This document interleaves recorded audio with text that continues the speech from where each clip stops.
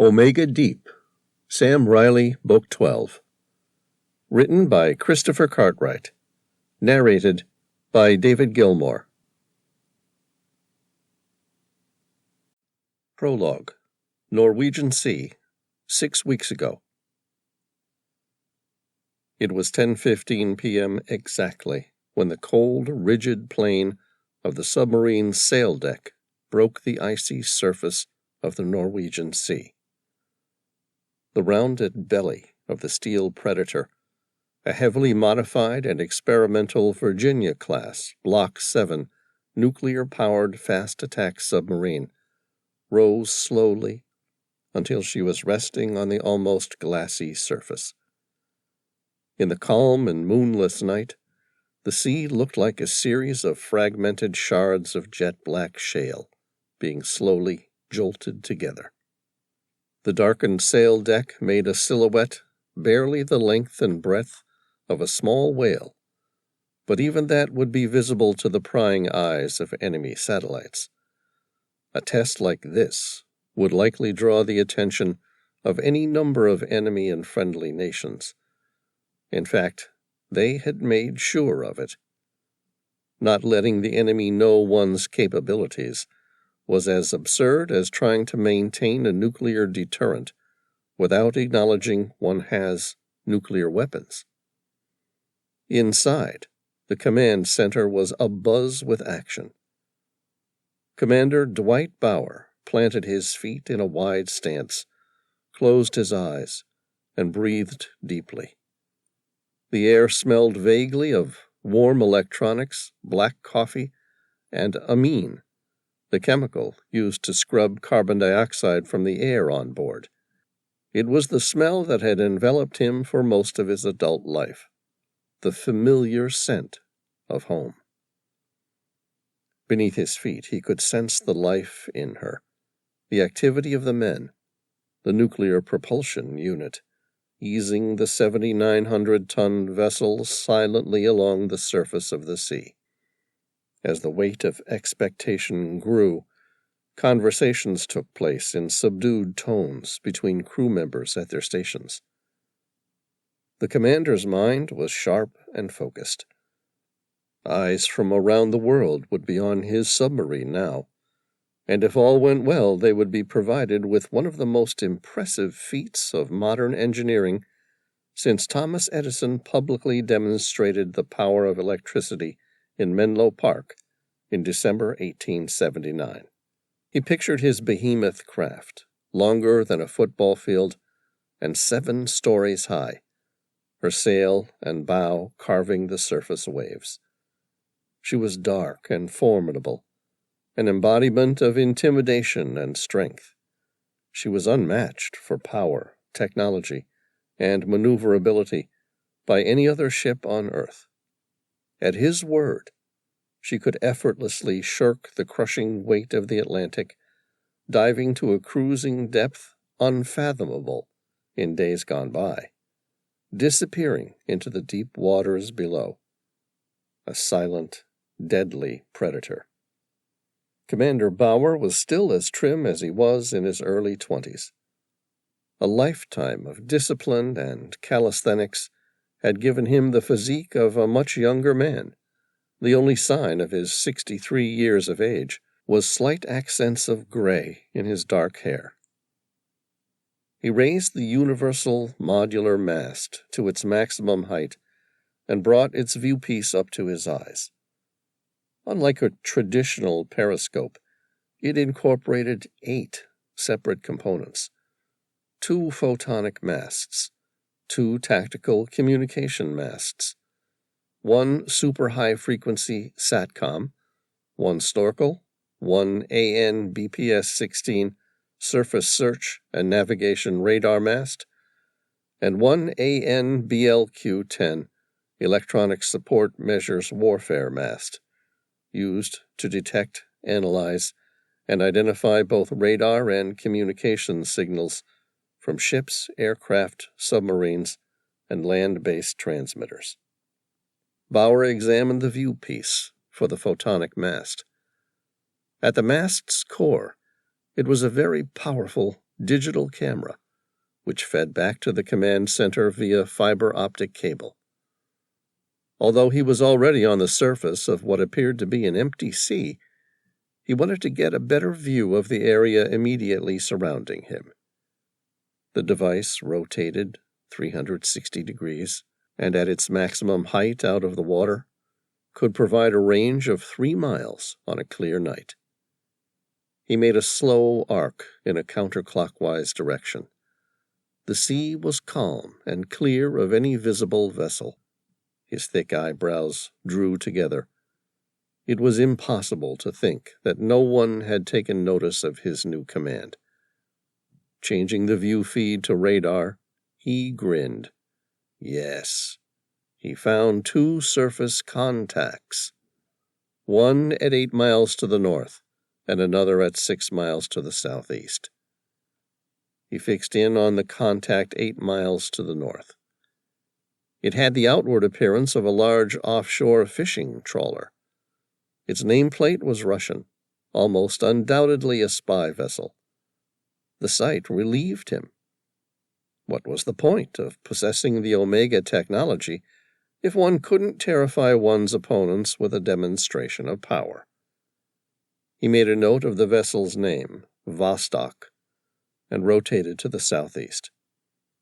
The second vessel looked like an old icebreaker, with a helicopter on its aft deck. Due to its large array of radar instruments, it was more likely another spy vessel. It was angled straight on, making it impossible to read the ship's name. Commander Bauer rotated the digital camera upwards, stared at the starlit sky above, and wondered who was staring down upon his submarine. Let them watch. It was for them that he'd brought the submarine to the surface. The Omega Deep project had been his brainchild and his baby for as long as he could remember. It had taken him 20 years in the Navy to convince anyone that the leap from such difficult and obscure science could be made into this game-changing technology. Then it had been another 20 years before the technology caught up with his goals.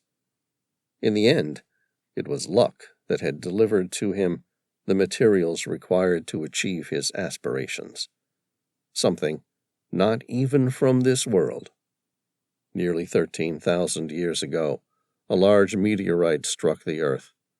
Upon impact, millions of tons of rock and soil were sent into the atmosphere, triggering the last mini-ice age, known as the Younger Dryas. Nobody knows from which region of the seemingly infinite universe or from what solar system the asteroid once originated. Subsequent darkness decimated the Earth's flora and fauna. The human race was hit hard, and the event stalled the fledgling process of domestication in what would soon become the agricultural revolution that transported mankind from its humble hunter-gatherer existence into the permanence of modern agriculture. Ancient technology and skills derived over the eons were nearly lost in its entirety. The world's knowledge was not forgotten by all. A small group of ancient scholars and astronomers, known as the Master Builders, set about building a series of stones in a temple which appeared set to record the movements of the stars. The temple was called Göbekli Tepe, and its remains were discovered in the 1990s within Turkey's southeastern Anatolia region. But it didn't just record an ancient event. It predicted the future return of that same asteroid on its eccentric orbit, the same celestial body from which the earlier meteorite fell. 12 months ago, the asteroid returned, threatening to achieve what it had failed to do some 13,000 years earlier, wiping out the remains of the human race by causing cataclysmic and widespread changes to the weather globally. Thankfully, the ancient scholars of that era had kept a small amount of the original meteorite's strange material for the purpose of stabilizing the magnetic poles. What few people knew was that 13,000 years ago, there wasn't just one meteorite, but two. A secret team from the U.S. Defense Advanced Research Projects Agency located the second meteorite. After doing so, it harvested the rare material found inside, known as black body. Once only theoretical, the material absorbed all energy. Omega Deep's hull was a unique combination of advanced metallurgy, biomimicry, and advanced projection technology. The hull was coated with black body. In addition to its unusual appearance and long list of rare qualities, the unearthly element absorbed electrons and flattened sound waves. The result was to make an entirely silent chameleon out of a 400-foot hull, making her the deadliest nuclear predator to ever stalk the seven seas. Eyes wide with glittering satisfaction, Commander Bauer's lips curled into a proud grin. He took a deep breath in through his nostrils, as though, despite not yet opening the hatch, he could already smell the fresh air. It was the first time the Omega Deep had surfaced in 3 weeks. It would be a short stay, an hour at most, in order to upload information regarding their testing so far, and also to receive any incoming communications, particularly whether or not the President was to give the final approval for Omega Deep to complete its final phase of sea trials. 6 miles away, a salvage ship sent out a constant barrage of sonar pings. The commander glanced at the radar operator's notes. "Do we know whose vessel that is? If it's a spy ship, it's the worst one in history because it's making a hell of a lot of noise." "It's a private salvage vessel, allegedly owned by an American. The name on the AIS transponder is the Maria Helena." "The Maria Helena?" A wry smile twitched the commander's lips. "What's she doing this far north?" "I believe she's searching for something on the seabed." "Here? Now?" the commander asked. "That seems like one hell of a coincidence." The sonar operator, a sharp 25-year-old brunette he'd hand-picked after she achieved the highest marks to ever come out of Fleet Sonar School, shrugged. "It might be. What the hell are they supposed to be looking for?" "Do you recall that sound we identified 48 hours ago?" Dwight cocked an eyebrow. "The possible explosion? You finally found a report on that?" "Yes, sir. It wasn't an explosion, but it was close to it. More like a ship being dropped from a height. Whatever it was, the vessel eventually struck the seabed. We picked up 2 sounds. The original impact with the surface of the ocean, and the subsequent impact on the seabed nearly 20 minutes later." "What are you thinking?" "My guess is it was caused by a large aircraft slamming into the sea. At least a 737, but maybe even bigger. Possibly even a 747 or A380, God help them." "A commercial jet?" "Possibly, although there is no report of any aircraft going off the radar from air traffic control." "If you're right, why did it take so long?" the operator asked. "Take so long for what, sir?"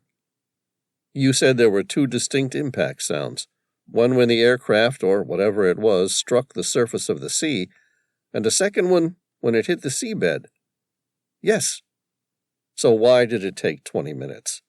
I mean, if an aircraft struck the ocean this far north, where even on a good day the seas were 10 feet high and rough, it would almost certainly break apart on impact, wouldn't it?" The operator took a deep breath, briefly closed her eyes. "There's a chance it got lucky." "Can't be too lucky. It still ended up on the seabed." "True, and if anyone got out alive, they'd probably freeze to death. But I don't think anyone survived." "Why?" Because, according to our surface buoy, no one made any radio transmissions after the aircraft was on the water. Commander Bauer nodded and closed his eyes. He knew what that meant. Everyone on board was already dead. All right. When we receive our orders, we'll find out if there's anything to it. They won't let us test the Omega cloak if there's an international search underway in the region. It would be far too dangerous. He opened his eyes and took in the scene. Turning on his heel, the commander surveyed his ship and his crew. Banks of colored monitors were fixed desktop to ceiling above control modules. Sailors surrounded him in oversized ergonomic office chairs at their stations. The operations center of the Virginia-class Block 7 experimental nuclear attack submarine looked more like something from the stock exchange than the bridge of the submarines he'd commanded as a younger man. Instead of outboard watch standers in jumpsuits manning the helm, dive, and ballast controls, there sat a pilot and co-pilot at computer touchscreens. Sonar, combat control, navigation, and command all worked together in the open-plan war room of the modern attack sub. With 34 feet of beam, there was plenty of space. They had come a long way with this project, his project, and now, after so many years, he was pleased to have lived to see it reach fruition. The world would soon see what the Omega Deep was capable of. James Halifax, the submarine's executive officer, approached.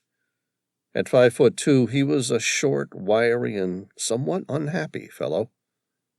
The XO had a permanent chip on his shoulder, something he unsuccessfully attempted to conceal from his CO. He'd been overlooked for the past 3 command positions that had come up. It wasn't his fault. The U.S. Navy had plenty of good men and women who were keen to do the job, just not enough submarines to go around. Dwight Bauer didn't like the man. Nothing personal, except for a personality clash. But Bauer respected him plenty, and was glad he was on board the Omega Deep. Halifax was intelligent, if a little too wily. He was arrogant, but his ability justified that. Dwight and his XO had clashed a number of times over the years. Bauer had very nearly been the cause of the man's discharge 3 years ago, after an incident resulting in a court-martial at which Bauer had been called upon to give his expert opinion. In the end, the court-martial had been overturned. Halifax had been reinstated as an XO on the USS Alaska, until Bauer had personally requested him on board the USS Omega Deep. Despite their personal differences, Halifax's intelligence and steadfast determination, edging toward belligerence, made him a prime choice for the role of XO. Bauer didn't need a sycophant. He needed a competent ally to help command the world's most advanced nuclear attack submarine. Traditionally, the U.S. Navy's fleet of nuclear attack submarines was armed with conventional weapons, but the Omega Deep was the first of the American attack submarines modified to be equipped with nuclear-armed cruise missiles, 42 of them, to be exact. It was a lot of responsibility. Bauer was happy to share this honor and this burden with someone like Halifax.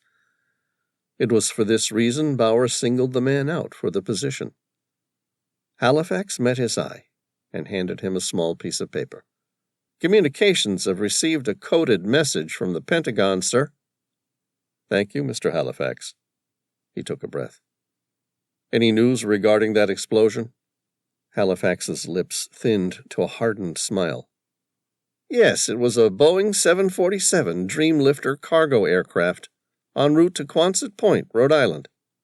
General Dynamics Electric Boat, one of the companies used by the U.S. Navy to build submarines, was based at Quonset Point. "The cargo aircraft was one of ours?" "No, British-owned.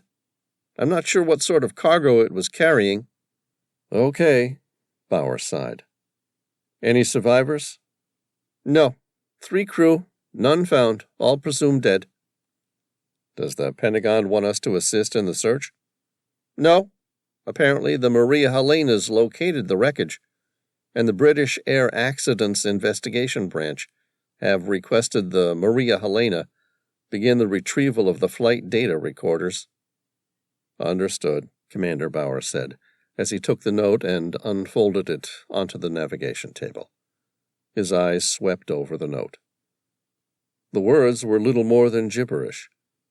In addition to its array of digitally secure communication systems, Bauer had insisted the Omega Deep retain a unique, unbreakable code to be used for open communication. This one relied on a secret key cryptography to obscure its meaning. This type of code was a variation of the one-time pad, the only truly unbreakable code in theory. To decode the message, a listener had to have both the book and the key. Cognizant of the abundant interest in their new technology by friendly and hostile nations, the decision was made early on to use this cryptography for communications regarding the Omega Cloak. Secret key cryptography employs a single key for both encryption and decryption. In this case, a message was sent by the Pentagon using the key to encrypt the plain text and send the ciphertext to the receiver. The receiver applies the same key to decrypt the message and recover the plain text. Because a single key is used for both functions, secret key cryptography is also called symmetric encryption. When using a cipher, the original information is known as plain text, and the encrypted form as ciphertext. The ciphertext message contains all the information of the plain text message, yet isn't in a format readable by human or computer without the proper mechanism to decrypt it. Halifax patiently waited as Dwight began the complex process of decoding the message. From the navigation table, Bauer removed the book, Tolstoy's War and Peace. From his pocket, he withdrew the key to the code. Today was October 2nd. Thus he had to add the year, ignoring the first 2 digits, to the day's date. So 2 and 18 made 20. He then turned the book to page 20. October was the 10th month, so every 10th letter on the page would be discounted. Using the key, he slowly continued this process, transcribing the letters on the pad Halifax had handed him, until they became a recognizable series of words. When Bauer was finished, the lines around his face deepened for a moment. Then, abruptly, his wrinkles seemed to disappear as his face broke out in a surprisingly boyish smile. The team of dedicated and highly intelligent men and women behind the Omega project back stateside are happy with our preliminary notes and confident in our success, Dwight said. We've been given formal approval for silent running by engaging the Omega Cloak. We have been authorized to then complete our primary mission. Very good, sir. Halifax looked at him. May I ask the mission destination? I'll explain that after we've dived, once the Omega Cloak is protecting us from all listening devices. They're all focused on us now. The XO firmly set his jaw. When do you want to sail? We'll dive as soon as we have visual confirmation of the Omega Cloak. The bow of the Vostok sliced through the icy swell of the Norwegian Sea with ease. In the darkness, a large diesel power plant hummed, as more than 5 miles of long-line fishing hooks were slowly retracted onto their drums, housed on the stern. It appeared to be a poor catch, with little visible in the line. This type of fishing was a lot like gambling. A large factory fishing trawler could spend a fortune hunting a particular school of fish in the remote regions of the Barents and Norwegian Sea into the Arctic Ocean and be rewarded with nothing. At the same time, one good catch could see them all rich. Svetlana Dyatlova examined her monitoring station with alacrity, keen not to miss any detail. Her face was a study of jarring contrast. She was attractive, stunning, in fact. Yet there was a cold, calculating hardness in her gaze that gave people pause. Her lustrous dark hair was smartly tied back in a single plait. She had pale, smoky blue-gray eyes and a strong nose. Her jawline was prominent, with high cheekbones, leading to a rosebud mouth and full lips that appeared set just shy of a permanent scowl. Suddenly her scowl broadened into a menacing grin as she acquired her target, revealing a set of small, even white teeth, like a Cheshire cat. Her sharp eyes were wide, and despite an outward display of cold, calculating reservation, her countenance would have made any man stare. Svetlana's heart was pounding in the back of her ears because she had just made the best catch of her career. Despite their appearance, those long lines that trailed from the Vostok's stern into the shale-like sea were never designed to catch fish. Instead, they were used for hunting submarines. Embedded into their nearly 5 miles of high-tensile cables was an advanced long-range, all-weather sonar system with both passive and active components, operating in the low-frequency band between 100 to 500 hertz, and capable of perceiving the slightest of sounds from her quarry. And Svetlana's line had just located the U.S. Navy's latest experimental submarine. The Vostok was Russia's most advanced spy ship. At a length of 354 feet, a beam of 56 feet, and a hull displacement of 5,763 tons, she was similar in size and capabilities to her sister ship, the Yantar, which, although widely acknowledged as a spy vessel, operated on the auspice of the Russian Navy's main Directorate of Underwater Research. While Yantar was launched in 2015 and openly applauded as one of the most capable instruments of espionage and counter-espionage, Vostok started her life as a fishing trawler. Unlike her sister ship, which had been stalked by satellites, submarines, and high-altitude unmanned surveillance drones since she was first launched, the Vostok had quietly launched a year later at Murmansk. Designed and built to enter the Barents Sea for prolonged fishing expeditions, they had no evidence the vessel's cover had been breached. Good deception, any Russian operative well knew, took time to develop. As such, the Vostok spent the first 2 years fishing on the edges of the Arctic Circle, away from the rest of the world, while all eyes on Earth tracked the Yantar as she performed low-level espionage and counter-espionage missions. At times, Yantar followed fictional submarine cables and zigzagged for no reason other than to distract the world's surveillance machines, while the Vostok prepared to perform the most clandestine and vital spy operations for the Russian Navy. Svetlana Dyatlova's career had just taken a giant leap. 3 weeks ago, Svetlana had broken an encrypted transmission from what appered to be a U.S. experimental nuclear submarine named Omega Deep. The breakthrough meant they now knew the exact location of the next surfacing for its next set of communications. Despite being a fairly low-ranking recruit, she was flown to the high-tech spy vessel Vostok. This was what Svetlana was born for. Everything in her life had been leading up to this single event. Her father had been a senior Russian intelligence officer back when it was still the Komitet Gosударственной Безопасности, a.k.a. the KGB. After the dissolution of the USSR, the KGB was split into the Federal Security Service and the Foreign Intelligence Service of the Russian Federation. He moved into foreign intelligence, and when he got too old for that, he moved into education at the Institute in Moscow until his retirement 10 years ago.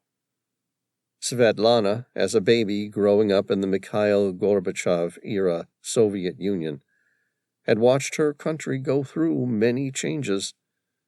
It was because of her father that she was drawn into the field of intelligence. For his part, her father never intended her to become a spy. But nonetheless, that's what happened. As she was growing up, Svetlana had watched with fascination, impressed by the respect her father commanded. The fact his deference was founded on fear didn't bother her in the least. When she graduated from Lomonosov Moscow State University with an arts degree, majoring in cryptography and foreign affairs, it was only natural for her to follow her father's footsteps into foreign intelligence. There she excelled in every aspect, from code breaking to foreign affairs, languages, through to covert operations, athleticism, and fieldwork. Her father had been somewhat of a legend around the Institute. One would have thought it might have changed the way her trainers treated her.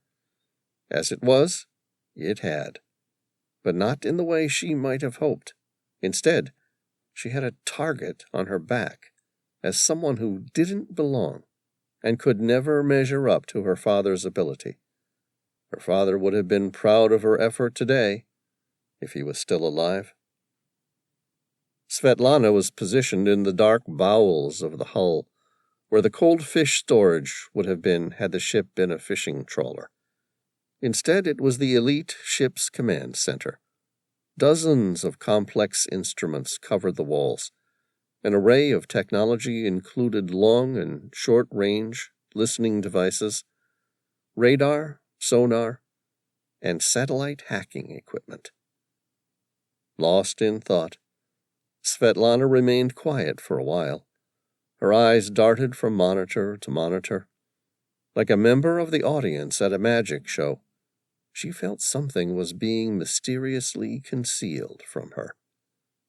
It was a simple ruse, nothing more. But until she spotted it, she might as well admit her opponent had won, and in this case, her opponent was the U.S. Navy. It was hard to believe she'd let that happen. The Vostok's commander, Kirill, climbed down the steep set of stairs, moving fast, breathing hard. She knew exactly why he'd raced down to the command center. Svetlana looked up, careful not to react when she saw his face. It was not a brutal countenance, but when angry, he could be frightening. Kirill was ill-equipped for and unused to failure. She had no intention of becoming his casualty in this battle, a punching bag for his fury. Her commander's eyes were piercing. "Well, what have you found?" "Nothing, sir." She turned her palms skyward. "I don't have anything that can scientifically explain it." He swallowed. "Nothing?"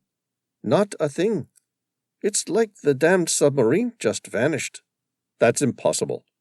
At least we know it definitely didn't disappear." He closed his eyes and bit his lower lip. She could see his mind ticking over all the possibilities like a computer. His lips settled into a sly, somewhat cunning smile. "Are we certain it was there to begin with?" For an alarming moment, the possibility occurred to her that he was suggesting it was best to report that there was no sub. "You saw it as well as I did, sir." "Yes. But now I'm trying to look at this from a different angle." "A different angle, sir?"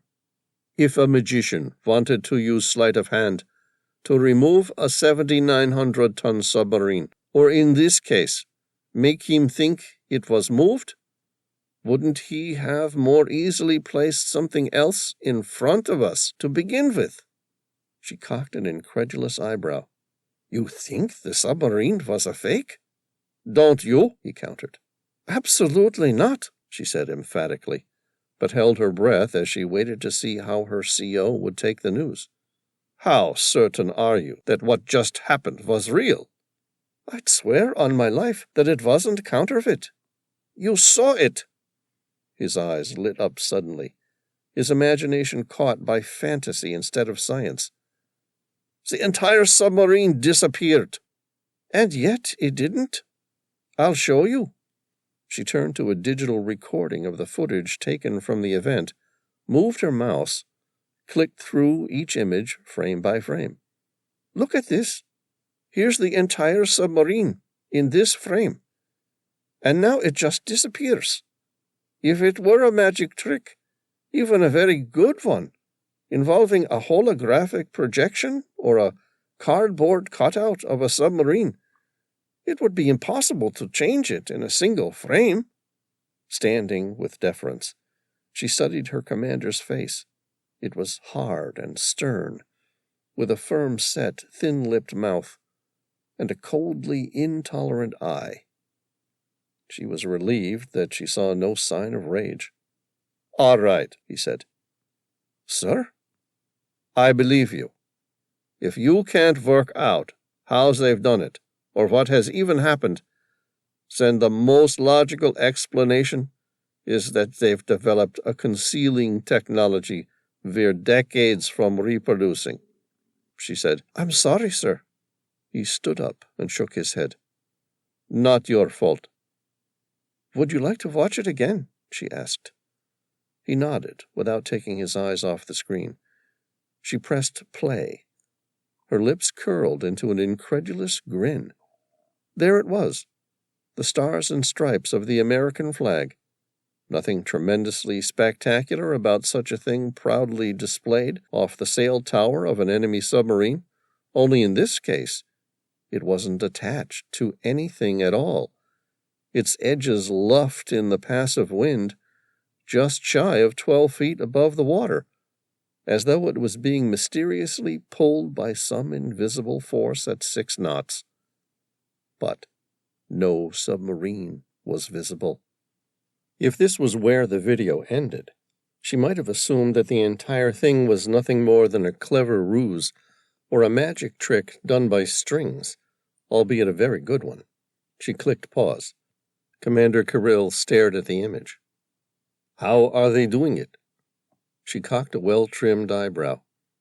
You know how they're doing it. Yes, but we were told the technology was decades away. She clicked play. A submarine's hatch, roughly 10 feet above the sea, appeared to materialize out of thin air. A sailor climbed through, and then another, apparently standing on nothing at all. They moved along above the water, before going through the careful process of lowering and then folding the flag away, as though being suspended in space concerned them not at all. With the flag creased into a triangle, the sailors glanced at the calm seawater below their feet. Svetlana's eyes widened as one of the men's legs and torso disappeared, frame by frame, as he descended into oblivion.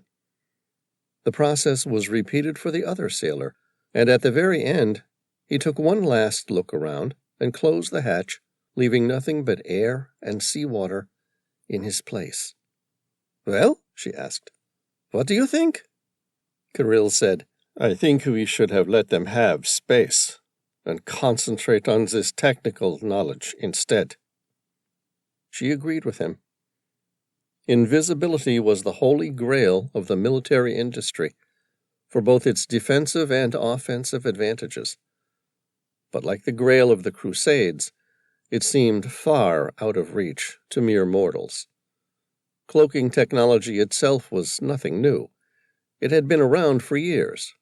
Basically, you take an image with a series of digital cameras on one side of whatever it is you want to hide, and display it on the opposite side. Even their own engineers had developed such techniques within the Ministry of Defense. In terms of camouflage, the process was pretty good, but no one had been able to achieve anything like the perfect level of invisibility she'd just witnessed. The red satellite phone started to ring. The commander swallowed hard, picked up the phone, and answered the call. Without preamble, he said, "You have my attention." He listened for a few minutes and then whistled.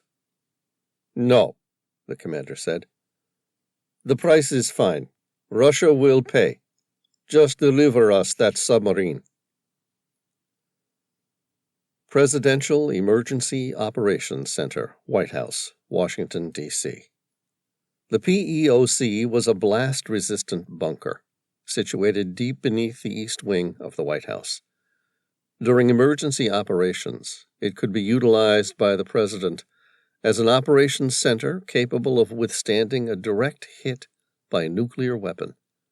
In peacetime, the room was often utilized for training, or in this case, its secure video conferencing capabilities. Despite being in the middle of one of the most prolonged periods of relative peace throughout the world, the occupants of the PEOC were hard at work, and a tangible tension permeated the room. The Secretary of Defense set her jaw firm and breathed deeply.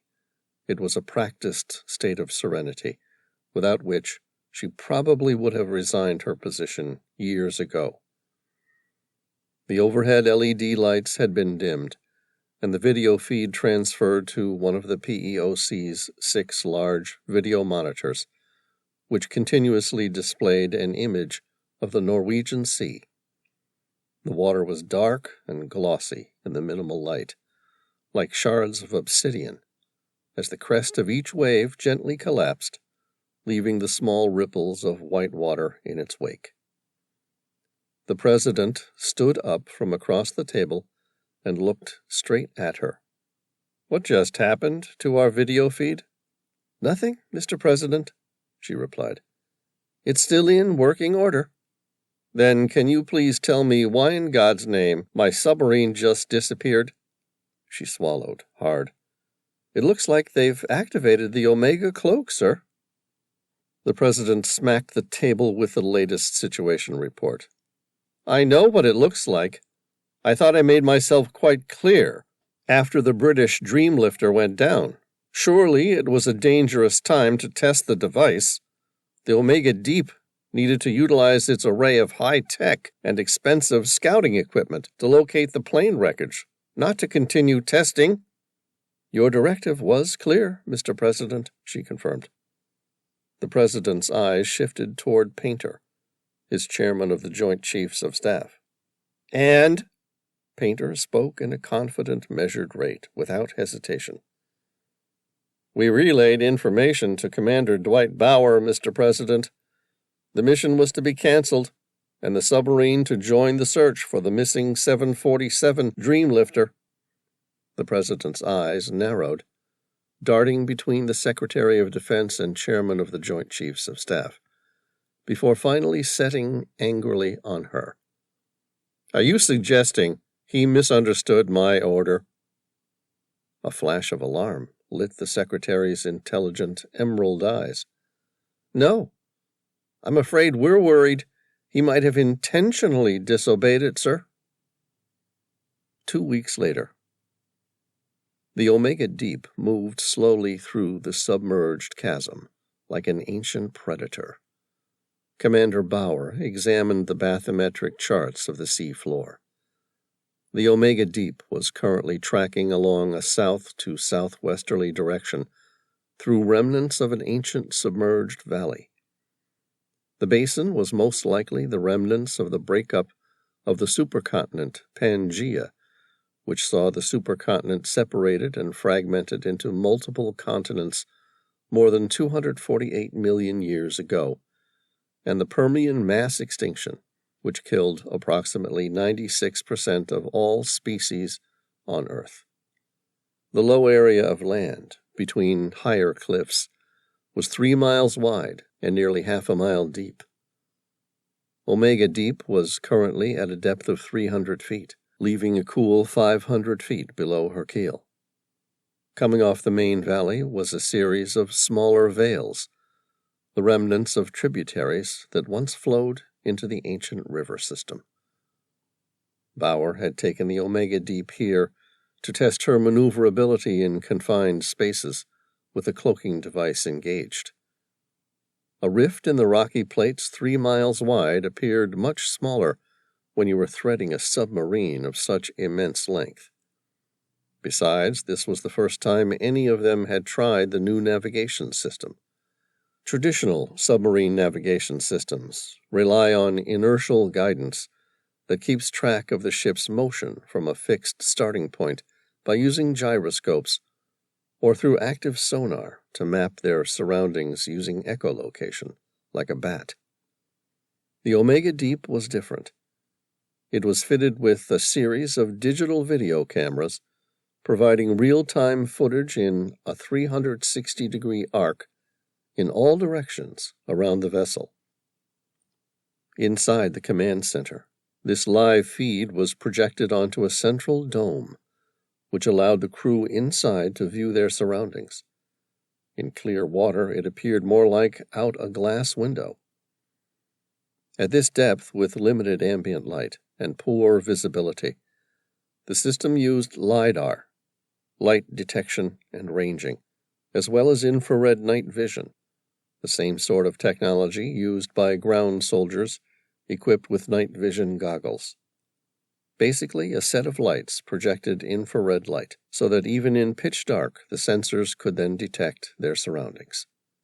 If needed, immensely high-powered LED lights were capable of illuminating the darkest abyss. Again, because most traditional submarines, particularly Navy submarines, don't have any windows, producing light didn't reveal their position to other Predator submersibles. Belinda Callaghan, one of his junior sonar technicians, said, "Sir, we have a contact approaching from 47 degrees north-northwest."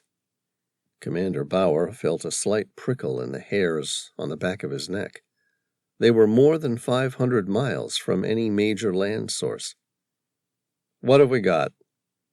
"A submersible, very small, no more than 10 to 15 feet in length, shaped more like a miniature plane, flying underwater at a speed of 12 knots, sir." "Is it approaching from above the valley or within?" "Within, sir." "Range?" Commander Bauer asked. 3 miles and closing," she said. "That's close," he observed, in a tone of displeasure. In the middle of a shipping lane, with hundreds of sounds, he could have forgiven her for not noticing it before now. But where they were, the high-pitched whine of the submersible's twin engines should have been spotted immediately. "Where's its surface ship?" "There isn't one, sir." "Impossible." Bauer glanced at the sonar operator's monitor. "A small submersible like that needs a mothership out here. There's no way it would have the range to make the journey by itself.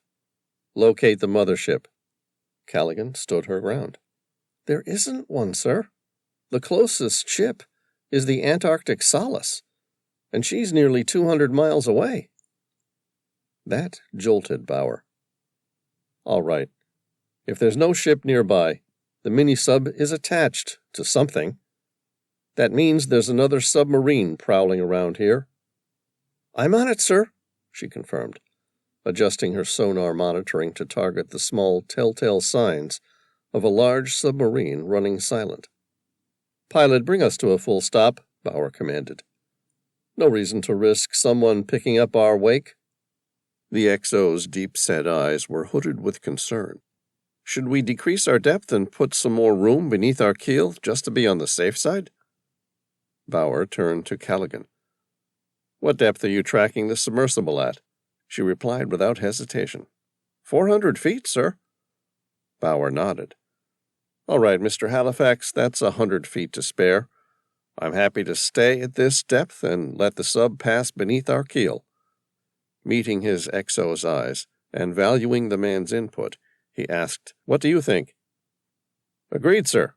Let's sit it out and see what she does." "Very good."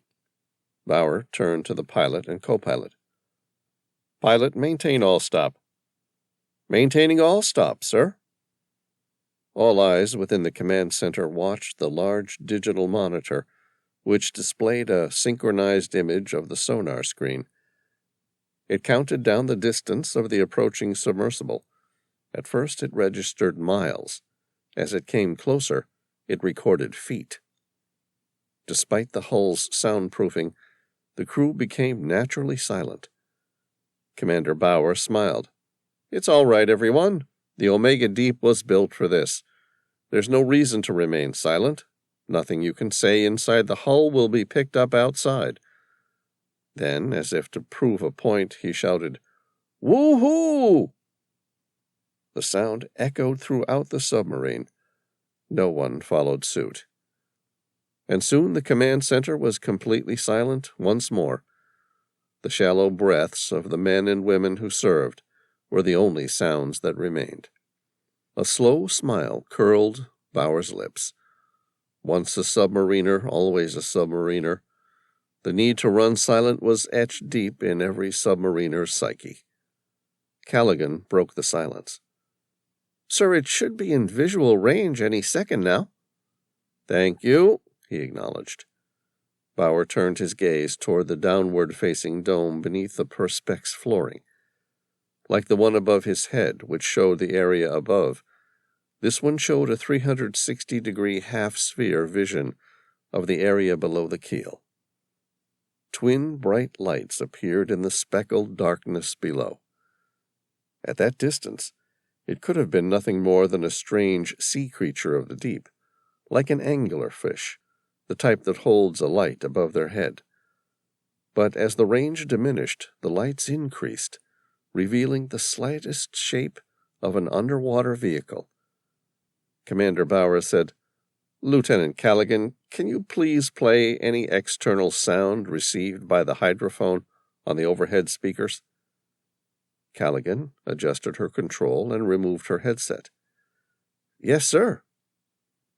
The gentle electric whine of twin thrusters filled the command center. Bauer stared at the light. From 100 feet, it was impossible to make out the shape of the submersible, but he recognized the whine of the electric motors, although he didn't quite believe his ears.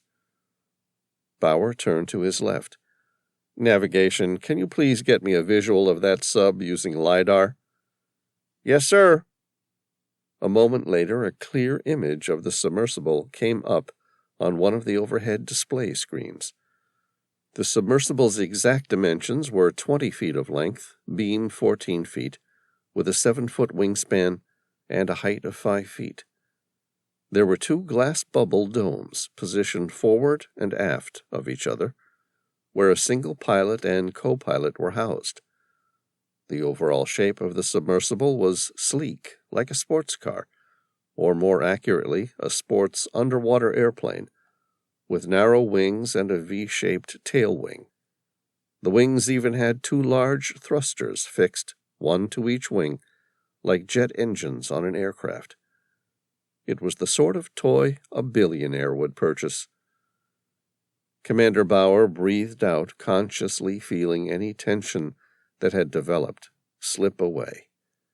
A broad grin pierced his otherwise stern face. "My goodness, what the hell is a lone Orca sub doing all the way out here?" the XO asked. "An Orca sub, sir?" Commander Bauer nodded. "It's basically what it looks like, a 2-person flying submersible. It's built by Neutco Research, the same people who built our atmospheric dive suits. Look at that thing. It's the ultimate luxury item for a billionaire. They are small enough to be easily lifted off the deck of a pleasure yacht." The XO's eyebrows narrowed. "Which begs the question, where's the pleasure yacht?" Bauer turned to face his junior sonar operator. "Lieutenant Callaghan, any sign of another submarine or a ship?" "Nothing." Commander Bauer turned to his XO and shrugged. "How about we follow it and find out?"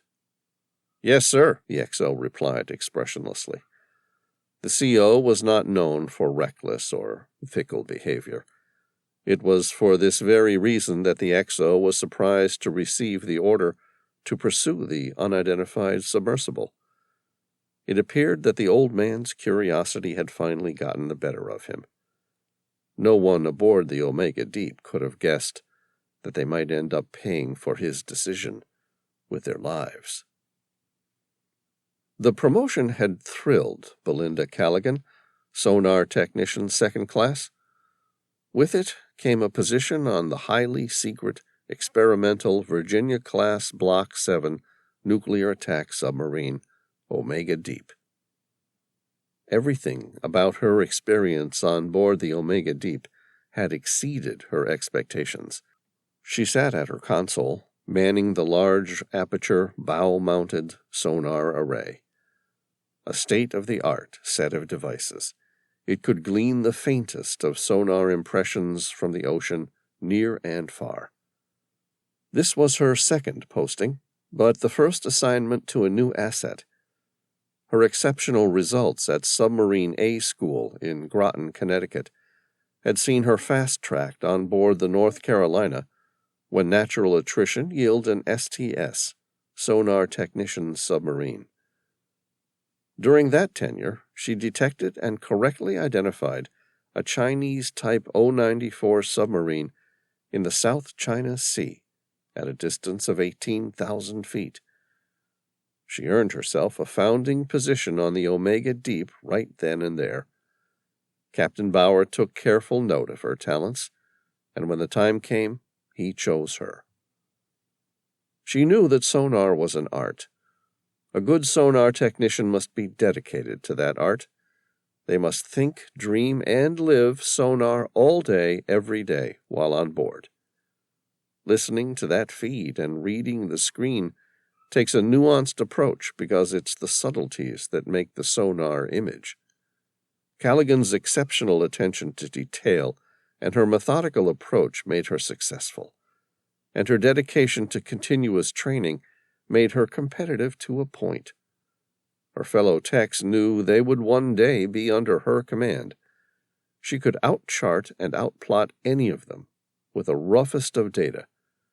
She wanted to be the Navy's first female sonar chief, and anybody that worked alongside her figured out pretty quickly that she had the tenacity to get there. All she needed was the chance to prove herself. Right now, she'd been given that chance. The CO had asked her, specifically, to search for the Orca sub's mothership or submarine, and she was determined to find it. Belinda Callaghan made a digital recording of the Orca sub's sound wave. Like fingerprints, these could be used to identify an individual ship or submarine from any others in the water. She adjusted the computer system settings to remove all sounds associated with that submersible. In doing so, it allowed her to concentrate on her search for a second vessel. Belinda felt the Omega Deep change direction as her CO ordered the pilots to set a course to follow the strange yellow Orca sub. She placed slightly more pressure on her right foot as a means of stabilizing herself.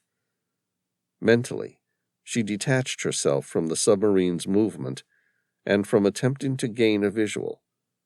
Instead, she focused on her sonar screen and let her ears search for any abnormal sounds hidden within the noise of the deep, which constantly bombarded her headphones. It was a little over 30 minutes before she heard it. The anomaly started out like a tiny smudge on her screen, and the sound she heard was unlike any other she could place. Her entire body went rigid like stone as she adjusted the volume on the feed and scoured the image for another trace of it. There it was again. She allowed herself a thin-lipped smile. Tiny, infinitesimal, but definitely there. The image reflected a skinny worm for a fleeting moment, and then it was gone. Was it man-made or natural?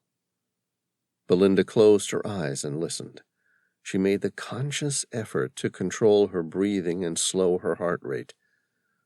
With everything amplified in her headphones, It was easy to end up listening to the sound of her breaths and her heartbeat instead of what was out there. She opened her eyes and frowned, because what was out there had stopped. Scrolling back to her original recording of the sound's waveform, she replayed the alien sound. What were you?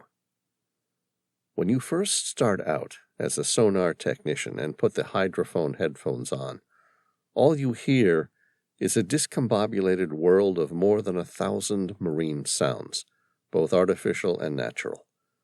But as you progress through your training, it becomes easy to differentiate between the artificial sounds of a submarine or the natural sounds of marine life.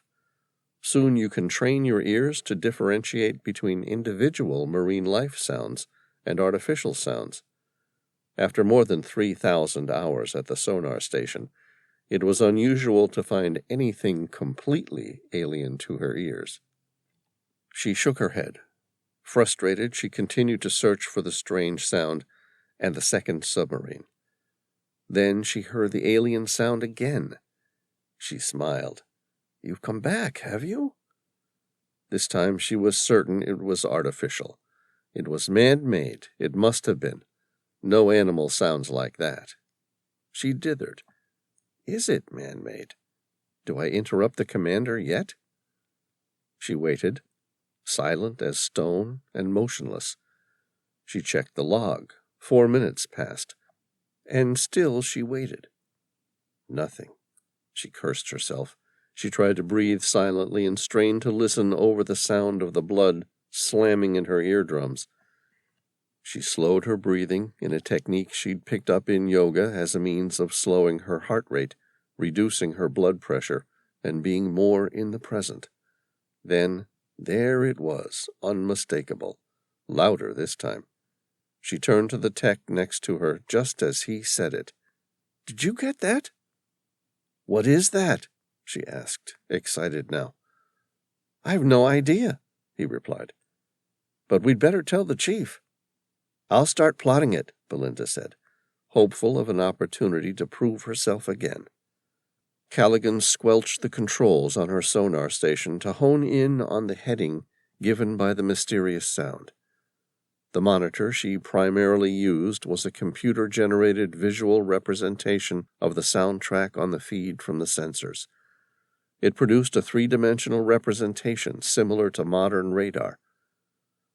Alternatively, she could switch to an old-fashioned waterfall-type screen, which graphed a horizontal measure of bearing against a vertical increment of frequency.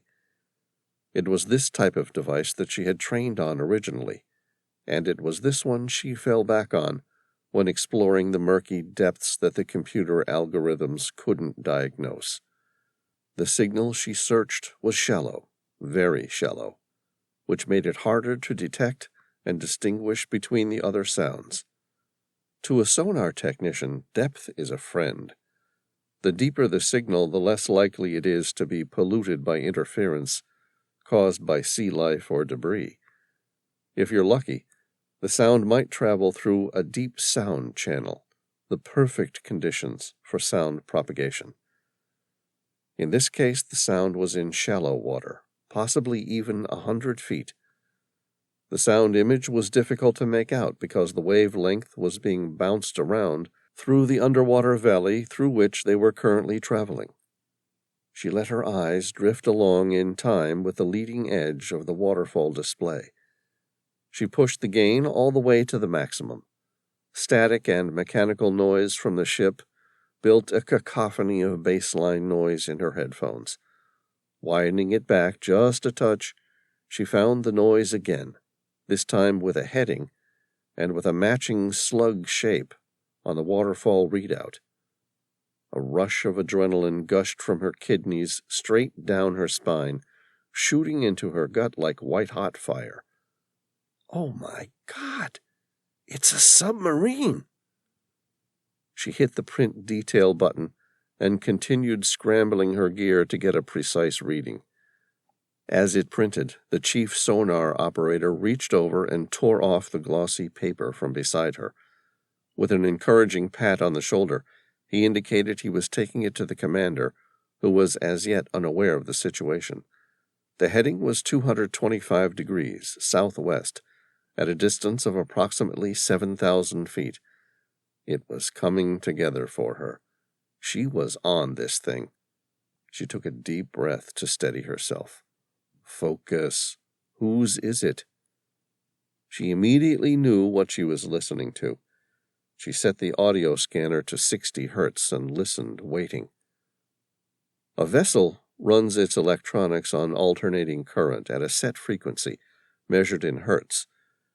If the electronics on that ship become waterlogged, are improperly mounted against the hull, or damaged, they emit the sound of that particular operating current into the ocean. Ships the world over use a standardized current for their electronics, 50 hertz. There was, however, one nation that used a different current for their entire fleet of submarines run on a 60 hertz system, the United States. Belinda's heart sank. She was looking at a stricken United States submarine, stranded deep in the ocean, and most probably damaged. Her throat tightened, and the moisture evaporated from her mouth. She stared at the worm, which was now perfectly focused on her monitor. Commander Bowers stared at the two enlarged images of the Orca sub pilot and co-pilot. Their faces were distorted by the glass dome, but he hoped someone from one of the digital intelligence teams back stateside might be able to improve the image and then identify them. He put the two images back down next to the navigation table and turned his focus to the downward-facing digital dome. His eyes swept the surreal environment beneath the Omega Deep, taking in the deep trench, sharp and vertical edges of the sea valley, and finally fixing on the glowing light of the Orca sub. It was moving at a sprightly 12 knots, its two occupants apparently unaware of the massive submarine's overhead pursuit. Behind the visual dome, the Omega Deep's pilot and co-pilot maintained a course just 50 feet behind and 20 feet above the Orca sub. The water was crystal clear, and the light from the Orca sub was plenty enough to navigate by. They followed the Orca sub, matching it as it banked to the right, and rose to 150 feet in order to enter a small tributary valley. The pilot said, "Requesting approval to follow, sir?" To the navigation officer, Bauer asked, "Does LiDAR mapping confirm there's enough room to pursue?" The navigation officer nodded. "The valley is 200 feet wide and peaks at a depth of 50 feet. If we run out of room, we can ascend and maintain clearance below our keel." Bauer firmly set his jaw, his brown eyes focused. "All right. Pilot, you have approval to follow them in." Then, turning to the navigation officer, said, "Mr. Browning, I'm counting on you to ensure we maintain a safe distance from the seascape. The last thing I want to do is explain to Uncle Sam why I just damaged his $30 billion piece of hardware." "Understood, sir." The Omega Deep climbed as it trailed the Orca sub into the narrower underwater tributary. The valley's bottom rose rapidly, while the massive Omega Deep followed. Keeping near the top of the valley, the Orca sub trailed along the ancient river. Unexpectedly, in sudden, rapid ascent, it climbed at a near vertical angle. Like a modern fighter jet in a balls-out, full-effort blast, it powered into what appeared to be an ancient waterfall. Commander Bauer grinned as they pursued the yellow sub from a distance. Whoever was at the controls piloting the Orca sub knew what they were doing. Not only did they appear to move without hesitation, but they were also following the line of an ancient tributary just above the seabed. It reminded him of an attack helicopter racing below Viet Cong radar along a valley floor. The Omega Deep reached the top of the ancient waterfall. Despite his hardened appearance and normally difficult-to-read countenance, Commander Bauer audibly gasped at the sight. His eyes raked the unreal seascape below. The ancient river opened up to a shallow underwater tabletop, covered in vivid and impressive coral gardens. It was a unique tropical playground that didn't belong anywhere near where they were. Tropical fish filled the place, swimming in and out through the coral reef, which was awash with color. Hues of red and orange glowed brightly among the shifting tapestry of mustard, greens, blues, reds, and browns. A spectacular vista of coral sponges, mollusks, giant manta rays, sea turtles, and giant clams filled his vision. Bowers stared at the yellow orca sub as a pod of dolphins raced beside it, swimming upside and by its side. Grinning and speaking to no one in particular, he said, "Is it just me, or does it look like we just entered a tropical coral reef?" "Sure," his XO replied. "But I've never heard of a coral reef so far from the tropics before." "Agreed," Bower replied. "Whatever underwater landmass we've come across, it's not on any maritime maps. Yeah, the geologists, marine biologists, and archaeologists are going to have a field day over this when we report back." The depth of the tabletop was roughly 50 feet, with a narrow chasm through which the orca sub still raced at a depth of 100 feet. Under the direction of Commander Bower, the pilots positioned the Omega Deep at a depth of 40 feet. The chasm was wide enough for them to descend deeper, but he wasn't taking any chances of clipping the sharp coral sides of the valley. Commander Bower said, "Did you know that coral reefs are some of the most diverse ecosystems on Earth? They occupy less than 0.1% of the world's ocean surface, but provide habitat for at least 25% of all marine species." The crew, used to his erudite lectures, called him the Sea Professor, but never to his face. His XO obligingly replied, "That's fascinating, sir. Can you tell us more?" Bower smiled. He had a reputation for being a scholarly bore at times, and he didn't care. One thing he'd learned after 40 years at sea was that being CO had certain perks. This was one of them. His crew was a captive audience when he wanted to share his knowledge, and why shouldn't he educate them in marine biology? They joined the Navy to see the world. He was damn sure his crew was going to really see the world, not just watch it go by. "Did you know most of the coral reefs around the world were formed during the last glacial period, when melting ice caused the sea level to rise and flood the continental shelves? This means that most modern coral reefs are less than 10,000 years old. As communities established themselves on the shelves, the reefs grew upward, pacing rising sea levels. Reefs that rose too slowly could become drowned reefs. They are covered by so much water that there was insufficient light." The XO, happy to play the game, said, "And yet there appears to be plentiful coral life here at a depth of 100 feet. "Well spotted, Mr. Halifax," Bower nodded. "Sometimes coral reefs are found in deep sea, away from continental shelves, around oceanic islands and atolls. You'll find the vast majority of these islands are volcanic in origin.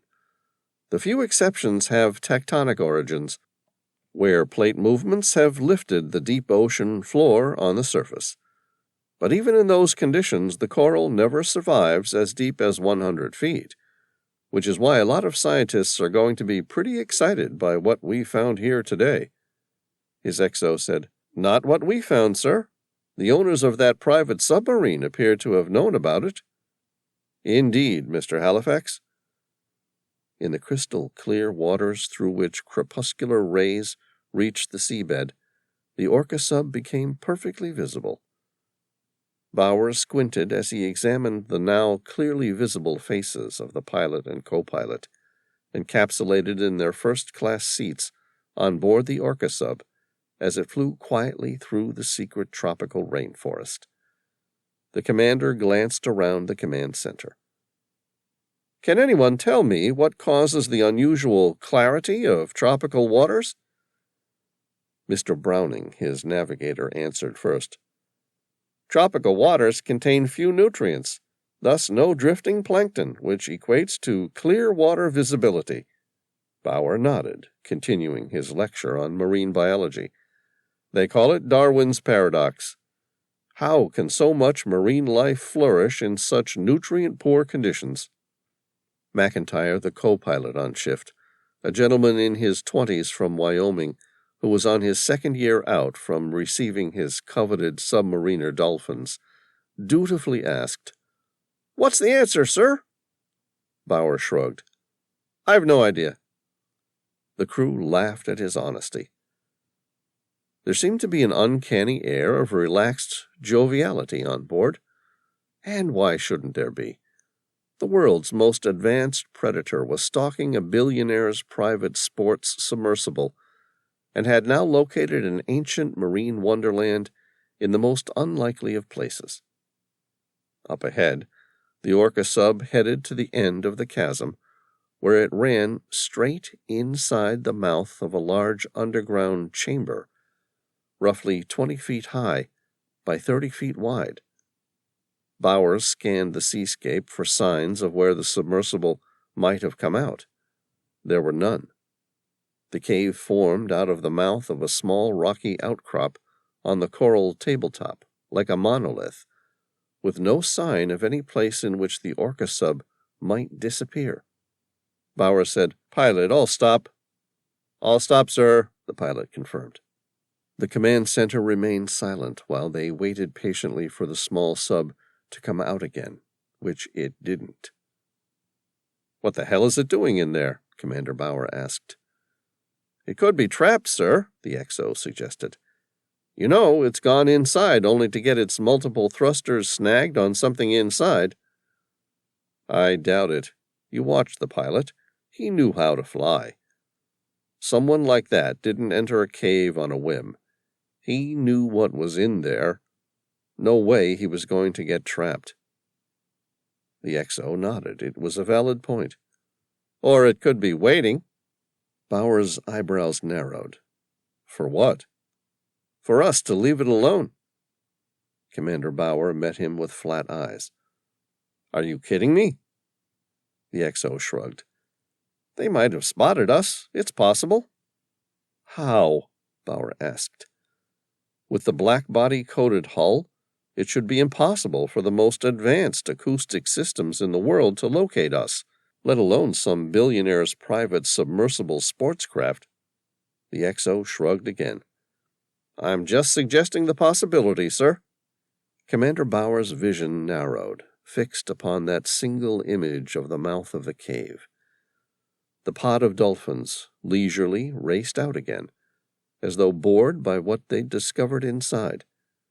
The coral, which surrounded the opening, was a florid mixture of rainbow hues and tropical fish. He ran the palms of his hands through his thick hair. For a moment he contemplated the idea of sending a team of Navy SEALs out the lockout locker in dive gear to investigate. Or he could just wait the Orca sub out. The Omega Deep was a nuclear sub with a near infinite endurance and a little under 90 days food supplies. The Orca sub had less than 80 minutes dive time. He could wait, but something was bothering him. What if Halifax was right? What if the pilots of the private submersible had spotted them? It would mean that nearly $30 billion of research grants had been wasted by him. A moment later, he forgot about the problem, because sonar technician Callaghan interrupted his thoughts. "Sir, I've got a contact for a second submarine. It's laying on the seafloor with a cracked hull." "How close?" 4,000 feet, at a course of 220 degrees. Lieutenant Callaghan's face had paled. She swallowed hard. "And, sir, it's American." Belinda held her breath, waiting for the commander's response. Despite the implications of a sunken U.S. submarine, Commander Bauer moved with a kind of considered grace, calm and contained. He leaned in next to the young STS, with his left hand on the console beside her and his right on the back of her chair. He took a deep breath in and out and nodded his head in confirmation. He knew exactly what he was looking at. He tapped the screen lightly with his index finger, where the readout showed 60 hertz, and asked, "What depth do you have it at?" "Hard to say for certain, sir." "Hazard an educated guess." "It could be somewhere between 1 and 300 feet. He frowned.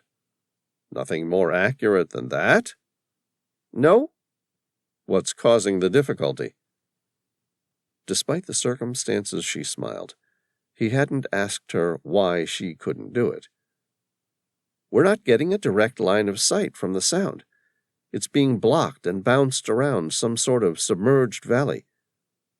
"All right. You said it appears to be transmitting a repeated sound?" "Yes. It's similar to Morse code, but I can't decipher it." "Really?" The CO was already reaching for a second handset. "Can I hear it, please?" She plugged the second set of headset leads into her hydrophone audio output. "You're good to go, sir." She watched as he listened to the playback of the alien sound. His focus was shifting fractionally in and out, his brows rising and falling a little, the shape of his mouth always changing, as if he was constantly thinking. He studied the sonar screen and listened, simultaneously taking everything in, as though there was a computer behind his eyes, running at full speed. This was another reason the crew sometimes called him the Professor. Every member of a submarine crew of any rank knew a little about every single station on board. It was set up so that, in battle, particularly in the event of a hull breach, you never knew where people would end up. It was vital that people knew how to perform tasks and operate in roles they were not normally commissioned to work.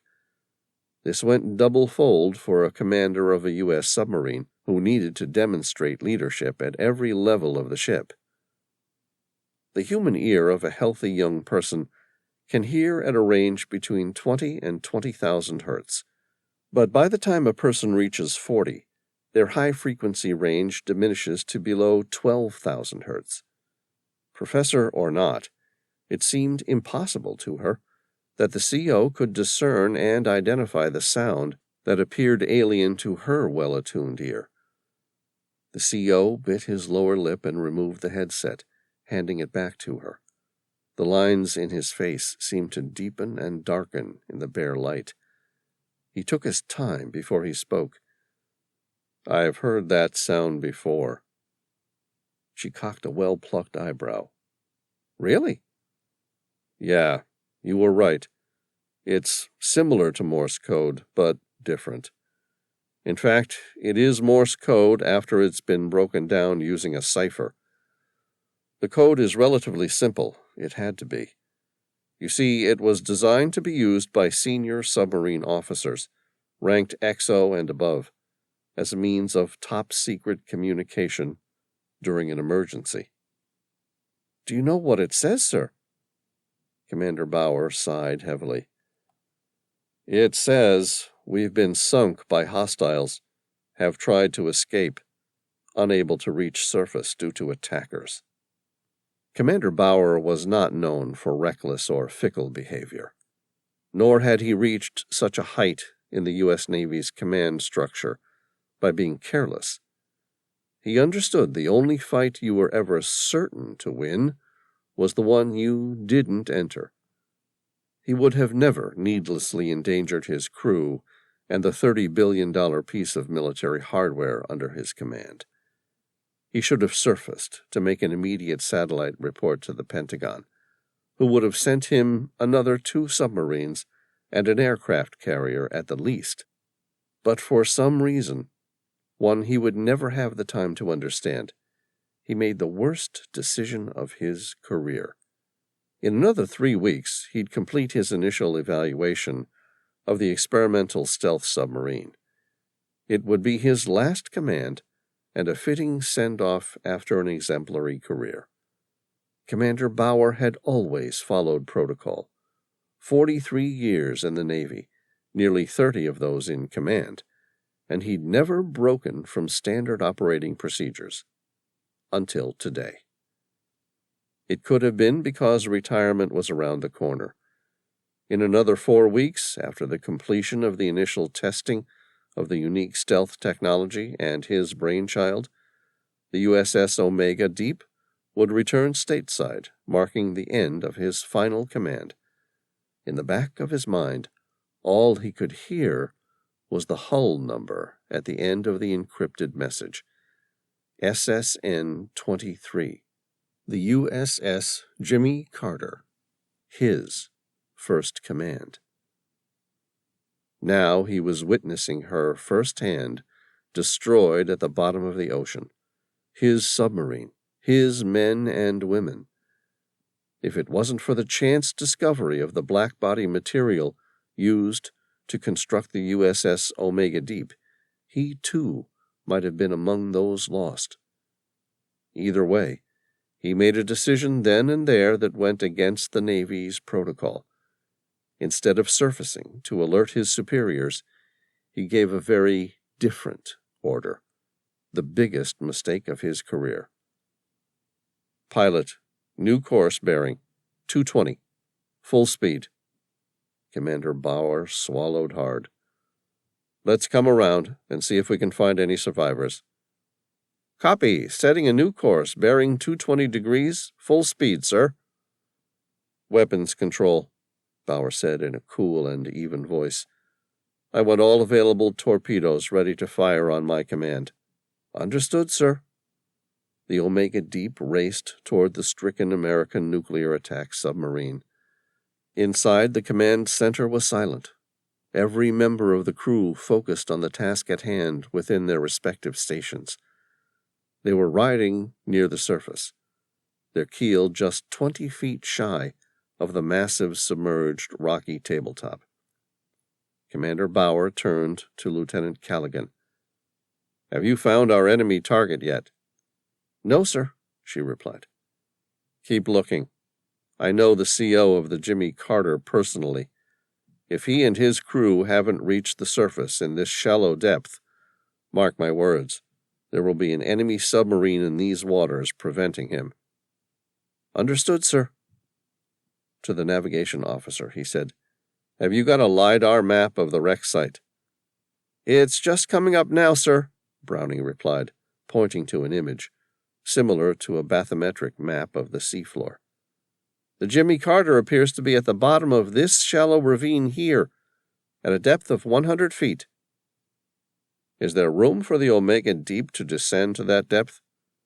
Yes, but we won't have a lot of room to maneuver if we get into trouble.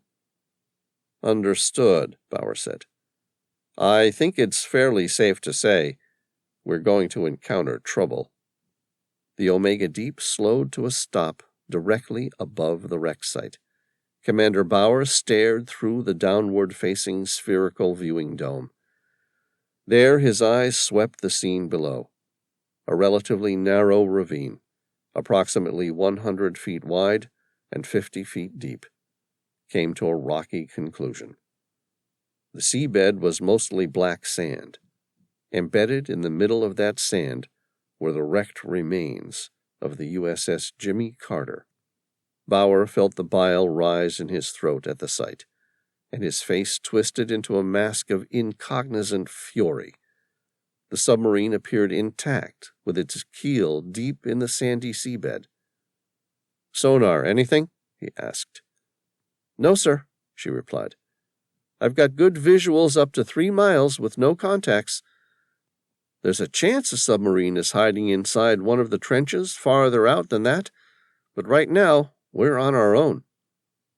One of the modifications on the Omega Deep compared to traditional attack submarines was the addition of a lockout trunk above and below the main hull.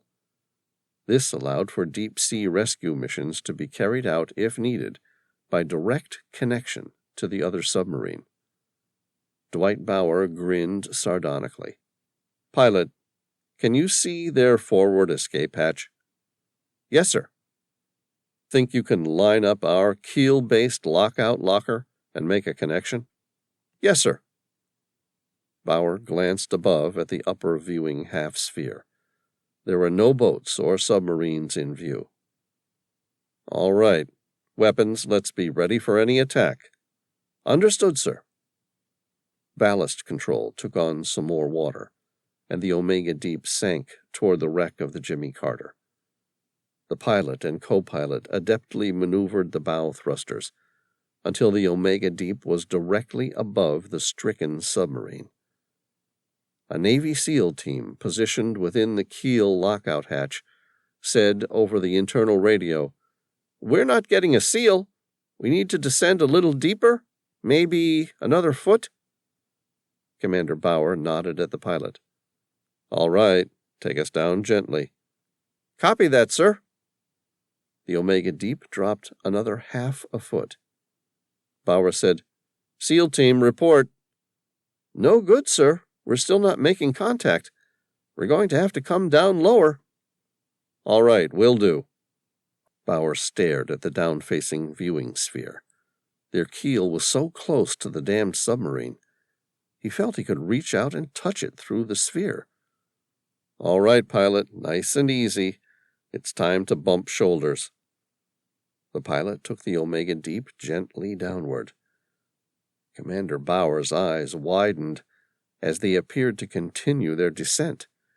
He held his breath and braced for the inevitable collision, his eyes focused on the viewing sphere below. But there was no collision. Instead, the Omega Deep kept descending. It passed right through the wreck of the USS Jimmy Carter. They descended through a layer of sediment like fog and kept sinking. Commander Bauer was the first to regain his composure. "Ballast, take us up." "I'm trying, sir, but the controls aren't responding." Even as Commander Bauer saw what had happened with his own eyes, he didn't believe it could be real. "Emergency ballast blow," he ordered. The navigation officer was the closest to it. He pulled the emergency main ballast blow lever. No effect. The Omega Deep crashed into the soft seabed below. Bauer searched their new environment, but both the upper and lower viewing half-spheres were a complete whiteout in the murky gray silt. "Sonar, give me one ping. I want to know exactly what's coming for us." "Copy, sir," Lieutenant Callaghan said. "One ping." The active sonar made an audible ping. Commander Bauer's eyes were fixed in disbelief at the sonar screen as a clear outline of the surrounding seabed right through to the edge of the submerged ravine rapidly came into view. The seabed was clear, but more than 100 small shapes approached. They were small, much too small and plentiful to be other submarines. They were moving in a direct line toward his ship, much too direct to be fish or any other marine life. The commander gritted his teeth and knew in an instant that he'd been caught by one of the cleverest yet simple ruses in the book. He oscillated between anger and acceptance, believing that he could muscle the Omega Deep out of her predicament, or, at the very least, contain the fallout. Commander Bauer gripped the onboard microphone and gave the order he'd never expected to give as a submarine commander. "Prepare to repel boarders." Chapter 1. Barents Sea, 120 miles north of Norway, present day.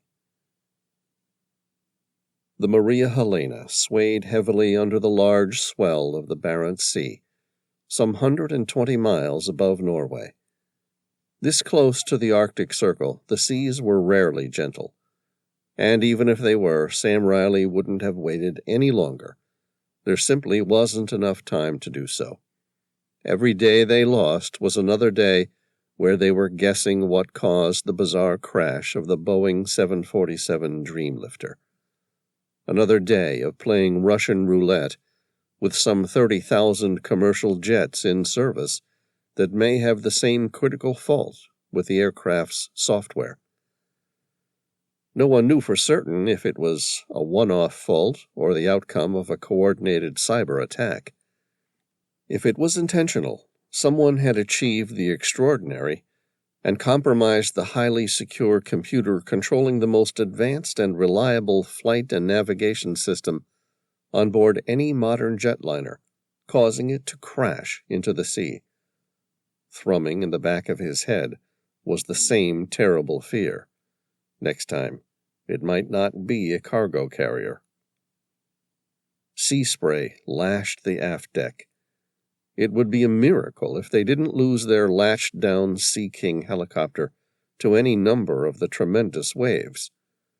Sam wore a heavy wet weather gear to defy the near-freezing environment and stood outside the pilot house door facing aft. He watched as another wave lashed across the deck and glanced up at Veyron, who was manning the purpose-built crane fitted to the aft deck. He met Veyron's eyes, planted his palms upward, and mouthed the words, "What the hell's taking him so long?" Veyron simply shrugged. It was out of his control, and most likely out of all of their control. It should have been ready to bring up nearly 20 minutes ago. However, these things seldom worked as smoothly or simply as expected. Sam pulled the hood of his rain jacket tight so that it cradled his face. His cold blue eyes watched as another wave broached the deck. The icy spray stung his unshaven face. He waited for the water to dissipate over the sides as the deck shifted more than 30 degrees in either direction, and then fought his way across the aft deck to the crane's small pilot house. He climbed inside and closed the door. "Well, Veyron, what's the problem?" "I don't know." Veyron slouched in his chair, his face set with indifference, enjoying the heated comfort of his station. "Tom's having trouble fitting the cradle." "All right. Did he give you an ETA?" Veyron shook his head. "All he said was he'd let me know the second it was ready." "All right. Let me know as soon as you get word it's on its way up." "Sure will, boss." Sam waited for the crest of 2 waves to crash against the Maria Helena. She rode them surprisingly well, and he took the opportunity to climb out and return to the ship's main pilot house to check on Matthew. He quickly climbed up the 3 sets of internal stairs, removed his wet weather gear, and entered the bridge. His skipper, Matthew, wore a blue Hawaiian shirt and had the temperature cranked up on its highest setting, so that it made Sam feel like he'd just stepped straight out of the Arctic freeze into the tropics. Matthew was standing up, steering the Maria Helena manually. Despite the phenomenal advancements in autopilot technologies, nothing could beat the careful and studied manipulation of a ship through a rough sea like an expert skipper. Almost working as a sixth sense, the man had developed an uncanny ability to predict the movements of the swell and where each wave would strike his vessel. Sam asked, "How's she riding out the swell?" "She's holding together." Matthew kept his eyes focused on the upcoming wave. "I'd rather not keep her here a minute longer than I have to. Any news about when Tom and Genevieve are going to be finished?" "No." "They're taking their time." His eyebrows narrowed a touch. "Do you think they realize what the weather's like up here?" Sam nodded. "I know. I just checked with Veyron. They're having some problem with the cradle." "Right."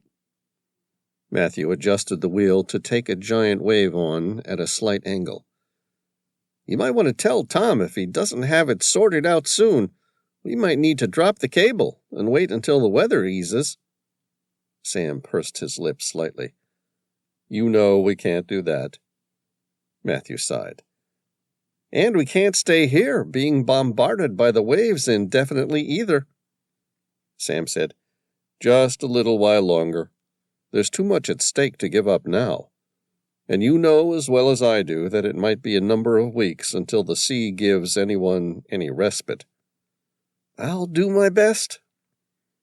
Sam slipped into his wet weather gear again and returned downstairs. He stepped outside and faced the aft deck once again.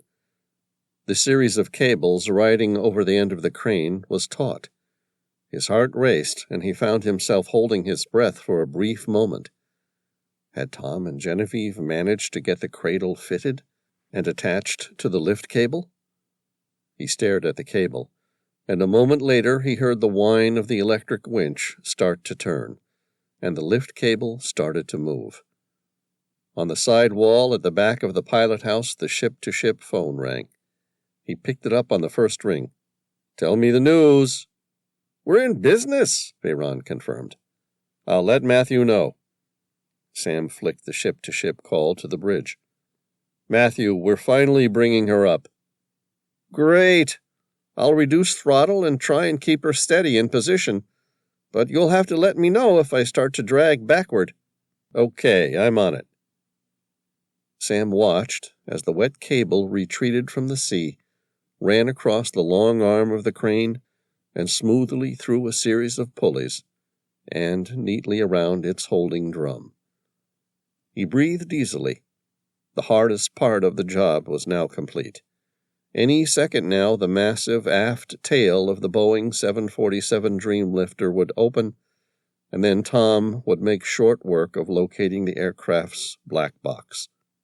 The phone at the wall behind him started to ring, not the ship-to-ship one, but the satellite phone that could send and receive information anywhere in the world. Sam let it keep ringing. He had a fair idea who wanted to reach him and what it was about. He took a deep breath and sighed. The Secretary of Defense would have to wait until he had answers to give her. She would just have to wait. The phone kept ringing. Elise opened the door. Sam? Yeah. There's a gentleman from Phoenix shipping after you, she said. He could barely hear her through the external noise of the electric cable motor and the cantankerous seas. Who? Sam asked. Gene Cutting, she shouted above the roar of the wind and sea. Sam glanced at her. He searched his memory for the name, but came up empty. Elise sighed. He says he works for a shipping company, but not in shipping, though. Something about insurance. I've never heard of him, she persisted. Says he needs you to go over a recent shipping accident. Something about an expert opinion for the insurance companies? Sam had been called in as an expert to give his opinion to various maritime disasters and events in the past. He didn't mind when the information gathered was used to improve the safety of the industry and all those at sea, but in most cases it became a field trip into bureaucracies and the idiosyncrasies of technical language. In the end, it was the lawyers who won, as they went head-to-head in the court.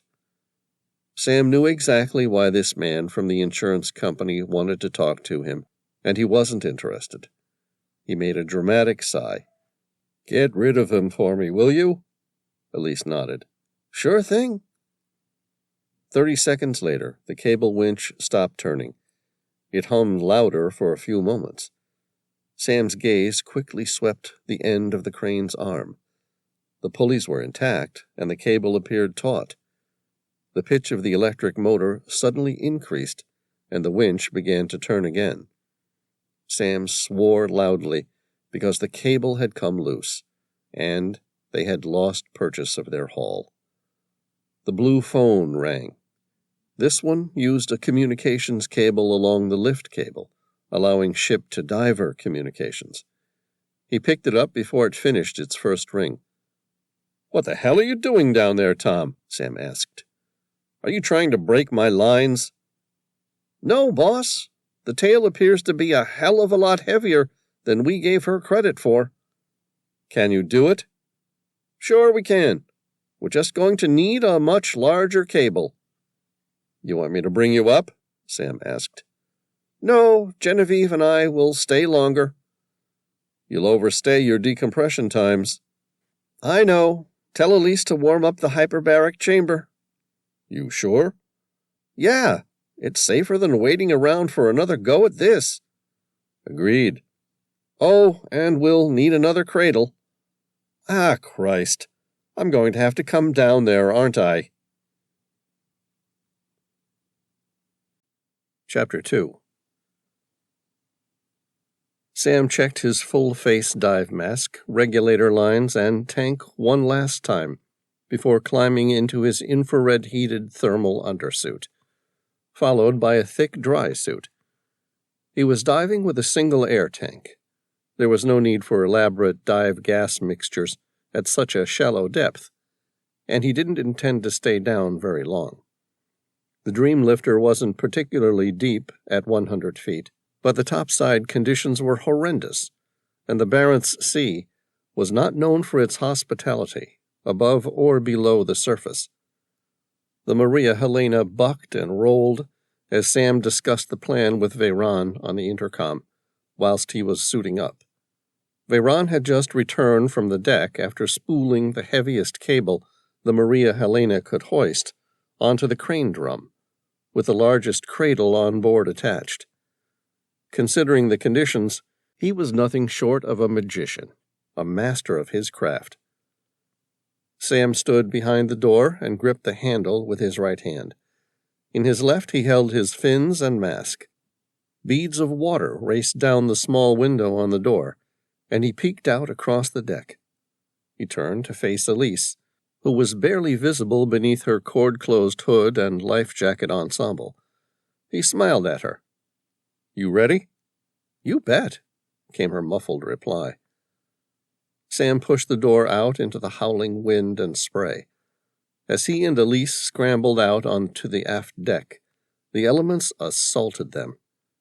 Dark clouds had closed in while Sam had made ready, and the rain now joined the seawater that strafed them as they crossed the slippery rolling deck surface toward Veyron and the crane box. There was just enough room for the three to squeeze into the control room and close the door. Veyron sat at the crane controls, relaxed as ever.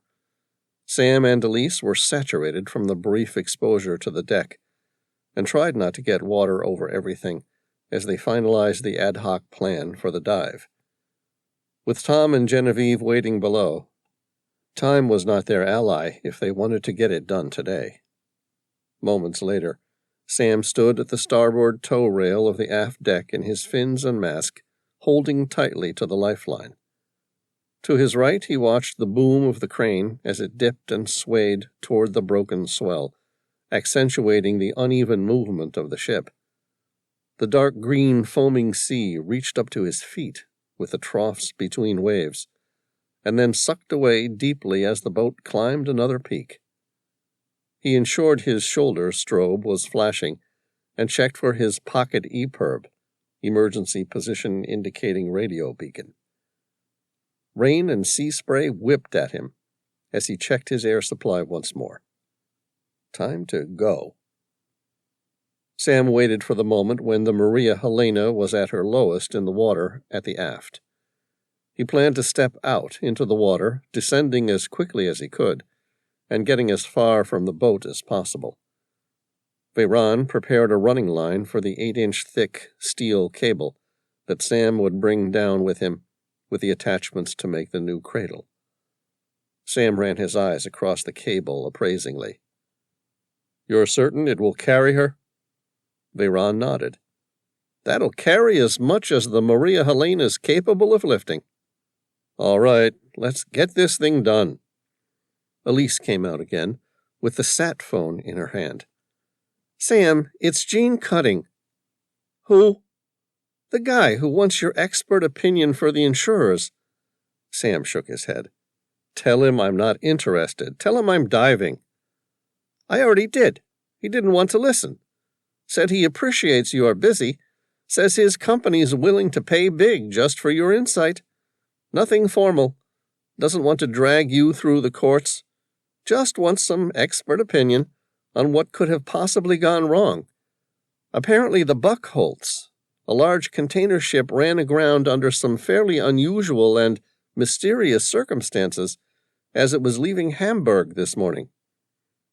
Sam sighed. What happened? Apparently the Buckholtz came out of its shipping lane while leaving the Elbe River, turned 90 degrees, and ran aground into Newark Island. Newark Island, Sam confirmed with an incredulous grin. How the hell does a large cargo ship manage that? No idea. That's what Gene Cutting wants you to find out. Sam held his palms upward in supplication. We're already racing to raise the tail of the Dreamlifter and gain access to the main fuselage so that we can retrieve the damned black box.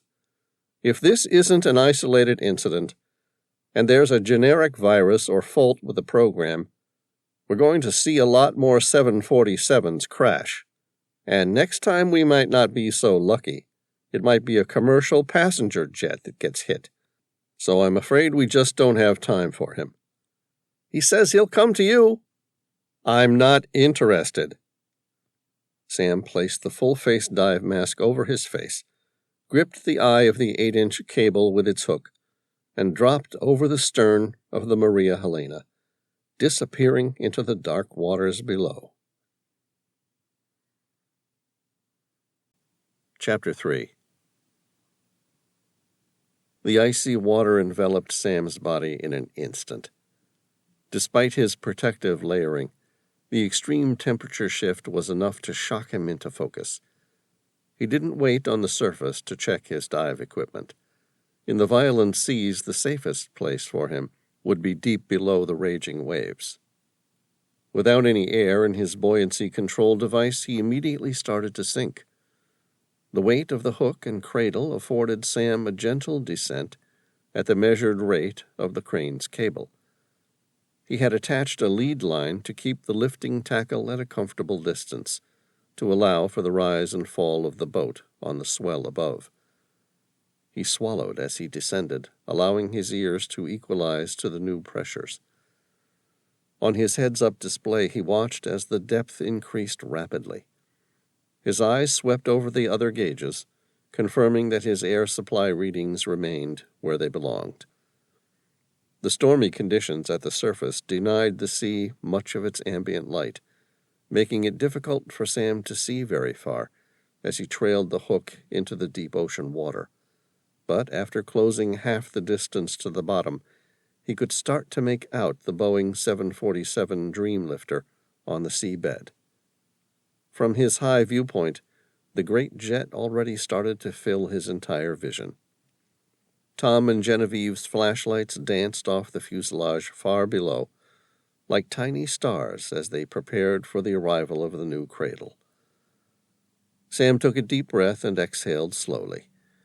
He took in the surrounding vista, just being present. Lifting the tail of the submerged juggernaut would be complex, and he wanted a clear mind. Even after thousands of hours spent diving, he still loved every minute of his time underwater.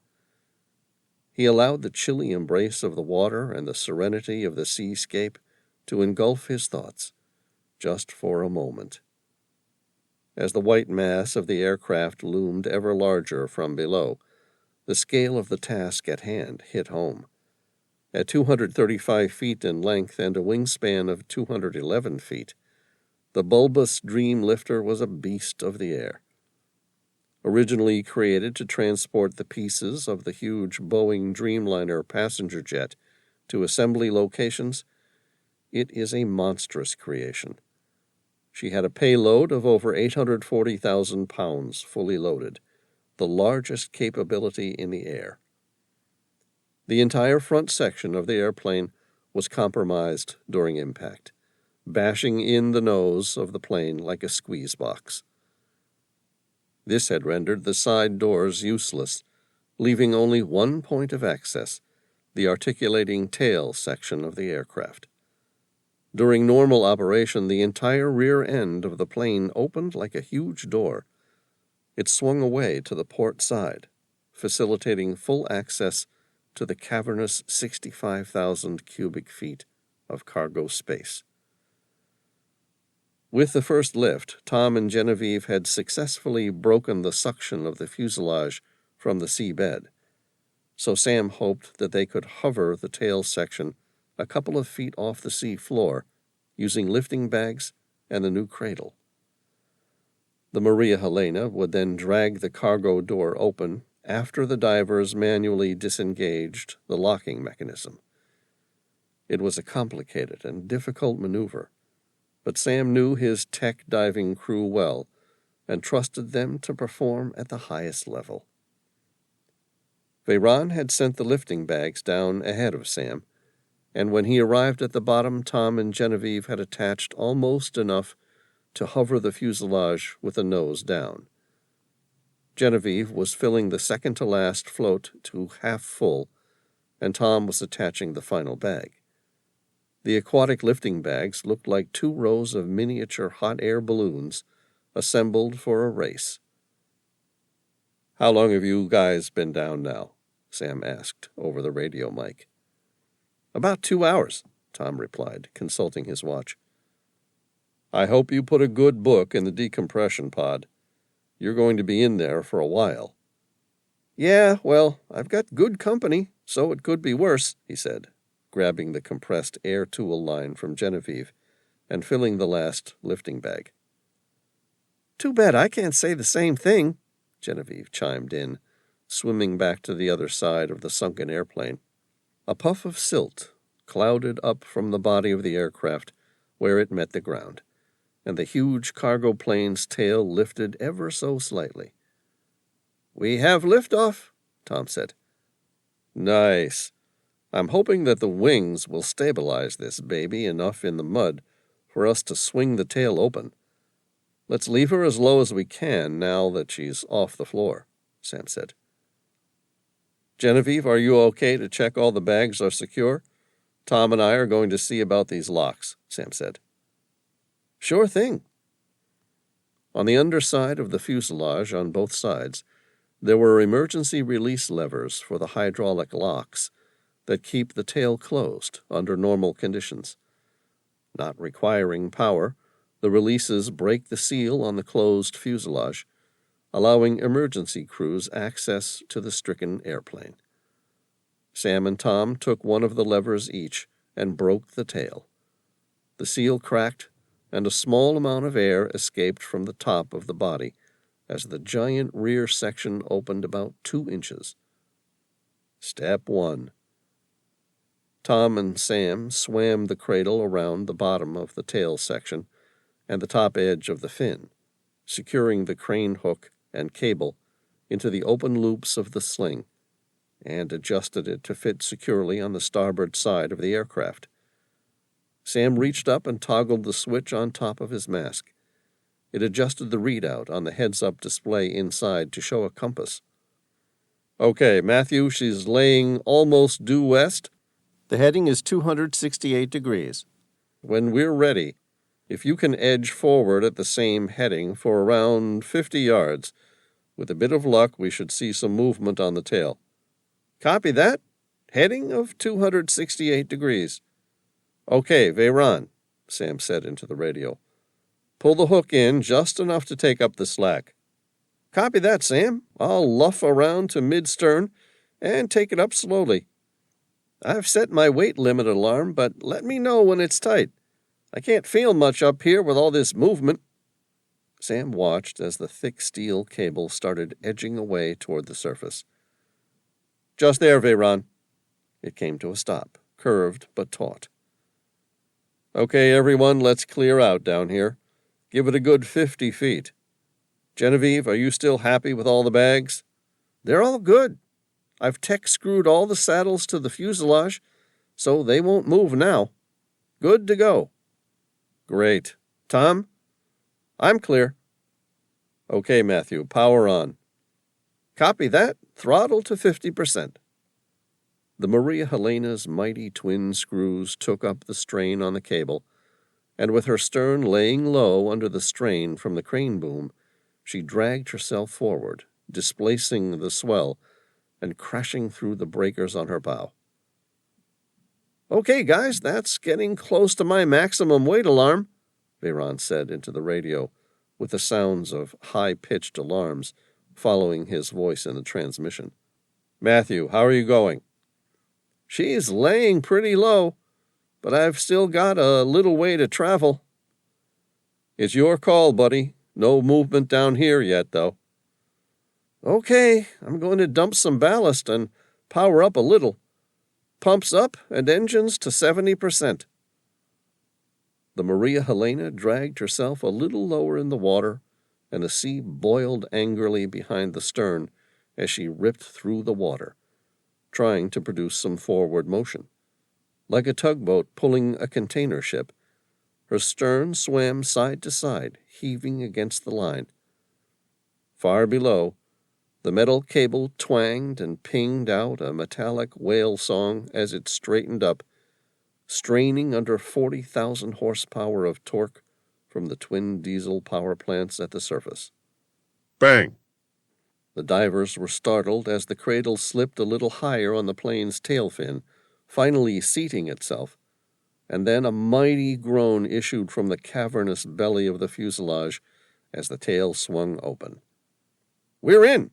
Sam shouted. "Okay, Matthew, that'll do it.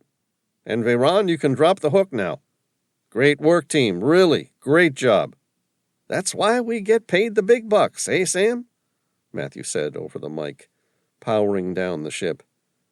"I knew she could do it. I'll take back some ballast now, and we'll hold steady topside. It's still pretty hairy up here, in case you'd forgotten, so feel free to be quick." "You got it, buddy. Tom, Genevieve, let's see what's in this plane, shall we?" Chapter 4. Sam switched on his flashlight, shining its beam directly into the now open fuselage, before quickly swimming inside. Tom and Genevieve entered the gaping space at the rear of the aircraft. They swam single file into the gargantuan freight area.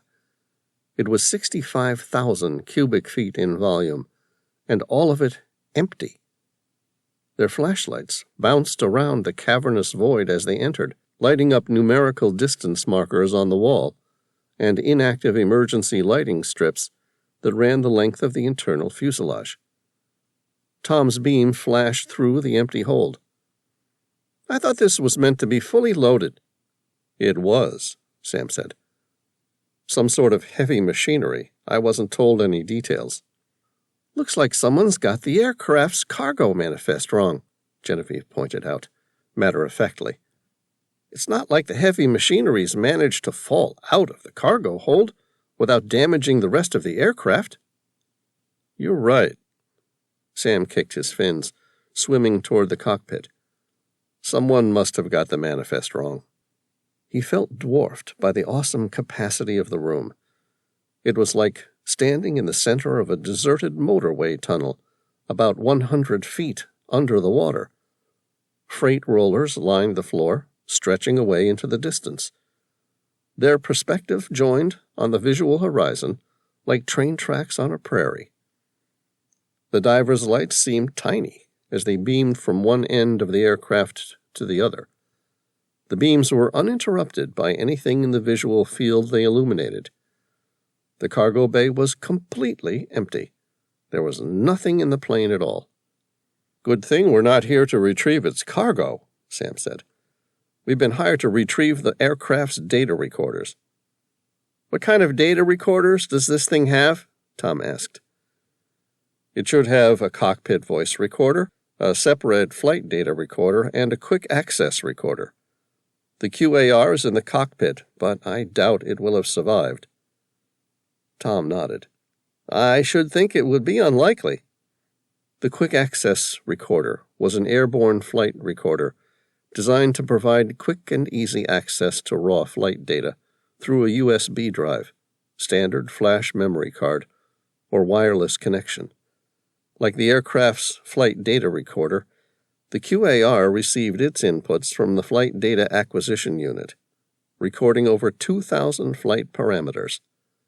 Its purpose was to sample data at much higher rates than the FDR, and for much longer periods. Unlike an FDR, it isn't a mandated requirement by the Civilian Aviation Authority, and wasn't designed to survive an accident. Even so, Sam knew it would most likely provide valuable information if it could be salvaged. Sam said, "Tom, can you and Genevieve try and locate the CVR and FDR?" "Sure. Any idea where they will be housed in the Dreamlifter?" "Yeah, they're in the tail section, high up in the port side, on an isolated tray. There should be a coarse wiring conduit to it. The box is bright orange." "Of course, that's the color a black box should be," Tom answered, smiling in his mask. "All right, I'll see you both in 10 minutes. "Where are you going?" Tom asked. "To the cockpit. I want to see if I can retrieve the QAR. It's unlikely it survived the crash, but maybe Elise can salvage the data stored within." "No problem. Rendezvous in 10 minutes?" "Sounds good," Genevieve said. Sam consulted his diver's watch. "I've got 4:40. See you guys here in 10 minutes. Genevieve nodded, looking at her watch as Tom said, "See you in 10. Sam watched as Tom and Genevieve swam off toward the rear of the aircraft and the open tail section. He swam the length of the fuselage to reach the cockpit, then stopped in the center of the cargo area. Swimming forward in the empty aircraft, Sam was struck by the strangeness of the whole wreck. The interior structures were completely intact, a little askew here and there on panel joints, but with the exception of the bent-up nose, the damage to the overall fuselage was minimal. "There's no way she crashed at high speed. Maybe the nose damage is from the sea floor after a successful water landing. But why? Why wasn't there a distress signal?" Sam swam on past the curtained-off crew and galley area on his right without stopping, and entered the open cockpit. There was no sign of the crew. He was expecting all three of them to be inside. The Dreamlifters are only licensed to carry essential crew, no passengers. They didn't even have a jump seat. Still, the flight was about to cross the Atlantic, which meant a minimum of 3 pilots to rotate through the rest periods. So where were they? The cockpit space seemed surprisingly cramped compared to the massive fuselage. In the tiny room, Sam was restricted to minimum movements because of his tech diving gear. He swept his beam around, surprised by how little the cockpit of the Boeing 747 mega freighter had changed since the 1970s. This version was updated and rolled out from 2014. Yet with the exception of some multifunction monitors replacing gauges, the fit-out was entirely utilitarian and distinctly last century. The quick-access recorder was right where it should have been, under a flip cover at the third officer's workstation. Sam retrieved the USB flash drive and zipped it into a storage pouch within his buoyancy control device. He shined his flashlight around the cockpit, searching for any other clues. He noticed that a gauge at eye level had been destroyed. There was no other damage around it.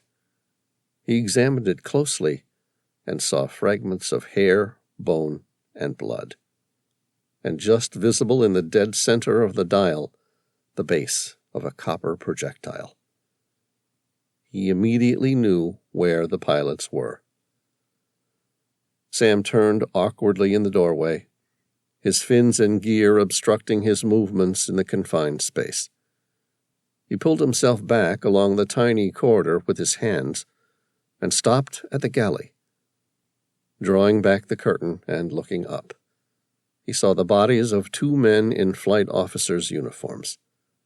They hovered like ghosts against the roof of the galley by the life jackets they wore, with their legs hanging down below them like giant tendrils. Sam added a little buoyancy to his BCD and joined the men at the roof. He gently turned to the closer of the two men and came face to bloated face with the plane's chief pilot. The middle-aged man's mouth was ajar and his black eyes wide open, forever frozen in a look of surprise. A cavernous hole in the center of his forehead created the ghoulish appearance of a third eye. The man's ID tag floated about his face and listed the name Michael Bateman. Anchored to his neck by a lanyard embroidered with the logo of the freight company he'd died flying for, Sam took the laminated card in his hand and examined it under his flashlight. Without expression and fine features, the puffy countenance bore little semblance to the man in the photograph, but enough to positively identify him. Sam was racked with pity for these men, fellow pilots who met the same horrible, fearful end. He dropped his chin to his chest and made a silent covenant to retrieve the poor men's bodies before the Maria Helena left the wreck site. He retrieved the names of the other flight crew members and moved out of the galley. The question remained, where was the third pilot? And if he had murdered the two other pilots, where did he end up? It's not like there was anywhere else for him to go once he'd killed the two men. He consulted his wristwatch and felt for the USB stick in his belt pouch. 04:49 hours. Time to leave. Chapter 5. Sam reached the open aircraft tail. There, Tom and Genevieve had retrieved the data recorders from the tail section without incident and were already securing the data recorders into a large lift bag, which they were now attaching to the cable used to shift the aircraft's tail. Sam glanced at the two orange boxes as they hovered in the water next to Tom and Genevieve. "Did you find the pilots?" Tom asked. "Yeah, two of them, both dead. Murdered." "Murdered?" "Yeah, a single bullet wound to their foreheads." "What about the third pilot?" "He's missing." Tom turned and quickly flashed his light down the fuselage, as though the missing man might still be waiting, hiding there, about to attack. "I don't understand. He killed them and then intentionally crashed the plane?" "Either that or the plane crashed and then he murdered them. Who knows? Either way, it doesn't really explain where he is now." Genevieve said, "What if he intentionally brought the plane down, killed the other two pilots, and then stole whatever was inside the cargo hold?" Sam said, "That's quite a scenario." "Sure," she replied, "but it's sounding less impossible the more I look at it." Sam nodded. "You might be right. The question is, what was inside the aircraft's hold that was valuable enough to make someone go to such lengths to steal it?" Tom said, "Not to mention, why not just shoot the two pilots and then fly the plane to a perfectly good runway somewhere to offload its valuable cargo?" "Unless," Sam started. "Unless what?" Tom persisted. "Whoever's responsible wanted to make certain no one would believe the cargo had been stolen." "Why?" Sam said, "I have no idea, but I intend to find out." Then, in the back of his mind, he recalled how the Secretary of Defense had been specifically interested in the results of the aircraft's flight data recorders. Could her interest in the recovery of the flight data recorders have something to do with its secret cargo? Tom let go of the lift cable. "All right, this is secure. Let's head topside. Genevieve and I already have more than an hour of decompression time in the hyperbaric chamber. No reason to make it longer." "Agreed." "I'm good to go," Genevieve said. Sam checked his dive watch. His bottom time was 15 minutes, with a total dive time of 25 minutes. He would need one short decompression stop, but Tom and Genevieve would need to decompress in the hyperbaric chamber on board. All three of them ascended slowly, leaving their bounty of flight data recorders secured to the lift bag. They would haul it up from topside. Right now, the safest place for it was to remain in the deep and much calmer waters. Sam exhaled slowly, keeping his eyes on his depth gauge, displayed on his heads-up display, to ensure that he didn't exceed their maximum rate of ascent. After making his required decompression stop, he, Tom, and Genevieve made their final ascent to the surface. All three of them reached the internal surface of the Maria Helena's moon pool simultaneously.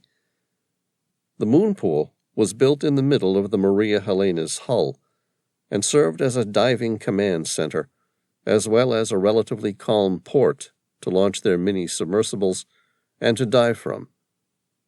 In the turbulent waters of the Barents Sea, the pool was still choppy, and water was splashing over the sides, running across the internal decking. Sam inflated his buoyancy control device and quickly swam to the edge of the moon pool. His hands gripped the ladder, and in a couple of seconds he'd climbed out. Genevieve was next, followed by Tom. The Maria Helena's dive center housed their Triton 36,000 submarine, Sea Witch 2, just forward of the moon pool. Secured to the starboard side wall were two giant atmospheric diving suits, custom-made to fit Sam and Tom. The exosuits looked like something out of a bad sci-fi movie, but provided an anthropomorphic submersible capable of diving to 2,000 feet. Along the port side were a series of dive lockers with dive tanks, sea scooters, and other diving equipment. Aft of the moon pool, and fixed to the deck by heavy steel welds, was something resembling a small submarine. It was made of reinforced steel and cylindrical, with a single porthole. Its purpose was an emergency hyperbaric chamber. Elise was already at the controls. "Welcome back." Her eyes met Tom and Genevieve. "How are you two feeling?" "Fine," Genevieve replied. "Never better." Tom was already opening the hyperbaric chamber's doors. "But I'd like to keep it that way." Elise nodded. "It's good to go." Sam removed his dry suit and wrapped a heated blanket over himself as Genevieve and Tom climbed into the decompression chamber. Elise turned the pressurized lock and brought the pressure inside up to the equivalent of 40 feet. The Maria Helena's chamber, which had originally been plumbed for commercial diving, had an identical set of controls inside and outside the chamber, although the topside controls will usually override the diver's controls. The rationale behind this plumbing philosophy is that in an emergency, divers can operate their own decompression. In the civilian world, not many chambers can be run from the inside. Sam removed his dive booties, hood, and gloves. He dried his wrinkled, shaking hands, his movements slightly subdued by exhaustion. Deep red lines marked his face from the mask, emphasizing the pallor they all shared, a mixture of fatigue and cold. Elise glanced at him. "Nice dive?" "I've had better. It was a little cold down there, and it's always sad to see the cruel fate of fellow pilots." "Any guesses what happened?" Sam said, "I think they landed the plane on the water successfully, and then it sank. That damage is low speed. He must have been some pilot. It would be like landing the world's biggest bus on the sea at 250 miles an hour. Damn near impossible." "And then someone killed him and the co-pilot?" Elise asked. "Yeah. Single shot right in the forehead. Both of them." Her response was mechanical. "How weird." "Yeah." Elise glanced at the pressure reading for the chamber, confirming it was fixed at the equivalent of 40 feet. "So what happened to the murderer?" Sam shook his head. "No idea." "Any luck with the flight data recorders?" Tom and Genevieve retrieved both of them. Sam pulled a woolen jumper over his head. "They are still attached to the lift cable. I'm about to help Veyron pull them up." "Anything you want me to look at?" she asked. "We've been told by the British Air Accidents Investigation Branch not to tamper with either of the black boxes." He unzipped the pouch on his buoyancy control device and handed her the soaking wet USB stick he'd retrieved from the cockpit. Elise took it, her face distorting in a small grimace. "It's a bit wet. That was careless of you." Sam lifted his palms outward toward the ceiling. "Hey, I didn't put it in the water." "Is that the QAR?" "Got it in one," Sam replied. "Any chance you can still access the data?" "The seawater will have wreaked havoc, but I'll try my best." She smiled.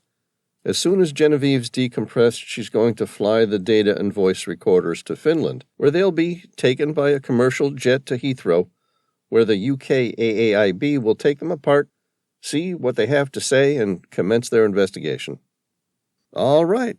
I'll have a look at the QAR as soon as we're done here." Sam pulled up his wet weather pants, zipped up his work boots, and zipped the wet weather jacket up to his face. "Where are you going?" she asked. "Up on deck to help Veyron pull up the flight data recorders." Chapter 6. Sam watched as Veyron operated the heavy winch, as it pulled the lift bag containing the twin black box recorders onto the aft deck of the Maria Helena. As soon as it cleared the deck, Veyron adeptly maneuvered the crane across inward until he successfully lowered the load onto the deck. As soon as the bag was on the deck, Sam stepped forward, disconnected the winch hook, and secured the lift bag so that any broaching wave wouldn't sweep it away again. He met Veyron's eye and gave him the all-okay signal. Veyron secured the hook to the deck and made his way across the deck to greet him. "Well done, Sam." Sam shook his hand firmly. "Thanks. It was Tom and Genevieve who did most of the heavy lifting." "All the same, you got it done." Behind him, standing at a half-open door at the base of the pilot house, a stranger said, "Good man, well done." "Thank you." Sam glanced at the stranger. He was moderately overweight, and his shortness accentuated that weight. The man wore a crisp white beard and a well-practiced, deceitful smile. At a guess, the man was one of three types of people: a politician, lawyer, or a banker, none of which he had any interest in speaking to today. "I'm sorry, who are you?" The man held out his hand. "I'm Gene Cutting." Sam accepted the hand and gave it a curt but firm shake. "Right, I'm sorry, who?" "Gene Cutting." "So you said. From where?" "I own Phoenix Shipping, and I need your help." "I am afraid you'll need to get in line. I have a lot on my plate right now.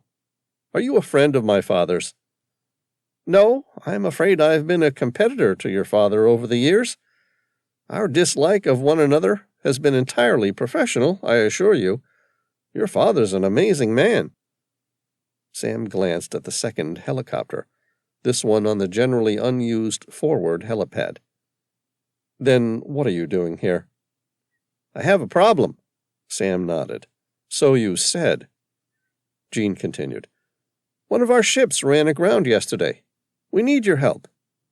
"Sorry, buddy. You should have called ahead. I could have told you I'm not interested in taking on extra work currently." He looked at the Dreamlifter's black box.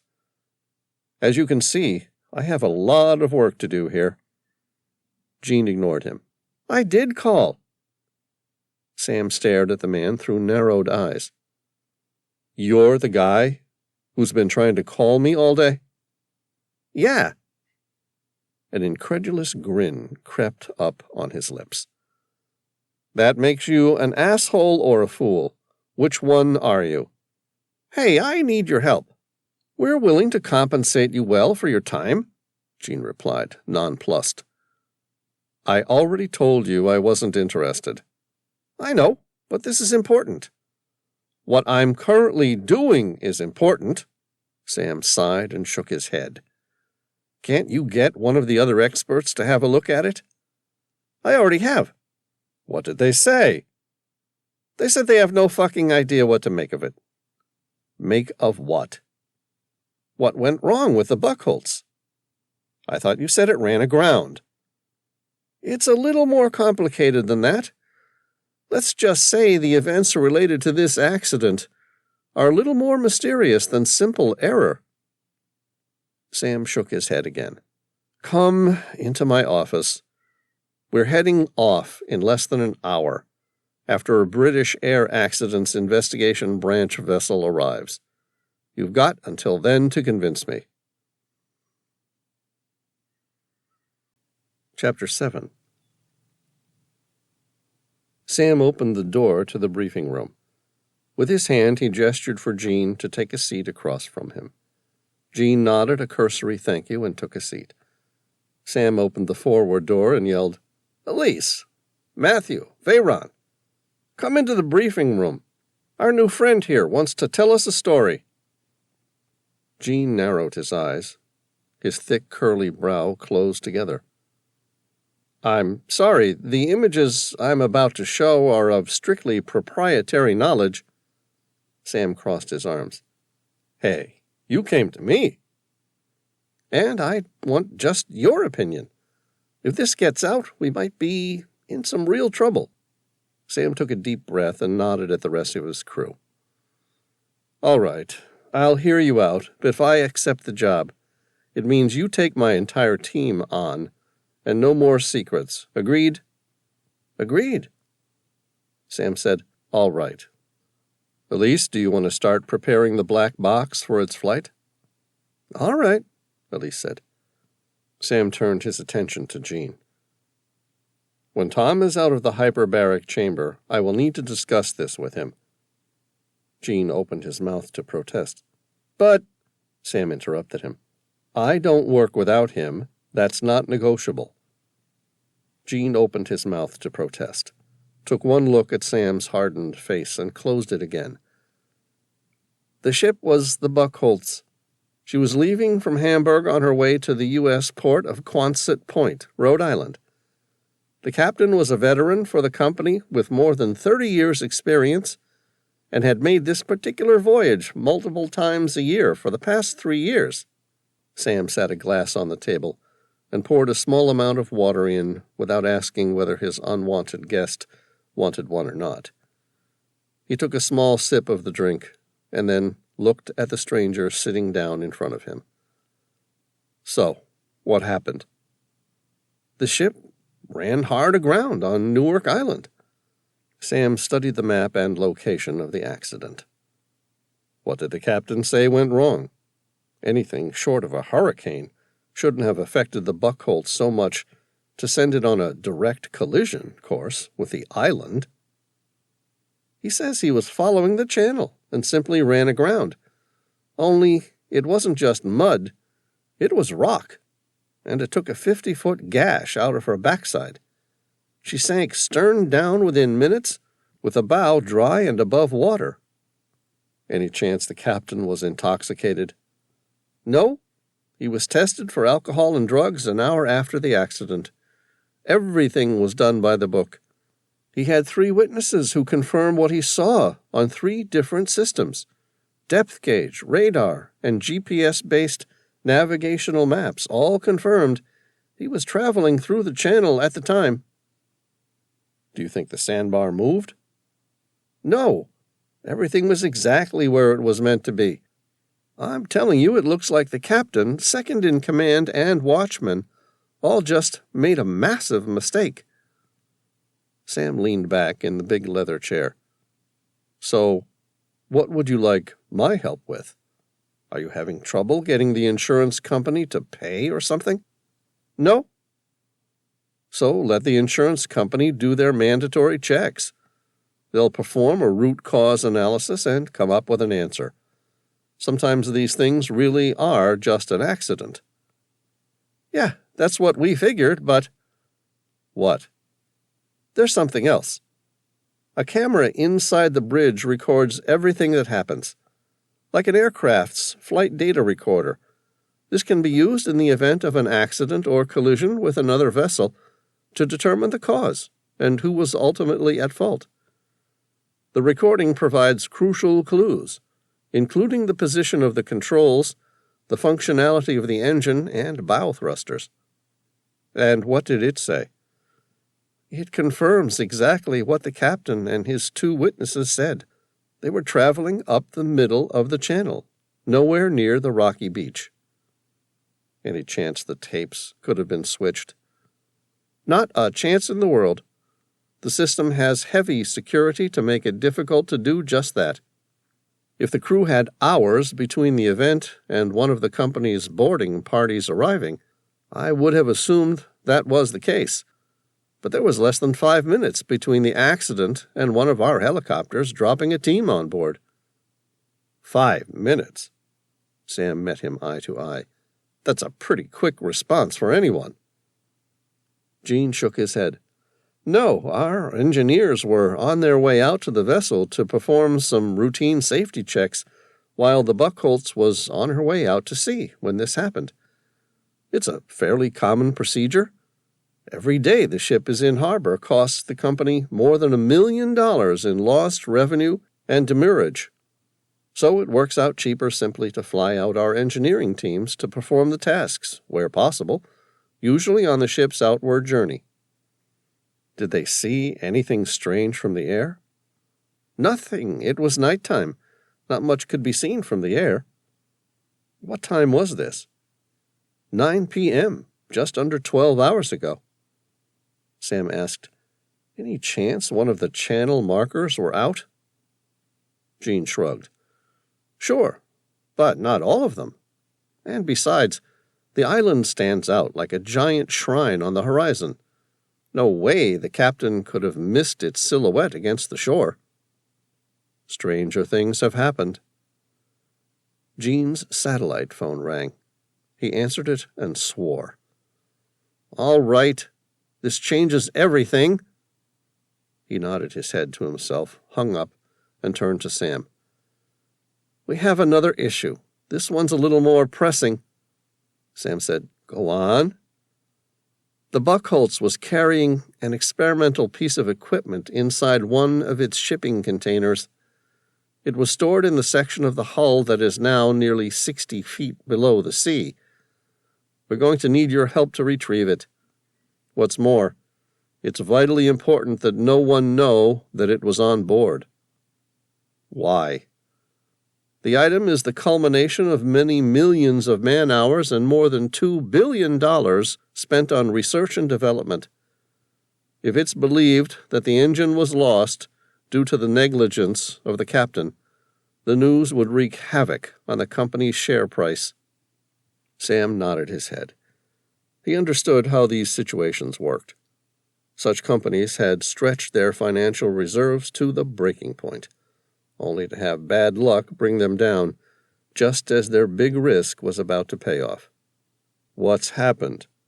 I've just been informed that one of our more important shipping containers, which until now we hoped was still dry, is now below the waterline. Sam said, I would think the replacement cost of any single shipping container is a lot less than the value of the likely salvage and repair cost of the Buckholz. Not this one. Gene's tone was emphatic. Why? Sam asked, studying his response. What's inside that's so special about it? Gene shook his head. I'm afraid that really is proprietary knowledge. I would be remiss in my duty to the owners, who have paid well to maintain its secrecy. All I can say is that we are willing to pay well to have it retrieved. Sam said, All right, we'll accept the case. On one condition. Shoot. What's this really all about? Gene frowned. All I can say is that if that container gets damaged, it won't just be money that we've lost. Chapter 8. Sam met Tom at the hyperbaric chamber. There was a gentle hiss as the internal gas equalized with the pressure outside. The hatch at the end of the tube-shaped device opened, and Genevieve climbed out first, followed by Tom. Sam said, "How are you both feeling?" "Never better," they replied in unison. Tom then looked up at him. "I hear we're going somewhere." "Yeah," Sam replied. "Both of you, but not the same places." To Genevieve, he said, "The Sea King is fueled and loaded with the Dreamlifter's data recorders, which I need you to deliver to an airfield in Norway, where they will be picked up by a private jet and flown to the Air Accidents Investigation Branch's headquarters in London." Tom smiled. "Where am I off to?" "Newark Island, at the mouth of the Elbe River, Germany." Tom nodded. "Obviously. Sounds lovely. What's there?" "A whole heap of mud and a container ship that's run aground." "You're heading up the salvage operation?" Tom shook his head. "They already have another company coming out to help pull the ship into deeper waters after repairs are made below the waterline." "So what are we doing there?" "I've been asked to locate and retrieve a specific container in the hold in the off chance we're not able to get the ship afloat easily." "They just want you to retrieve a shipping container?" "Yes." "What's in the container?" "No idea. He won't say." Tom grinned. "Why did you accept the case?" Sam shrugged. "Why not?" "Because we've got plenty of work, and you're not interested in a simple recovery case. So what's this about?" Sam smiled. "I want to know how the ship ran aground."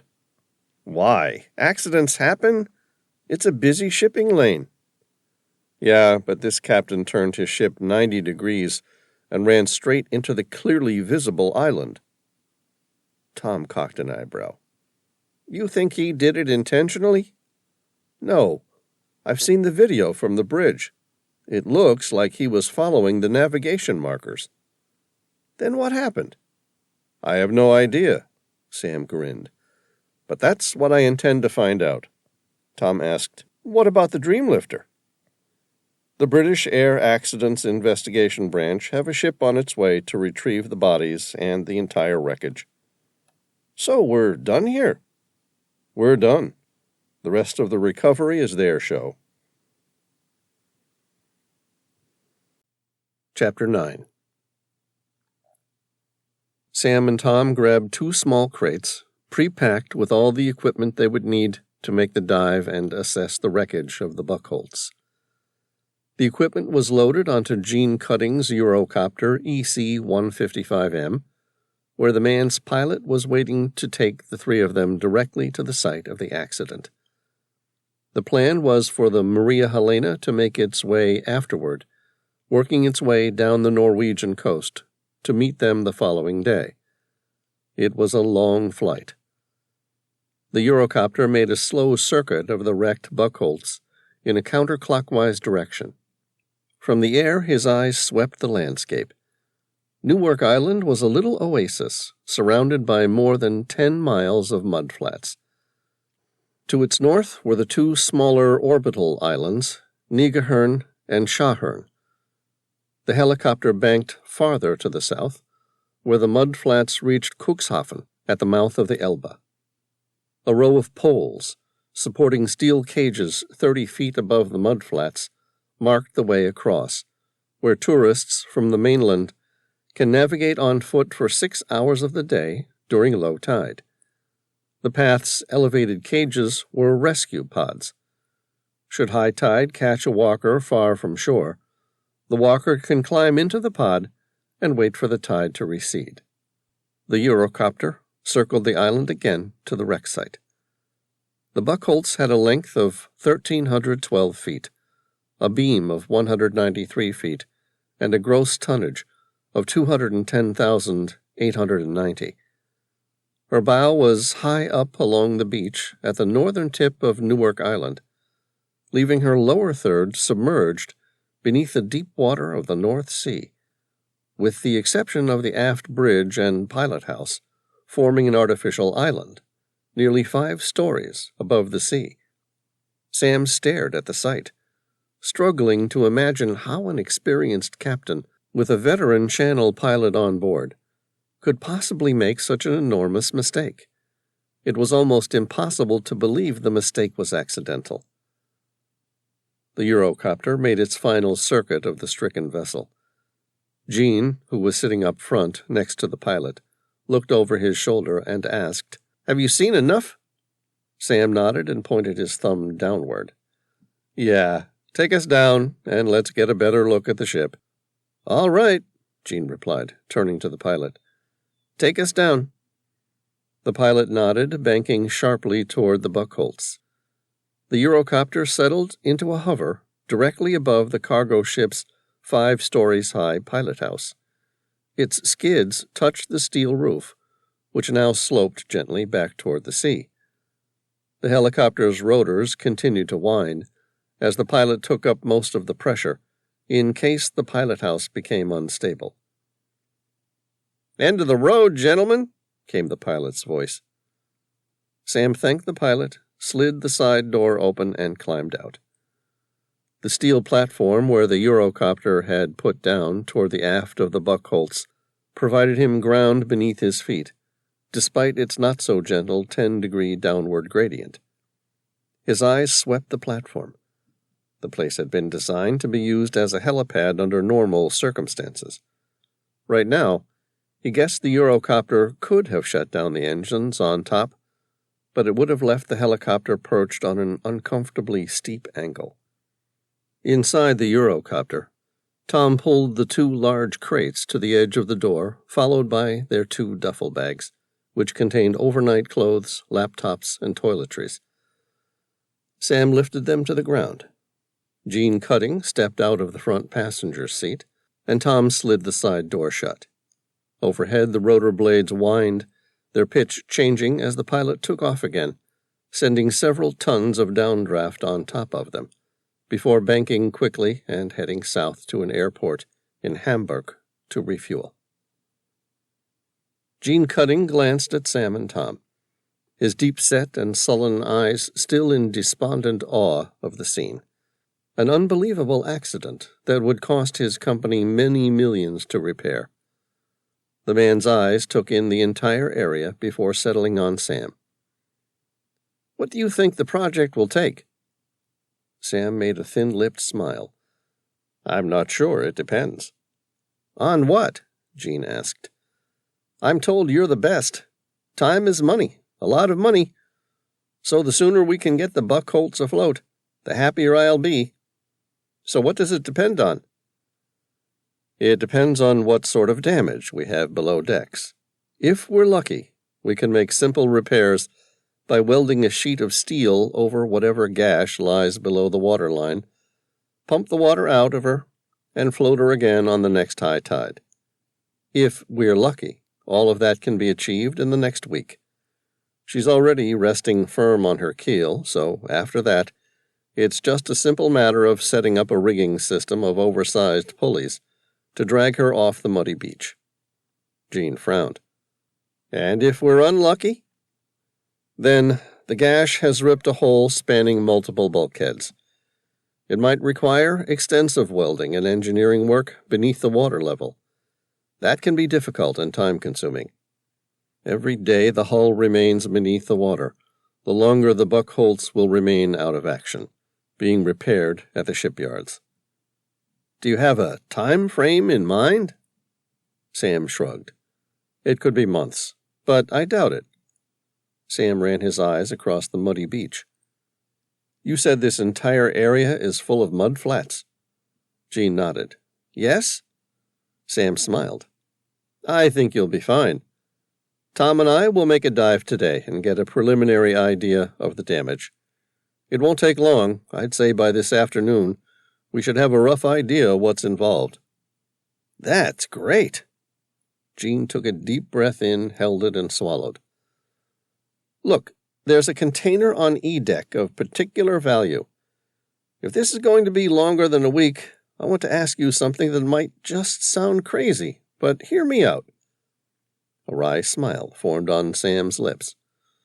"All right, shoot." Jean handed him the engineering schematics for the Buckholz, rendered in 3D with shipping containers set throughout the ship. On E-deck, the lowest level, toward the aft of the ship and now the deepest section, a single container had been circled with a red pen. "See this here?" Sam studied the map and nodded. "Container E85, right in the middle there. What about it?" "It needs to be in Quonset Point, Rhode Island, before the end of 2 weeks." Jean met Sam's eye. "Can it be done?" "If we get lucky, and we refloat the Buckholz by the end of the week. I don't see why it can't be removed in Hamburg and flown to Quonset Point within the fortnight. It will be expensive, but by the looks of things, the money's not an issue at this point." "That's right. It just has to be done. But what if you can't refloat the Buckholz within the week?" Sam squinted his eyes, as though he was failing to see the point of the question. "Then container E85 doesn't make it to its destination on time." Jean set his jaw firm, his eyes fixed on Sam's like steel. "That's not an option." "Really? I'm afraid it's out of our control." Jean asked, "What if you cut a larger hole in the hull?" Sam let that sit for a moment. He studied Jean's face. The man was serious. There was no doubt about it. "You want me to cut a giant hole, significantly larger dimensions than the shipping container, so that we can extract the container E85? "Could you?" Jean asked. "Yes, if you want to," Sam said. "It could be done. It would potentially add weeks or even months to the long-term salvage cost of the Buckholz, though." "That doesn't matter," Jean replied, his voice emphatic. Sam made a thin-lipped smile. "What's inside the container?" "I'm sorry, Mr. Reilly. That's a proprietary secret." Sam swept the ship, partially visible below the waterline, with his eyes. "All right. Let's hope we can get the ship off Newark Island in time." Chapter 10. Tom slid his arms through the shoulder strap of the duffel bag and ran his eyes across the unique environment of the Buckholz, whose keel was buried hard into the muddy bottom. In the space between the bow and the bridge, the neatly stacked shipping containers reached 5 stories above the deck, with nearly half of them now submerged beneath the water. The cool breeze across the North Sea predicted the last remnants of fall. If they were going to raise the Buckholz, they would need to do so quickly, or wait until winter had finished. Looking at Sam, he asked, "Where do you want to set up for the dive?" "Let's set up in the bridge. I'm keen to get a better look at the command center and try and see for myself what the captain saw last night." Sam looked around, searching for a way down. "Besides, I'm told from inside the bridge there's an internal stairway that leads all the way down to the engine room below. It should be an easy way to get access to the internal hull." "Sounds good. Should we come back for our diving equipment?" Jean glanced at the 2 heavy pre-packed crates. "Leave them here. I'll have some of the engineering team come and move those into the bridge for you." "Okay, thanks," Tom replied. "Lead the way." At the edge of the pilot house, the tip of a steel ladder was visible just a few feet above the starboard side of the helipad. Because the Buckholz had settled into a 10-degree list to port, the ladder now leaned inward, making it an easy climb down toward the entrance of the internal bridge. He climbed down, arm over arm, before stopping at the landing space directly outside the main bridge. A narrow and open deck ran on the outside of the bridge to the port and starboard side, like a slim wing. There were multiple engineers and mariners working within the upper decks of the pilot house, securing the emergency power systems, running diagnostics on the damage and planning repairs, as well as trying to stabilize the ship from listing farther to port side. Tom stepped into the bridge from the external port wing. His eyes ran across the bridge, from port to starboard side. The digitally fortified bridge was a far cry from the command centers of bygone merchant ships. Controls, displays, and instruments ran the entire length of the bridge, with the helm placed at the center in a position of command. Along the port side instrument panel stood the navigation station, with GPS, digital maps, and Admiralty charts, to the right of which stood a large monitor with the Electronic Chart Display and Information System, ECDIS, a geographic information system used for nautical navigation. The first 3 forward computer screens showed radar 1, 2, and 3. Directly in front of the helm, and displayed about eye height, were the ship's primary indicators, which showed the ship's course over ground, compass, depth, engine RPM, rate of turn, clock, and barometry. To the starboard side was a second ECDIS digital display map, which precisely mirrored the one seen at the navigation station. Tom stood next to Sam at the helm and stared out across the bow more than 1,000 feet ahead of the bridge and riding high up on the mud flats of Newark Island. His eyes darted across the series of controls and displays. The helm still used a small wheel with a compass directly ahead. The controls for the engine's RPM and bow thrusters were within reach to the right. He let his eyes search ahead, where the bridge overlooked row upon row of now submerged shipping containers and more dry containers toward the bow of the ship. Tom closed his eyes and tried to imagine what it would have looked like at nighttime.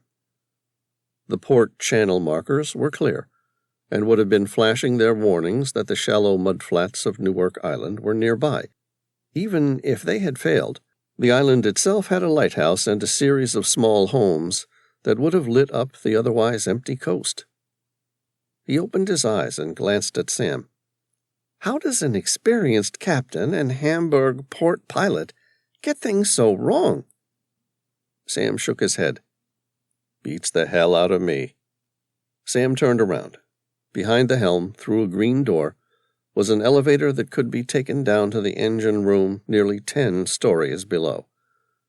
Next to that was a red door, which led to the internal stairwell leading to the flooded engine room. He swept his eyes across the radar and radio rooms behind the helm. The radar room had another series of monitors that displayed the radar images of the area ahead and to the side of the ship. Radar 1 displayed anything nearby that might impede their passage, while Radar 2 and Radar 3 processed information from up to 10 miles away at the edge of the horizon, including any weather systems which they might want to avoid. The radio room had a combination of MF and HF radios, SAT-C and SAT-F, and a satellite phone. Sam turned to Jean, who had remained silent throughout, letting them examine the bridge like a detective might scrutinize the scene of a homicide. Do you know where the gash in the hull is? Jean shook his head. Nope. There's a small gash on the starboard side, but it's too high and too far forward to cause the stern to sink so quickly. So where's the damage to the stern? Tom asked. We don't know. Have you sent a diver to investigate? Jean said, Sure, of course. And what did they find? Nothing. There's a thick combination of mud and sludge in these waters. Right now, several feet of the stern are buried in the muddy bottom of the Elbe River. But you're certain there's a gash down there? Sam persisted. Yes. How else would the stern sink so quickly? Sam said, I don't know. But Tom and I will find out soon enough. What are you going to do if you can't see it from the outside of the hull? The only thing left for us. We'll have to look at it from inside. The hull is split into 16 watertight compartments. You might need to search all of them? Sam smiled. That's all right. I have a simpler way to find the leak. Really? Where? Through the duct keel. Chapter 11. Sam laid a set of engineering schematics for the Buckholz across the navigation table. Pointing to the keel, he said to Tom, "A more recent addition to the modern cargo ship is the addition of a set of double-bottom tanks, which provide a second watertight shell that runs the entire length of the ship. In this case, the double bottoms hold fuel, ballast water, and fresh water. Between the two shells is a hollow keel called a duct keel." Jean smiled. "That's right. If we can't find the leak from the outside, you should be able to find it by going through the duct keel. It's going to be hard as all hell to get to, and you couldn't pay me enough to follow you down there. That area's damn tight, and if you have even a hint of claustrophobia, it's bad. With the flooding, it's a nightmare." Tom ran his eyes across the schematics and smiled. "You sure can pick them, Sam." "We've been in worse," Sam shrugged. "Besides, a nice narrow tunnel like that, running the length of the hull, is far safer. Almost impossible to get lost in such a tight space." Jean laughed. "You two can keep your jobs." Sam said, "All right. Your company owns this ship. So what can you tell us about her layout that might help us locate the opening?" Jean started off, slow, like a university lecturer, breaking everything down to its simplest form. "The Buckholz is classed as a very large container ship, meaning that it holds more than 10,000 TEU. That's 20-foot equivalent units, by the way." Sam and Tom nodded in unison. Jean continued. "Her hull, similar to bulk carriers and general cargo ships throughout the world, is built around a strong keel, set upon a complex arrangement of steel plates and rigid beams for strength. Resembling ribs and fastened at right angles to the keel are the ship's frames. The ship's main deck, the metal platework that covers the top of the hull framework, is supported by beams that are attached to the tops of the frames and run the full length of the ship. The beams not only support the deck, but along with the deck, frames, and transverse bulkheads, strengthen and reinforce the shell." "In other words, she's a standard piece of naval architecture for her class," Sam said. "Do you know where the access port is for the duct keel?" "At the bottom of the engine room, which is directly below us here. It houses the main engines and auxiliary machinery for the freshwater and sewage systems, electrical generators, fire pumps, and air conditioners. It's also entirely underwater at the moment." Sam nodded. "Okay, so how do we reach it?" "It's accessible either by taking the lift behind that green door straight down, when it isn't flooded, or by following the stairs over there." Sam glanced at the internal stairwell. "Well, that makes it easy enough." "Anything else?" Jean asked. "What about this secret shipping container?" Sam asked. "Where's it located? I suppose we should have a look at it while we're down there." "You won't find it by going through the duct keel, but it should be relatively easy to access heading forward of the engine room into the main cargo bay. There are a series of internal passageways and gangways that you can take to reach it." "Do you have a map of those?" "Sure." Jean rolled up the first set of schematics and unfurled a second set. "The Buckholz, like most container ships, uses a system of 3 dimensions in its cargo plans to describe the position of a container aboard the ship." Sam said, "Go on." "The first coordinate is the bay, which starts at the front of the ship and increases aft. The second coordinate is the tier, numbered from the bottom of the cargo hold. The third coordinate is the row.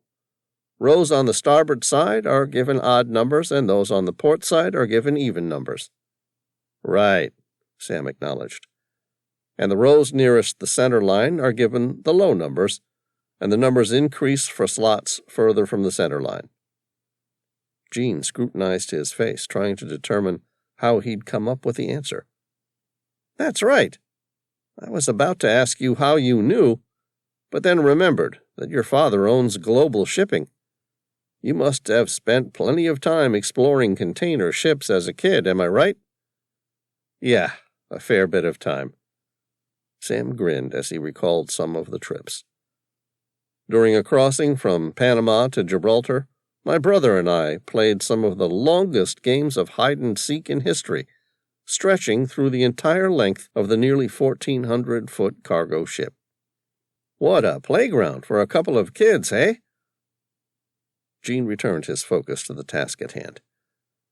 "As you probably know, container ships only take on 20-foot, 40-foot, and 45-foot containers.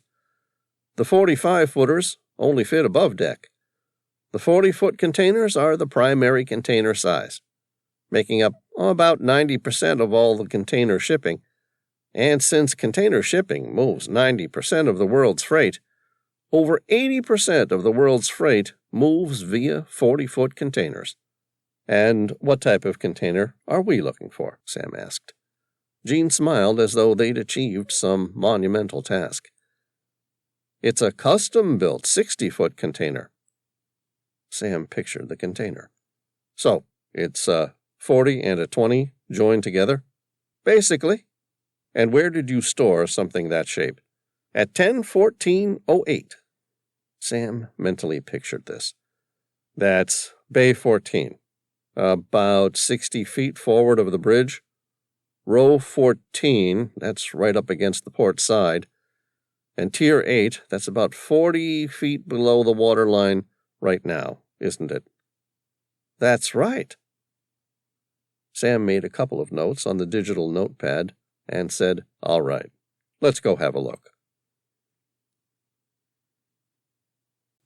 Chapter 12. At the last dry landing space within the Buckholtz's internal stairwell at the 6th deck, Sam laid out the twin dive packs. The kits were set up for rapid deployment on short notice for cave rescues or overturned and flooded ship rescues. The supplies were far from extensive, but would allow at least 2 dives before the Maria Helena arrived. He unzipped the heavy lining and examined the tools of his trade. Inside were 2 closed-circuit rebreather dive systems, a series of underwater tools, and 2 sea scooters. The packs were stocked with a variety of breathable gases, including oxygen, helium, and nitrox. Today's dive would be considered shallow in terms of pressurized depths, and so they would dive with a combination of oxygen and air via the rebreather system to maximize their available dive times.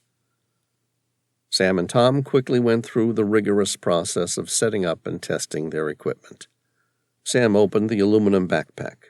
Inside was an axial-type scrubber unit filled with a granular absorbent used to remove CO2 from the closed circuit during the dive.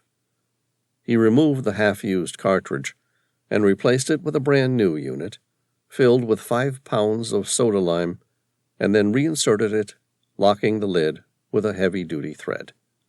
He worked his way through, testing 2 times for leaks. These are the positive and negative pressure tests, and are designed to check that the breathing loop was airtight for internal pressure lower and higher than the outside. The positive pressure test ensures that the unit will not lose gas while in use, and the negative pressure test ensures that water will not leak into the breathing loop where it can degrade the scrubber medium or the oxygen sensors. Sam and Tom methodically and efficiently worked their way through their dive equipment, going through the laborious process of preparing each part for the dive.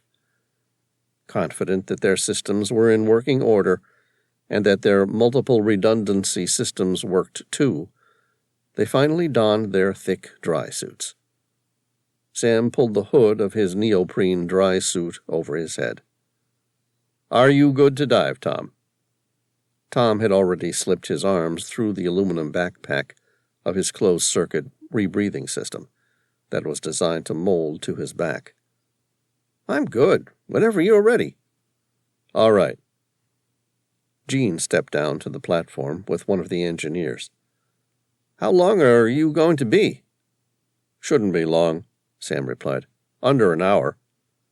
"And what do I do if you take any longer than that?" Sam shrugged. "Any of your engineers capable of diving in confined spaces?" "No.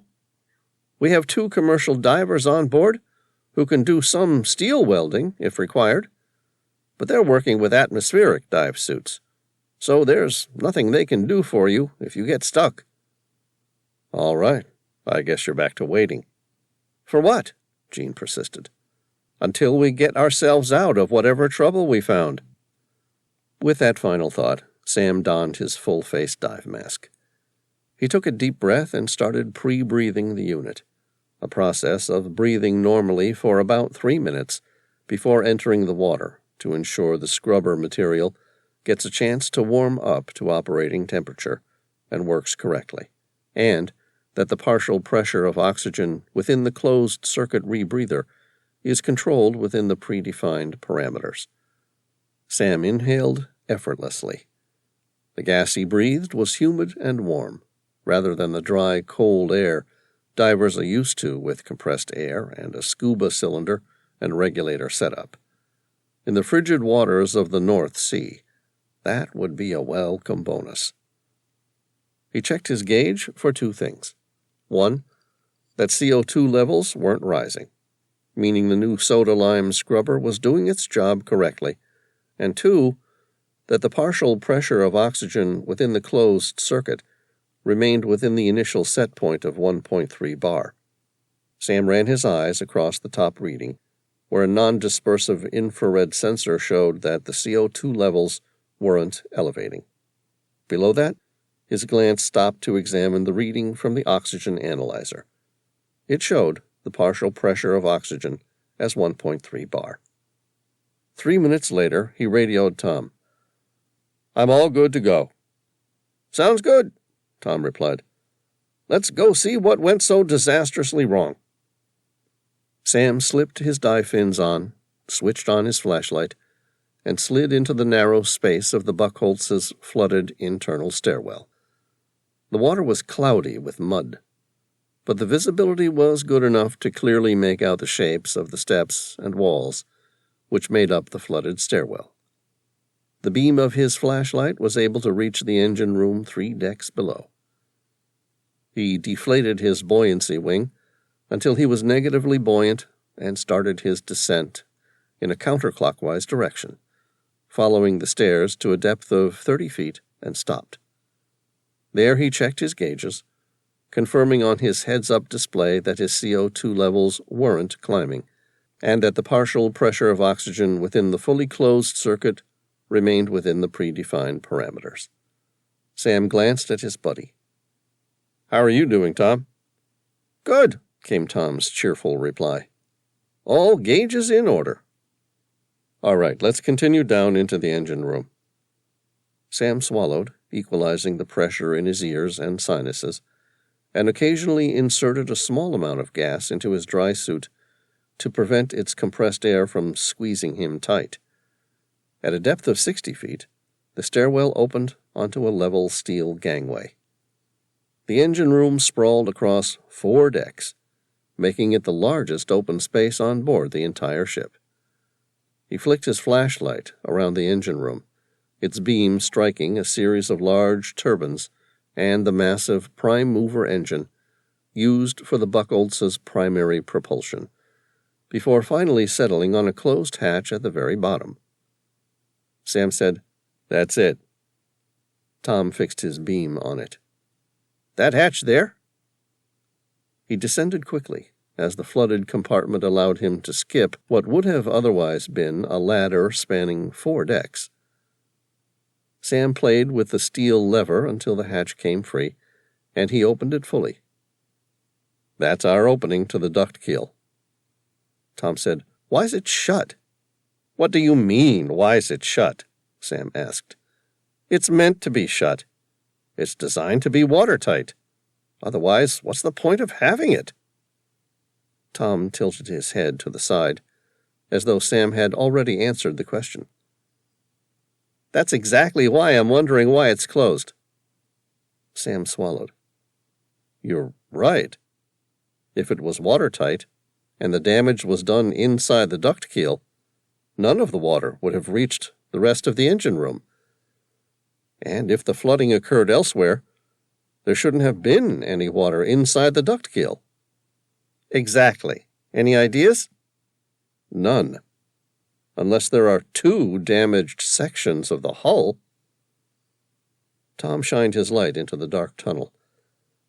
"Let's hope there are some answers down there." Sam pulled himself through the manhole.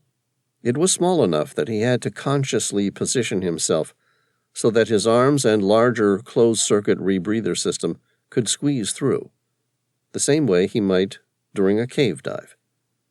The entrance led to 2 sets of vertical ladders, which descended another 20 feet. He made the descent, carefully diving head first, because the ladders didn't allow for anything else. At the bottom, there was a second manhole. Sam quickly maneuvered the hatch and swam through. The duct keel was an internal passage of watertight construction, comprised of 2 longitudinal girders, spaced precisely 8 feet apart, to form a narrow tunnel running just shy of the entire 1,400 feet length of the Buckholz. 2 sets of large piping took up most of the space. One pipe to shift the storage of the heavy fuel oil used to drive the large shipping vessel, and the second one to maneuver the ballast water to maintain an even sail and to compensate for swell. Tom's flashlight flickered past Sam's shoulder, disappearing far into the distance. Tom said, "Any idea how we're going to get across the length of this thing?" He fixed his flashlight on a pair of horizontal carts that looked awfully similar to old mine carts, with a single set of narrow railway tracks that disappeared into the blackness of the tunnel. At the back of the cart was a simple mechanical arm, known as a walking beam, that pivots seesaw-like at the base, which the passengers alternatively push down or pull up to move the cart. Beneath his full-faced dive mask, Sam grinned. "How about we use that?" Chapter 13. Tom could barely contain his laughter as he and Sam started to vigorously pump the mechanical arm, sending their submerged iron handcart racing through the flooded tunnel and making him feel more like a torpedo. They quickly picked up momentum, and the heavy iron handcart rushed through the water.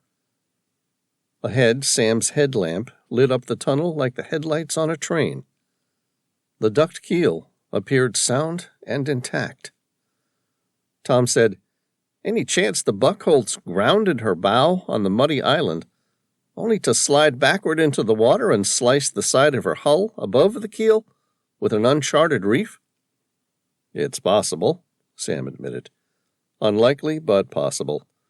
Let's get to the end of this, and then we'll have a better look." Their trip across the flooded section of the duct keel ended approximately 2/3 of the way along the length of the Buckholz. The handcart broke through the surface of the water, marking the end of the flooded section of the ship. Tom kept pumping the arm, and the cart continued its journey into the progressively shallower water until they were running along dry rails. The cart picked up speed despite the slight incline. Tom said, "Think the air's breathable?" "Not a chance," Sam replied, shining his flashlight across a set of rusty pipes. "Oxygen is depleted by oxidation of steel. Without access to the outside air, my guess is the air here contains well under 21% oxygen required to sustain life. I suppose, on top of that, Carbon monoxide, inert gases, and methane from the breakdown of carbon within the ballast water are all potentially present to form a lethal cocktail. Yeah, I think I'll keep my dive mask on. Tom kept pumping the cart's arm. The tunnel never seemed to change. There were 3 large pipes running parallel to the handcart, 1 for fuel and 2 for ballast water.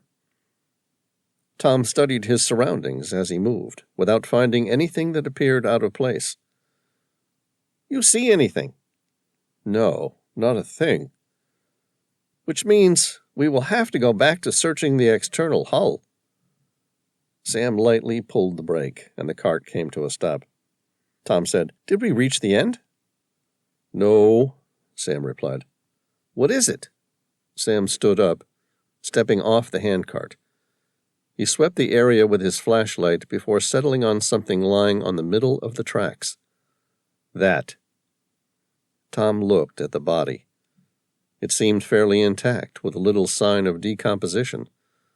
A male, approximately 50 to 60 years old, overweight but not obese. The body was lying prone, so that he couldn't see the face. Tom leaned over and felt for a pulse, almost expecting to find one. The body was cold. Not like ice, but no warmer than the inanimate steel it was lying on. "The guy's dead," Tom confirmed. Sam rolled him onto his side. "There's no sign of any injuries." "What do you think killed him?" "My guess, he got trapped down here while doing his routine maintenance check of the duct keel, only to become trapped and then suffocated." "That makes sense." Tom barely suppressed a grin. "Although, I'd like to know why Jean denied any injuries or fatalities when the Buckholts ran aground." "Yeah, me too. Maybe he genuinely didn't know yet." "Or he was murdered," Tom suggested. "What makes you say that?" Tom shined his headlamp on the man's hand. It still gripped a notepad. He picked it up and handed it to Sam. "Read that." Sam took the note and ran his eyes across it. "I'm sorry, Svetlana. They made me do it." Chapter 14. Sam stepped back onto the handcart. He committed the name Svetlana to memory. It was a common enough Russian name, but maybe Elise would be able to put the name and the dead man's face together somewhere. She could be quite the magician when it came to locating unknown people. "You don't want to go to the end?" Tom asked. "No. We already know it doesn't lead anywhere, and any damage farther toward the bow can't possibly have caused the flooding, because it was out of the water the entire time." Sam glanced at the body one last time. "No, the duct keel hasn't told us anything about where the water came in from, only that someone used it to murder someone." "So, instead of answers, we got more questions." "Yeah, like what he knew that got him murdered." "Exactly." Sam flicked the gear lever downward, changing the direction of the handcart to run toward the stern. He and Tom started pumping the arm until they built up speed, and then alternated between one another every few minutes. Sam glanced at his gauges. Everything was as expected. They had been on the dive for 41 minutes, and their maximum depth was 51 feet. Using their closed-circuit rebreather system, they still had more than 3 hours of dive time available. He glanced at Tom. "How are your gauges looking?" "Good," Tom replied. "At current consumption, I still have 3 hours and 15 minutes of gas before I'm going to need to hit the reserve. Why? Did you want to search the internal hull throughout each of the individual bays?" "No, but if you're up for it, I wouldn't mind eyeballing Mr. Cutting's precious secret shipping container. Maybe it might reveal a clue to the murder." "Okay, I'm keen." It took nearly 20 minutes to reach the engine bay. Sam was happy to leave the narrow confines of the duct keel and happier still to be on the outside of the watertight doors through which they had entered. On his heads-up display, a compass was projected in front of him. He glanced at it, setting a heading for south-southwest at 220 degrees, the same direction in which the Buckholz's keel ran aground, toward Newark Island. Beneath the compass was a digital image of the ship's schematics, superimposed on what Sam was looking at, to provide a sort of augmented reality. His computer system updated instantly, providing their predicted location and mapping, based on what Sam was able to see. It made diving within the massive cargo ship much more achievable. He kicked his fins, swimming directly over the top of the large diesel power plant, and through a closed set of blue doors. Sam pushed through the doors, which opened to Bay 9. Rows of shipping containers were stacked to the ceiling. A narrow-gauge steel gangway formed a platform to walk throughout the containers, with a series of ladders to take sailors up or down a deck. He followed the passageway all the way to port side, and then followed it toward the bow in the next bay. Sam's display popped up with his location, 10-14-08. Sam mentally retrieved the precise location of the secret shipping container, Bay 10, Row 14, Tier 8. He gently kicked his fins, moving slowly forward. A small marker on the gangway below him was the only evidence he'd passed into the 10th bay. He stopped and shined his flashlight through the series of intricate tunnels formed by the placement of multiple shipping containers, stacked upon themselves. "Do you see it?" he asked Tom. "Not yet. It should be directly below us." He searched for a way to get down. The passageway they were on didn't allow them to descend. Instead, they would need to get much lower. Swimming another 20 feet forward, he turned right to follow an internal passageway toward the Buckholz's center line. Sam fixed his gaze on the row of shipping containers beside him. A tiny camera mounted within his dive mask took in the image. He held his attention on the first of the shipping containers for a moment longer, until it triggered his augmented reality to spit out the shipping container's position. 10-14-10.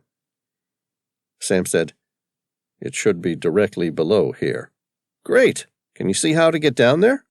Sam adjusted his heads-up display so that he zoomed out from the ship's schematics, allowing him to see what he was looking for, a set of stairs and ladders which would allow him to drop down to the 8th tier.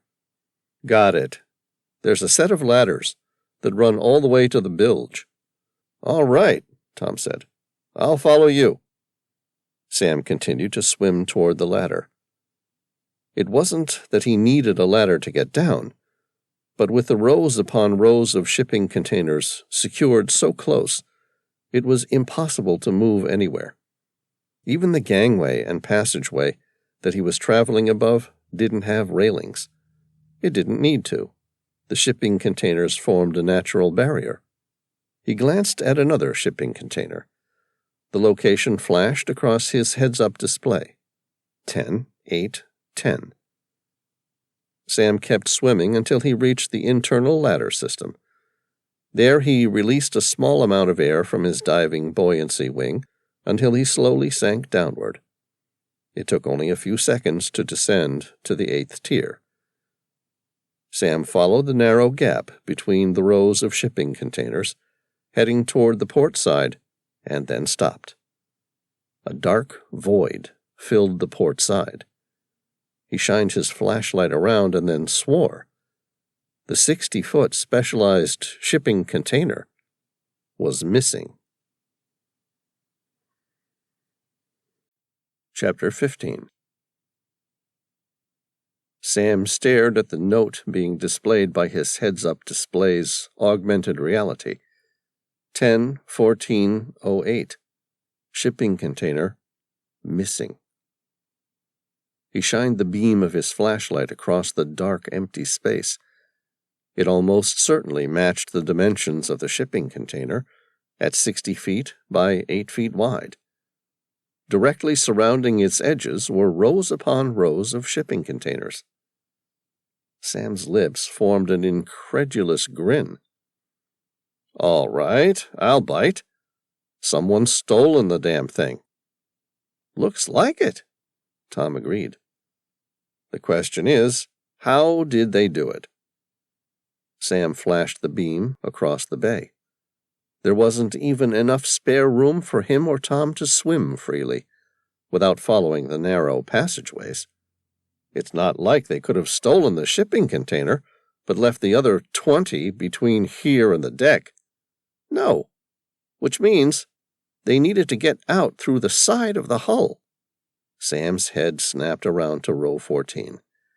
His eyes hadn't given it any thought before, because he knew that he was at the last row on board the Buckholz. But now, as he glanced toward the port hull, he spotted it. Sam stared at the opening. "I don't believe it." Tom moved to follow him. "That's impressive. A lot of work went into sealing that shipping container. It makes you wonder why." "You mean what's inside that shipping container that's worth sinking the entire ship for?" "Exactly." Sam fixed his flashlight on the opening. It was a little over 8 feet wide by 11 feet tall, almost the same dimensions as the specialized shipping container. The edges were razor-sharp angles, forming a wound of surgical precision, rather than a gash made by the sinking of the Buckholz. There was one thing for certain. The steel had been cut with a powerful piece of hardware. Sam kicked his fins and moved toward the opening. There was something about it that caught his eye. Water appeared to be flowing through the opening. A small eddy had formed, where the murky waters of the Elbe were mixing with the stilled water of the interior hull. That would have made sense if someone had cut the opening moments ago, but surely the damage had been caused nearly 24 hours ago, when the ship first ran aground. He swam out through the opening to get a better look and formulate some sort of explanation. The water outside the hull was slightly warmer, and the visibility obscured by clouds of mud. That's when he stopped. There, 30 or so feet away, lying on the muddy seabed, was the specialized shipping container. From what he could see, the purpose-built container was still intact. According to Jean, it had been designed to withstand significant pressures in the event of water damage. "Over there," Sam shouted. "I see it," Tom said, without making any move toward the massive hold. Sam kicked his fins and swam toward the shipping container. He was nearly there, maybe 5 feet shy of placing his hand on it, when the shipping container started to move. The massive structure jolted forward.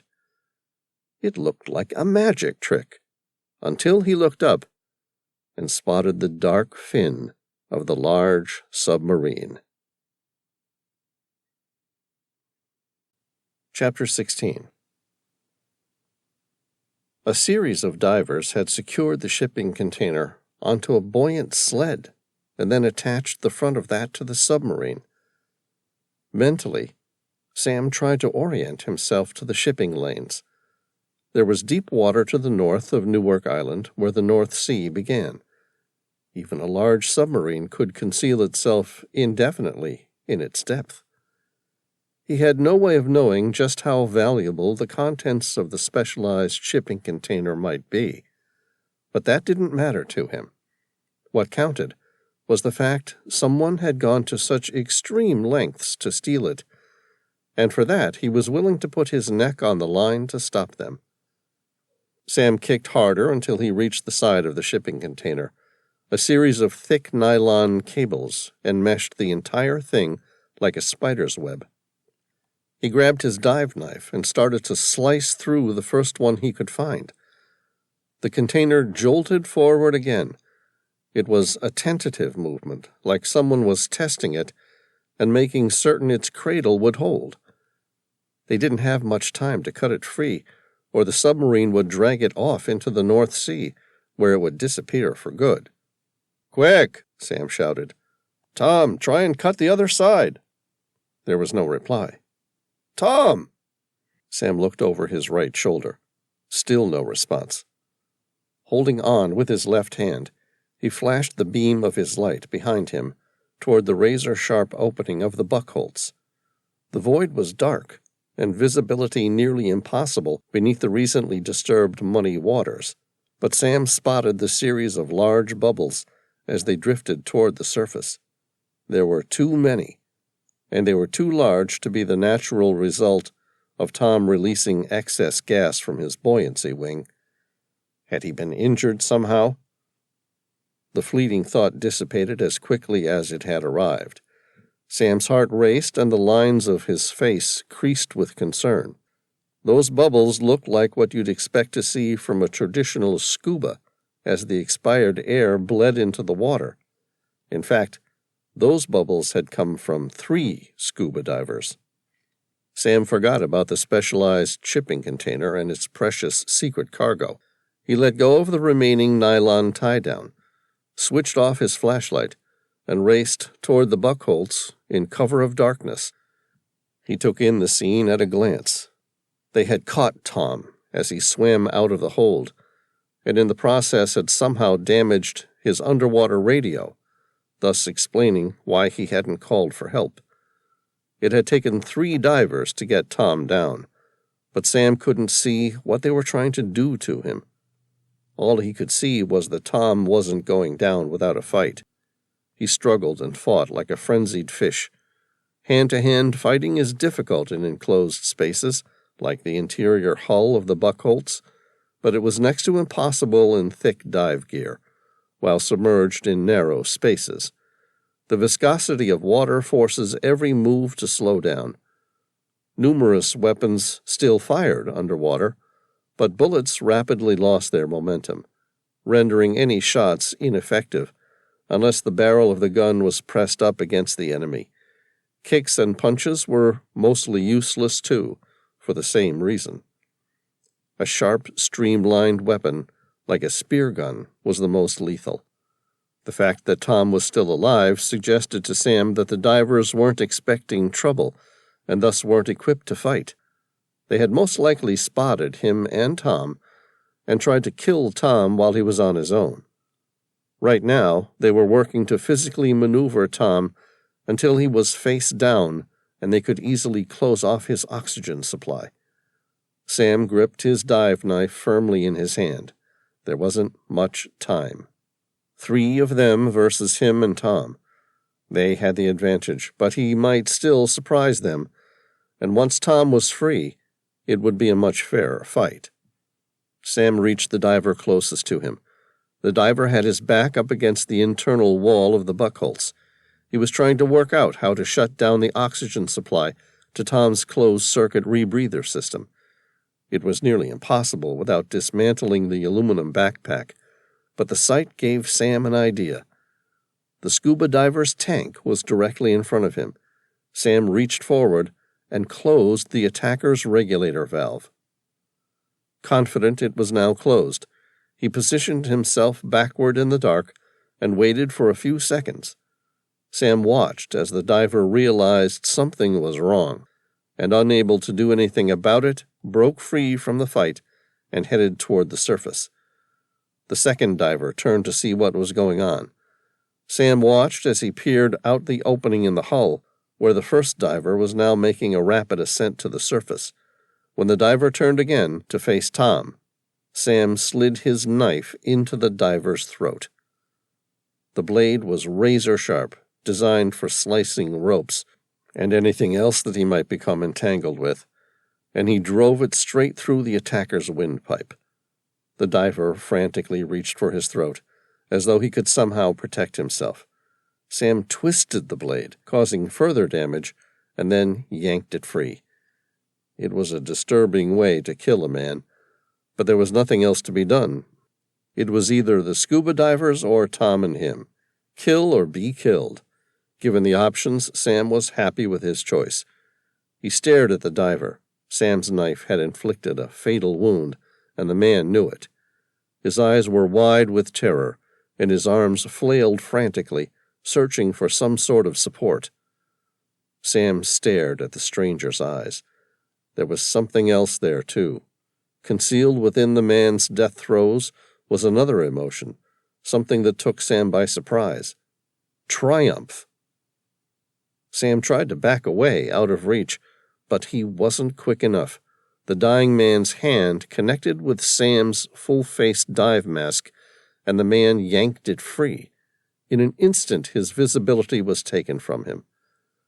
Sam tried to orient himself, but there was little he could do. The second his mask was ripped free, murky water gushed over his face, flooding his mouth and blinding his eyes. He forced himself to open his eyes. In the darkened mess, his eyes swept the environment, trying to distinguish the darkness of the internal hull of the Buckholz and the radiant light from outside.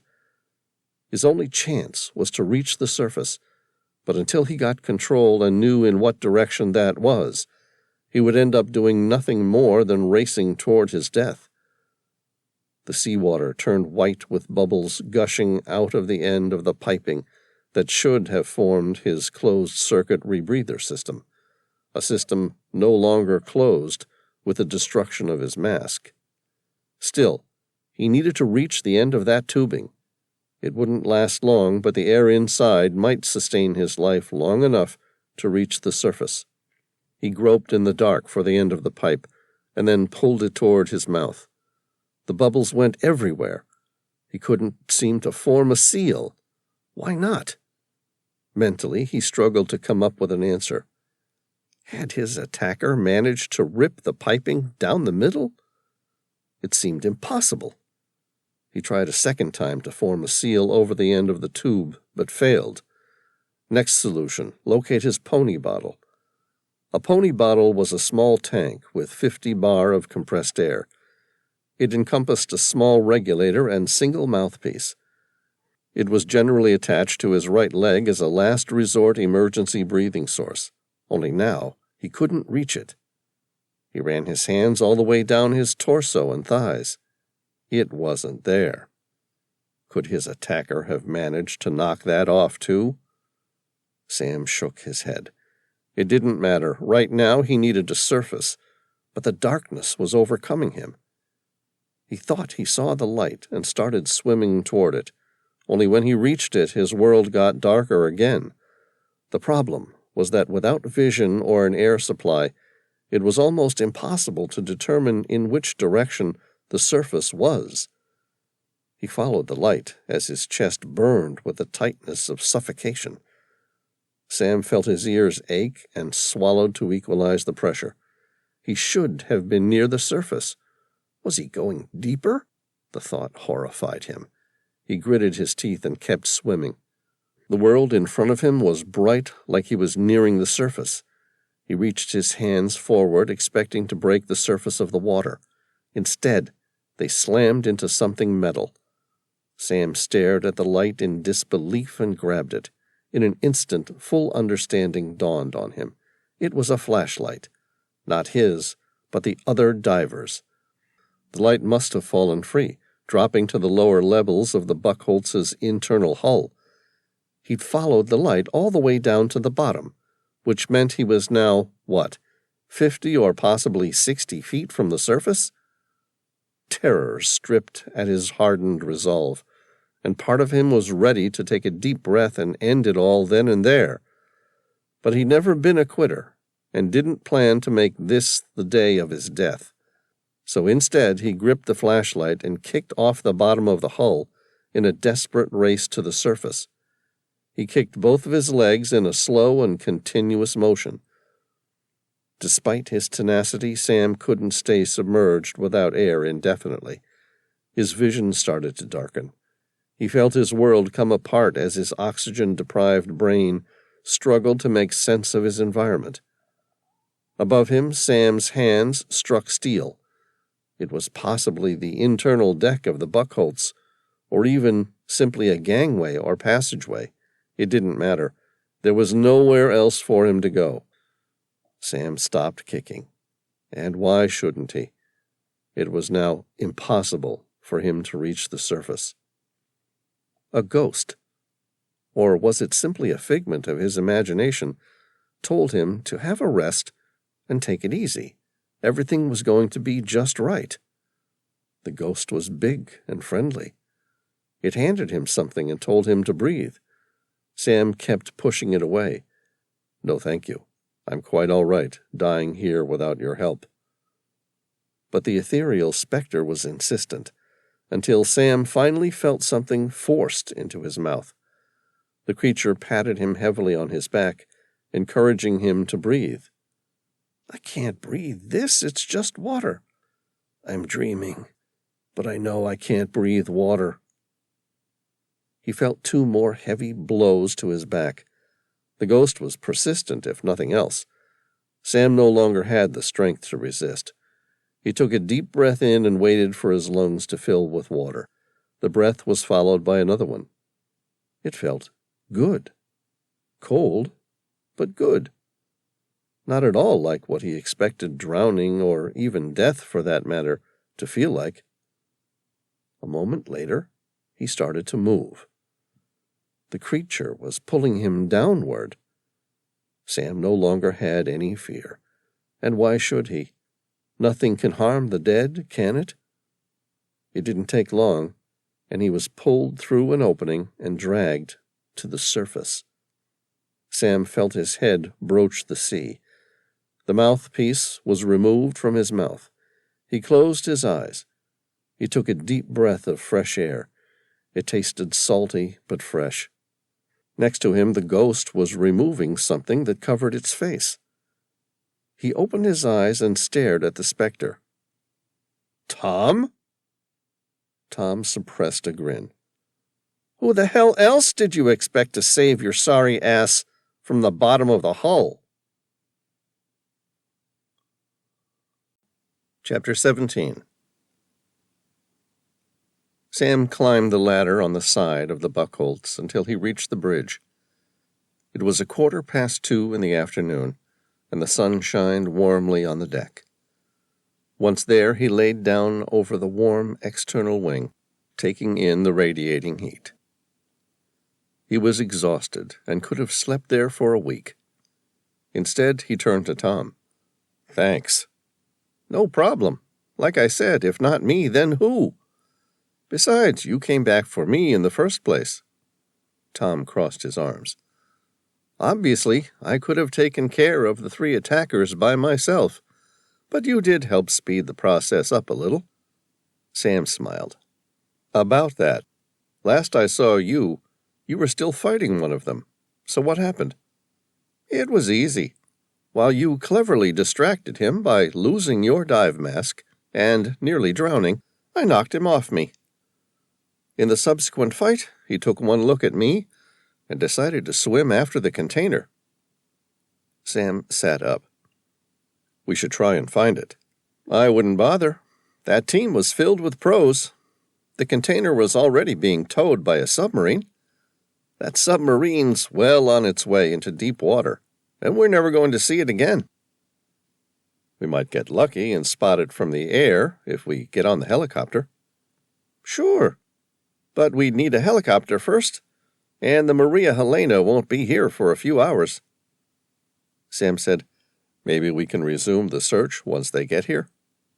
What? Tom laughed. And get lucky finding a submarine that's had a 3-hour head start? You think it's unlikely? Unlikely? Tom shook his head. It's impossible. If you know a way to do that, you should talk to my dad. He spent his life trying to locate submarines that wanted to remain hidden. All right, that's fair. So we lost the container. Yeah. Now we just need to see Gene and find out what he wants us to do about it. Right on cue, Gene Cuttings approached. I see you two made it back okay, without any trouble. Sam suppressed a grin. Yeah, you could say that. Jean sighed heavily. Well, what's the damage? How bad is it? Sam ran a towel over his face, running the palm of his hands and fingers through his thick, wavy brown hair. I'm sorry, Jean. You've got big problems. That bad? Jean's eyebrows narrowed. How long will it take to retrieve? Sam shook his head. No, you misunderstand me. It's not just difficult to retrieve. I found the storage room. And? It's missing. There's a 20-foot gash in the hull, where someone has attacked it with surgical precision to remove your specialized shipping container. How long ago do you think it was stolen? Jean asked. Sam shrugged. About 20 minutes ago. Jesus, why don't you get back down there? Didn't you try and stop them? Sam crossed his arms. We did. Jean noticed the small scratch marks on Sam's face. His own face became creased with lines of tension. What happened? We were attacked. They, whoever they were, fitted the shipping container onto a large cradle and were in the process of towing it out to sea with a large submarine when a group of divers attacked us. So, the whole accident was set up as an elaborate plan to steal it? It would appear so, Sam replied. How? I have no idea, but I'm still keen to find out. I'd like to have a look around the island to see if I can spot anything that might reveal what went wrong. At first, I would just assume that your crew was involved, but those digital recordings were pretty convincing. Someone set the Buckholz up to crash into Newark Island. What about my ship? It won't take much to seal the gap in the hull and then pump out the water. Once we do that, she'll mostly float off on the next high tide. Tom's already contacted the Maria Helena. She will be here by tomorrow morning, along with 2 tugboats, and will be able to coordinate the operation to bring her back into the water. Once we do that, they will be able to tow her into dry dock in Hamburg for more extensive repairs. Jean visibly relaxed. That's something at least. Thank you. One of the engineers shouted something to Jean, which Sam couldn't quite hear. He turned to Jean and asked, What did he say? Jean frowned. There appears to be a dead scuba diver floating in the water. Sam said, Sorry, that's my fault. You'd better send your guys out to retrieve the body. The German police are going to want to examine it. If we get lucky, we might find out who stole your cargo, too. Jean sighed. All right, I'll organize it. Anything else you want to let me know about? Yeah, you have another dead guy in your duct keel. This one has a note. Jean's eyes narrowed. What did the note say? I'm sorry, Svetlana, they made me do it. Sam squinted his eyes. Does that mean anything to you? Not a thing. Chapter 18. After some discussion about who was responsible for the retrieval of the body, Sam and Tom ended up climbing onto the rubber Zodiac and making the retrieval themselves. Sam opened the throttle and the little 2-stroke engine whined, sending the Zodiac skipping off the wavelets. It took less than 5 minutes to round the stern of the Buckholz and then spot the body. 20 feet out from the body, Sam released the throttle, and the bow of the Zodiac dropped into the water again. He idled to a stop on the starboard side of the body. Tom reached over and pulled the scuba diver on board. The man's throat had been slashed, and there was no doubt he would not have survived. Even so, Tom checked for a pulse before confirming, He's dead. It was him or me, Sam said. I don't blame you. Sam pulled off the diver's face mask. He looked about 45 to 50 years old, with a gray beard steely blue eyes, and no distinguishing marks. Tom folded back the diver's hood and read the brand name. "It's a British brand." Sam glanced at it and suppressed a grin. "It looks decidedly British, doesn't it?" "It isn't?" "No. This was made for the Russian SVR, Foreign Intelligence Service, formerly known as the KGB. "Really?" Tom was skeptical. "What did they want with a container?" "I have no idea, but I suppose that would all depend on what exactly was stored inside." Sam opened the throttle, and the Zodiac skipped toward the muddy beach once more. They rounded the stern of the Buckholz, and the propeller snagged on something, sending the two-stroke engine into a high-pitched whine. Sam closed the throttle and then took it out of gear. Tom asked, "What's wrong?" "I don't know. The propeller got caught on something." Sam killed the engine and tilted the outboard so they could get a good look at the propeller. It was fouled by something metallic. He pulled at it, and a large chunk of reflective metal came free. Sam examined the material. "Aluminum?" "Looks like it," Tom replied. "I wonder if the Buckholz was carrying a container full of the stuff." "Why?"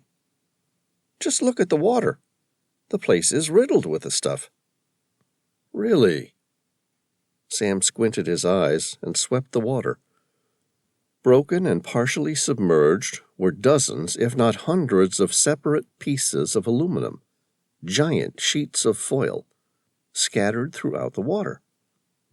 "Beats me."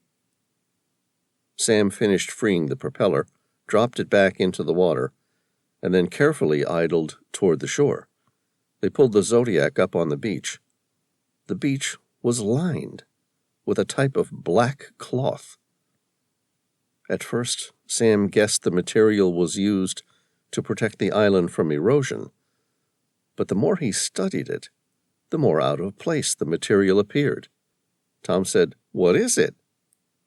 "This stuff," Sam said, picking up the material. "It doesn't look like it belongs here." "It's not here to stop the runoff from the island?" "That's what I thought, but I don't think so." "Why not?" Sam pointed toward the larger rocks and small buildings on the island. They were all covered in the same material. "There's no reason to cover those things." Tom grinned. "I don't believe it." "What?" "It looks like someone has gone to the trouble of hiding the island while building an artificial island out of aluminum out at sea." Sam nodded. "Of course, aluminum would have reflected the Buckholz's radar, making the pilot think he was on the wrong side of the shipping lane. A glance at the Newark Island would have revealed nothing but darkness and only confirmed the pilot's terrifying suspicion that his ship was in the wrong place. As a consequence, he turned 90 degrees, trying to avoid a direct collision with what he now thought was the island, and in doing so, ran aground." A few minutes later, Sam climbed back onto the Zodiac and motored it across to the bottom level of the bridge. There he explained the near-impossible theory to Jean, who struggled to accept it. It no longer mattered. The ruse had achieved its objective, and the highly valuable cargo was gone. The Maria Helena would arrive in 2 days, and then they would pull the Buckholz back into the water. Sam's satellite phone rang. He answered it. "Sam Reilly speaking." "Mr. Reilly," came the voice of the lead British investigator for the crashed Boeing 747 Dreamlifter. "We've retrieved the data from the FDR. We are lucky this plane's FDR had a video feed." "And?" "You're not going to believe what happened." "What happened?" "I wouldn't even bother trying to tell you about it. I've emailed a copy of the FDR cockpit recording. Just watch it, and let me know what you think." Sam asked impatiently, Do you know how the 747 crashed? Yeah, I just don't believe it.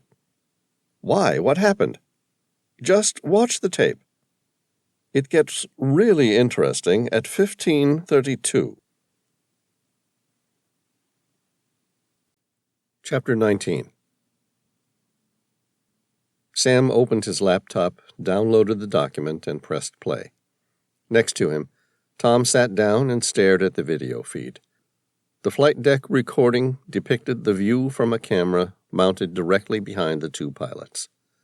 Its wide lens allowed for a clear view of the cockpit, including both pilots, instruments, and the view of their windshield. Sam's eyes instantly met the thick cloud cover that obstructed the pilot's vision ahead. He glanced at the instruments. The pilot in command had more than 10,000 hours of flying time under his belt, and had flown the route from Germany to New York hundreds of times before. He had intentionally diverted nearly 100 miles north of his original route in an attempt to catch a 90-mile-an-hour tailwind. It wasn't an unusual detour for the company to take, despite being far from the direct route. The pilot in command, with clear knowledge of the likely weather patterns in the region, had set up instrument-rated flight, meaning that he would rely entirely on instruments only for his navigation, and no visual reference. The first 15 minutes appeared routine. The aircraft had already climbed and reached its cruising altitude of 42,000 feet.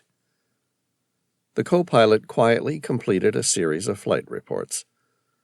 Although Sam had never personally flown a 747 Dreamlifter, he'd been in the one that his dad owned many times. To his ear, the aircraft's 4 Pratt & Whitney PW4062 engines purred nicely. There was nothing to suggest the aircraft was about to suffer a fatal fault leading to the aircraft's demise. At 15:32, everything changed. It was subtle at first, and like most disasters, a series of unfortunate events led to the aircraft's loss. Sam noted that the pitch of the 4 engines hadn't changed.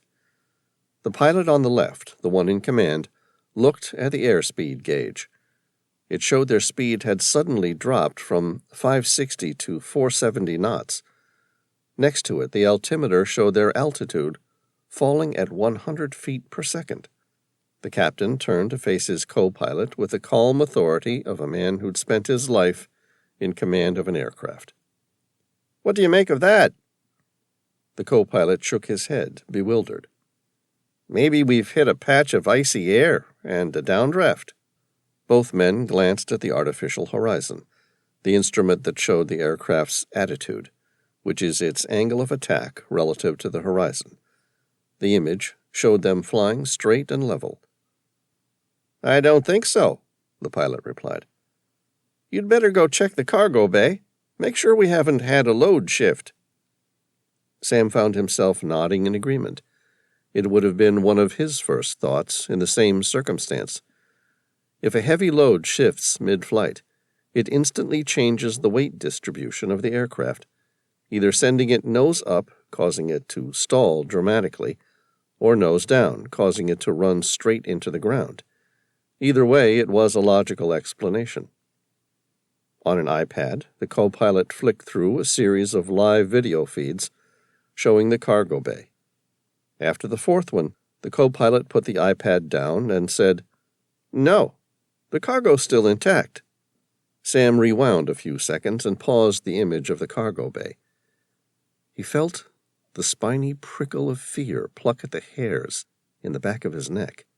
There, in the middle of the massive Dreamlifter's cargo bay, taking up the entire space, was a large sphere. It sat on a purpose-built container, bolted down and secured by large cargo chains. He stared at that image. His breathing became uneven, and he felt a knot twist in his stomach. Sam recalled the recent dive he'd made in the Norwegian Sea on board that same aircraft. The cargo bay had been empty. No one ever informed him that the aircraft was carrying a load. Someone was intentionally lying to him. He closed his eyes and sighed. Why? Why go through the process of hiring him at all if they weren't going to tell him what this was all about? Sam made a digital copy of the sphere with his smartphone. He attached it to a message for Elise with a single question. Please identify. He then pressed play and the video continued. The pilot said, I'm going to disconnect the autopilot and take over manual control for a minute. Copy that, replied the co-pilot.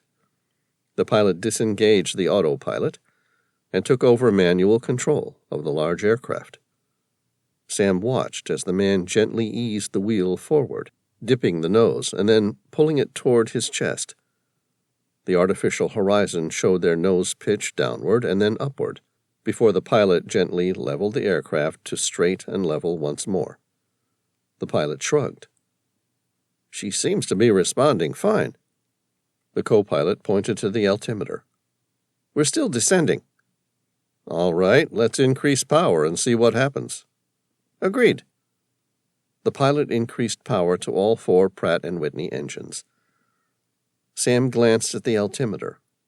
It was still slowly rotating counterclockwise, meaning they were still on a steady descent. The pilot saw it too. I don't get it. We're not making any difference to it. One thing is for certain, all 3 of these instruments can't be wrong.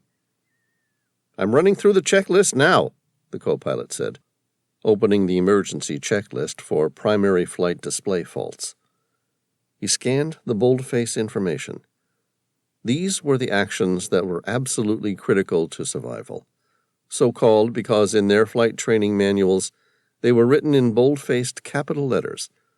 The term boldface was said to be written in blood because these critical steps, usually created from an accident investigation, were ones that should have been taken to avoid a fatal crash, but weren't. These steps could, in a crisis, save your life. The co-pilot opened up his flight manual and ran through a checklist for potential faults leading to instrument disparities. In this case, specifically, the altimeter and airspeed weren't matching up. Sam found himself impressed by the professionalism and competence displayed by the pilots. They were clearly experienced. This sort of situation was the thing of nightmares in terms of airmanship. In thick cloud cover and without accurate instrumentation, a pilot could quickly become disoriented and panic. It was a recipe for disaster. Unable to trust the effectiveness of the artificial horizon, speedometer, or altimeter, a pilot had little means of maintaining the aircraft in straight and level flight. Yet still, at this stage, the 2 pilots were working the problem in a calm and efficient manner. Such an event was a true proving ground where pilots demonstrated how well-rounded their capabilities were, but more often a crucible where pilots identified gaps in their knowledge, leading to a domino effect, quickly cascading into an irreversible disaster. Few people survived such events. Sam closed his eyes for a moment as he recalled that these 2 men, despite their competence, failed to survive the event. The co-pilot said, I'm manually checking the air-driven gyroscope, GPS, and inertial navigation to get an accurate reading of our attitude. The captain said, Read me the numbers when you're ready. Okay, got it. We're flying straight and level. Our altitude is 42,000 feet, and our speed is 470 knots. The captain shook his head. I don't believe it. That's exactly what I have. Any ideas what caused it? There might have been a slight glitch in the primary flight display. Sam recalled how most information was digitally run through the primary flight display on a Boeing 747.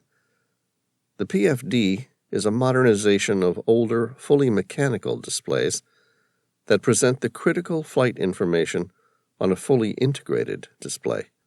This includes airspeed, altitude, attitude, and bugs. important, dynamically updated information calculated by the system's computer. The biggest difference with the PFD is that the underlying mechanical measurement systems, the gyroscope, the pitot, parametric pressure instruments, and differential pressure gauges, are totally separate to the display. A third pilot stepped into the cockpit. "Hello?" Sam paused the image and took a copy of the man's face. "Who are you?" "What's going on?" the new pilot asked. He was most likely the third pilot, currently on his rotational rest time.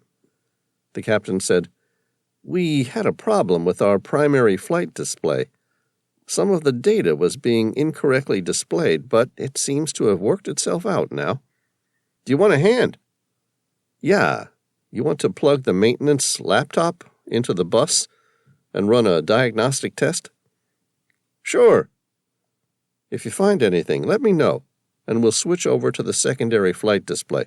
"All right, I'm on it." The third pilot turned, and a moment later, everything changed. A series of loud warning alarms screamed and flashed. The captain said, "I've got fires in engines 1 and 2. All three of their heads raced to the port window. The wing was entirely obscured by the thick cloud cover. "Anyone have a visual?" "No," came the reply. "All right, I'm shutting down engines 1 and 2. "Confirm," the co-pilot said. "Shutting down engines 1 and 2. The pilot in command increased power to engines 3 and 4 and applied pressure to the right rudder to counteract the yaw to the port side. The third pilot said, "I'm going to plug into the maintenance bus and see if I can work out what's going on with those engines." "Understood. Let me know what you find." The captain then said to his co-pilot, "Get me the coordinates for Oslo Airport." "Yes, sir." The captain was about to voice a mayday when he noticed their airspeed was decreasing and their altitude was plummeting. He said, "We're losing altitude." "How?" the co-pilot said. "Engines 3 and 4 are at maximum power." The Dreamlifter should have been able to maintain its altitude with just 2 engines running. The captain's eyes darted across a series of instruments, trying to determine the cause of the problem. Could we still be having the same problem with the primary flight display? The co-pilot checked off the numbers from the secondary flight displays. The readings seemed to be matching up. The captain was about to instruct his off-duty officer to switch over to the secondary flight displays when the warning light for engine number 4 lit up. "We've got another engine fire." The co-pilot pressed his eyes to the starboard window. "I can't see anything." "Yeah, well, I don't want a fire on board. I'm shutting her down." "Are you sure you want to do that?" The captain shrugged. "What choice have we got?" "It might be another glitch." "And it might not be. If we're wrong, we have nearly 50,000 gallons of aviation fuel ready to ignite." All right. Let's shut down." The captain checked that he had the shutdown switch for engine number 4, confirmed it, and then shut it down. He then depressed the microphone and calmly voiced his mayday, including their rough position and that they were going to head toward the Oslo airport in Norway for an emergency landing. But at this stage he believed that he had a fault with their instruments, not their engines or aircraft controls. There was no response on the radio. He tried again without any success, and then gave up. The captain set up for a gradual descent. "Have you found the coordinates for Oslo?" "Yeah, but at our current descent rate, we'll be lucky to make it halfway." "All right, we're probably going to end up ditching in the ocean. I want you and Roger back there to get in your survival suits. It's a long shot, but if we do have to put down into the water, I want to make sure we give ourselves the best possible chance of survival." "Okay, I'm on it." 4 minutes later, both co-pilots returned. The captain looked at Roger. "What did the maintenance system say was going on with our primary flight display?" "It didn't. According to its self-diagnostics, the system's running smoothly." What about the engines? It's recording high oil pressure in all 4 engines, and extreme heat in engines 1, 2, and 4. The captain turned to face him. There's high oil pressure in all 4 engines? Yes, sir. You know what this means. Yes, sir. We're living on borrowed time before engine 3 gives out. That's right. The 4th engine alarm buzzed. The captain's head snapped to the right. His heart raced and he felt fear rise in his throat. His eyes remained fixed on the warning light. The 2 co-pilots stared out the starboard window. It was a pointless exercise. The cloud cover was too dense to allow them to see anything. We have an engine fire warning for engine 3, sir. Understood. And still the captain remained silent. Sir? The co-pilot asked. Shut it down. Copy that, sir. Shutting down engine 3. The constant drone of the engines ceased, and the cockpit became silent. The captain said, All right, we're committed to a water landing, gentlemen. You'd better strap yourselves in tight. What about your survival suit, Captain? The co-pilot asked. The captain smiled. It was sardonic but confident. We're out of time. That's all right. If we survive the landing, I'm happy to take my chances. Even as Sam watched the events unfold, he shared the same sense of disbelief as the 2 pilots. How could a modern Boeing 747 lose all 4 engines? The captain dipped the nose until their airspeed picked up. The last thing he wanted to do was stall now. He made firm and decided movements with the control, happy to see the aircraft was still responding to his inputs. The altimeter started to race counterclockwise. Can you control our descent? The co-pilot asked. Not a chance in hell. The captain eased the wheel forward, dipping the nose farther. Besides, I don't think the altimeter is giving us the correct readings. I'll get out the manual instruments and see what we've got. All right, but I think we'll know for sure any second now, just as we drop below the cloud cover. Is that wise? Not really, but it's not like we really have a choice, do we? The co-pilot shrugged. We might slam into some sort of ground terrain. The pilot shook his head emphatically. Unlikely. There's nothing higher than a cruise ship for more than 100 miles. We're good. What if the altimeter's right? The co-pilot asked. All you're going to do is send us straight into the sea. It's wrong. I can feel it. Many pilots have made that mistake before. The captain nodded. All right. There's a mug in my backpack over there.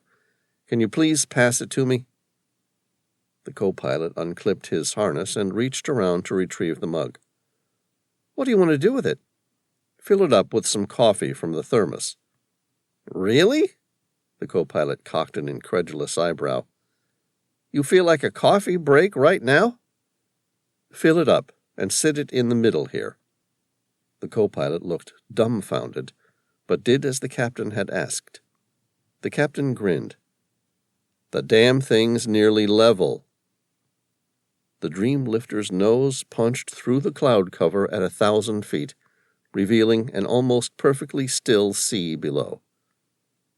Well, I'll be. That's really something, isn't it? The captain said.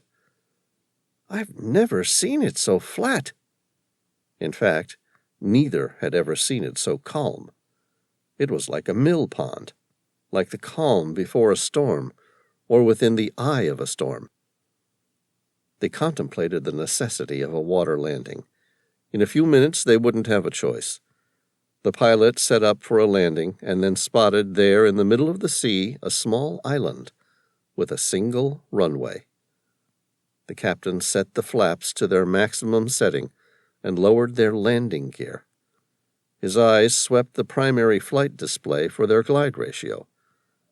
They couldn't have set up for a better landing had they known about this mysterious island an hour in advance. Here we go, gentlemen. Good luck. The dream lifter raced across the top of the runway, and the captain pulled back on the wheel until the massive cargo aircraft flared and settled onto the runway. The windshield was covered instantly with water. It was a perfect water landing. The tiny island and runway disappeared like a mirage, and the FDR video feed ceased. Sam turned to Tom. "Well, what the hell do you make of that?" Chapter 20. Spratly Islands, South Chinese Sea. Admiral Feng Jian stepped out onto the bridge of the recently launched Feng Jian, a Chinese-type 003 aircraft carrier of 85,000 tons. She was the crowning jewel in his exemplary career, and his ship had been dispatched to protect the territorial waters of the South Chinese Seas. The South China Sea islands consist of over 250 islands, atolls, cays, shoals, reefs, and sandbars, none of which has indigenous people, few of which have any natural water supply, many of which are naturally underwater at high tide, while others are permanently submerged. The Spratly Islands were originally a series of coral islets, mostly inhabited by seabirds. There were a series of banks, more than 100 submerged reefs, and 21 underwater shoals. The Feng Jian was specifically assigned to the Fiery Cross Reef, the largest of China's military bases, built upon the heavily disputed 7 islands of the Spratly Islands, made permanent by land reclamation. The base of the Fiery Cross Reef was now complete, and perfectly capable of looking after itself. The artificial island was now defended by nearly 5,000 permanent defense personnel. The fortifications included 12 hardened shelters with retractable roofs, missile silos, 40 combat aircraft, and 4 long-range Xi'an H-6 bombers capable of performing bombing raids up to 3,500 miles away. The island itself was one of the most strategically advanced military bases in the world, with an array of manned and autonomous defense systems. An autonomous artificial intelligence system gathered information from the island's radar and sonar towers, providing the most advanced early warning system and recommended evasive actions. It was the purpose of this AI military system, more than the artificial islands themselves, which had concerned the United Nations, of which China was a permanent founding member. Admiral Feng Jian's hardened face was unreadable.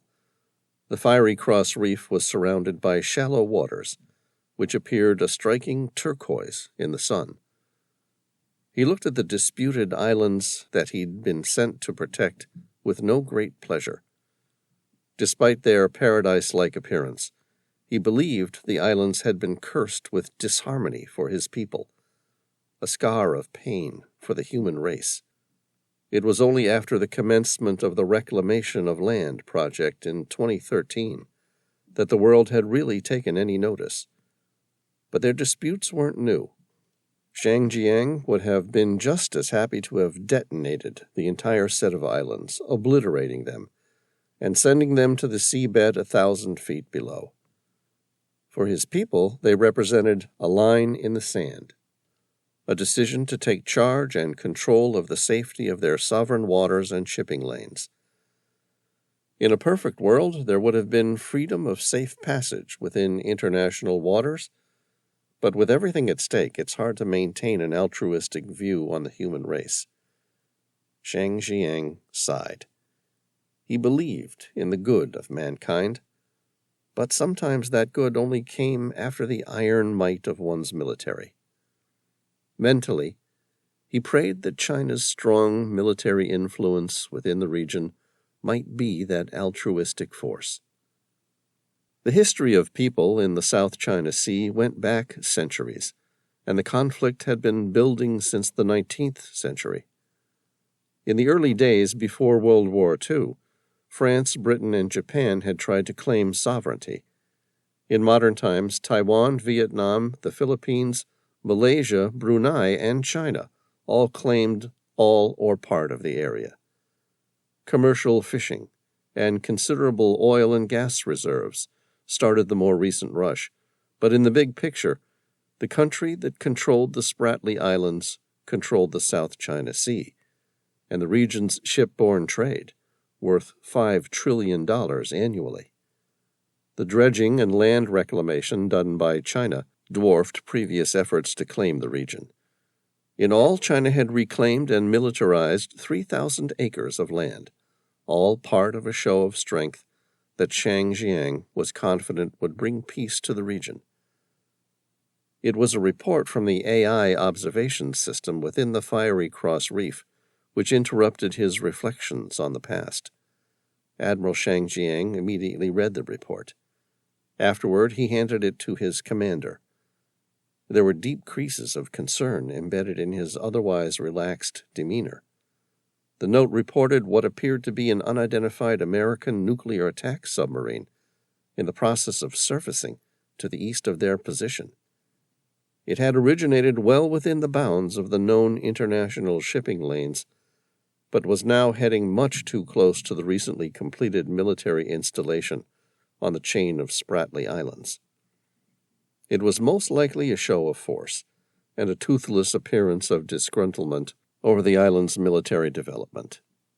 The admiral guessed that the submarine would surface, then skirt the outline of the shipping lanes, before disappearing into the deeper waters of the South China Sea, avoiding any formal confrontation. It wasn't the first time he'd witnessed such a brazen risk to peace in the region, and it undoubtedly wouldn't be the last. He sighed as he took a pair of binoculars and watched the submarine surface roughly half a mile away to his east. But it was the first time an American nuclear attack submarine had come this close. The submarine surfaced and ran in a northeast direction, on a direct course to a section known as the Dangerous Grounds.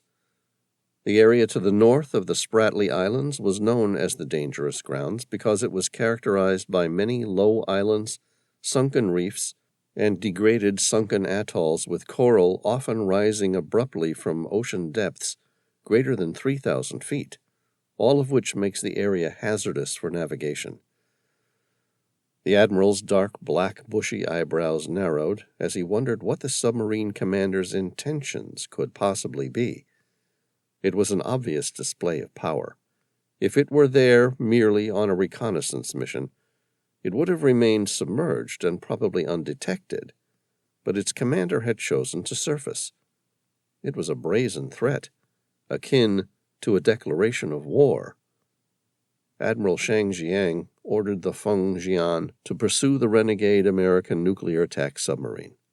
The sub headed north toward a series of shallow channels, into an area known as the Labyrinth, because it represented more than 100 uncharted submerged reefs.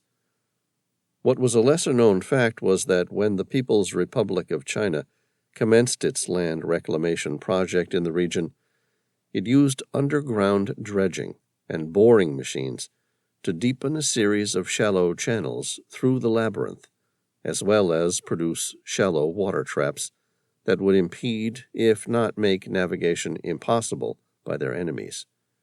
And now, their enemy was sailing at full speed into a trap.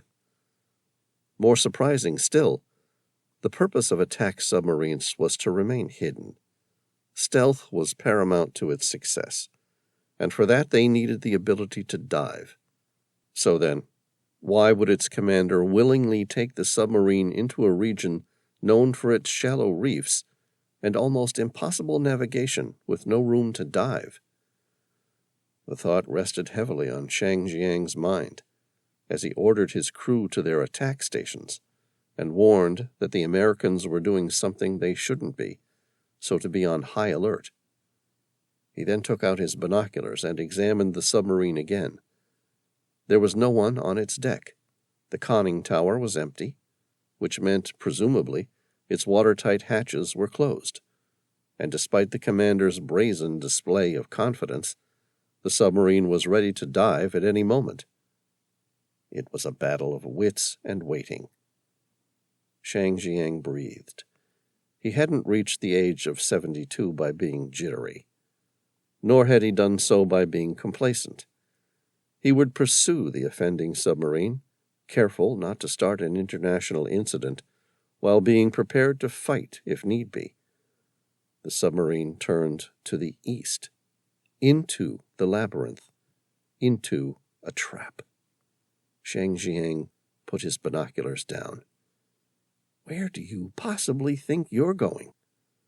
The helmsman glanced at Feng Jian. "Do you want me to wait out here, sir?" Feng Jian hesitated, not because he was concerned his helmsman couldn't pilot the bulky aircraft carrier inside, but because he knew once he'd entered the labyrinth, a confrontation with the American submarine was unavoidable. Both men knew the labyrinth well. In fact, they had taken the Feng Jian into her narrow shipping lanes previously during her sea trials. "Sir?" the helmsman asked. Feng Jian's lips thinned to a hardened line. "Take us in." The Feng Jian reduced speed to just 2 knots and turned due east on a bearing of 90 degrees, entering the narrow lanes and abundant submerged coral reefs that formed the labyrinth. The ECDIS, electronic chart display and information system, depicted the bathymetric information and a graphical representation of the mapped seabed and various channels that formed the labyrinth. As far as Feng Jian was aware, only China possessed such navigation information. Even with the map, it would be dangerous to maneuver the Feng Jian, and almost impossible for the American submarine to do so without running aground.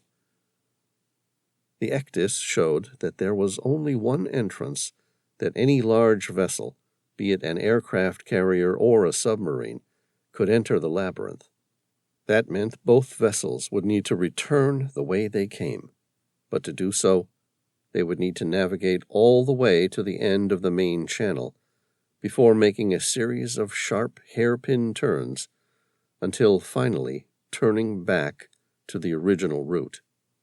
Feng Jian looked through his binoculars again. The submarine was moving much faster than they were, faster than he would have been willing to attempt to maneuver his aircraft carrier through the narrow channel.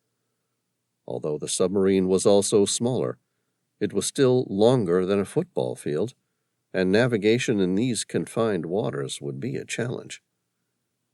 His first officer greeted him. "Sir, the observation tower at Fiery Cross Reef says it lost all signs of the American attack submarine on its radar and sonar." "Lost?" Feng Jian asked, incredulously. "When?" 4 minutes ago, just after it surfaced." "That's impossible." Feng Jian raised his binoculars and examined the submarine.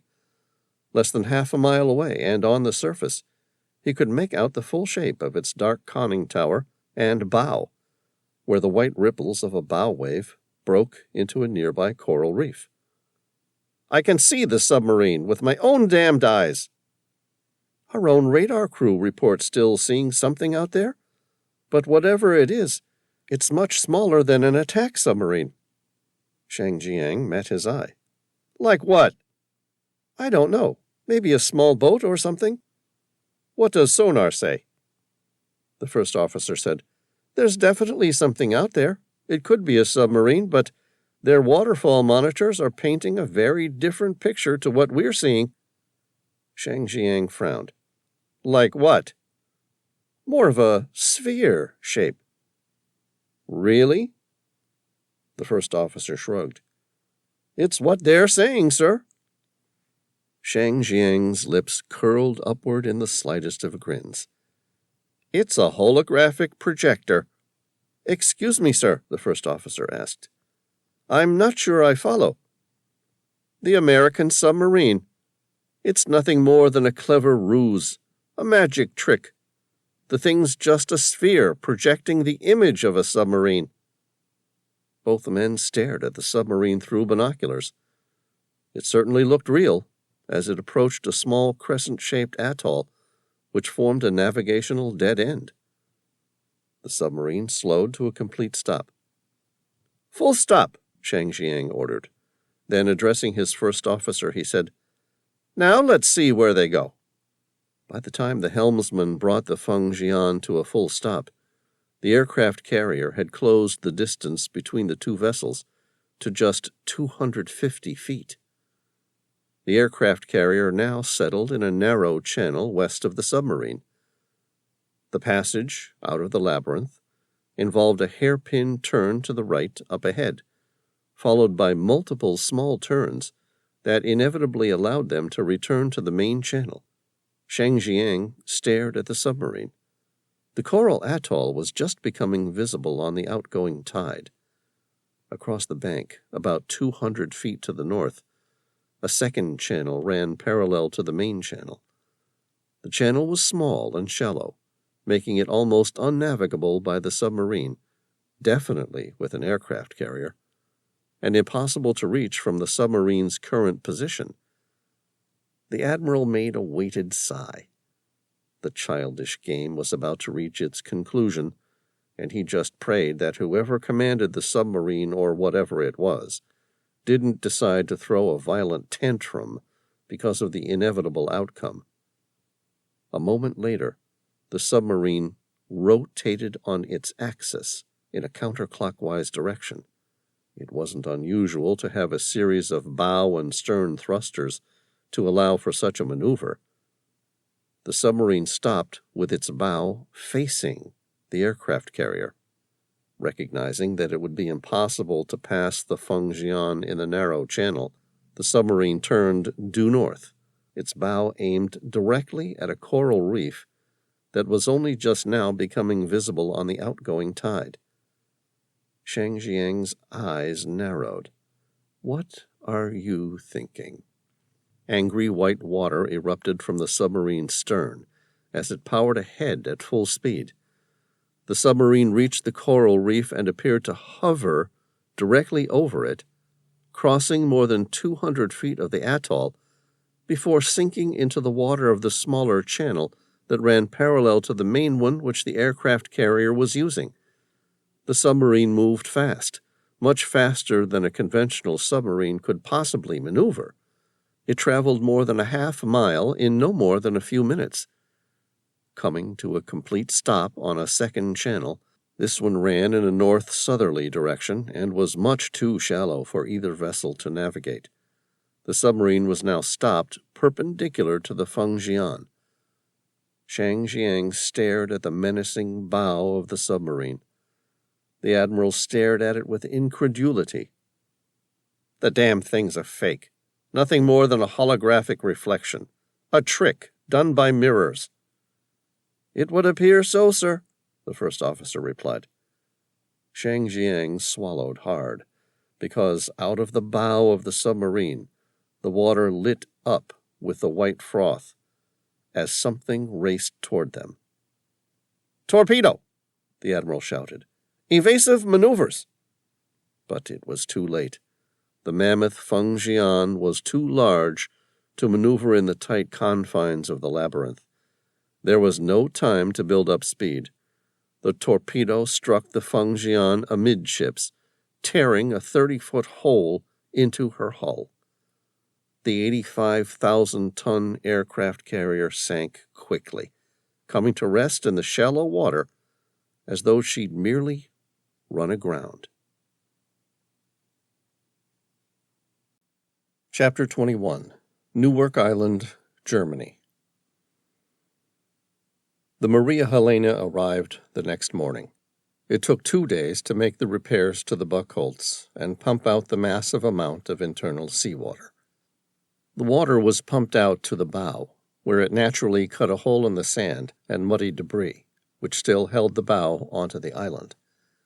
It would all help with the ultimate goal, culminating at midnight on the third night, at the highest tide, when the Maria Helena, along with 2 tugboats, would attempt to pull the Buckholz free of Newark Island. From the aft deck of the Maria Helena, Sam stared up at the behemoth stern of the Buckholz, where a single hawser rope, 16 inches thick, split into 3 separate lines, where it was tethered to 2 tugboats and the Maria Helena. He gripped a single radio from which he planned to coordinate the impossible, and it did seem impossible to think that the 3 little boats could do anything to affect any type of change on the large container ship. In fact, it was impossible for the 3 little ships to pull the larger one free of the island. The Buckholtz was simply too heavy. Instead, Sam had decided to change the equation a little into his favor. To do this, he left the first 2 bays of the Buckholtz flooded and shifted the entire load of maneuverable ballast from the bow and amidships into the stern.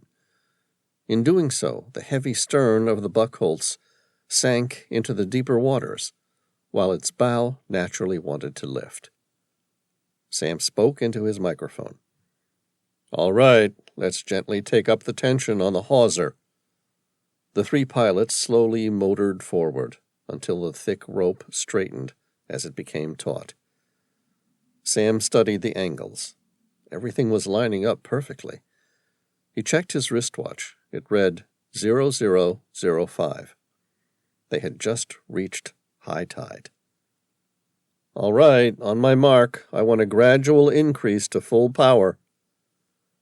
Sam waited. His eyes swept the midnight scene, scanning each individual rope and boat for any sign of chafing or incorrect angles. He swallowed. It was now or never. "Let's go, gentlemen." Sam listened as a combined 140,000 horsepower worth of diesel engines increased their RPM, straining to extract every single newton of torque out of each propeller as their blades cut through the seawater. The sound was deafening. The sea turned white with the backwash of multiple propellers. The aft end of the Maria Helena fishtailed as she dug so deep into the water that for an instant Sam feared she was going to pull herself under. He gritted his teeth. "Full power!" Sam let the cacophony of powerful diesel engines, trying their best to achieve the impossible, continue for 20 minutes before he ordered it to stop. He ran the palms of his hands through his thick hair. Matthew, his skipper, looked back at him. "What do you think, Sam?" "Beats me. As far as I can tell, we're going against Newton's first law of motion. An object at rest remains at rest until a net external force is applied to it. I guess we don't have enough power to do that." Tom stepped onto the deck. "I've got an idea, but I'm not sure anyone's going to like it." Sam said, "Shoot." "We've had nearly 2 days of running water pumped into the front of the Buckholtz's bow, leaving a deep crease beneath her keel." Sam suppressed a grin as he thought he'd started to see where Tom was going. "Go on." "Do you know there's a dam 80 feet up from there?" Sam nodded. "I also heard it's the only source of fresh water for the island." "Right," Tom continued, undeterred. "I'll leave it to Gene how he wants to rebuild the dam and refill it for the people living on Newark Island, but you want to know what would happen if we blew the dam wall, released 250,000 gallons of water onto the tunnel running beneath the keel?" "Yeah, that's the gist of my idea." Sam said, "I think we're going to get into serious trouble with the EPA." "That's an American organization. The Germans use the German environmental agency, called Umweltbundesamt. They're the ones who are going to be pissed. Even so, do you think it would work?" Sam nodded, surprised at Tom's knowledge of German environmental administration. Sometimes it might be better to ask for forgiveness than approval. Besides, even the Umweltbundesamt would have to agree that it would be better to damage a dam and remove the Buckholtz than to have it remain permanently here, where it could become a long-term environmental disaster. Tom grinned. "So, we're agreed." "Agreed. Take Genevieve with you. She'll make sure you set it up right and don't do anything to get yourself killed. Let me know when it's in place and we'll try again." Tom patted him on the shoulder with an open hand. "This will work." "I sure hope it does." Sam looked around at the now quiet seas. The water was high and completely still. He couldn't have asked for better conditions. If the next attempt failed, the Buckholtz might be stuck for some time before they got another opportunity to shift her. He spoke into his microphone. "All right, stand down while we work the problem from the land." It took just under 25 minutes before Sam got the message from Tom that everything was in place. Sam told him to wait until the 3 boats were set at full power and the ropes were taut before he did anything. And then he started the process again. All 3 power plants roared, and the Maria Helena's stern shifted backward and forward, digging herself deeper into the water. After 3 minutes, Sam said into the radio, "Okay, Tom, let her rip." The explosion rocked the northern edge of Newark Island like an earthquake, followed by a thunderous roar of water racing free. And still, the 2 tugboats and the Maria Helena continued at full power. Sam fixed his eyes at the Buckholtz, where water now rushed to meet her, gushing around her keel. The hawser ropes strained under the extreme pressures. The first wave of water reached the Maria Helena's stern, and for an instant, Sam was worried it was going to swamp the smaller ship. But she rode the wave with the self-confident poise with which they'd come to expect of her. The stern of the Buckholtz shifted in the unstable water, rising a few feet and then dipping again, but still she remained fixed on the island. Between the cacophony of engine noise, multiple propellers, and rushing waters, a new sound emerged. This one was far more resonant, more like thunder than anything possibly man-made. Sam squinted his eyes and listened. He mentally tried to block out the rest of the sounds and concentrate on the new sound. That's when he saw it. The Buckholtz had started to shift. It slid slowly at first, and then picked up momentum until it was racing off the island. Sam swallowed hard as the hawser rope went loose. The container ship was moving faster than the other 3 smaller ships. Sam picked up his microphone. "Get out of its way!" At the helm, Matthew steered the Maria Helena to the starboard toward the island. The Buckholtz slid by, creating a massive wake. The Maria Helena was thrown like a toy on its side. Sam gripped the guardrail, narrowly escaping being thrown into the water. The engine whine reached a scream as the propeller came free of the water for an instant. A sharp clanking noise of metal on metal came free, and an instant later the Maria Helena stabilized in the settling sea and the growing silence. Matthew stepped out of the bridge. Sam glanced at his face and said, "What happened?" Matthew's jaw set firm, and his face set in lines of hard determination. "I think we just lost our propeller." Chapter 22. The Maria Helena anchored off the shallow, muddy beach of the north of Newark Island.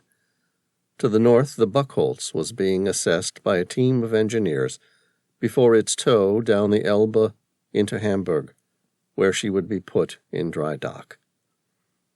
Sam sat on the bridge, talking to Matthew, who had already arranged for the Maria Helena to be towed to a shipyard along the Elbe to repair its propeller. Elise stepped into the room, her mouth set in a broad grin. Sam glanced at her. "What is it?" "I think I know what happened to the 747 Dreamlifter."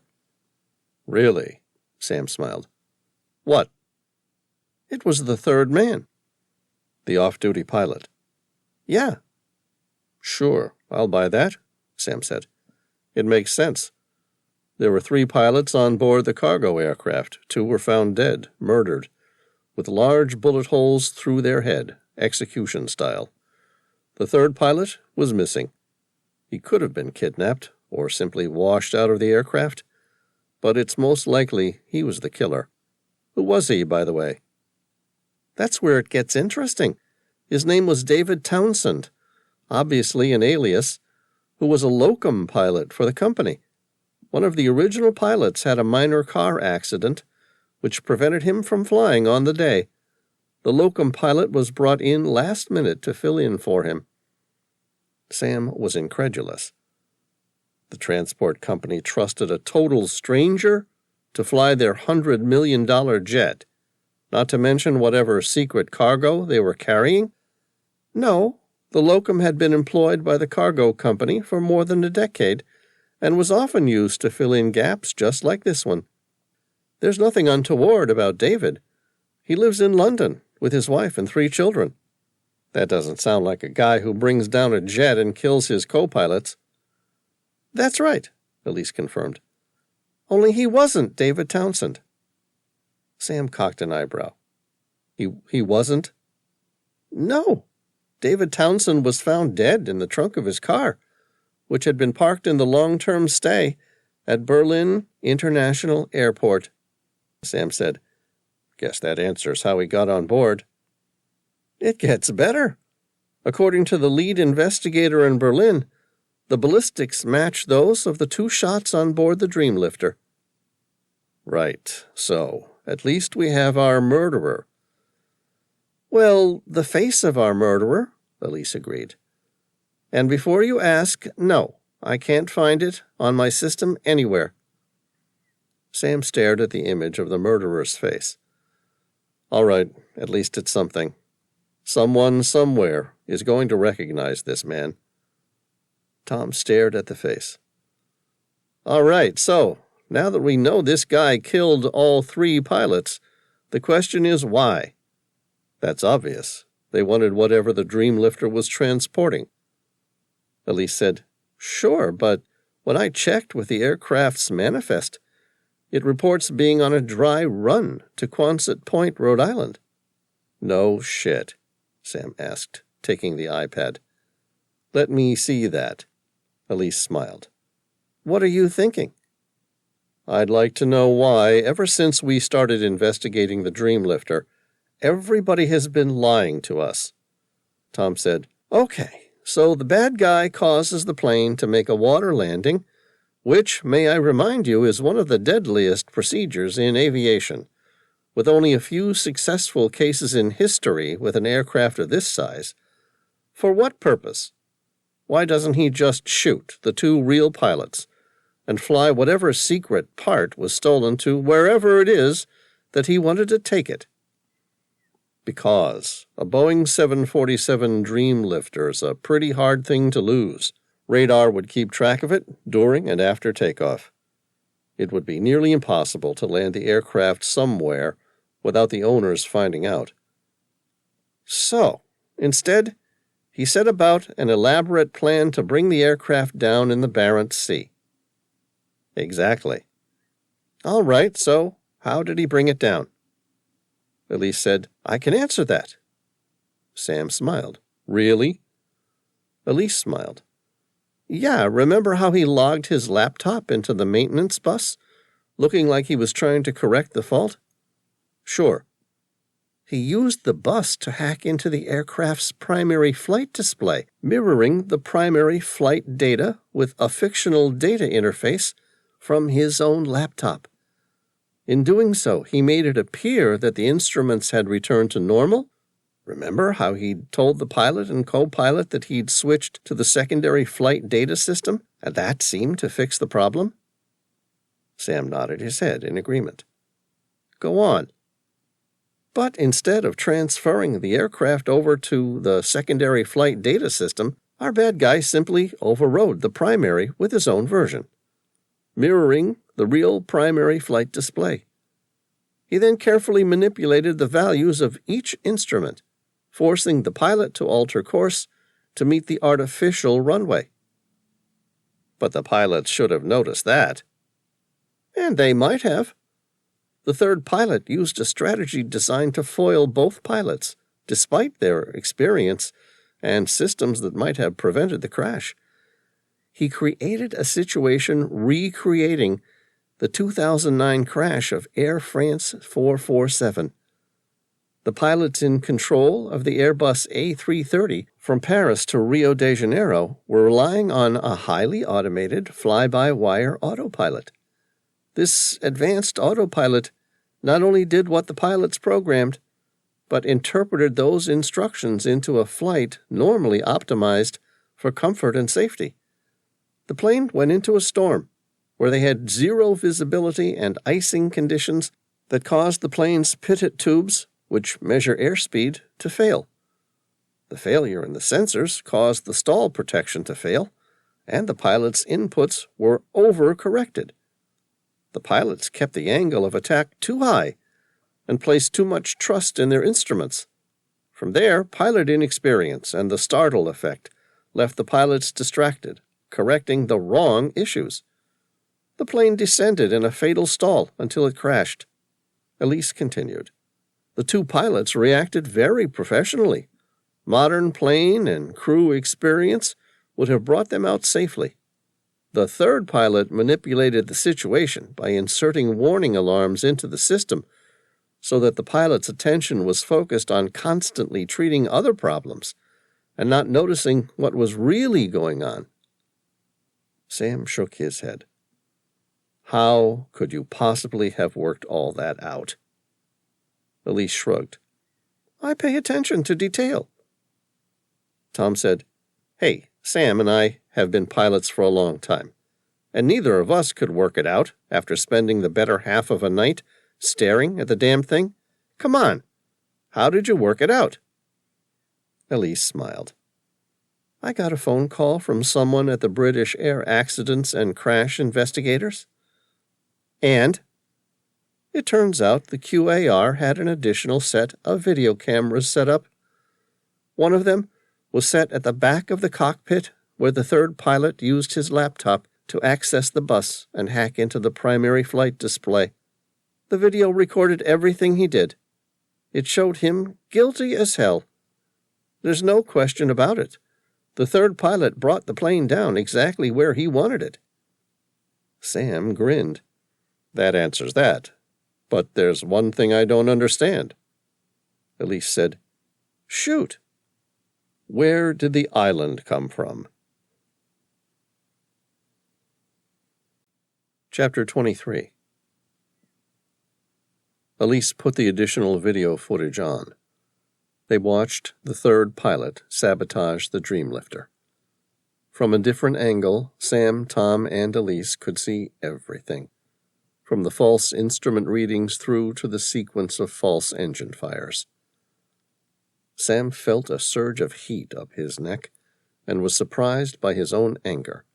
That scumbag! If we ever find him, he'll pay for this. Elise grabbed the iPad and pressed down on the screen.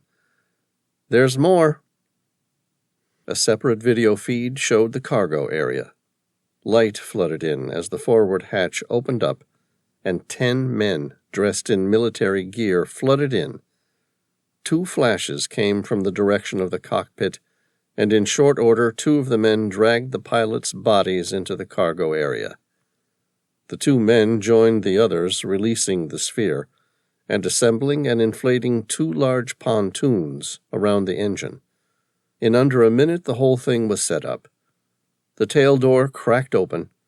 As the camera adjusted to the new lighting conditions, a large sea barge moved toward the plane. A heavy tow line was attached to the sphere, which was rapidly floated out as the cargo hold filled with seawater. Tom stared at the screen, baffled. They were professionals. There was no way this was done without inside help. Okay, so there's the sphere being loaded onto the boat before the aircraft sinks. I still don't see what happened to the island. Have a look behind. Sam squinted. His eyes went in and out of focus as his brain tried to comprehend what he was seeing. There was a thick fog. Elise asked, What do you see? There's a thick fog of some sort. Right. And what sort of day was it when the Dreamlifter made its watery landing? It was stormy. I remember they were flying in a total whiteout because of the clouds. Sure, but at what altitude? You're right. They broke through the cloud cover. On the ground it was overcast, but the sea was dark blue, nearly ultramarine in color, with sun rays flickering off its surface. That's right. That's what you saw on the FDR, Elise said, a slight grin forming on her lips. What do you see here? It's heavily overcast, with a thick fog setting in. Right. Only the fog isn't just now setting in, it's dissipating. Sam said, I don't understand. What color water would you expect to see if overhead were covered by thick, impenetrable clouds? Dark. The water would take on a grayish-black appearance and be nearly impossible to distinguish. Sam grinned curiously. But I watched the FDR recording through the cockpit windshield. That water was beautiful. It was blue and crisp, and full of sunshine glistening off its surface. And it was all fake, Elise said. How? A trick done by the cloaks and mirrors of a magician. How, Elise? A combination of glycol and water. What? Sam asked. Theatrical smoke on a grand scale. Sam shook his head, and a grin creased the corners of his lips as he thought about the complexity of the simple ruse. Someone put up a smoke screen, and then what? Projected a small island and a runway directly over the top of it? Yep. How did they get the projector so far above? Drones, most likely. DARPA's using a similar technique for camouflaging troops, as well as heavy military machinery. What shape would the drone be? Elise responded immediately, as though she'd seen one previously. It usually takes the shape of a large sphere, with hundreds of projectors. Chapter 24. Sam's fingers worked quickly over his laptop's keyboard to bring up the image from the FDR video that he had captured on board the Dreamlifter. He clicked on the image, and the entire screen lit up with the image of the metallic sphere. He grinned. Something like this? Yes, Elise confirmed. Something exactly like that. Why? Where did you get this? Because that was on board the Dreamlifter. Sam stared at the image in a new light. Despite appearing like something out of a bad science fiction movie, there were more than 100 small protruding tubes, the purpose of which he had no idea, but he now wondered if they could indeed be projectors. He asked Elise, "What do you know about it?" "Not much. It was a project DARPA was involved in nearly a decade ago, when I still worked for the CIA. At the time, computer technology just wasn't powerful enough to make it work. But there's been recent speculation that the project has become possible with recent developments in computing." "So it would seem," Sam said. Through narrowed eyes, he asked, "The question is, if we were doing it first, why was it built in Germany?" Elise shook her head. "Only to be put on a cargo aircraft and flown to Quonset, Rhode Island?" "Right." Sam took a deep breath as he remembered the scene from the Dreamlifter's cockpit of the artificial island and runway. The image was seamless. "And now, we have reason to believe that regardless of whether or not we produced a successful version of the product, the Russians definitely have." Tom stood up from the workstation and crossed his arms. "If the Russians already have the technology, why did they risk everything to steal it?" Sam thought back to the mysterious theft of the specialized shipping container from the Buckholts. Could there be some sort of connection? The door to the bridge opened and Jean walked in. "I've been told the Buckholts is ready to move, and the tugboats are ready for the tow." He offered his hand. I really appreciate everything you and your team did for us, despite the loss of the cargo." Sam stood up and gripped the man's hand with a firm shake. "Not a problem. Sorry we couldn't save it. All the best with the repairs. It will be a big project, but much better than had the Buckholts been stranded throughout the winter. If you ever need anything, I'm at your service." "Thanks," Sam said. Then, turning his laptop around, he asked, "I don't suppose you've ever seen a machine that looks like this?" Gene stared at the sphere. His eyes were dazed and hazy. All color was gone from his face. "Yes." Sam expelled his breath silently. "Where?"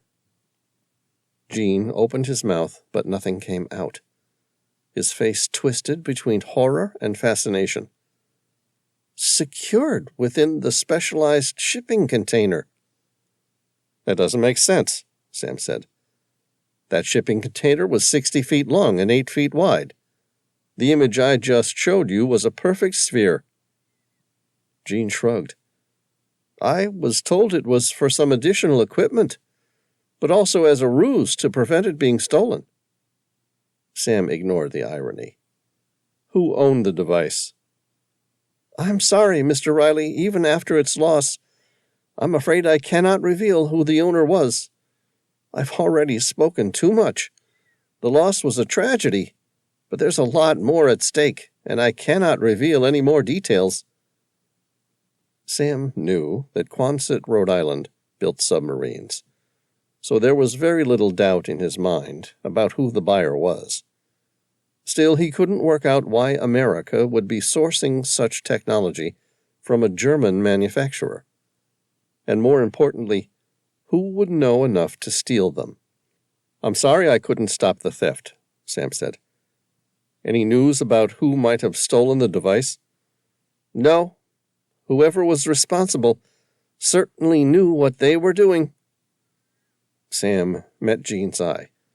"So right now, all we have are those 2 bodies to go off of. We'd better hope the German Federal Intelligence Service can work out who they are and where they come from. They might be the only lead we ever get." Gene sighed heavily. "That might be hard." "Why?" The lines on Gene's face deepened and his lips set in a hard line. "The German Eurocopter, which had retrieved the bodies, crashed, approaching Berlin.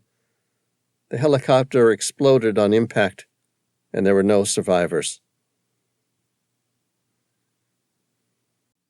Chapter 25. Sam picked up his satellite phone and dialed a number off by heart. A woman answered on the first ring. "Mr. Reilly, I hear you've been making friends in Germany." A small grin creased the edge of his lips at the Secretary of Defense's reference to the scuba diver who'd nearly killed him. "Plenty of friends, but they seem to bring with them more mysteries and fewer answers." "Mysteries?" she asked. "About what?" Sam filled her in on the 2 spheres that had been stolen through an elaborate yet successful plot to crash a modern jetliner and run a cargo ship aground. He finished by mentioning that the 2 unidentified bodies were most likely Russian, and how the helicopter carrying the German investigators had crashed and burned, destroying all evidence in the process. When he had finished, the Secretary of Defense said, "And you're telling me this why?" Both the Boeing 747 Dreamlifter and the cargo ship were bound for Quonset, Rhode Island, meaning, I'm guessing the spheres were on their way to our submarine fabrication yard at Quonset. "I thought you said no one has admitted to what the spheres were and where they were headed." "No, but I figured that if 2 identical, top-secret experimental devices that were en route to our submarine fabrication yard at Quonset under exceptional circumstances, you'd be pretty interested to hear about it." "What did the owner of the Buckholts say?" "It's proprietary knowledge. and his customer doesn't want that interrupted, despite the accident and subsequent accidental loss of the specialized shipping container. The owner of a German-registered cargo ship doesn't wish to reveal his customer's secrets, as he should not, as we should not pry into the lives of our European counterparts. But I thought this might— What? She asked. Concern the United States Department of Defense? This is about piracy at sea, under the direct jurisdiction of the European Union. If they don't want you involved, then you're to accept it and sit this one out. Do I make myself clear, Reilly? Yes, ma'am. Sam ended the satellite phone call. Tom said, What did she say? She said it wasn't in the U.S. waters, and both victims are part of the European Union, at least until the British formalize Brexit. So we're to sit tight and stay out of it. Tom raised an incredulous eyebrow. What do you want to do? Is your father still the admiral of the submarine fleet at Pearl Harbor? Yeah. Good. Let's go see him about what's going on and what needs to be done. Tom grinned. The admiral, my father, isn't the type of guy who's going to bend rules or break state secrets for his family. So what makes you think he'll talk? Nothing, but it's the only lead we've got right now. Whatever secret technology just went missing was originally headed for Quonset, Rhode Island. Given they both went missing, and the parts were stolen, after someone went to the trouble to carefully have them transferred by separate modes of transport, I'm guessing that constitutes a threat to national security. Right. Which means the Secretary of Defense would have jumped at the opportunity to interrogate you for information. Which she didn't. You're right, Tom shook his head. Which means she's lying and her hands are tied, or possibly that she's lying because the U.S. government did something very wrong, and now it wants to cover it up. Either way, we'll get an answer from your father when we mention the story over a nice family dinner. He won't break state secrets, Tom said emphatically. Sam shook his head. It's all in the telling. We're not there to pry out information. We're just catching up because we're in the area. All we're going to do is mention the two bizarre circumstances and watch his face. What reason do I give to tell my father that I'm in the area? You need a reason to see your father? Tom gave Sam a look that implied not to go there, and then shrugged. Yeah, don't you? Touché. Sam's father was a businessman who never took a day off, and family affairs needed to be penciled in as company meetings. Tom said, So, what are we going to do? Sam opened up the internet and pointed to an amateur surfing competition in Oahu. It looks like we're finally going on that vacation you've always wanted. Chapter 26, South Pacific, 100 miles south of the Galapagos Islands. Svetlana raised a perfectly plucked eyebrow as the captain of the Vostok approached her surveillance room, informed her that her own room was being shut down for the next 12 hours, before locking her in the intelligence-gathering room. Buried in the bowels of the hull, where the cold fish storage would have been, had the ship really been a fishing trawler. She was used to being locked out of the rest of the ship, but being told her surveillance systems would be externally shut down for the next 12 hours was a new one for her. She didn't argue with her captain. He outranked her. And after all, the Vostok was an intelligence-gathering vessel. If he wanted it to keep secrets, who was she to argue? She could have screamed like a caged animal, but who would listen? After all, the entire surveillance room was covered in a nearly foot-thick layer of soundproof absorbing foam. To listen to the intricate sounds she received, her office needed to be completely isolated. At least it maintained a perfect temperature all year round. Instead, she watched as each of the complex instruments scattered across the walls of her office, including an array of technology for long and short-range listening devices, radar, sonar, and satellite hacking equipment, were each prevented from functioning. She made a coy smile. Her captain had gone to the trouble of sending divers overboard just to conceal her listening devices and hydrophones with impervious batons. The curiosity piqued her natural interest as an intelligence officer. What was he up to? An hour later, she heard the obligatory clank of a submarine secretly docking with the hidden chamber at the bottom of the Vostok's hull.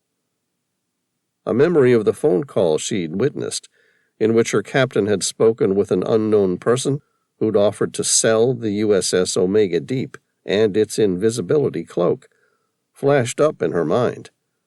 Her heart raced. Was it possible, as she waited in the dark, the Omega Deep was being transferred to her captain, who would take it into the custody of the Russian Navy? She doubted it. If that was the case, why had he bothered to make sure she didn't record the truth? None of it made any sense. She paced about for a few minutes, wondering what she should be doing. Her consciences twisted in conflict between honor for her country and her integrity with her captain. In the end, her country won out. All her external instrument arrays were covered by divers before the submarine approached, but not her internal recording devices. She grinned. There was something about a government that knew the value of spending just as much time spying on their own personnel as others. She smiled, placed her headphones on her head, and pressed play. Chapter 27. Svetlana closed her eyes and listened. Her hidden listening device relayed what she needed from within the ship. She heard the voice of a man say, "My best man was killed in the process of retrieving the second device." Svetlana's well-trained ear recognized the voice, but couldn't place it. Her captain appeared unmoved. "That's unfortunate, but it's not my problem." "It just became your problem," the stranger replied. "He was paramount to the mission." The next voice she heard was her captain's raised voice. "And what about my fucking submarine?" The stranger sounded nonplussed, answering almost in a whisper. "What about the submarine? It's there, where we said it would be." "No, you didn't." The captain slammed his hand, or possibly the stranger's head, against the steel bulkhead wall. "We paid for the submarine to be delivered to us. Where is it?" "I gave you the location, didn't I?" "Sure, but you said you couldn't move it." "No, that's right. It seems not everyone thought it important to abandon their ship." The captain swore and threatened to renege on their original deal. The stranger said, "You're not going to do that." "Why shouldn't I?"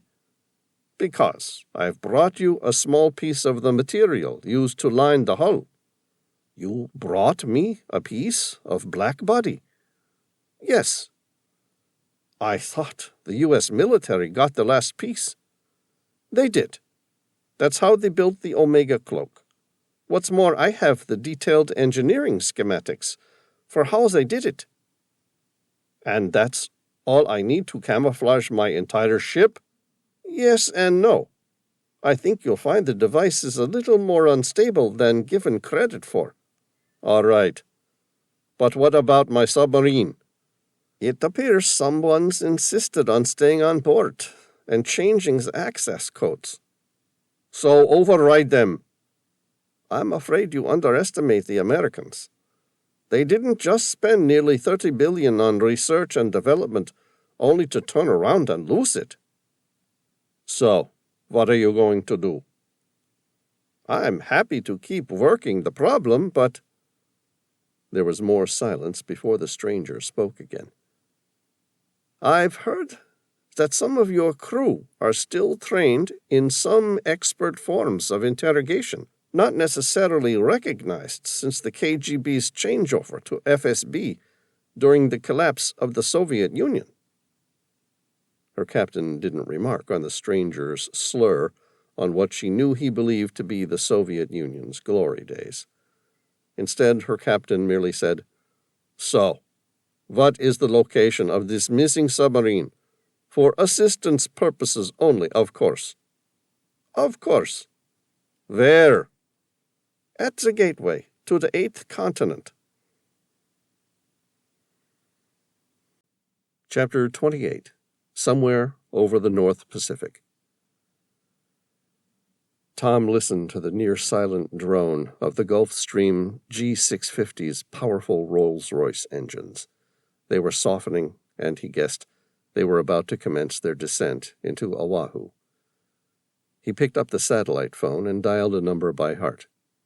A man picked up immediately. Admiral Bauer's office, Lieutenant Gibbs speaking. Good morning, sir, Tom said. This is Tom Bauer. Is the Admiral available? The man appeared to recognize his voice. I'm sorry, Mr. Bauer. I'm afraid the Admiral is unavailable currently. Can you tell me when he will be? Tom persisted. I'm afraid not, sir. Right. When he gets into his office, can you please ask him to call me on my cell phone? It's a matter of urgency. Can I pass on a message, sir? Afraid not. What I need to discuss with the Admiral is private and needs to be done so in person. I'll wait until he's free today. He might not be available for quite some time. That's fine. We're staying at Holiday Inn at Waikiki. You can let him know we'll come to him once he's available. I'm very sorry, Mr. Bauer. There was the slightest of pauses on the line, as though the operator was covering the phone to speak to someone else. Then, without further preamble, he said, Admiral Bauer is out at sea on deployment for an unknown duration. Tom let out an audible laugh. Lieutenant Gibbs, my father retires in 2 weeks. His last posting was to Pearl Harbor at his request, so that he could oversee the transfer of the Pacific submarine fleet. So don't try and tell me he's gone out to sea. I don't know what to tell you, sir. Tom swallowed down the frustration. Just tell him that Tom has an urgent message for him that can't go through the Emerald Queen of Spades. Who? It doesn't matter. Just make certain he gets the message. Understood, sir. He ended the satellite call. Sam glanced at him with a wry smile on his lips. The Emerald Queen of Spades. Tom shrugged. What? It was the best I could come up with at short notice. But will your father get it? Of course he will. That's what he used to call the Secretary of Defense when she cheated at cards. Chapter 29. Svetlana committed the precise coordinates of the 8th continent to memory. She would have liked to have written them down, but any reference to them would have provided insurmountable proof that she had indeed spied on her own captain. Instead, she waited, trying to mentally picture the location in her mind. How could a continent have remained hidden there for so long? It was another hour before someone unlocked her door, and an hour after that before divers removed the purpose-built covers to her hydrophones. She immediately increased the range to their maximum. There was little point. Despite the signals of 3 other vessels she heard within her range, she knew none of them came from the submarine that had docked beneath them.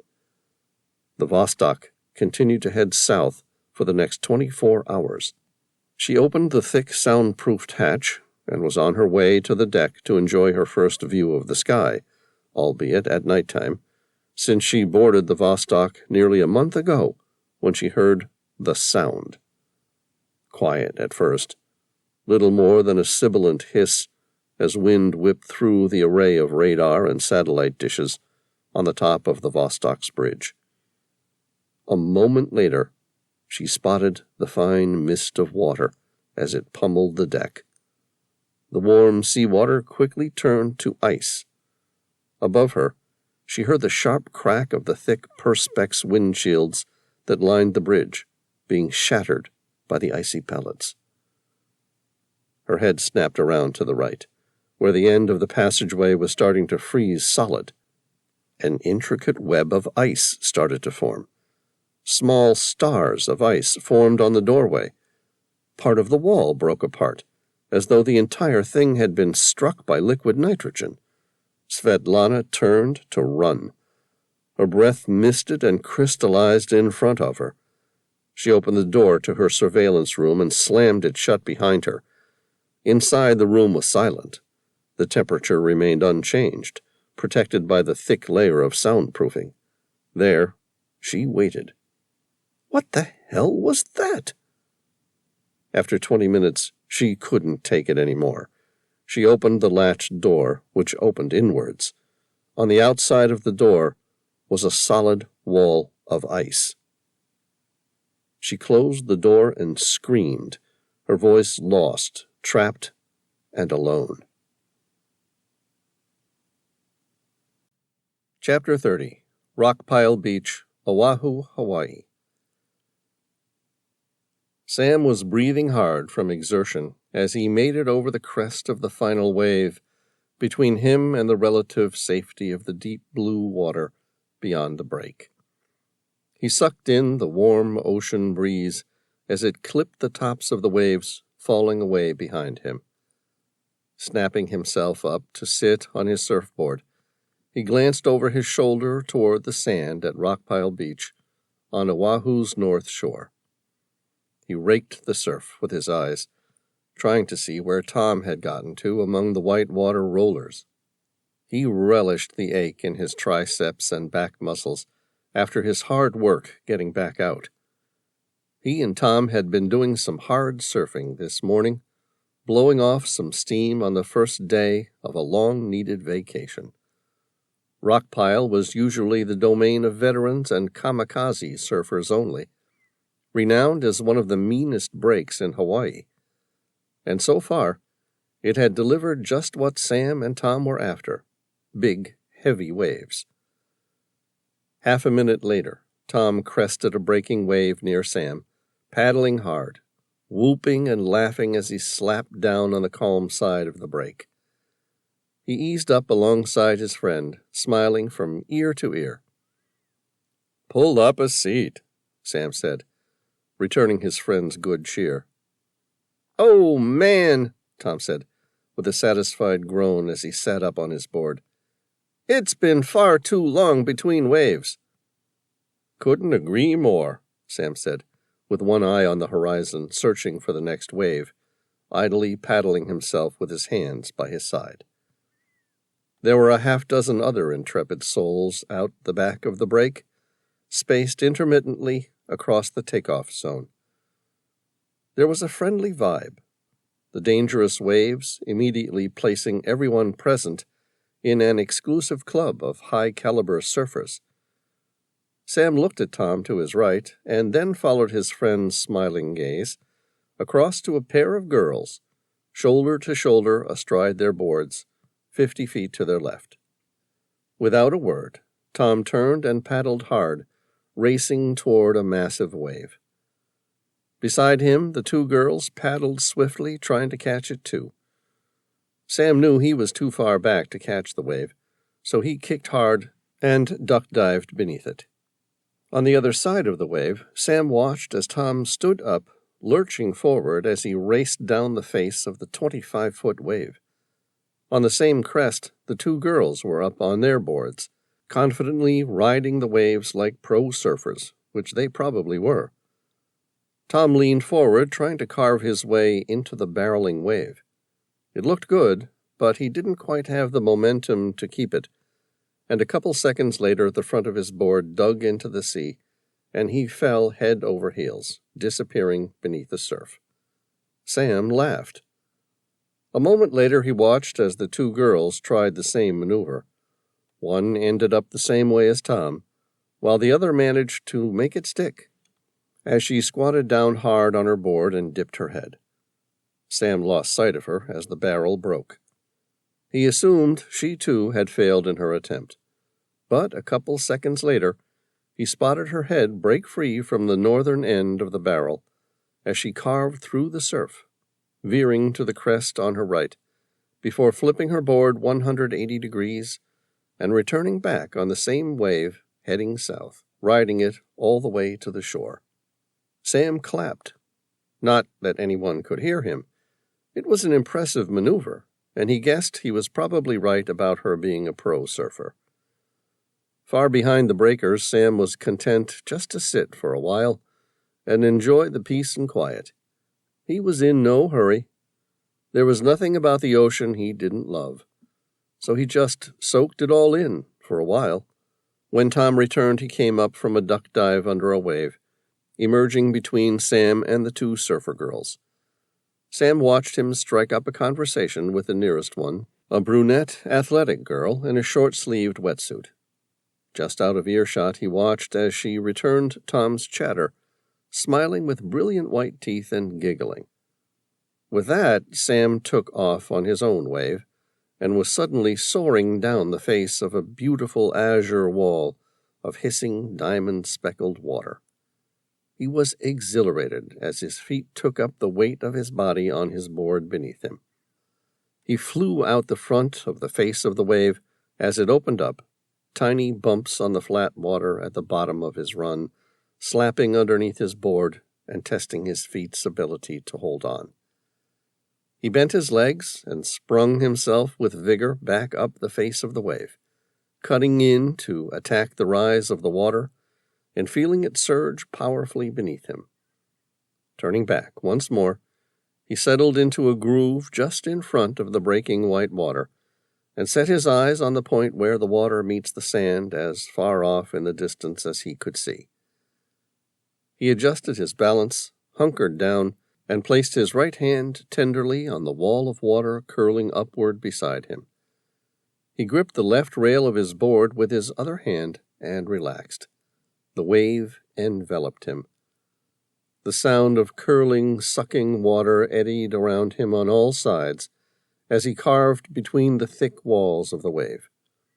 For a few moments, that hallowed place of bliss and connection between those most accomplished of surfers and the ocean was his. All his senses entirely ensconced. Then, quickly as it came, it was gone, and he was shot out the front into the air. He was struck by the noise and dazzling light of the day. He was thrilled and refreshed. The wave crashed behind him, and he pushed hard with his back foot, turning up and over the soft shoulder of the wave as it ebbed in the deeper edge of the breakwater. He landed softly down on his stomach, lowering himself to the board once again, smiling to himself. He shook the water from his hair and started the long paddle back out to his friend. Making the deeper water once more, Sam found Tom deep in conversation with the two girls, charismatically gesticulating and relaying some story of adventure. They all turned and smiled as he arrived. "See that?" he said to Tom, still scintillated by the last wave. "See what?" Tom asked. "Oh, nothing. Great waves today, hey?" Sam said to all three. "Sam, this is Kathy and MC. Pleased to meet you both," Sam said with a half wave of his hand and a smile. "What are you guys doing for lunch?" the girl farthest from Sam asked. She was Polynesian, with the slim and athletic build of someone who'd been surfing since she could first stand. The four got chatting, light conversation about the North Shore's various beaches, testing one another's level of local knowledge, as was the custom amongst surfers. It occurred to Sam that both these girls were incredibly beautiful and friendly. As they surfed a last wave back in, he assumed Tom was thinking the same thing as him, imagining a future of surfing, lying about, and relaxing on the beach. A life free from the stress, hunger, and hardship of adventure and intrigue. He really did need a vacation. It would be a pleasant way to spend a few days. Of course, Tom was still dating Genevieve, and both of them needed to urgently meet up with Tom's father to discuss the unique theft of the twin spheres. He shrugged. The four surfers tossed their boards in their cars, then met up at a burger stand on the edge of the parking lot. They ordered burgers and sodas and took stools at a high table. They sat chatting like teenagers. Both Sam and Tom were enjoying themselves immensely. "So what do you guys do anyway?" Kathy asked, taking up her burger with both hands. "Well, I'd love to tell you, but it's highly classified," Tom answered, grinning. Sam kept quiet, concentrating on the juicy burger being placed in front of him by the server. "Ha ha," she answered. She smiled, yet sarcasm dripped from her words. Tom instantly liked her. "No, really, what is it? Real estate? Insurance? Oh, wait, I know. You're big pharma reps on one of those, conferences?" she said, making the inverted comma signals with her fingers. "I'm just kidding around," Tom said. "Really, we're just two boring ocean scientists on the first vacation in a very, very long—" Tom trailed off, and Sam caught his eye. Both men stiffened in their seats, instinctively turning to their left, toward the mountain behind them. At that moment, 5 Sikorsky VH-3D Sea King helicopters burst overhead, thundering along in a classic 5-point star formation. The helicopters were flying low, 500 feet, and their noise was overpowering. Sam knew these aircraft well, and without delay attacked his burger and fries. They were white tops, meaning they carried the signature paint job of the nation's most technologically advanced, highly powered luxury helicopters. They belonged to the fleet of 23 aircraft known as Marine One, the helicopters used for the president and other high-ranking government officials. They always flew in a group of 5 or more, 1 high-value bird, and 4 decoys. Not only were they like a mobile boardroom, appointed with state-of-the-art technology and luxurious fitments, they were armed with an array of high-tech assault and defense weapons. Tom, catching the hint, immediately started savaging the food in front of him, too. All activity on the beach ceased in awe at the display in the sky overhead. The crowd at Rockpile was instantly immovably transfixed by the spectacle. The huge helicopters turned and took up a line over the surf break. Facing the beach, they hovered shoulder to shoulder.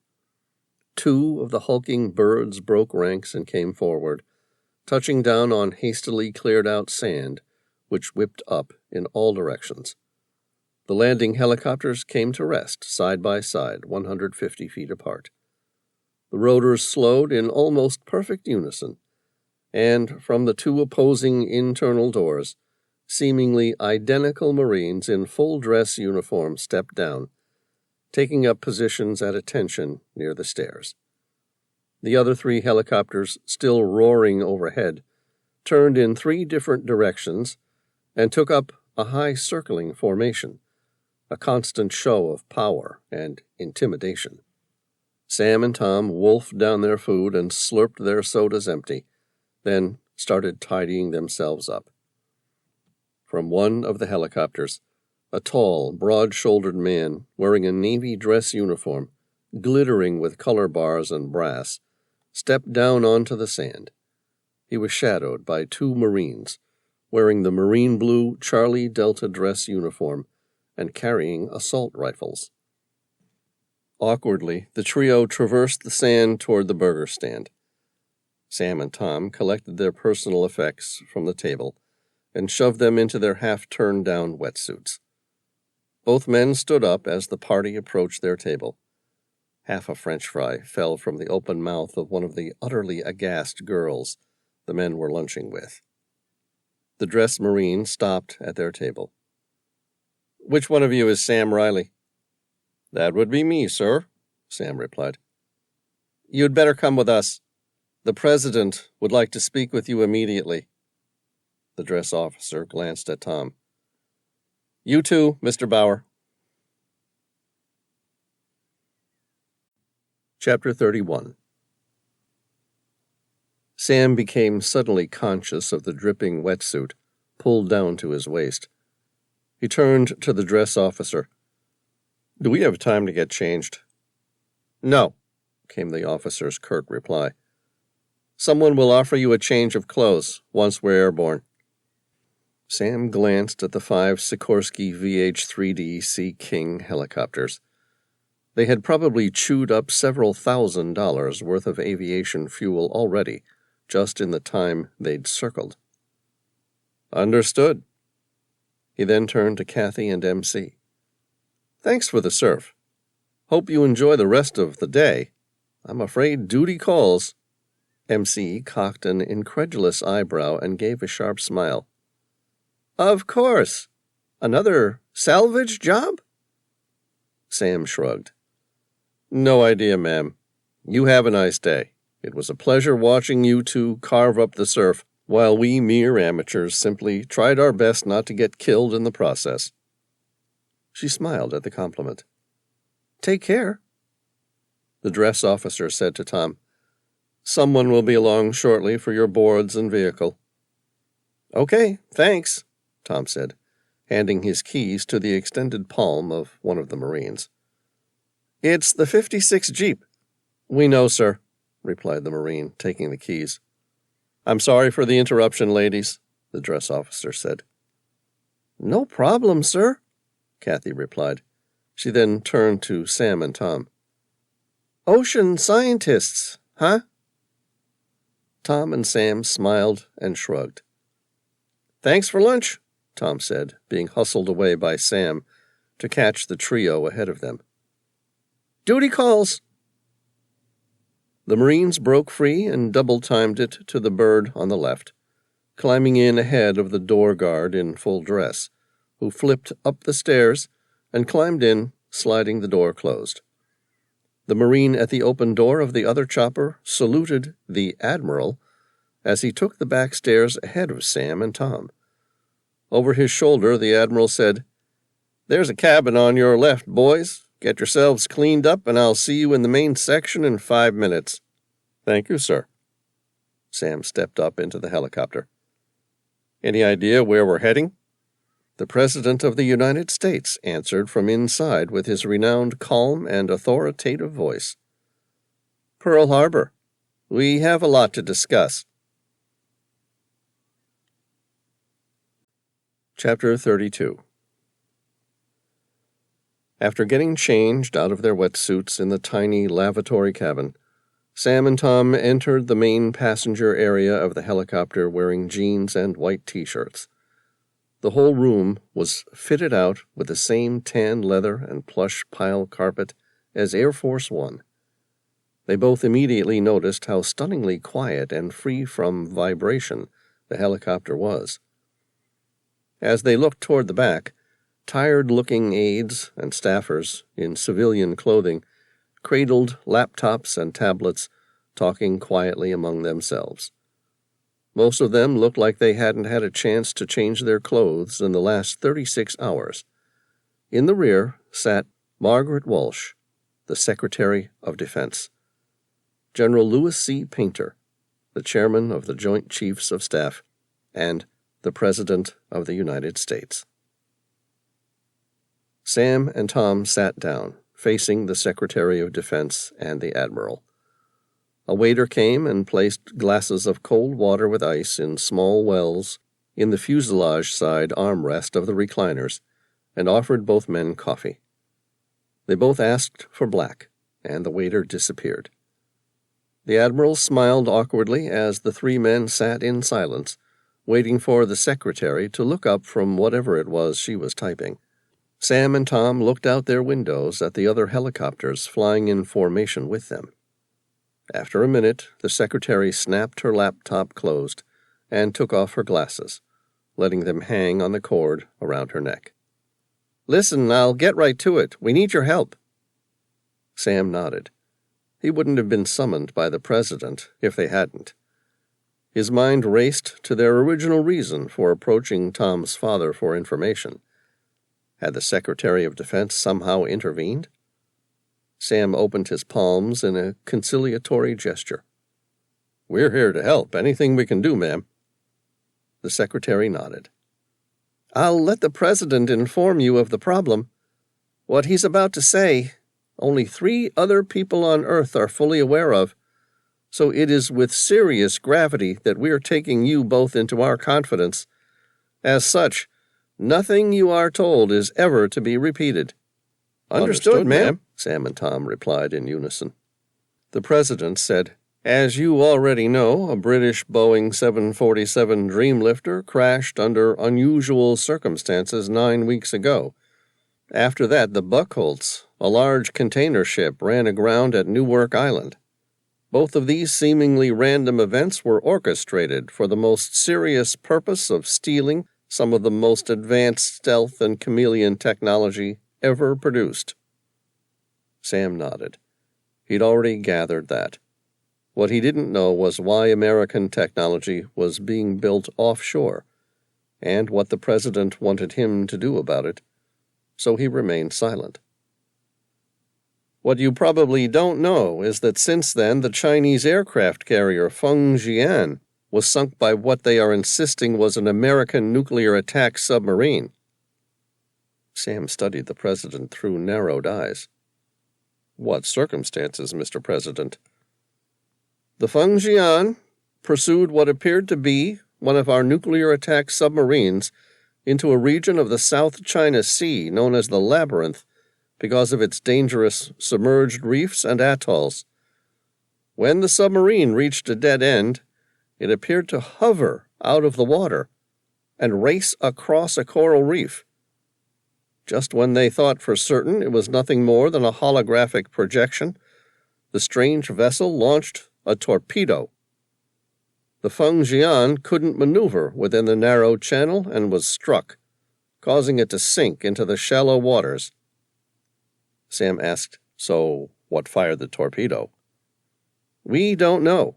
It wasn't one of ours, but it might have been based on our technology."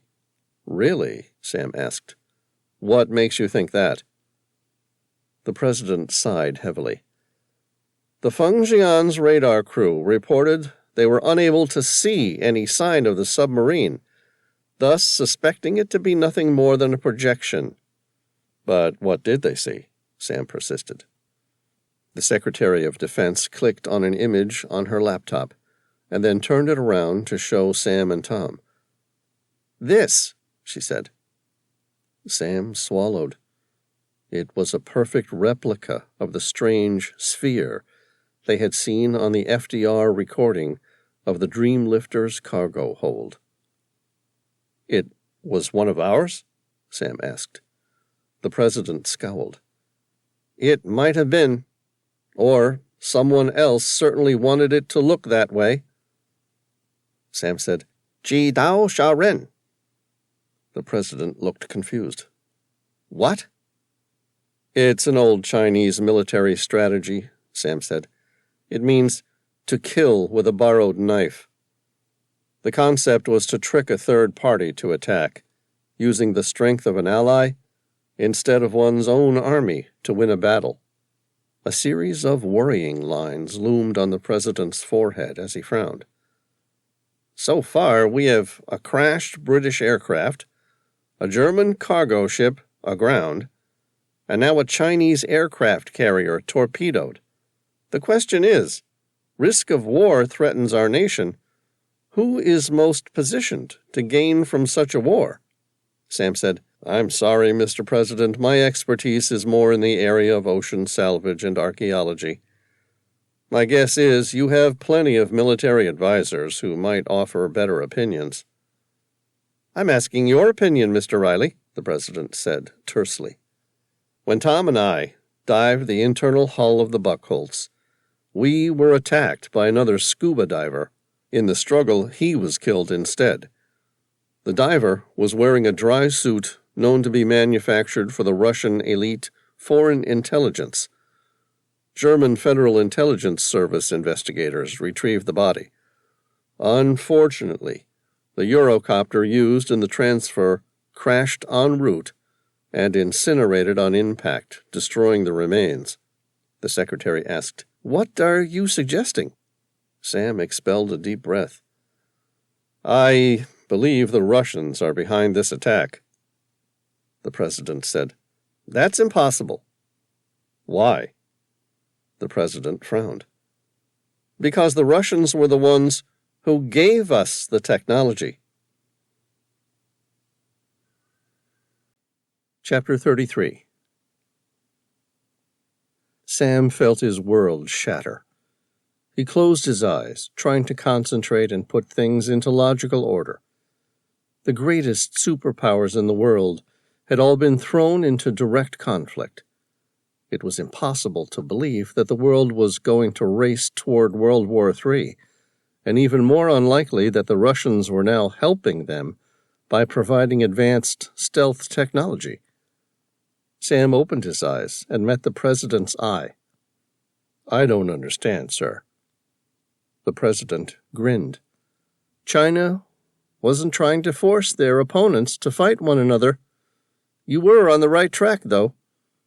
In this case, nothing makes enemies work together like the sudden appearance of a greater foe."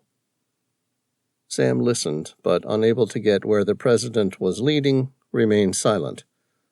The president continued, "Did you know that during the Cold War, at the Geneva Summit in 1985, President Ronald Reagan and Soviet Premier Mikhail Gorbachev agreed to pause the Cold War and come to each other's aid in the event of an alien attack?" Sam laughed. "You're kidding, sir." "No, it's the truth. Gorbachev confirmed it in an interview in 2009. Sam cocked an incredulous eyebrow. "Are you telling me we're under attack from an alien race?" No, of course not. But all the same, the Russians, along with anyone else, would come to us to help defeat a mutual enemy." "So who's the enemy?" Sam asked. "They don't know."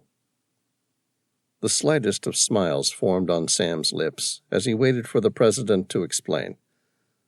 The president met his eye. Conflict twisted his face into a grimace of indecision, as though deciding how much to tell. In the end, it appeared, he opted for the truth. "There's an insurrection." "And the Russians came to us for help?" Sam remained skeptical. "There's been rebellions before. This is different." "How?" "Military secrets and technology are being stolen from the Russian government. Advanced submarine technology is being sold to a third party, a growing league who have infiltrated governments throughout the world and are slowly building a secret society, hiding in the oceans." Sam thought that sounded a little far-fetched.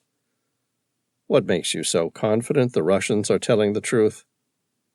The president set his jaw. "Because we have the same problem, and so does Britain, Germany, and France." Chapter 34. After following the coast south, the Sikorsky VH-3D Sea King banked to the left, suddenly deviating inland. Sam thought about the implications of the news. "The Russians sent you the spheres to try and find the mole?" The president nodded. "After the loss of the Boeing 747 Dreamlifter, they had Germany send the second sphere by cargo ship. When the Buckholz ran aground, we knew we were in real trouble. 2 days later, when we heard the Feng Jian was sunk by what appeared to be an American nuclear attack submarine, but gave off a radar image of a sphere, we knew our time was running short. Elise said that DARPA was working on the spheres nearly a decade ago, back when she was still working for the CIA. How did we let the Russians beat us to it? The president smiled. Who said they beat us? So, the sphere that attacked the Chinese aircraft carrier was most likely one of ours, the president finished the statement. Sam glanced at the Secretary of Defense. What does your intelligence team think this league's reasons are? She spoke without hesitation. It appears they want to encourage World War III. Why? Won't that just destroy them in the process? We believe they have an underwater habitat, somewhere large where they believe they might survive the fallout of such a war. Sam said, How long have we known? The president answered, Nearly 5 years. 5 years? Sam just about swore. Why haven't we done anything about it? We did. The president turned to his chairman of the Joint Chiefs of Staff. Perhaps Painter had better explain to you what we've been trying to do.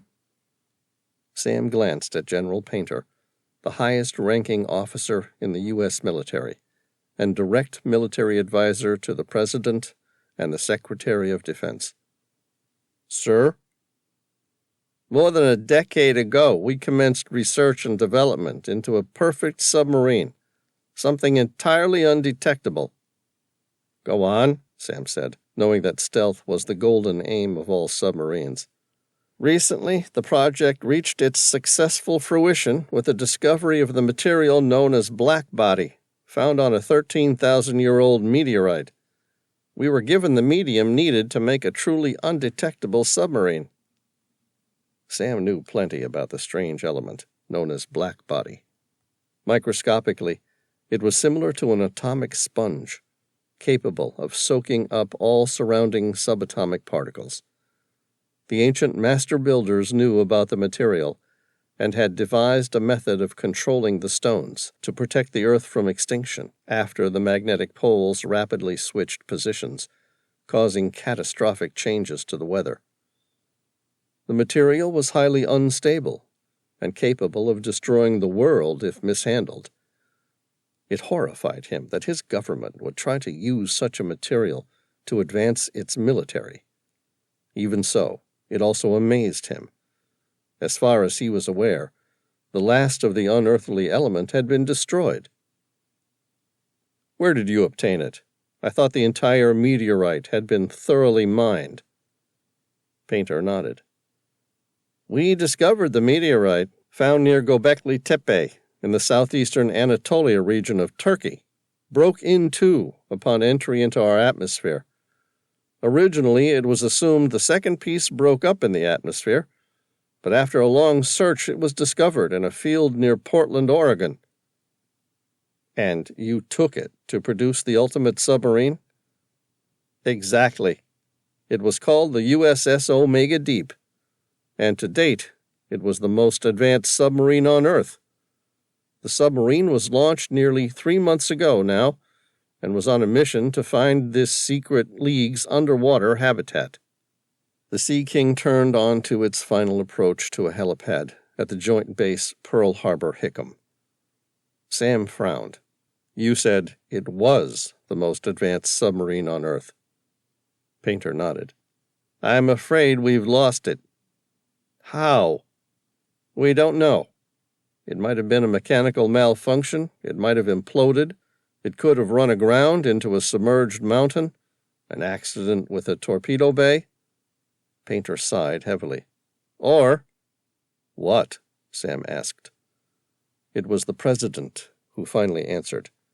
There's a chance its commander has intentionally stolen the submarine and its technology. Sam was mortified. Who was its commander? The president spoke directly to Tom. I'm sorry, son. Your father was in command. The Sea King landed adjacent to the main administration complex of the submarine command. It was hard to hear anything above the scream of the helicopter's powerful engines. The pilot finally shut them down, and Tom's voice became audible. "No way! My father never would have betrayed his country. The U.S. Navy was the closest thing to God to my father. There's no way he would have betrayed it." The president put his hands up in a conciliatory gesture. "We know.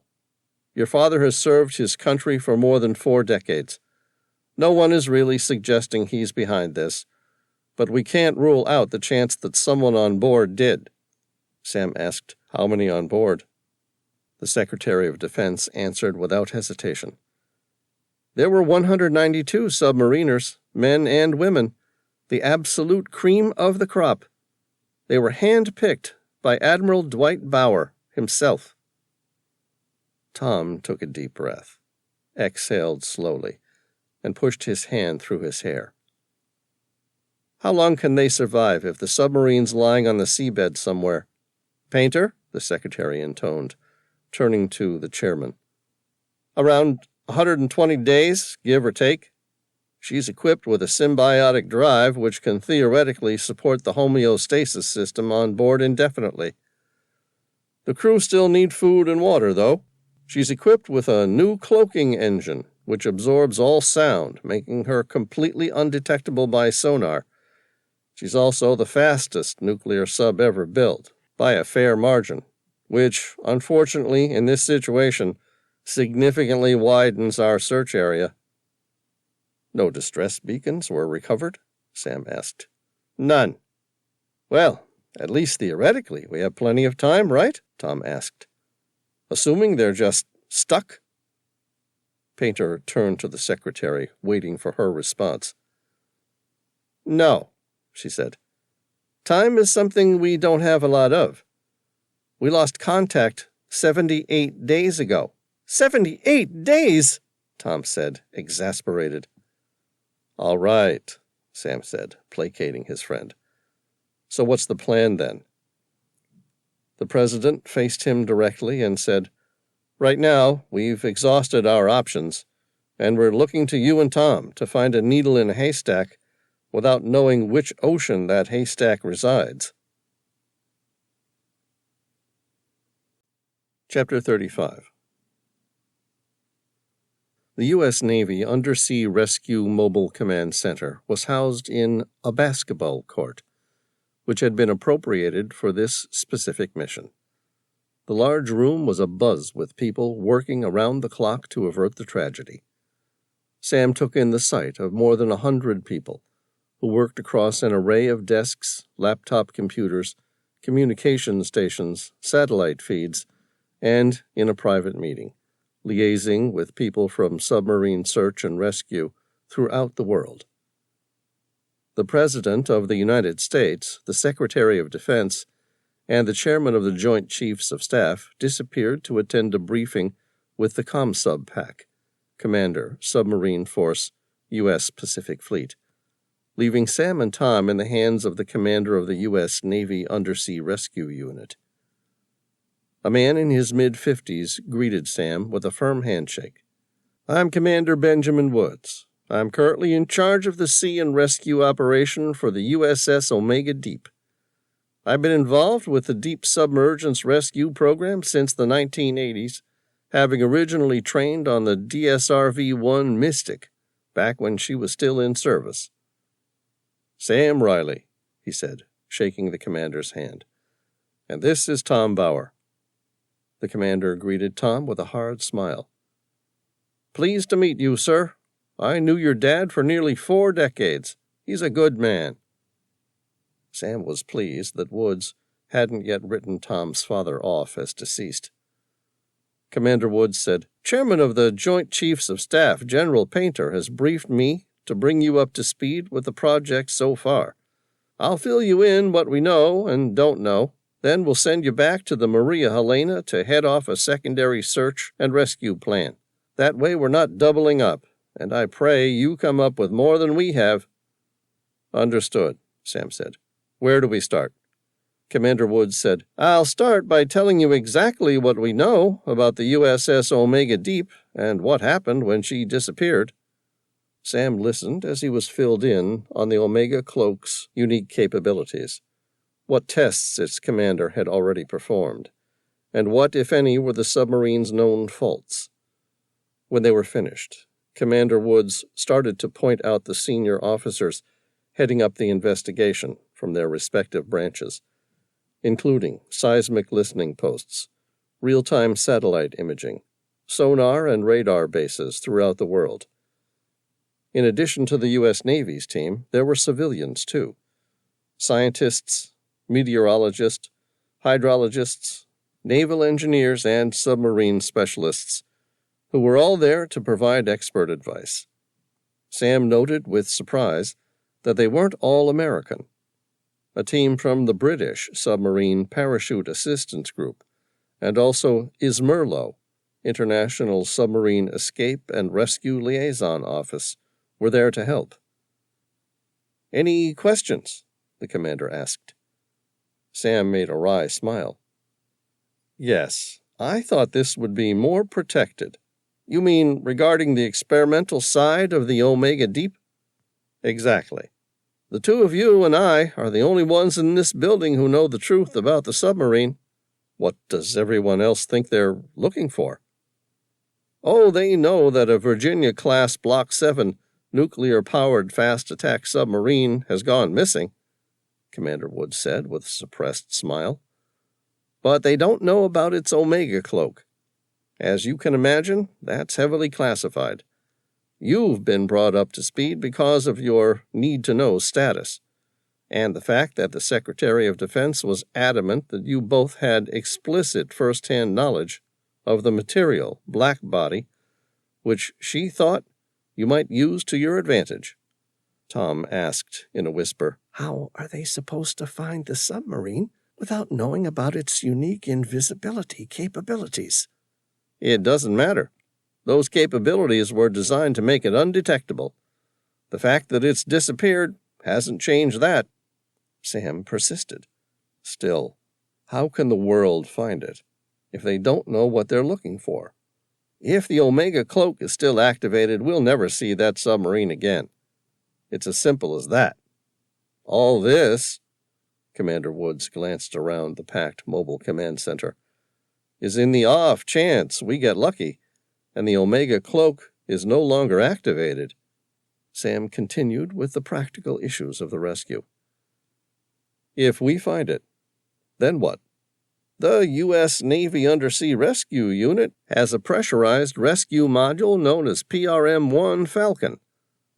Commander Woods glanced at them and, seeing recognition in their eyes, continued. "The PRM-1 Falcon can be loaded onto a waiting Boeing C-17 Globemaster III and flown to any location on Earth in under 24 hours.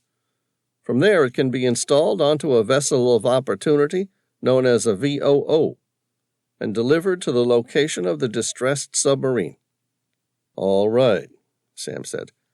"What are your prime theories about what happened to the Omega Deep?" The commander answered immediately from a previously determined list.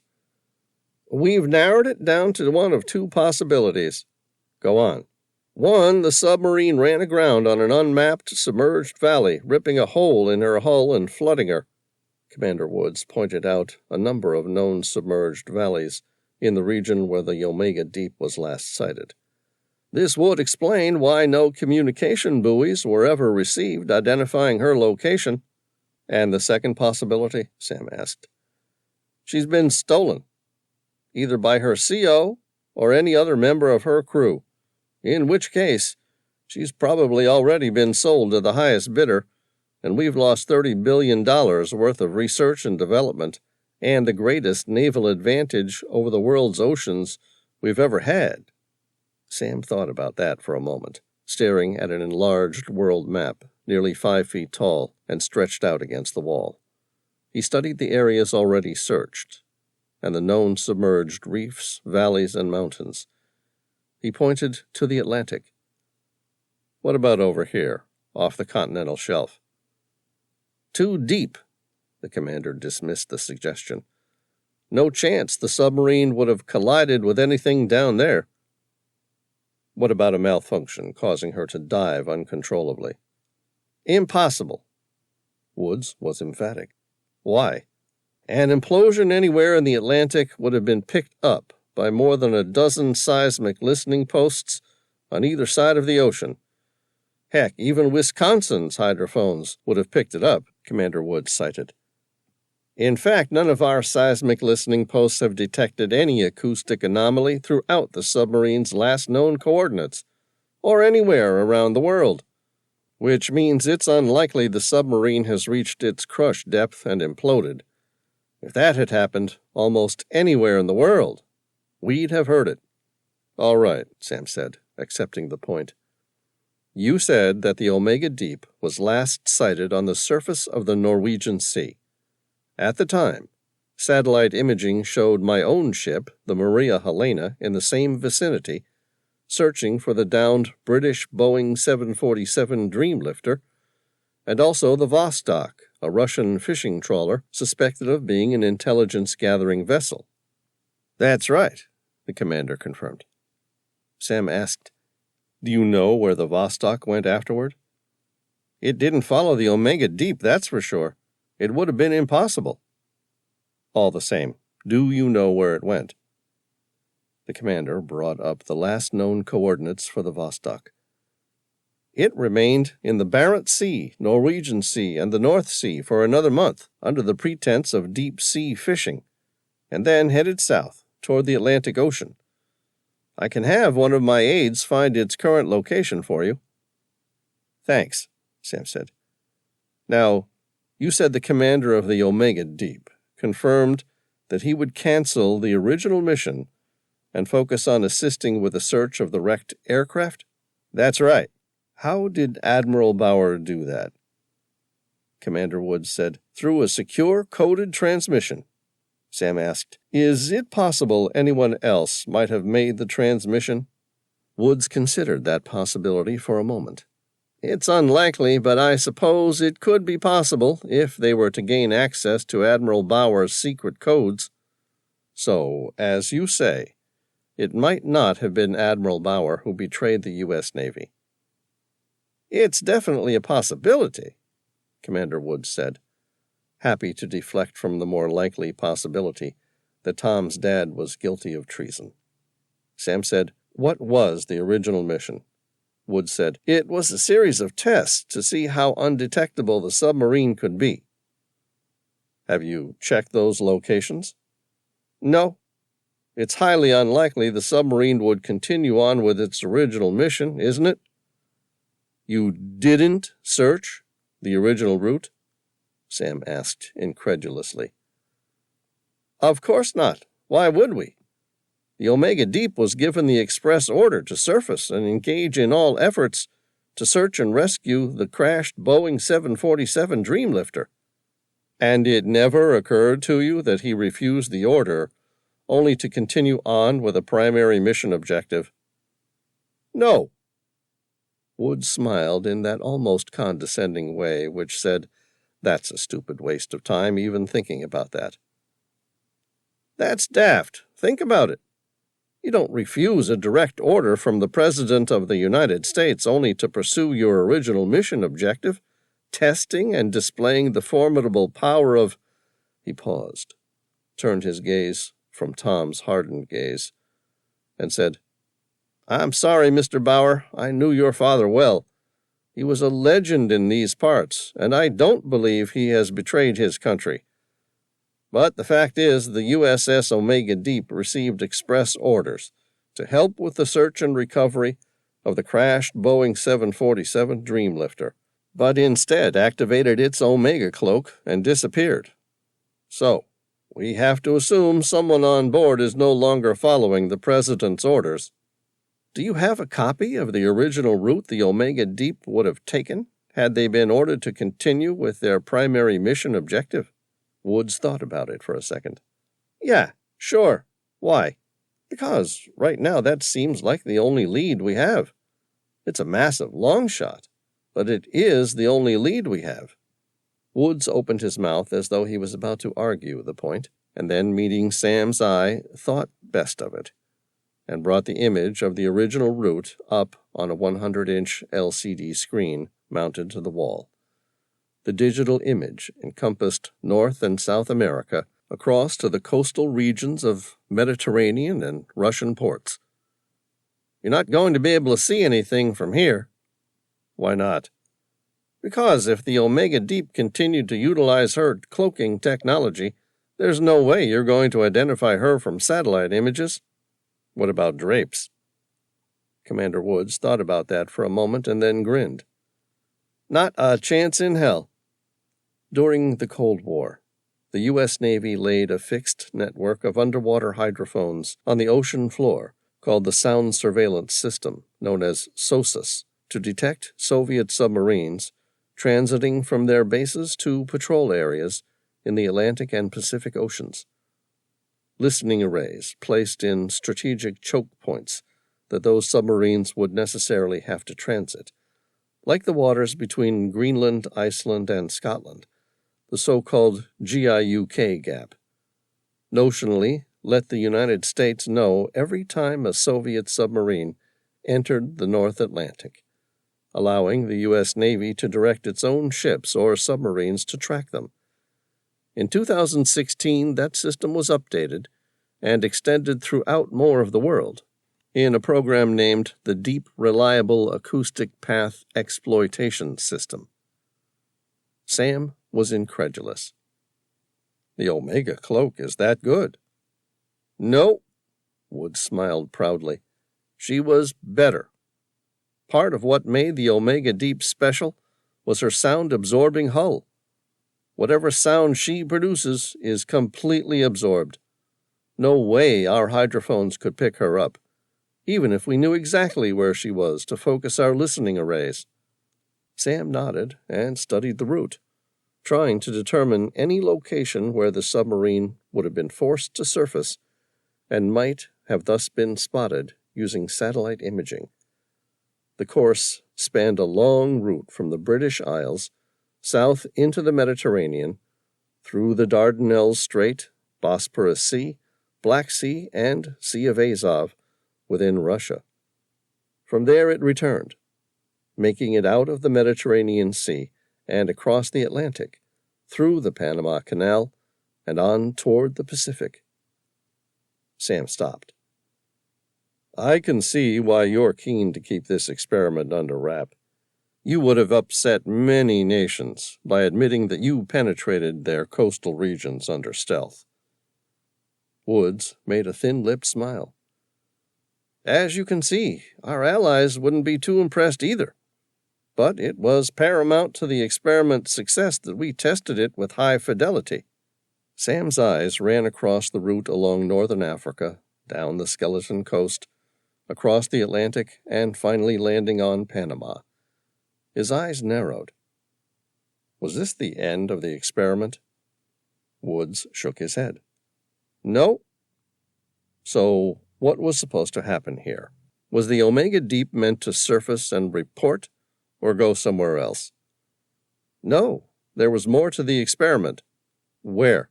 She was to cross through the Panama Canal and head southwest, on to Australia, before turning north and returning to Pearl Harbor. Can you please bring up the more detailed map for me? Sure. Woods clicked a new icon, and the second map appeared, with the route superimposed in red. But I doubt it will do you much good. Sam studied the new map. How did you plan to get it through the Panama Canal? Oh, that took some planning. But in the end, we decided to coincide it with a particular date we planned to have an old Iowa-class battleship traverse the Panama Canal for a historical event. Sam said, I wasn't aware they even fit through the Panama Canal. They do, only just.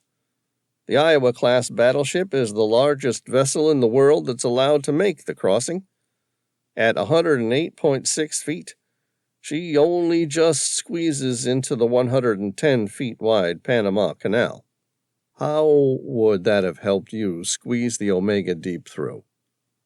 The Panama Canal's watertight locks are 1,050 feet in length, with a usable length of 1,000 feet.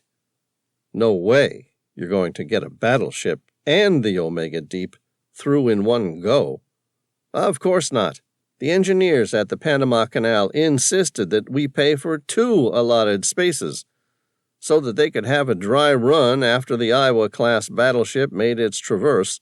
That way they could see if there were any faults and then repair them before another large vessel, such as a cargo ship, crossed.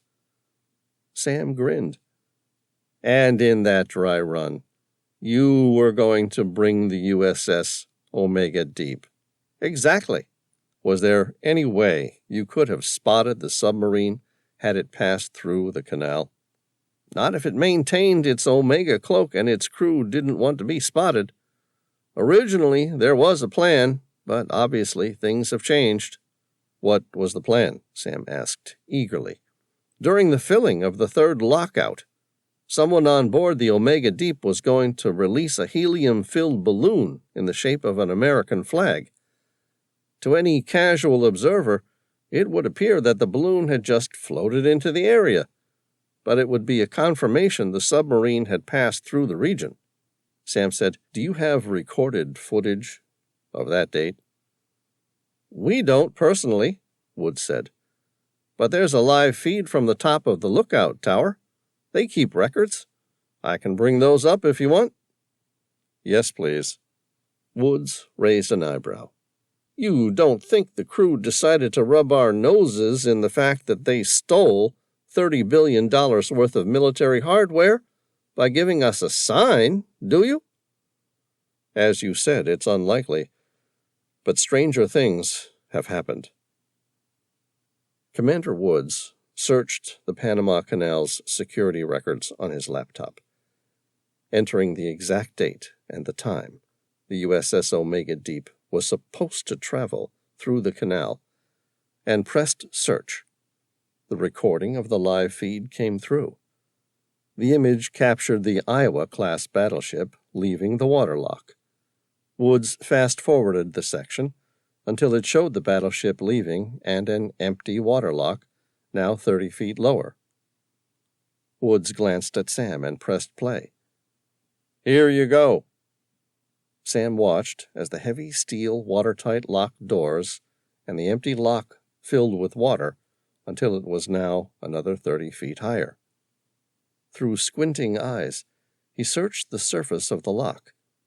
Shallow ripples showed a local breeze teasing the empty water's surface. Wood's lips formed a hard line as he went to press stop on the recording. "I'm sorry, they weren't there." Sam's response was an immediate, almost visceral cry. "Stop!" "Why?" Tom said, "Look at that." Wood's eyes fixed on the image on the laptop. There, in the middle of the empty, watertight lock, was a balloon rising out of nothing. Woods paused the image and zoomed in on the balloon. It was shaped like a flag and covered in the stars and stripes of the American flag. Chapter 36. Sam watched as Commander Woods slammed the laptop screen shut. There would undoubtedly be a lot of questions he couldn't answer if anyone else in the room spotted the anomaly. To Sam and Tom, Woods said, "Come with me." Sam grinned and followed the commander out of the U.S. Navy Undersea Rescue Unit's Mobile Command Center, crossed an open field, and entered a new building. Inside, they headed through a series of secure passageways toward the main command center for ComSubPac, the Pacific Submarine Fleet's headquarters. The 3 men walked in silence. They all knew the consequence of such a finding, but no one could have expected what it meant. At the end of the hallway, 2 Marines in dress uniform guarded the soundproof door. Woods approached the door, but one of the Marines blocked his progress. "I'm sorry, sir," the Marine said. "I can't let you in. The President's in a meeting." Woods spoke with the quiet authority of a man with nearly 4 decades of command. "He's going to want to hear what I have to say." The Marine looked like he was going to protest, but then said, "I'll just be a minute, sir." The Marine knocked on the door, entered, and returned a few moments later. "You're right to go through." Sam and Tom approached the door. The Marine stared at them, wondering if he should question more, before the commander said, "They're with me at the President's express orders. He'll want to hear what they have to say, too." Inside, the President, Secretary of Defense, and Chairman of the Joint Chiefs of Staff were sitting around a series of leather lounges. The President greeted them and motioned for them to take a seat. Sam and Tom took a seat. Commander Woods closed the soundproof door and took a seat. The President said, "You found something?" Woods opened his laptop. The image still depicted a balloon a few feet off the surface of the water within the Panama Canal. "Yeah, what do you think of this?" There was a collective, audible exhale throughout the room as the President, Secretary of Defense, and Chairman of the Joint Chiefs of Staff took in the significance. The President spoke first. "So, that confirms it. The USS Omega Deep did reach the Pacific." Woods cocked an incredulous eyebrow. "You're not surprised, Mr. President?" "No, far from it," the President replied. "I would have been, but some recent information has come to my attention, and we were already just about certain the Omega Deep was now in the Pacific." "What news, sir?" Woods asked. "I believe Mr. Reilly requested one of the tech engineers to locate the Russian-owned spy vessel, the Vostok." "That's right," Sam confirmed. The President expelled his breath. "Well, it was found." That came as no surprise to Sam.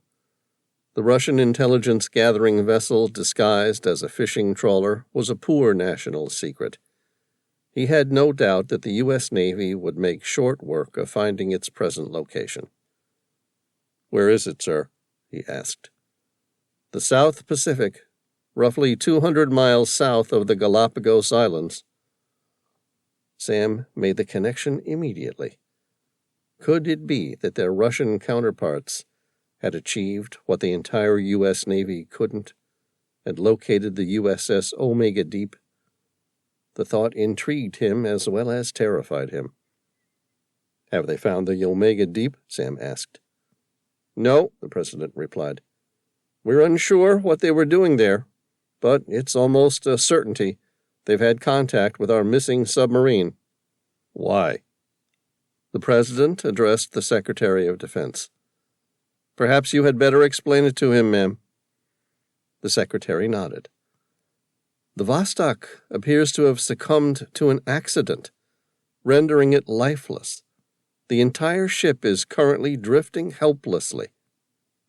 "Any survivors?" Sam asked. She shook her head. "It doesn't look like it from any satellite images, but we'll find out as soon as we put someone on board." "What did the Russians say?" "Nothing." Sam's eyes narrowed. "You haven't told them?" "No." "You going to tell the Russians?" "Hell no." "Why not?" She bit her lower lip. "We want to work out what went wrong first." Sam stared at her, noticing her tentative response. "What's wrong with the ship, ma'am?" "Everything," she smiled. "The entire ship's turned to ice." "You mean it's crashed into an iceberg?" "No. I mean the entire thing's been turned into ice, like someone picked it up, as they would a toy, and left it in the freezer for a month, until it became a block of solid ice." "You're kidding me." "No." Sam expelled a deep breath, but kept his mouth shut firm, his mind pensive. The Secretary was the first to break the silence. "You know exactly what this means, don't you?" Sam nodded. "It means the Vostok has been experimenting with blackbody." "Exactly," the Secretary said. The President said, "So you see now why we weren't surprised to discover the Omega Deep had crossed the Panama Canal and entered the Pacific." Sam asked, "But where did the Russians get another piece of blackbody from?" I thought the last of it had been used on the Omega Deep's hull." The general answered that question. "The Omega Deep kept a single block of the unique material as a backup to the power part of its redundancy sound-absorbing system. It would appear that someone from the Omega Deep has been in contact with the crew from the Vostok. Maybe they dived the stricken submarine and salvaged the black body, which someone on board the Vostok used to experiment with, resulting in their deaths." Sam recalled how the original experiments with black body proved the material to be highly unstable, causing nearby subatomic particles to compress on themselves, becoming denser and, in the process, colder. If the chain reaction was left unhindered, it would ultimately end in freezing everything around it, and, in the ocean, that would most likely lead to ice and snow. He said, "When will your team leave?"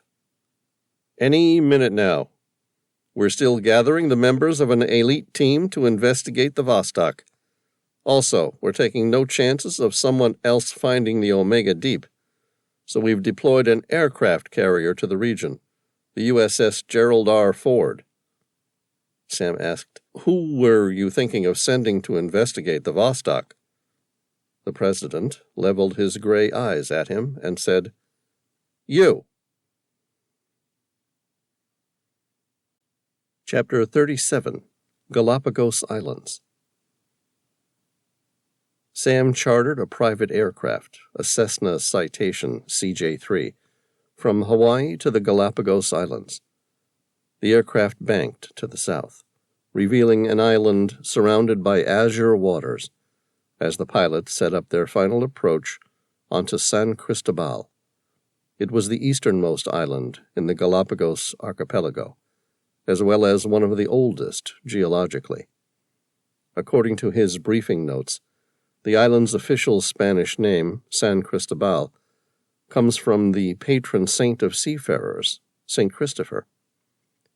The reference made Sam feel that it was a good omen in their quest for the lost submarine, Tom's father, and 192 U.S. submariners.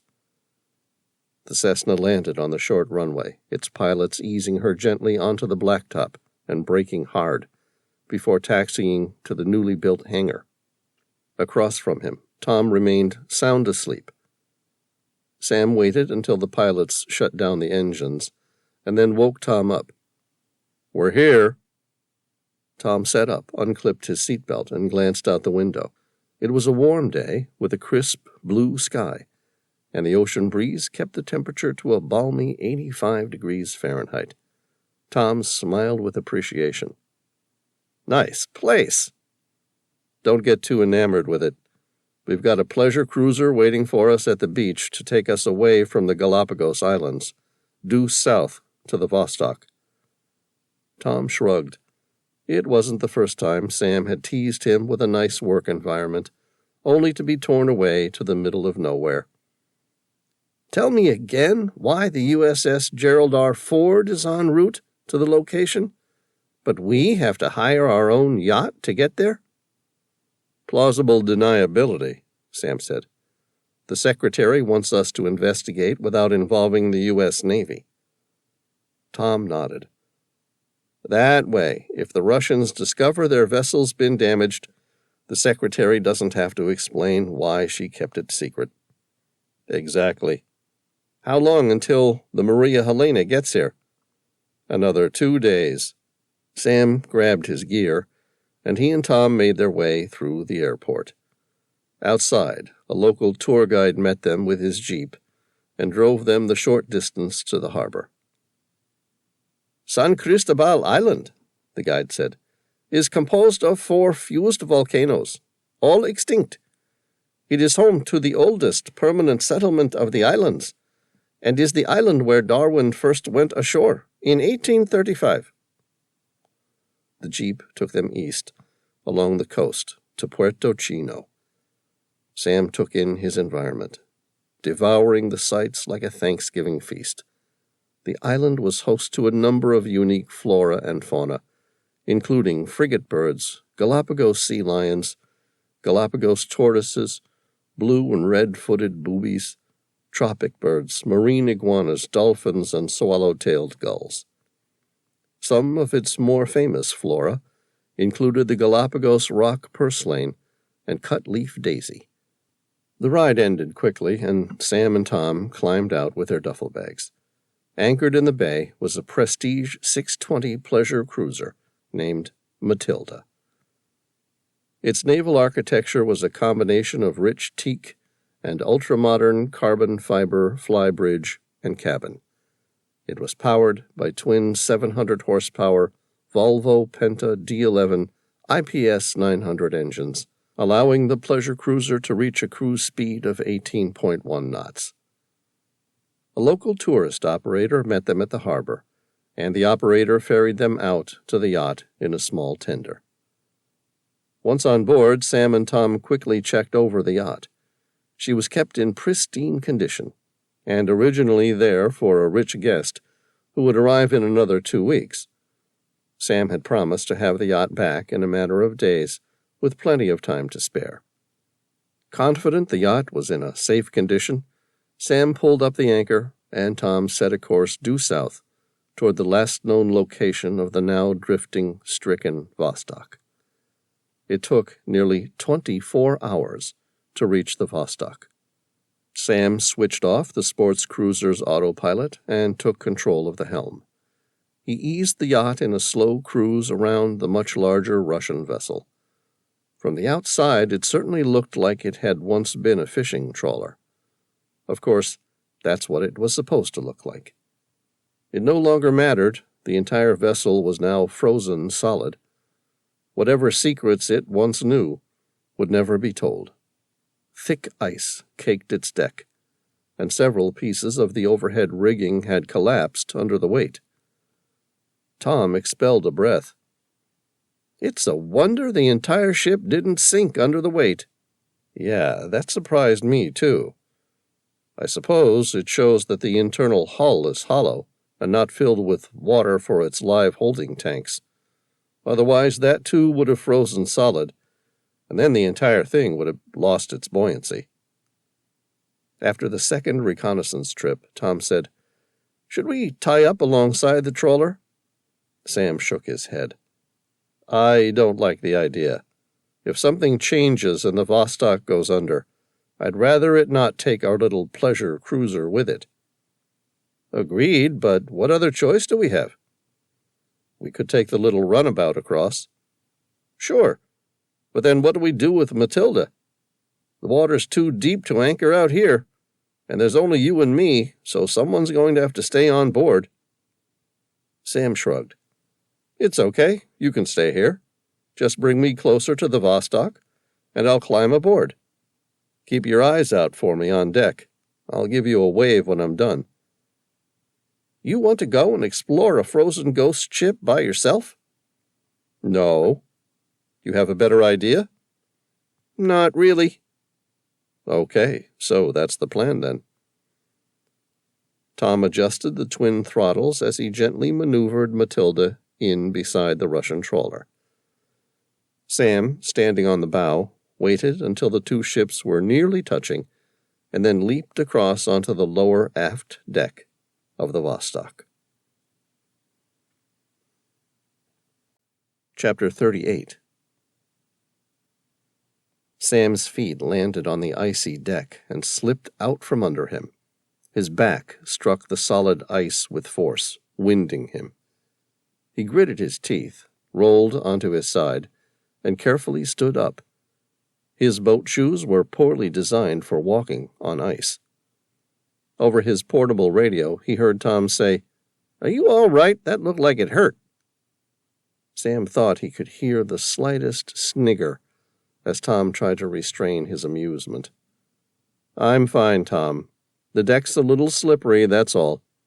"Okay. Let me know if you need me, and be careful." "I will." Sam's eyes raked the icy ghost ship. He tried to imagine what it would have been like. Someone must have experimented with the black body, and then minutes later, there would have been an icy storm. By the time anyone knew what was happening, they were most likely already frozen. Just in case, he shouted, "Hello! Is there anyone alive here?" There was no response. He didn't expect there to be. But just in case, he shouted again, "I'm coming aboard to help." Next to the frozen fishing lines was a fish hook. The handle was nearly 6 feet high and made of wood, with a sharp metal U-shaped hook and spike on the end. Its hook was joined with the rigging by ice, but it didn't take much for Sam to free it. Sam gripped it with his gloved hand. He was thankful he'd had the foresight to bring a thick jacket and snow gloves, but forgot about crampons, or at least something more practical than his boat shoes. He pointed the spike into the ice and used the tool to brace himself as he made his way across the open deck. It took him several minutes to reach the bridge. Ice throughout the ship had started melting, and the internal stairwell leading to the upper bridge had a small stream of water running down it. Sam carefully climbed the stairs until he reached the main door. Like everything else on board the stricken vessel, it was frozen shut.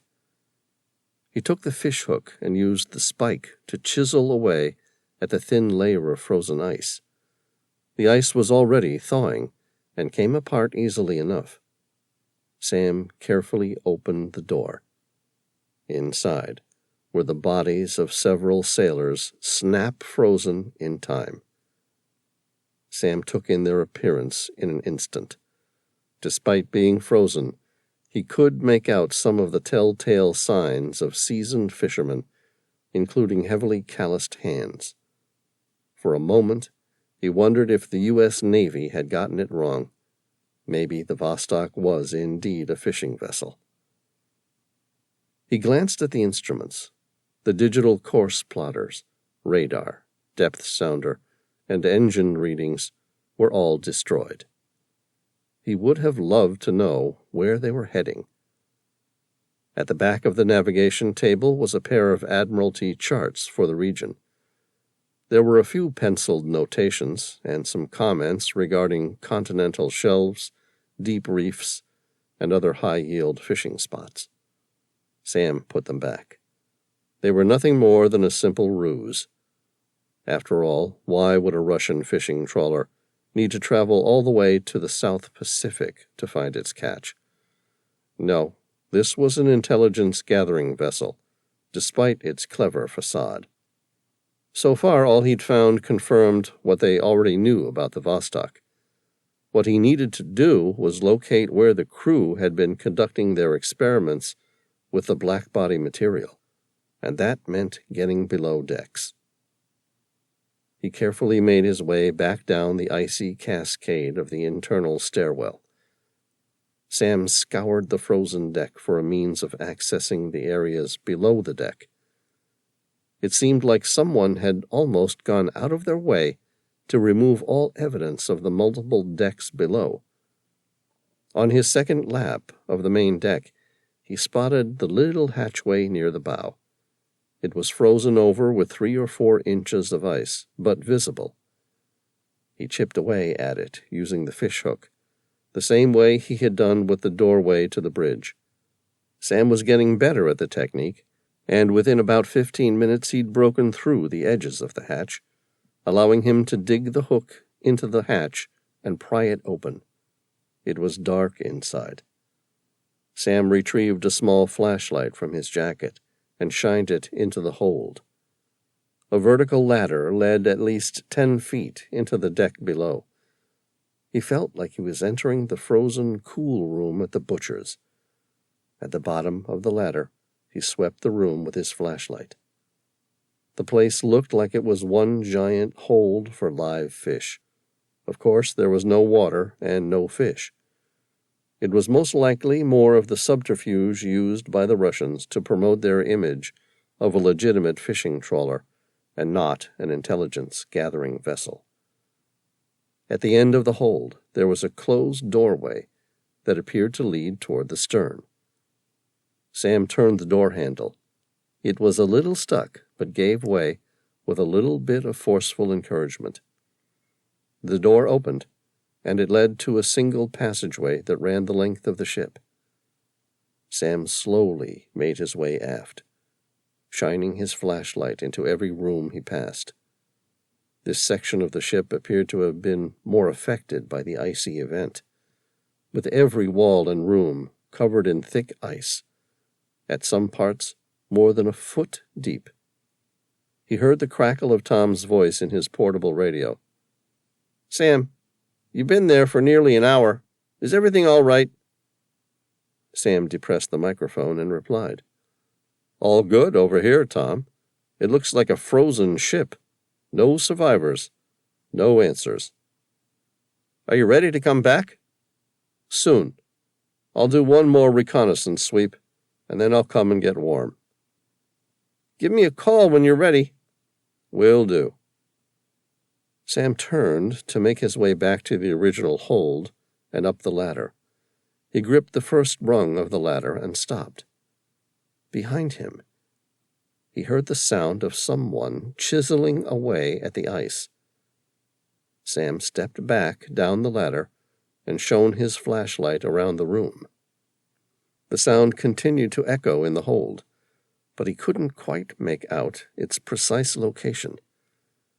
He closed his eyes and listened. The sound was distinctly coming from the port side of the dark hold. Sam shined his flashlight in that direction and stopped to listen. The chiseling sound stopped for a few moments. Sam felt his heart race. Had his mind been playing tricks on him? Then it started again. Sam snapped the flashlight around, fixing it straight at the origins of the noise. The sound had stopped, but Sam audibly gasped, because in its place a hand now penetrated the frozen floor, extending upward with a metal chisel. Chapter 39. Svetlana heard the stranger's voice and froze. "Hello, I'm here to help," came a confident man's voice. "Are you all right?" "I'm down here," she said in fluent English without a trace of her Russian accent. She waved her hand through a hole she had broken in the ice above her head. "Okay, just step back. I'm going to break through. Is anyone else alive down there?" She felt her chest constrict at the question. Did he just imply that no one else survived the disaster? "No, it's just me. What about everyone else?" "I'm sorry, I haven't found any other survivors." That confirmed it. She was the only survivor. Svetlana stepped back into her surveillance room and listened as the stranger struck the icy roof of her confines with something heavy. Broken pieces of ice fell through the gap and into her room. As the second piece ricocheted off the wall and fell onto her shoulder, the revelation of her circumstance struck her as vividly as if she'd been dumped into icy water. The stranger had an American accent. She was the sole survivor from a Russian spy vessel, and she was in trouble. Svetlana glanced at her surveillance monitors. She pocketed a small USB drive with all the valuable information she'd gathered, including the internal recordings of her captain and the submarine commander who'd offered to sell the Omega Deep. She still felt that the information was valuable, certainly important enough to risk her life to keep. What frightened her was who to provide it to. Someone within the Russian Foreign Intelligence had betrayed her government, trading in their secrets for money. The question was, how high up was the insurrection? If she returned to Russia for a full debrief, was she walking straight into the hands of the very people who were involved in the conspiracy? Perhaps it was better that her government continued to believe she went down with the Vostok until she could study more of the information on the USB stick. There had been hundreds of hours of continuous sound recordings inside the Vostok. Somewhere in there were the answers she needed before she knew who to report to. She then removed her laptop's hard drive, slid it into a slot on her desk, and flipped a switch. A brief humming sound of the degaussing machine wiped and destroyed the drive. She suspected if the U.S. Navy had boarded her vessel, they would most likely guess without any trouble what the ship's true purpose was. But at least there wouldn't be irrefutable evidence. A few minutes later, the stranger broke through the opening. She looked up and saw his arm reach down into the narrow opening of ice. "Give me your hand," he said. "I'll pull you up." Svetlana took one last look at what had been the highlight of her short-lived career in espionage and gripped his hand. The stranger pulled her up through the narrow ice hole without any effort, and in a matter of seconds she was standing in the bogus fishing hold. "My name's Sam Reilly," the stranger said, offering her his hand. She took it. "Svetlana, thanks for getting me out of there." He had a nice face with a carefree and kindly smile, full of even white teeth, and piercing blue eyes that reminded her of the depths of the ocean. "You're welcome," he said. "How long have you been trapped?" She thought about it for a minute. "About 2 days, I think." "You must be starved. You're lucky you're not frozen.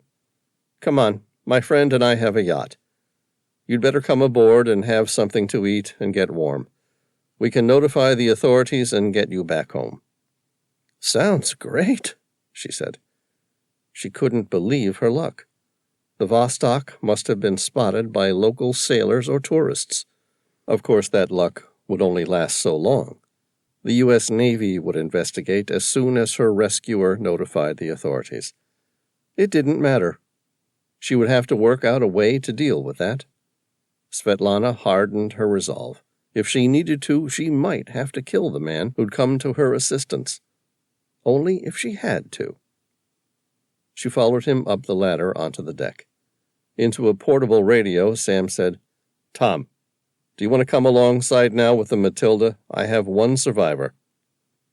Svetlana glanced to the west, where a wealthy pleasure cruiser was making its way toward them. She smiled. What were the chances that she should be picked up by a wealthy tourist on vacation and not a U.S. Navy patrol? The pleasure cruiser pulled up alongside the hull. Sam said, "Here, give me your hand and I'll help you across." She reached the side railing of the Vostok and stopped. "I'm sorry, can you please wait a few minutes? I just realized I forgot something that I really need from down below." "All right," Sam replied. "No problem. Can I give you a hand?"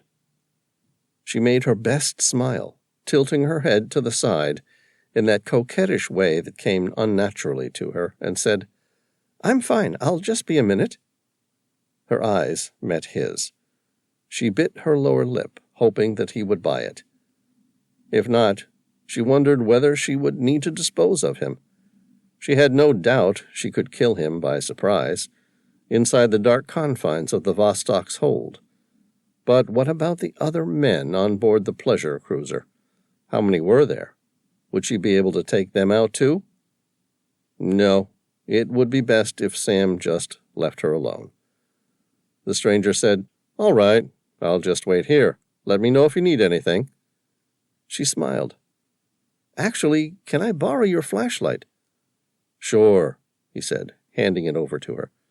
She took it. "Thanks, I'll just be a minute." He smiled warmly, his voice filled with the insouciance of a rich tourist, happy to just be where he was. "Take all the time you need." She nodded and made her way quickly across the icy deck and down the first ladder. She picked up the metal hammer that was left on the forward hold, the same one she'd been using to chip away at the ice. From there, she made her way to the aft section of the hull, where she found another trap door. It didn't take long to break through the ice and open the hatch. This one led to the bottom of the Vostok's hold, where the bilge was dry. No water had made its way into this part of the ship, and as such, despite the freezing conditions, there was little ice. Svetlana switched on the flashlight. She shined it across the bilge. The hull was made of thick steel, designed to protect against icebergs in the Arctic Sea above Russia. Several thick steel pipes penetrated the hull. These were called sea cocks, with an oversized lever like the handle of a tap, and were designed to release bilge water when the ship was in dry dock. They were larger than they needed to be, but that was because they served a secondary purpose. In the event of being captured or boarded, the sea cocks could be opened fully, causing the hull to flood within minutes, sending all they had to hide to the bottom of the sea. Svetlana didn't hesitate. She reached the first sea cock closest to the bow and opened its lever. Seawater gushed into the bilge hold with the pressure of a fire hydrant. She made her way quickly toward the stern, opening each one, before quickly climbing the ladder to the main living quarters deck. She shined her flashlight into the hatch and was pleased to see that the water was rising fast, much faster than she expected. For an instant, she wondered if she'd gone too far opening all the sea cocks, and the Vostok was about to sink while she was still below decks. Svetlana put the thought out of her mind. She would have done it anyway, even if it killed her. The information on board, particularly about whatever strange material her captain had purchased, which ultimately froze the ship, would have been enough to incriminate her government. No, she would have sunk the ship anyway. She started to run, racing across the icy passageway, and climbed up the deck. Behind her, seawater had already reached the hatchway and was now flooding the passageway. She grabbed the ladder and started to climb. Before she reached the top, a hand reached down to grab her. It was Sam's. She took it and he pulled her up. "Quick," he said. "The Vostok's about to go under." She didn't need to be told twice. Svetlana ran across the icy deck. The Vostok was sitting much lower in the water, and its fishing deck was already at the same level as the sea, with the gentle crest of the ocean's swell lapping along the icy deck. Next to it, the bow of the pleasure cruiser, which was previously much lower than the Vostok's deck, was now above it, meaning that they would need to climb to reach it. She felt the Vostok sink beneath her as she jumped to reach the bow. Another stranger grabbed her and pulled her up over the railing onto the pleasure cruiser. Behind her, Sam made the large jump, gripped the railing, and pulled himself up and over onto the expensive teak deck of the pleasure cruiser. The pilot of the Matilda didn't wait for introductions, but instead threw the yacht into gear and powered the engines. It took seconds for them to break away from the stricken Vostok. Svetlana took in a deep breath, reveling in the warmth of the tropics as she watched Russia's most technologically advanced intelligence-gathering vessels slip beneath the waves and disappear into the depths of the South Pacific Ocean. She exhaled. She had pulled it off. Sam Reilly turned to face her, his piercing blue eyes fixed on hers, as though he could read her thoughts. "What?" she asked. "Nothing." He grinned as though it had nothing to do with him. "What is it?" she persisted. "Do you want to tell me why you just opened the sea cocks and intentionally sank your vessel?" Chapter 40. Sam studied her response. Her full lips formed a coy smile that he was almost certain was well practiced, rather than natural. She tilted her head and squinted her eyes. "Excuse me?"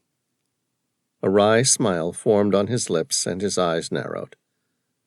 "Did you just open the sea cocks?" Conflict twisted her face into a grimace of indecision. For a moment, Sam thought she was going to lie, but instead, thinking better of it, she answered with the truth or a very near version of it. "Yes."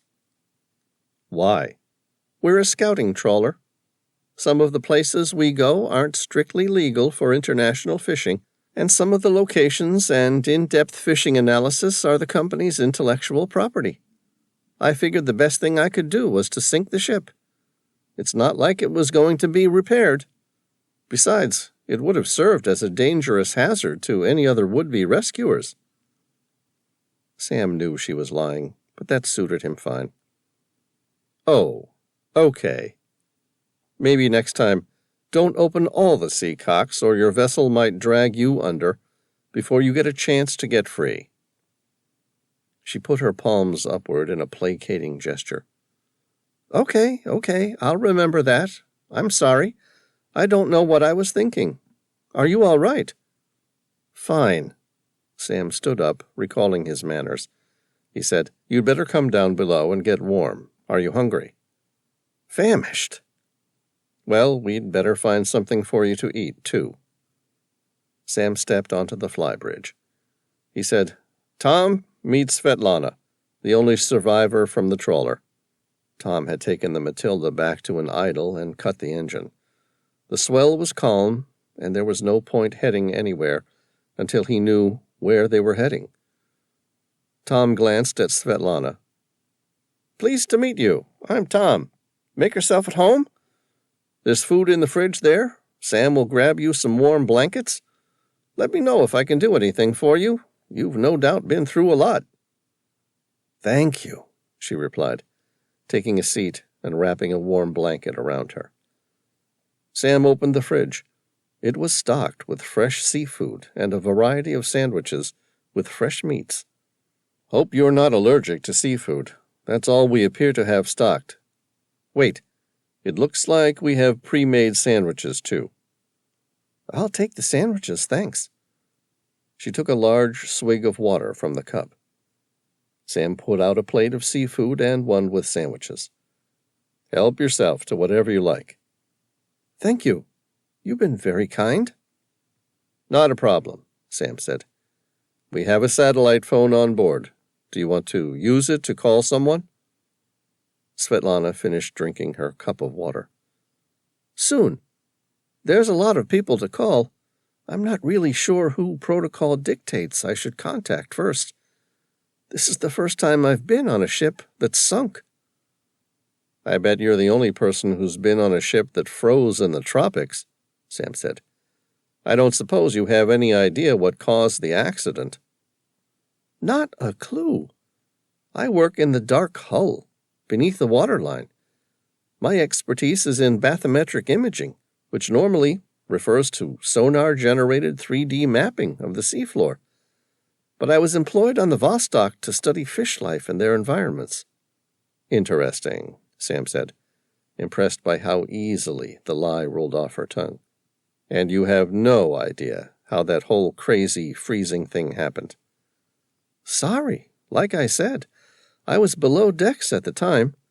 Luckily, the room I worked out of is insulated with soundproofing to prevent any sound intrusions from affecting the hydrophones I was using. As a consequence, I survived, while my crew all died. That was fortunate.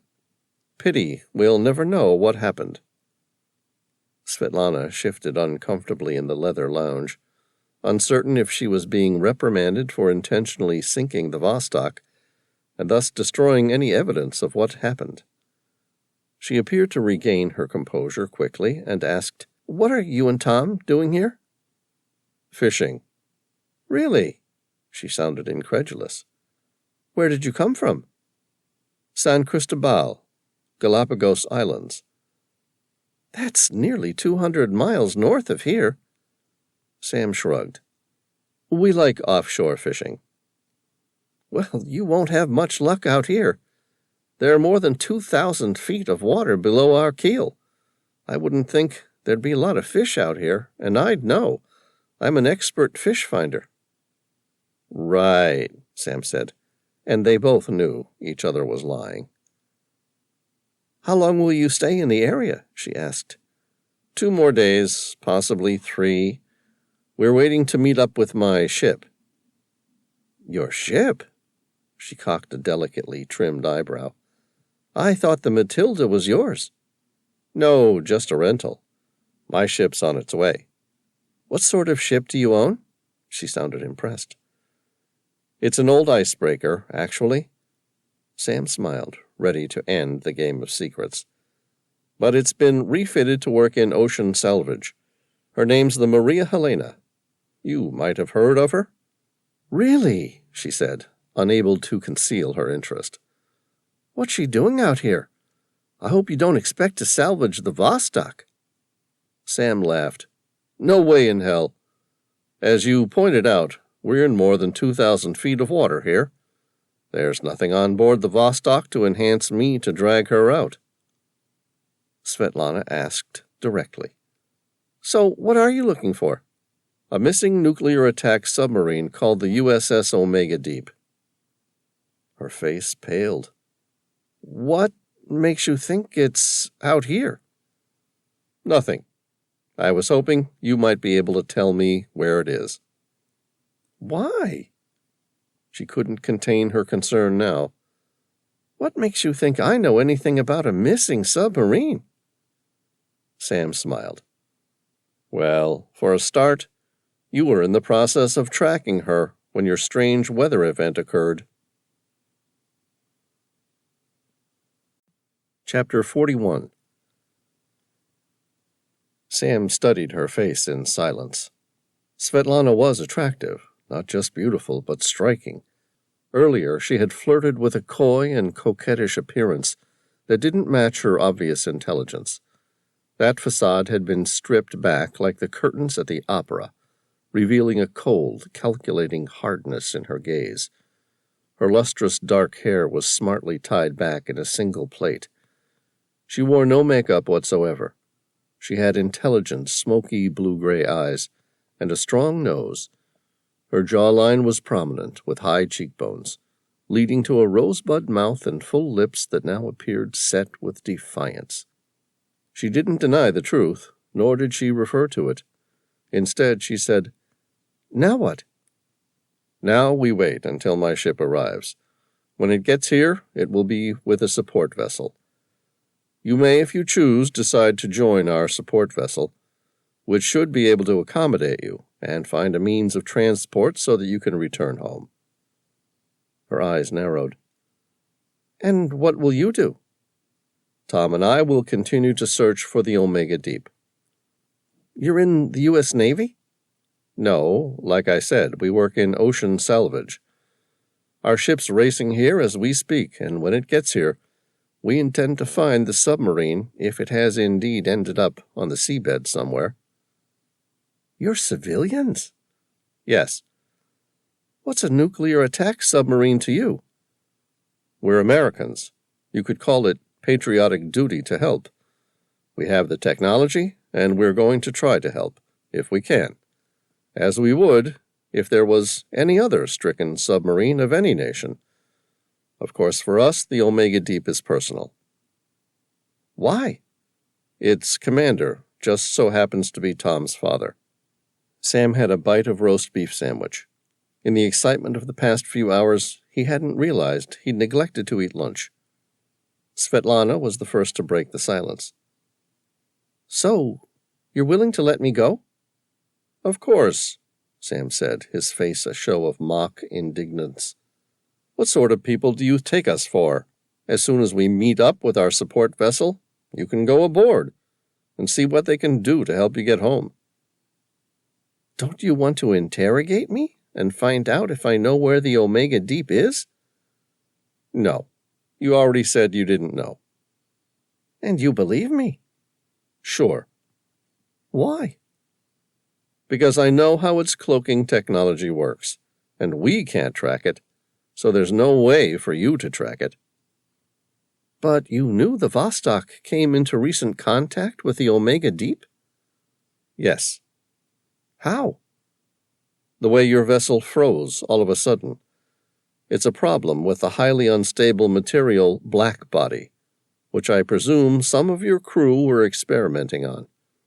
Given that the Omega Deep had the last known supply of the rare element, it's only natural to assume that you made contact with it, or someone who'd made contact with it." Svetlana said, "Thanks for letting me know. I had no idea what went wrong. I was in my surveillance room, and my array of hydrophones were concealed, while a submarine mated with our dock beneath the keel. The commander purchased something from that submarine. By the sounds of things, it was this strange material you talked about, black body. You have to believe me. That's all I know." "Okay, I believe you," Sam said with his customary insouciance. Svetlana said to Tom, "I'm sorry about your father." Tom frowned. "I still believe there's a chance my father might still be alive." "I hope you're right. Thank you, both of you," she said. "What's your support vessel?" Sam smiled. "It's the USS Gerald R. Ford." Chapter 42. Svetlana's response was visceral. "No! You can't leave me with the U.S. Navy." "Why not?" Sam asked. He noticed her composure suddenly shatter. "You have no idea what's going on, do you?" "No." "You think I'm frightened of your Navy?" "Aren't you?" "No." "Then what are you frightened of?" "It was recently discovered that advanced military technology and government secrets are being passed through senior officers' hands. I was sent to join the Vostok in an attempt to discover who was involved from our side." Sam made a wry smile. "You're worried about what your own people will do once they find out you're still alive." "Yes." "You want to appear dead forever?" "It beats actually being dead forever." "What would you do?" "It depends. I have information. If I can work it out and discover who's responsible, then I can return to Russia. But until I know who's responsible, I will be returning to a trap." "What do you need?" "I need a computer, and I need you to keep me a secret for a few more days." "I can't give you connection to the internet," Sam said emphatically. "I don't need it. I just need to review some data I already have." "How do I know I can trust you?" "You can't," she smiled. "But while we're out at sea, without access to your satellite phone, there's nothing I can do. In fact, it's probably the safest place for you to keep me." "You've already admitted that you work in intelligence gathering for a foreign country. Your entire training and purpose is to spy and gather information that might be used against my country. Why should I help you fix problems in your own government?" She set her jaw firm. "Because I heard that whoever infiltrated my government has penetrated yours too." Sam expelled his breath. She had hit a raw nerve. This was precisely what the president had feared. "Go on." "And what's more, whoever betrayed me was involved in the sinking of the Omega Deep." Sam met her eye. Against his better judgment, he said, "All right. You have 3 days until the Maria Helena arrives. You can stay aboard until then." Chapter 43. The next 2 days passed quickly. On the morning of the third day, the Matilda rendezvoused with the USS Gerald R. Ford. Svetlana remained below decks, while Sam went on board to have a meeting with the Secretary of Defense, who had flown there directly to discuss their progress in person. At a length of 1,106 feet, with a beam of 206 feet, and 25 decks, the USS Gerald R. Ford made the Matilda look like a bath toy. Sam ran his eyes across the vessel. He'd been on the same aircraft carrier previously, shortly after she was first launched, but somehow every time he came on board he was amazed by the sheer size of it. To him, the aircraft carrier, with more than 75 aircraft, and a complement of nearly 4,000 servicemen and women, the place always appeared more like a small city than a ship. He was taken to a strategic planning room.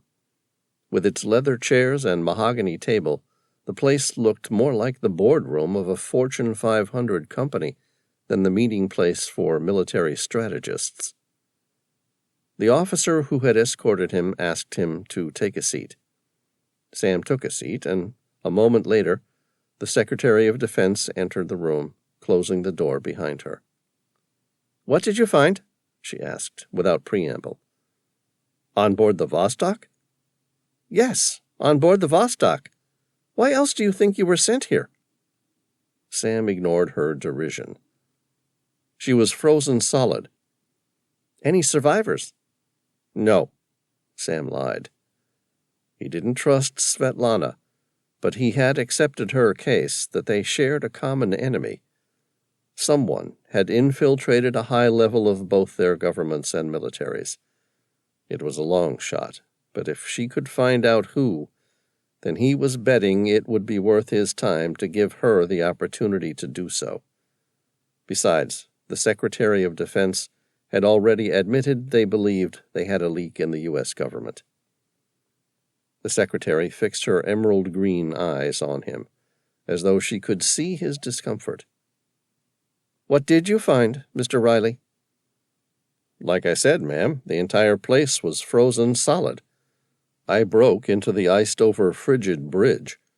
The digital systems were all destroyed by ice, and their Admiralty charts were nothing more than a ruse, identifying deep shoals and reefs known to be good for long-line fishing." "Did you retrieve anything of use?" "No, ma'am." "Why did it sink?" Sam sighed. "It was listing to port heavily. I believe the melting ice had flooded the bilge. The Vostok sank within an hour of boarding it. I nearly got caught below decks." The secretary scrutinized him with her piercing green eyes. "What aren't you telling me?" Sam smiled. He'd never been a good liar, and even the best couldn't lie to the secretary. "I can't tell you yet." "You don't trust me?" "No, I don't trust anyone." "Will this lead you to the Omega Deep?" "It may."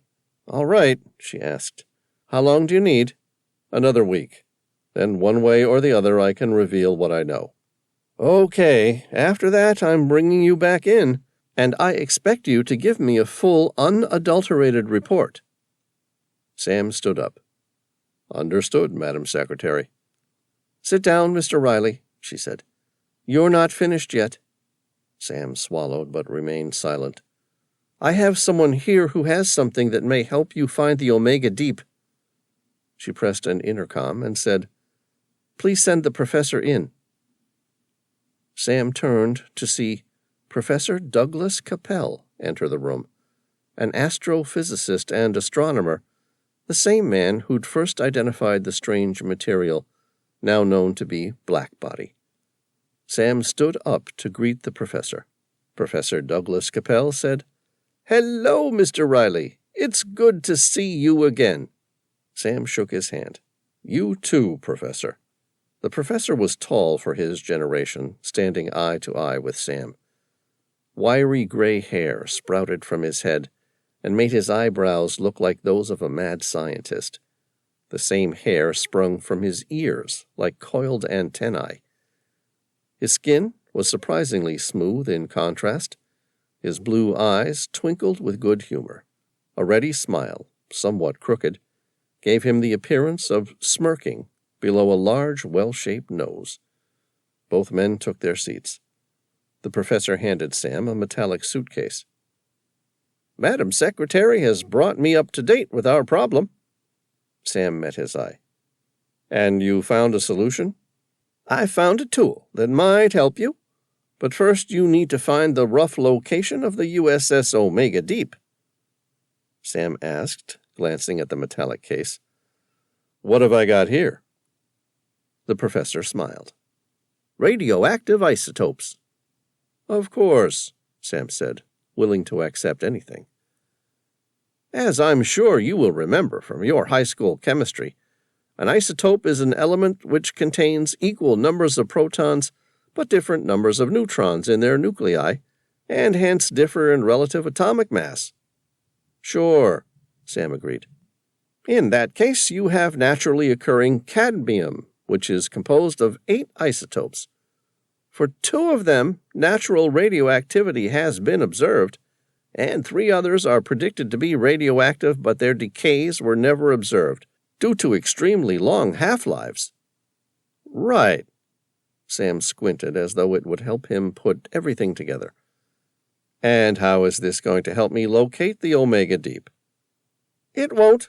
You'll need to find the rough location of the submarine, but this should help you locate the otherwise invisible hull." "Go on." "Cadmium is in a class of isotopes known as primordial isotopes." The professor pulled his glasses forward to meet Sam's eye, and seeing little understanding there, made a dramatic sigh, as though a complaint on the state of science education these days.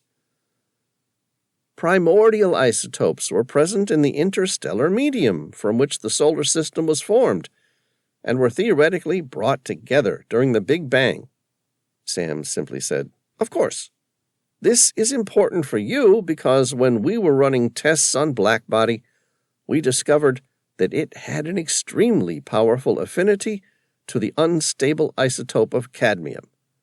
These have been coated with ultraviolet materials, meaning that they will be easy to see under UV light."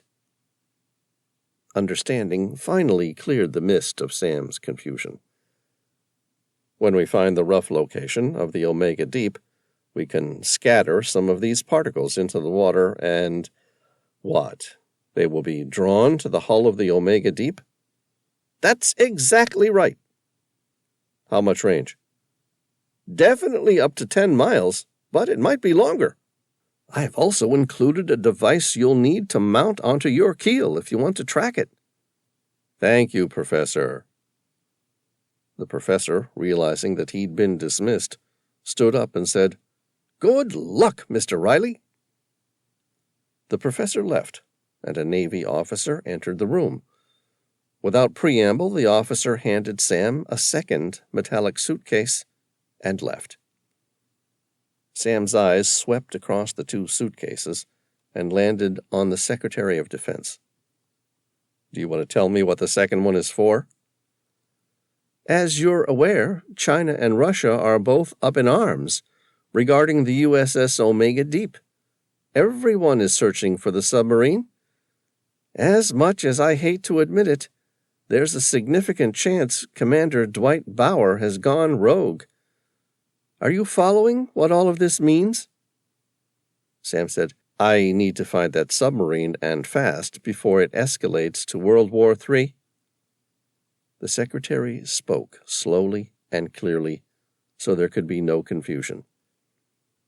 "If we ever locate the Omega Deep, we're going to have to send her to the bottom for good. There are too many secrets on board that the world can't know.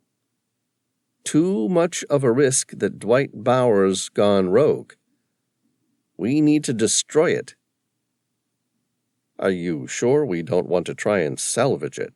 Sam asked. "Afraid not. It's too dangerous now.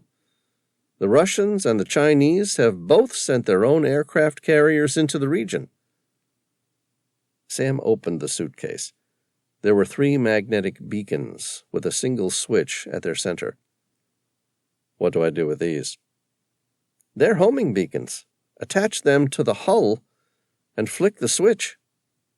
"What will happen?" "You and anyone you want to keep alive will get as far away as possible. As soon as the USS Gerald R. Ford picks up the homing signal, it will launch a pair of torpedoes.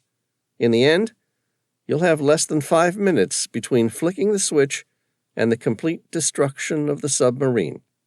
"What about the crew of the Omega Deep?" The Secretary of Defense's face twisted into a grimace of indecision. "It's been more than 130 days since the Omega Deep left its harbor. They had enough food to keep them for 90 days.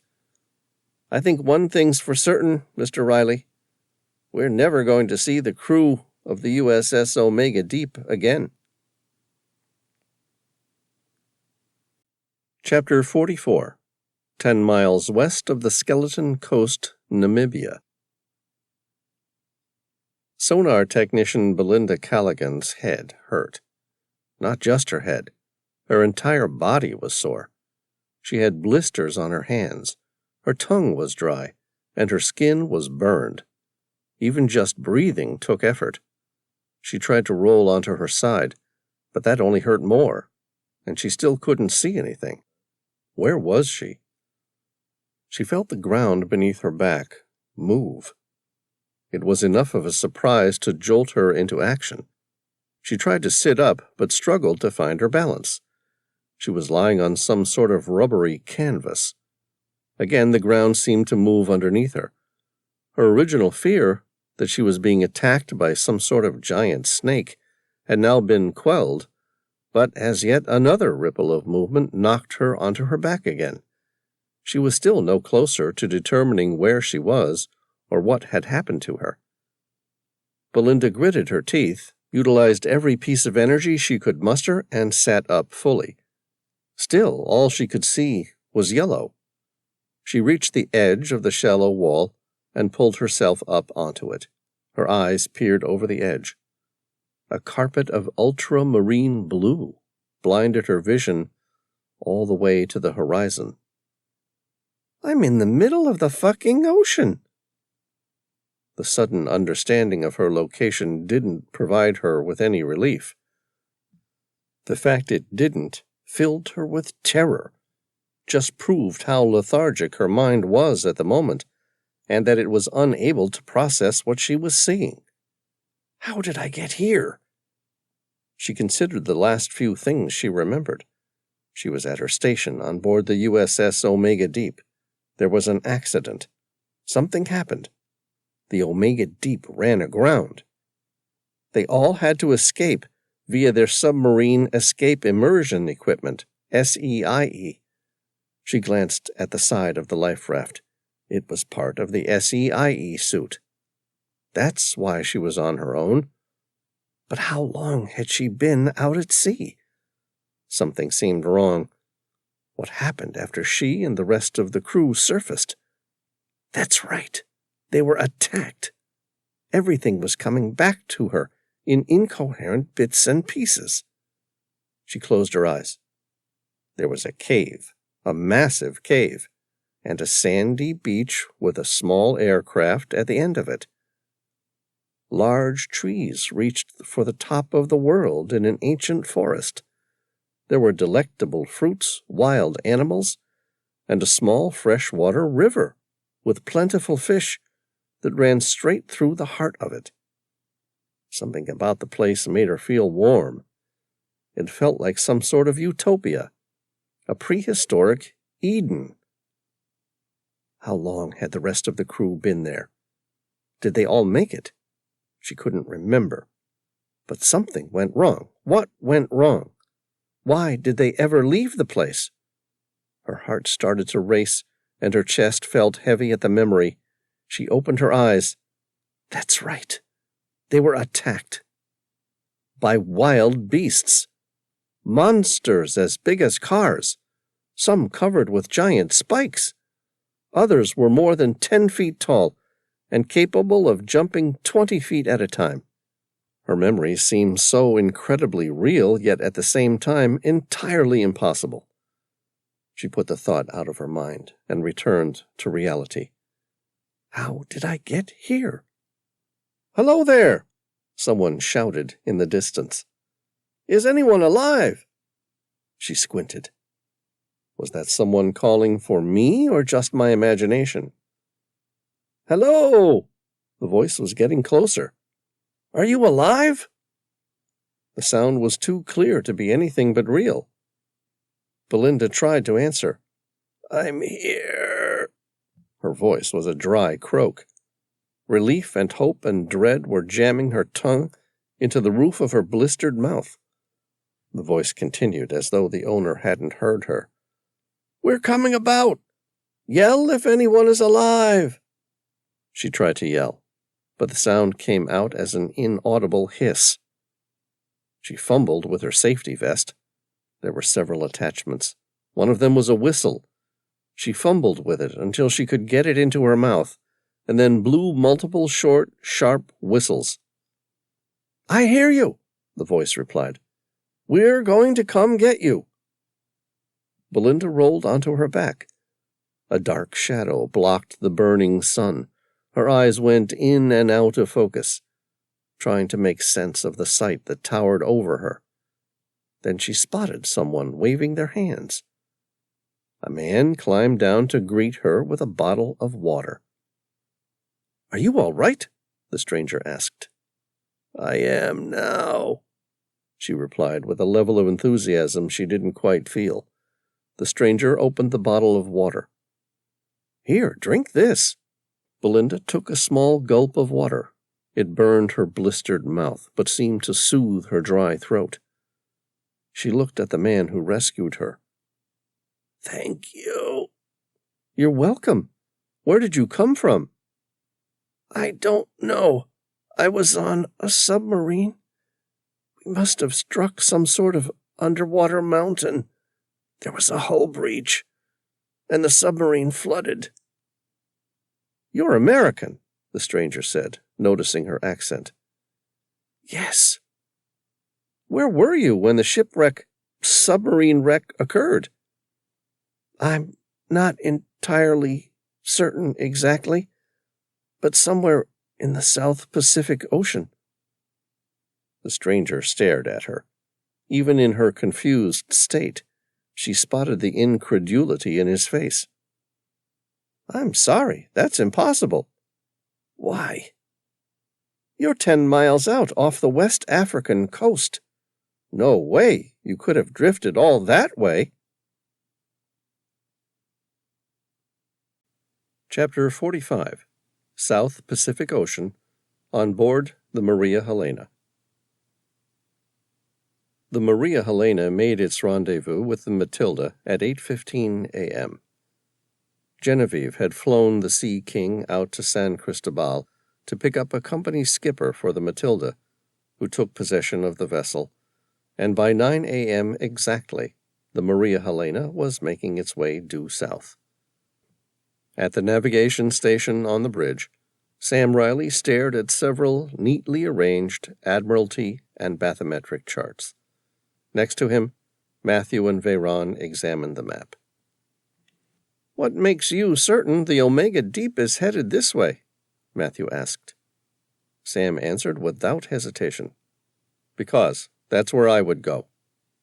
Really? Matthew was surprised by his confidence. Why?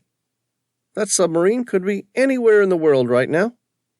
Given what we know about her, we have no reason to even believe that she's lying on the bottom of the sea somewhere with a wrecked hull. Sam said, because Commander Dwight Bauer's original orders involved taking the USS Omega Deep into the South Pacific to test her maneuverability. Sure, Matthew accepted that. But the South Pacific is massive. In fact, most of her seabed has never been charted. So what makes you think you can guess where she went? I know, it's a long shot, but it's all we have. Where exactly are you thinking? Veyron asked. Here, Sam said, pointing to a series of submerged valleys. Veyron studied the submerged valley. He had a doctorate in submersible technology and a second one in mechatronics. There was little he didn't know about how a submarine like the Omega Deep might handle. After a few minutes, he shook his head. I don't think it would have gone here. Why not? Too dangerous. Commander Bauer would never have risked it. But I ran the submarine through a simulator of the same submerged valley with identical dimension. It was hard, but doable. Sure, but I read the report on the Omega Deep's upgraded systems. It wasn't running with sonar. It would have been relying on visual navigation, using its new digital video sphere system. It's what? Matthew asked. More than 200 tiny video cameras are embedded into the hull of the Omega Deep, allowing it to provide a real-time 360-degree view surrounding the submarine, as clear as though they were looking out the window. Sam's eyes narrowed. And you think that technique would be intrinsically more difficult to navigate by the previous systems, such as inertial navigation, GPS, and sonar? Not more difficult, simply unknown, Viran replied. And I've met Tom's dad. He's no fool. Like all good commanders, he would have known that arrogance with new technology was lethal. So he would have taken them farther south. Where? Viran studied the next map, which extended into the waters south of New Zealand and out toward South America and Cape Horn. Here. There's an ancient valley system extending hundreds and potentially thousands of miles. They start off wide and continue to get smaller, giving the crew of the Omega Deep time to practice. That's where I would have gone. Sam said, That's great. Now we just need to narrow it down to an area of more than 1 million square miles. Viran put his hands in a placating gesture. Hey, I'm just saying what I would have done if I was commanding a new experimental submarine like the Omega Deep. Sam said, Thanks, Viran. The satellite phone rang. Sam picked it up. It was the Secretary of Defense. She said, Where are you headed? South. Somewhere near New Zealand. Viran thinks the Omega Deep headed to a series of known submerged ancient valleys to perform maneuvering tests. Possibly something went wrong, and the submarine ran aground. The secretary said, That's impossible. Why? Because we just found the crew of the Omega Deep. Sam felt his heart take off at a gallop. Where? In a series of individual SEIE suit life rafts scattered along the skeleton coast of West Africa. Was everyone rescued? We only recovered about 2/3 of the crew. Tom's father and the XO, James Halifax, are missing too. She paused. There's a chance they're still out there in the Atlantic, and it's just a matter of time before we locate them. Or... What?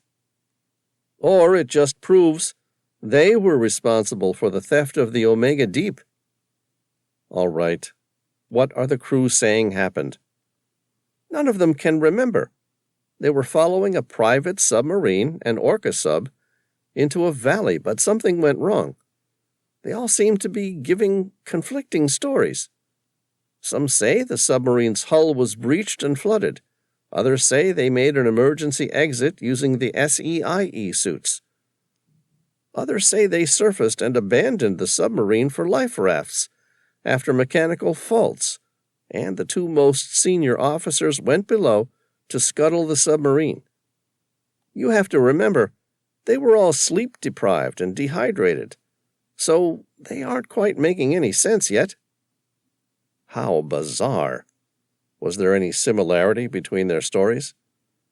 Not really, except... Except what? You wouldn't credit it, but almost all of them made some reference to being in paradise, only to be attacked by what they are calling monsters. Monsters? Sam asked. What sort? They were described as being beasts as large as cars. Some looked like bears, others were covered in scales and spikes. I would have dismissed the lot of them if it weren't for the fact that it was the only general theme they all shared. Bizarre. Did you find drugs in their system? Drugs? Yeah, amphetamines, cocaine, LSD. Something that might account for their shared hallucinations? Not yet. They were only picked up an hour ago by local fishermen. One of our vessels currently stationed in the Mediterranean is on its way to meet them. Sam said, All right, let me know what they find. We're going to keep heading south. Let us know if you learn anything, and we'll circle around Cape Horn and head into the Atlantic to help. Just one more thing. Shoot. Sam made a thin-lipped smile. Did any of them give a rough location of the wreck site? Yeah, but we're pretty certain it's wrong. Why? Because they said they were in the South Pacific Ocean at the time, but that's impossible. There's no way anyone would have survived floating on a single-person raft all the way from the Pacific, around the Cape, and across the Atlantic, is there? Sam swallowed. Not a chance in hell. Chapter 46. Sam found Svetlana working on the laptop Elise had loaned her in the meeting room on the first deck. Its hard drive had been wiped beforehand, and it had no connection to the satellite internet. At the end of the room, Genevieve reviewed maintenance logs for the Sea King and caught up on some other paperwork, which was more of a pretense for what she was really doing, which was guarding Svetlana. No one had told her that Genevieve was Russian. Right now, they wanted to play all their cards as close to their chest as possible. To Svetlana, Sam said, "Any luck finding who was involved?" She took a sip of her coffee and said, "Some, but not enough." "What do you know?" "The man who came to visit the Vostok while I was locked in my surveillance room was an American. What's more, the very same man visited the Vostok nearly 3 months ago, just before she was assigned to the Arctic Circle. One of the men who took him for a tour of the Vostok was my commander, who's now dead, but the other one I can't find, and right now I have no way to find out if he was another American or one of ours." Sam said, "If you give me a copy of the image of the man's face, I can have Elise find out for you. If he's one of ours, she'll have it on the Navy's Human Resources database. And if he's one of yours, she will probably have it on the Navy's Foreign Intelligence databases." Svetlana eyed him, as though conflicted by how much to trust him. "Sure. I've got a copy on this USB stick. You can give it to Elise if you still don't want to trust me with wireless connectivity." "Thanks," Sam said, taking it. "I think that's best for everyone." Then turning to Genevieve, he said, "Do you mind running this up to Elise and asking her to urgently locate the identity of the man on the right?" "Sure." Genevieve's eyes darted between Sam and Svetlana and back again. "Are you sure you're all right down here?" "Fine," Sam replied, amused by her concern. Genevieve had already mentioned that just because the Russian spy wasn't armed didn't make her any less dangerous. Returning his gaze towards Svetlana, he said, "Elise is a genius. It won't take her long to find out whose face that belongs to." "Elise is in intelligence gathering?" Sam evaded the question. "Sort of." "CIA, FBI, or military?" Sam laughed. "It's none of your business. But if it lets you concentrate on the task at hand, I'll let you in on a secret." Svetlana smiled, as though she was willing to wait patiently for whatever it was Sam was going to reveal to her. Sam said, "Elise works with me. She's a computer geek and one of the best hackers in the world. She's not for sale. She only works for me because it entertains her, and if I don't find her enough interesting challenges, she disappears." Svetlana smiled, amused by the thought. Then, returning to her problem, she said, "What about the American?" Sam grinned. "I don't suppose he was just coming on board as a guest?" "No way in hell. You forget the Vostok was our prized information-gathering vessel. There's no way someone would have allowed an American to come on board." "What do you think he was doing there 3 months ago?" "I think he was offering to sell the Omega Deep to the commander." "But the Omega Deep hadn't even launched yet." "Think about it, Mr. Reilly. You're a smart guy. Where are the crew of a submarine from the whole world over a few weeks before they're deployed to a potentially 3 to 6 month tour of duty?" "They're on leave." "Exactly." Svetlana smiled, revealing perfectly even white teeth. Tom walked into the room. Sam said, "Hey, Tom, do you have the crew list for the Omega Deep on you?" "Yeah, I think the secretary emailed it to my phone. Why?" Svetlana answered, Because we need you to use it to see if someone who boarded the Vostok 3 months ago was on it, who I believe might have been in the process of trying to sell the Omega Deep to my commander." She froze the image and zoomed into the face. Turning the laptop toward Tom, she said, "This man." Tom glanced at the screen and frowned. "I don't have to check the list." "Why?" she asked. "Because I already know who that is." Sam said, "Who?" "His name is James Halifax, and he's my father's XO. Chapter 47. Sam contacted the Secretary of Defense and updated her with the news of who most likely betrayed them. When he was finished, Sam asked, "Any news from the survivors?" "It was LSD." "What?" Sam asked, confused. "You said to check their urine for traces of illicit drugs. We did. There were high levels of LSD. "In all of them?" Sam asked. "Every single one of them. Someone wanted them to give a strange account of their disaster that would confuse our search." "It would appear so." Sam asked, "How much longer until we have the Chinese and Russian navies on our tail?" "They're running about 24 hours behind you. The Russian aircraft carrier crossed the Bering Strait a few hours ago, and the Chinese aircraft carrier will reach Hawaii in about 4 hours. "All right, so while we keep heading south, we'll keep that advantage. But I don't have a clue what we're going to do while we search for the Omega Deep, if it even is in the Pacific Ocean.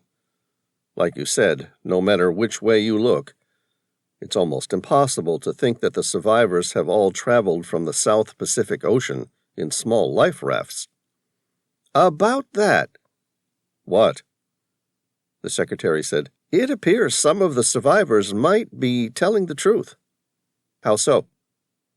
"They said they ran aground in the South Pacific Ocean, so we had the life rafts tested to see where the microbes and sea life originated." "And?" "As expected, there were many types of marine algae, protists, plankton, and bacteria." Sam almost shouted, "What did you find?" "Bacillus pacificus." "That's only found in the tropical warm waters of the Pacific Ocean." "Yes." "And our only lead takes us farther south. There's no way we're heading in the right direction." "I know. It's not necessarily helpful, but at least you know you're in the right ocean. We're sending the USS Gerald R. Ford back to escort you. Good luck." Sam put the satellite phone down. Svetlana asked, "What now?" The life rafts were contaminated with the bacteria Bacillus pacificus, which is only found in the tropical waters of the Pacific Ocean. "Does that definitely rule out the South Pacific?" Sam said, "It does unless you can find some warm water there." "How warm?" "At least 85 degrees Fahrenheit." "What will you do?" she asked. "I'm not sure." Sam shook his head with incredulity. "To make matters worse, we now have aircraft carriers from Russia, China, and America all racing to converge on our location." She leveled her gray eyes at him. "You know, if you play this wrong, you're going to set us up for World War III, don't you?" Sam nodded. "I know." Elise walked into the room. "I know who the third person was in that photo you sent me, Svetlana." "Who?" "Luka Kuznetsov." Svetlana swore in her native language. Sam said, "You've heard of him?" "Of course I have. He's a senior official in charge of military research and development." Svetlana swallowed hard. "And he's also the president's brother-in-law." Sam understood the implication immediately. Either Luka Kuznetsov was trying to buy the submarine for Russia, and there was a traitor within the U.S. Navy, or Kuznetsov was a traitor to Russia. Either way, it begged the question, was the president of Russia involved? Then he thought about the attack on the Chinese aircraft carrier, which was made to look like it had come from an American nuclear attack submarine. You know what someone's trying to do? Yeah, face the world's superpowers off against each other. The question is, who would gain the most from it? Beats me, she replied. What will you do now? I don't know. It's clear the USS Omega Deep might be the only thing that stands between us and war. Sam studied her. He had fallen into the easy way of communication he had with the rest of his crew, even though she was a known Russian spy. It was dangerous territory, but she had plenty of information to offer him, and he had no reason or place to get rid of her at the moment. He asked, What do you want to do? She shrugged as though it wasn't her problem. I think right now I'm the only thing stopping World War III from taking place. How? We need to get to the Omega Deep before anyone else. How? We've already been through this. Our original theory of where the submarine ended up has now been totally shot. She sighed heavily. I might be able to help if you give me your bathymetric and admiralty charts. Sam studied her through narrowed eyes.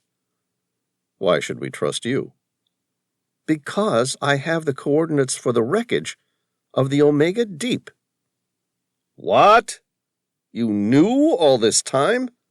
Why didn't you tell me? How could I trust you? Besides, we only know now that finding the submarine is in our mutual interest, as possibly the only solution to avoid a clash between the world's greatest superpowers. Sam dismissed his sense of betrayal. After all, he reminded himself, he was dealing with a Russian spy.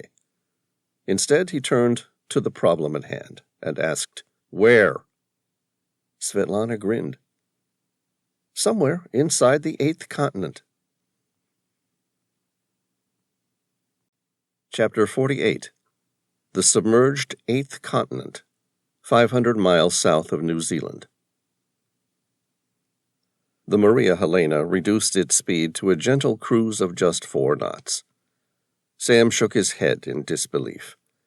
The coordinates Svetlana had given him had taken them to what appeared to be an ancient landmass, now buried in just 50 feet of water.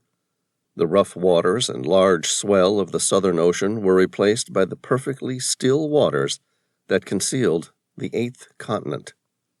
If one drew a line between New Zealand's North Island and South America, and then cut it in half and headed 500 miles due south, one would reach the strange place. With the exception of Veyron, who was checking the towed monitoring array that would allow them to track the UV-emitting cadmium that Professor Douglas Capel had provided, the rest of Sam's crew and Svetlana stood at the bridge.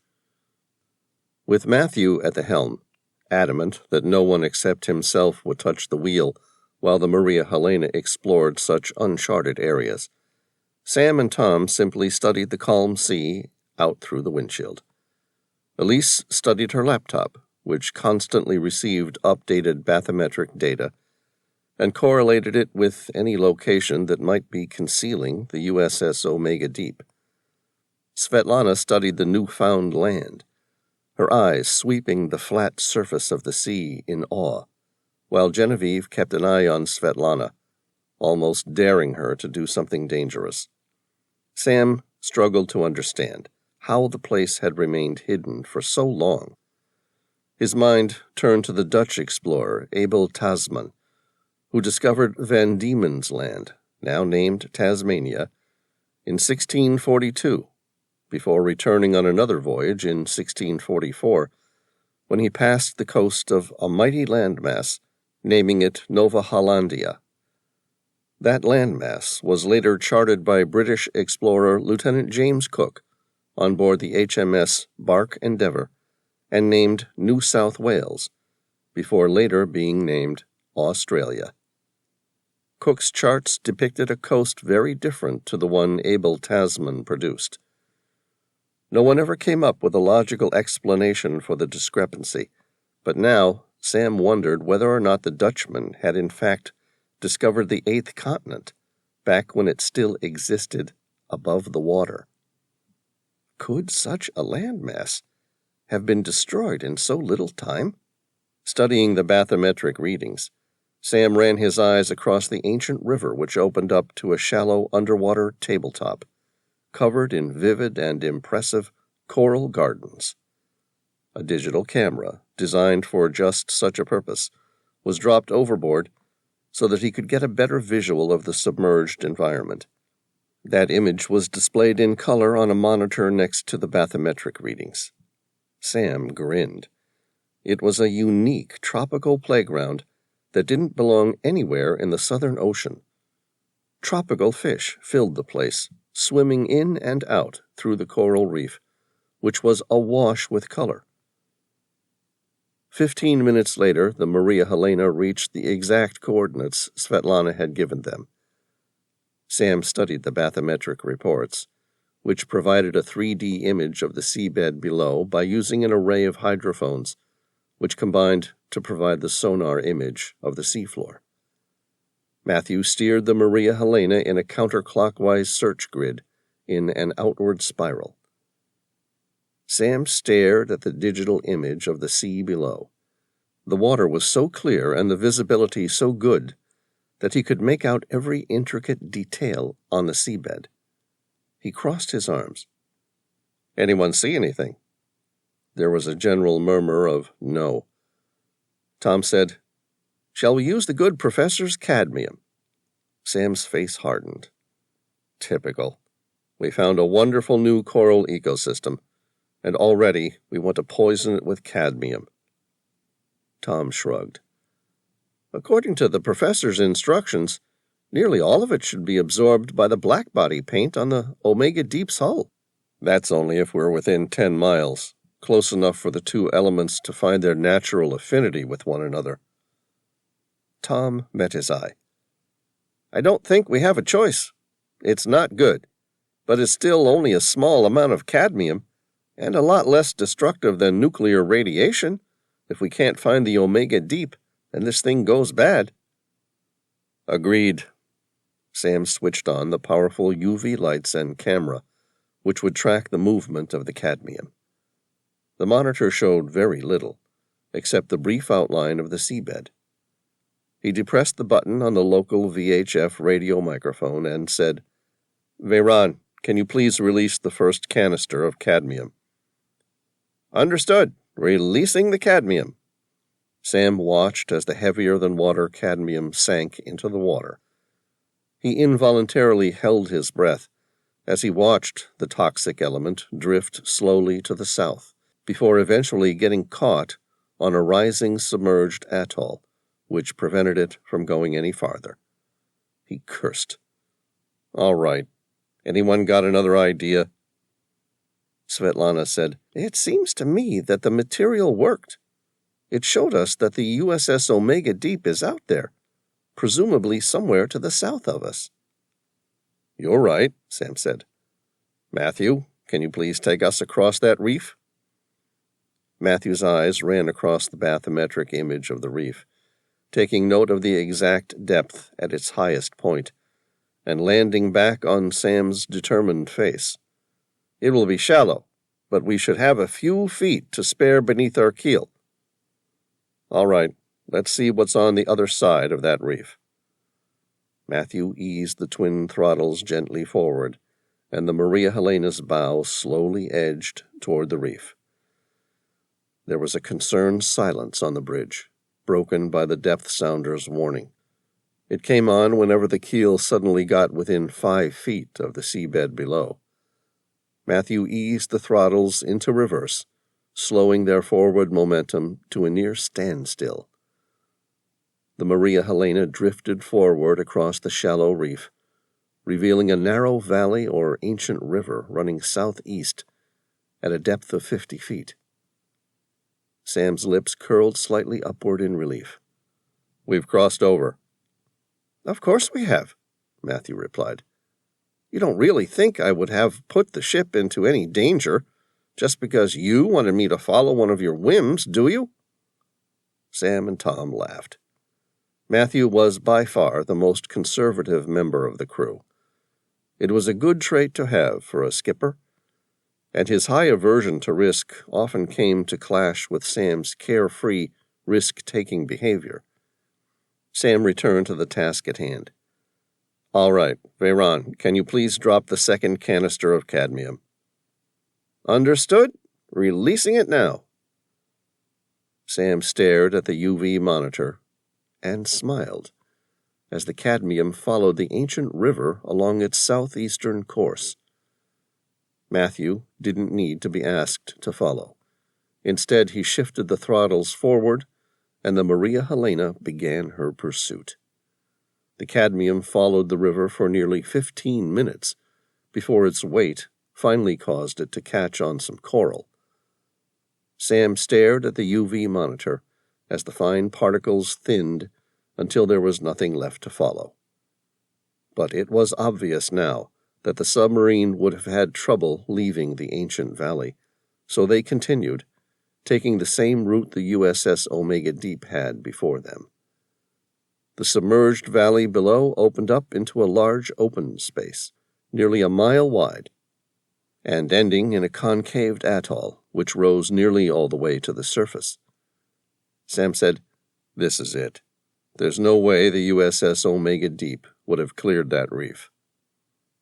Matthew eased the throttles into reverse and brought the Maria Helena to a standstill. Sam ran his eyes across the bathymetric readings. The seabed was full of sand. Nowhere to hide a submarine so large. Sam swallowed, feeling disappointment weigh him down. "I don't get it. I was certain it was here." Svetlana glanced at the monitor and said, "What about here?" He looked directly where she was pointing. There was a shallow, curved indent in the sand that ran nearly 600 feet in a perfectly straight line. It very well could have been where the Omega Deep had originally run aground. There were even large piles of sand where scuba divers had obviously gone to the effort to free the submarine from its buildup of sand. Sam said, "I don't believe it. We're too late. Someone's already beaten us to it." Svetlana made a winning smile. "I wouldn't bet on that." "Why not?" Sam asked. She pointed to the almost negligible increase in water temperature surrounding the aft end of the depression in the sand. "That looks to me like the thermal runoff from their active nuclear reactor." Sam met her gaze. "You think the Omega Deep is right in front of us, hiding in plain sight?" "Yes." Sam grinned, turned to Tom, and said, "Come on. There's only one way we're going to prove whether your dad's submarine is down there." Chapter 49. Sam stood inside the moon pool at the bottom deck of the Maria Helena and donned his wetsuit and scuba gear. The dive was shallow, less than 80 feet, closer to 50 to the top of the submarine if it was there. And they had no need to be down there very long, so he and Tom didn't go to the trouble of setting up their closed-circuit rebreathers. Instead, they opted to dive with a standard single dive tank containing 210 bar of compressed air. He checked his Heckler & Koch MP5 and secured it to his right thigh. The 9mm submachine gun was one of the preferred weapons among military special forces around the world for its durability, reliability, and accuracy, even after prolonged periods of water submersion. It functions according to the proven roller-delayed blowback principle, making multiple subsequent shots highly accurate. Veyron glanced at him with a wry smile. "You're expecting trouble?" Sam shrugged. "No, but I thought I should come prepared anyway. That way I'm less likely to find it." "Not a bad principle." Sam stood up on the diver's platform at the edge of the moon pool. The water was so clear, he could now clearly see the outline in the sand where the Omega Deep had almost certainly been at some stage. In his left BCD pocket, he kept a pair of night vision goggles. It was an absurd thought, but he and Tom had decided to bring them just in case they were to find survivors inside the stricken vessel. By now, he imagined the entire system would be shut down and dark to preserve energy. That's if it was even there. The $30 billion question as to whether or not it was still there remained to be seen. He and Tom quickly checked each other's equipment. Elise entered the room, a worried crease across her brow, which was out of character for her. Without preamble, she said, "I just got off the phone with the Secretary of Defense. The USS Gerald R. Ford, the Russian aircraft carrier, and the Chinese Type II aircraft carrier will all converge on this location in under an hour." Sam glanced at his watch, making a mental note of the time, and said, "All right, that just means Tom and I had better be back here well within that time frame." Elise said, "The Secretary also wants me to remind you of the second package you were given." "You can assure her I haven't forgotten." Sam motioned to the inbuilt pouch on the right-hand side of his buoyancy control device, where 2 of the HF magnetic homing devices were stored. "If the Omega Deep's down there, it won't be for much longer." "Okay, stay safe and get back here as soon as you can." "Understood." Sam turned to Tom. "You're all set?" "Set and ready to go." "All right." Sam pulled his full-face dive mask over his head and stepped into the moon pool. The water was warmer than he expected, more like diving in the tropics than the Southern Ocean. He descended to 20 feet, making certain that he cleared the rest of the Maria Helena's keel. He glanced at his dive gauges. Everything appeared to be working correctly. "You still good, Tom?" he asked. "Never better," Tom replied cheerfully. "Let's go find the truth before World War III starts above us." "Agreed." Sam released some more air from his buoyancy control device, making him markedly negatively buoyant. He descended another 20 feet before his hand reached something cold and made of steel. "Tom." "What is it?" "I'll be damned, but I think the submarine's not missing." "It's not?"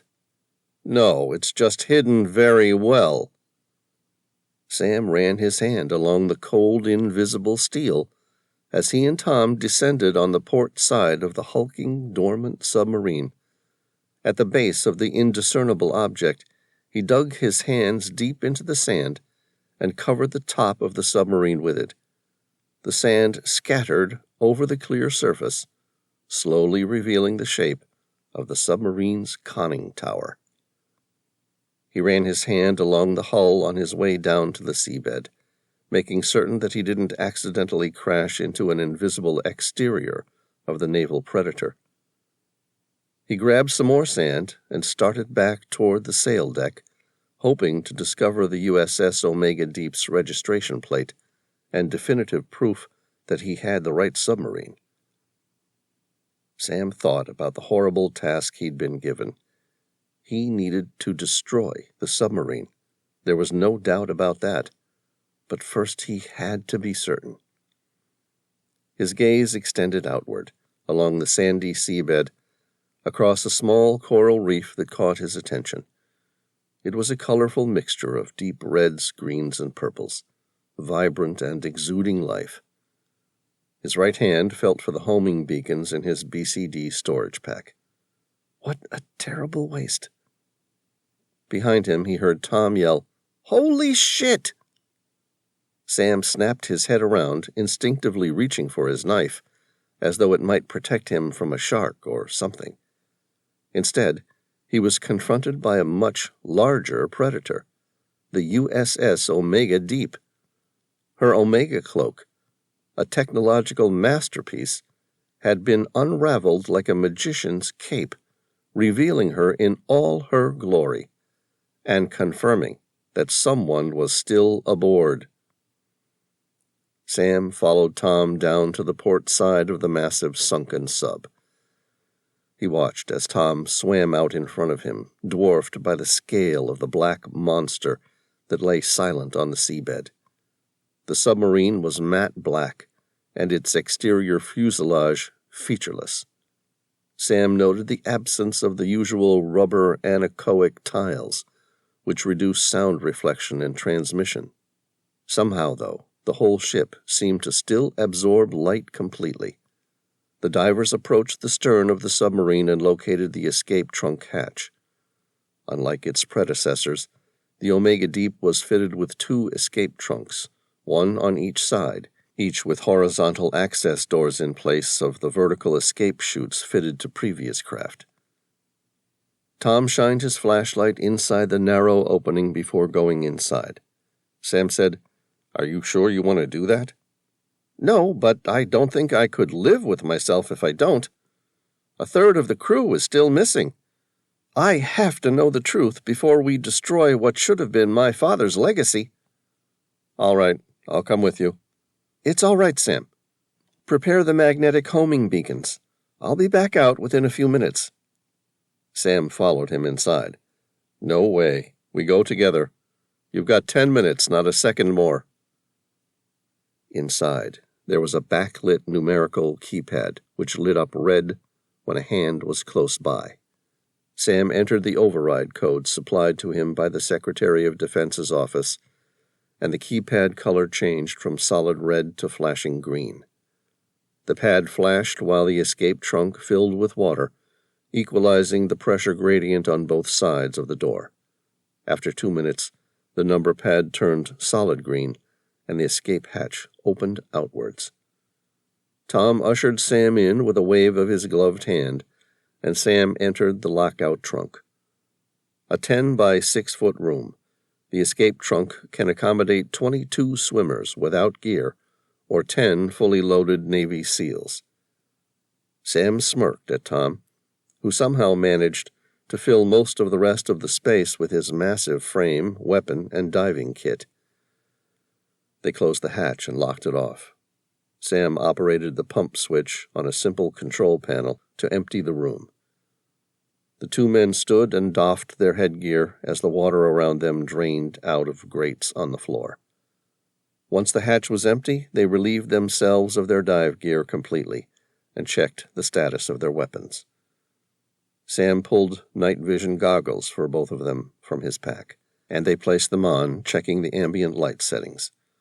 With a nod to Tom, Sam killed the lights in the hatch, and they unlocked the door, opening it outwards on a count of 3. They came out as 2, one high and one low, sweeping their carbines in opposite directions through the sections of fire to clear the immediate egress point. Using hand signals, Sam indicated Tom loop around the far side of the ordnance racks and meet up at the distant end of the room. The air was thick with moisture, smelling of musty condensation. There were small puddles here and there under the racks of storage in the center of the room. The room was empty of other people, though. That much was clear from the outset. In the same fashion, the pair cleared room after room in the forward section of the submarine, finding everything intact and as it should be. "The forward section of the boat's been flooded at some point," Sam said, relaxing a little and switching on the overhead lighting. Tom removed his night vision goggles and ruffled his own messy brown hair. "Yeah, the starboard escape trunk door's off, and the chamber's a mess. Some kind of firefight." "Cause of the sinking, maybe?" "I'd say boarders, more likely." "No one here now. What do you think?" "I think we should clear the rest of the ship." They moved back to their insertion point, replaced their night vision goggles, and started clearing the rest of the boat. It was as if the crew had just stepped out for a moment, leaving everything as it was. Bunk racks were tightly made with personal effects stowed under the mattresses. All ancillary systems were functioning, and there was power to all areas of the submarine. Sam was surprised at the headroom inside the newly built vessel. The last submarine he had been on was an Ohio class, which had an ever-pervasive ceiling height of 6 feet at the maximum. The Omega Deep had an ample height for your average professional basketballer. They kept the lights off and moved through the ship, room by room. The command center was empty, with all systems on standby. The pair moved forward again into the nuclear reactor room. The systems all indicated in the green and in perfect order.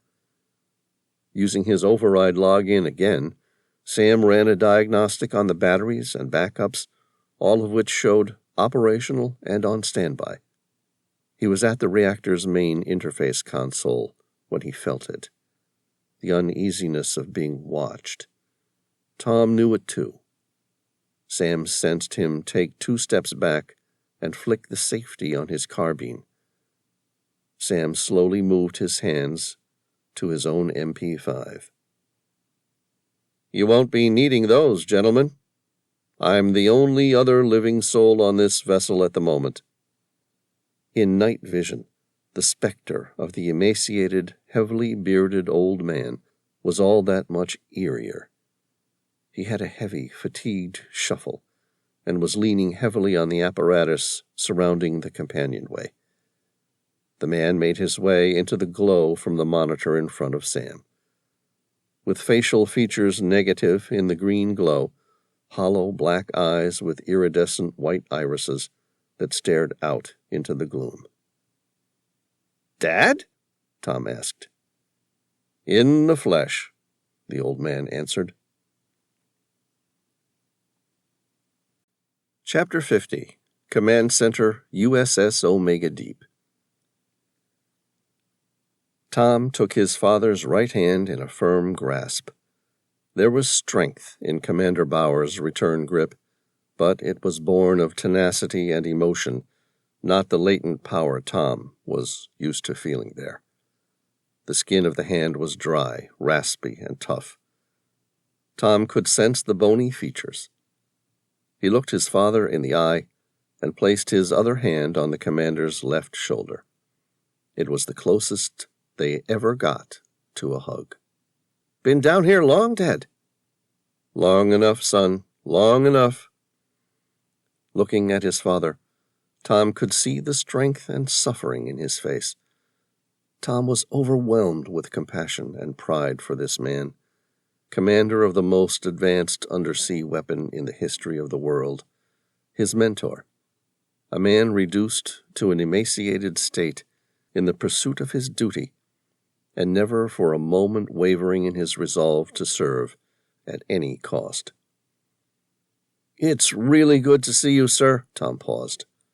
"What happened?" he asked. "It was a double cross. My XO, James Halifax.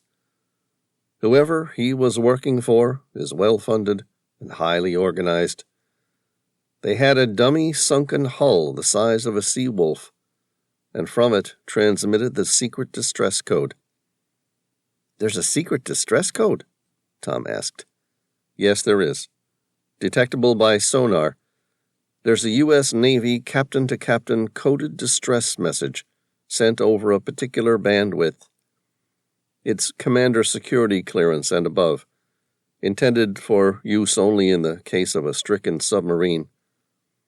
The captain hung his head, shaking it morosely. "I'll be damned if I know how he got hold of it." "What about the rest of your crew?" Sam asked. "Halifax disabled the CO2 scrubbers and flooded the ventilation with smoke grenades. He set off the alarms and ordered the evacuation. Combined with our loss of power, once the wheels were set in motion, the crew couldn't get off fast enough. They were squeezing 20 at a time into the escape trunks." "What happened to them at the surface?" Tom asked. "God only knows. I fear the worst." "Where were you?" "I remained behind to change the main computer's codes and stop them from stealing the Omega Deep." "Good thinking," Sam grinned. "Why didn't you send an emergency locator buoy to the surface?" Tom knew the device used a satellite phone to send an encrypted message back to the head of the Navy in Wisconsin. "I did. Commander Bauer said. Multiple times. My only guess is that they've covered the top of the submarine where the buoy is deployed from. What about trying to get to the surface? You mean taking an escape suit and trying to reach the surface? Commander Bauer asked. Sure. You're only in 50 feet of water. It wouldn't have been difficult. Yeah, but what was I supposed to do then? The commander asked. Look where we are. We're 180 miles offshore here. I'm an old man, Tom. I wouldn't last 3 days. So you stayed here and starved? Commander Bauer nodded. I've hung in as long as I could. Like you said, Dad, long enough. Sir, do you think we can get this submarine underway again?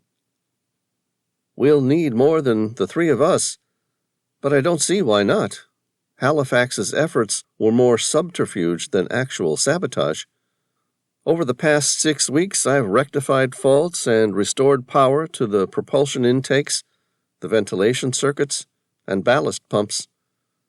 As far as I can tell, she should be good to go. All I need is a crew. How many do we need? Sam asked. Bare minimum 5 for basic operations, 7 if we want to fire anything from the ship. Sam ran his eyes over the sophisticated system. Commander Bauer said, Where possible, every system has been fully automated, which has reduced crew numbers.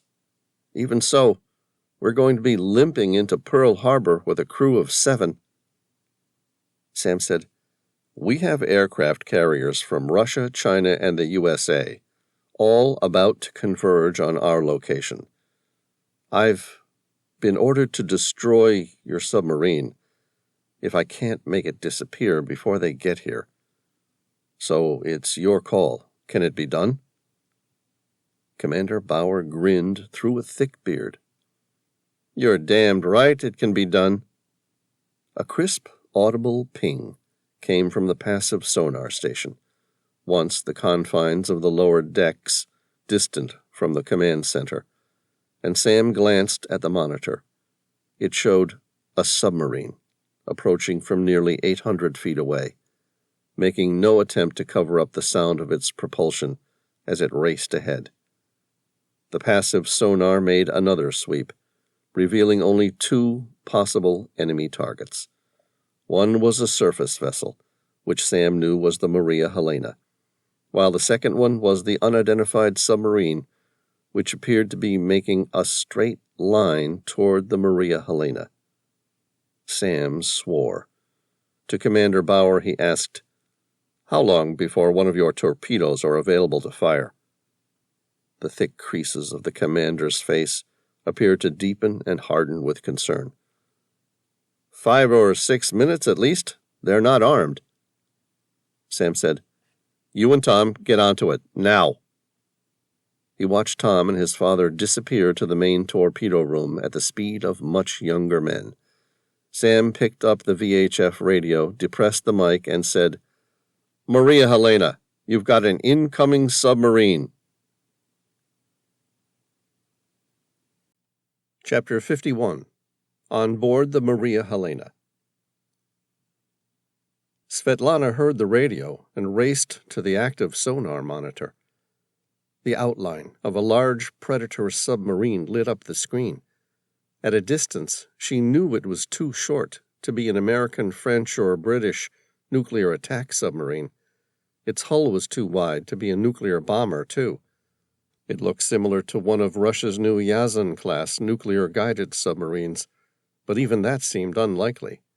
The outline was similar, but it was making far too much noise. In fact, that's what hit her as wrong about the submarine. It was making too much noise to be any submarine built in the past 3 decades. Unless it wanted to be heard. But why? So it definitely wasn't one of ours. Matthew seemed to spot the conflict twisting in her face. His voice was confronting, and he asked, Is that one of yours? Afraid not, she replied. It looks like one of our old Typhoon-class nuclear submarines, but I can promise you it's not. Why not? Because you can hear that thing from a mile away. She made a thin-lipped smile. Let me assure you, we didn't spend billions of dollars to produce a submarine that can be spotted by a salvage vessel.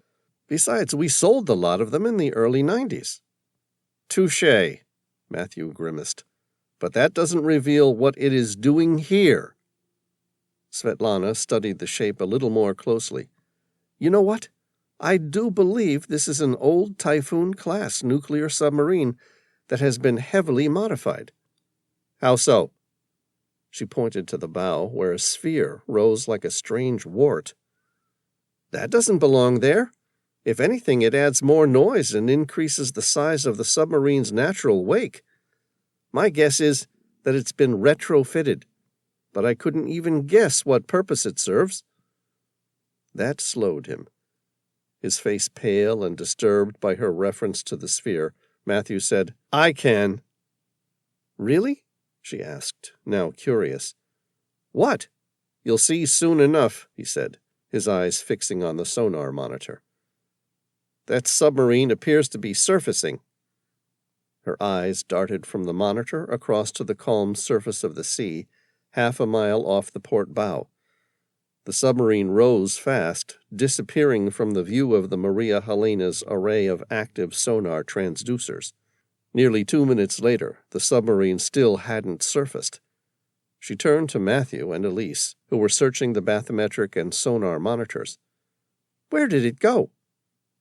Matthew increased the range and decreased the angle of the transducers. We're working on it. On the edge of the horizon to the starboard bow, a vessel appeared. Elise flipped the radar monitor around to the side. We have a battleship on the horizon. Where? Matthew asked. Starboard side, approximately 2 miles out. Svetlana said, Any idea whose battleship it is? Not a clue, Elise replied, turning the monitor to face her. You're the surveillance expert. What do you think this is? Svetlana glanced at the radar monitor. That's a French Lafayette-class frigate. But I can't imagine what it's doing here. We'll know soon enough, Matthew said. It's coming around to meet us. The French frigate raced toward them. Matthew picked up the mic for the VHF radio. Unidentified battleship, this is the Maria Helena. We're an American-owned civilian salvage ship, currently on a search and rescue mission. Do you need our assistance? Svetlana rolled her eyes but remained silent. The French frigate was nearly 10 times their size, and practically an indestructible battle tank on water. Like her, the French frigate remained silent as it steamed across the horizon until she was perpendicular to the Maria Helena. Veyron stepped up onto the bridge. Anyone else notice we have a French Lafayette-class frigate on our starboard? It came to our attention, Elise said. Genevieve raced up the steps to the bridge, breathing hard. We see it, Matthew said. Veyron, you'd better prepare the countermeasures. I'm on it, Veyron shouted. Genevieve said, I'll prepare the torpedoes. Svetlana turned to Matthew. Countermeasures and torpedoes? I thought you were a civilian vessel.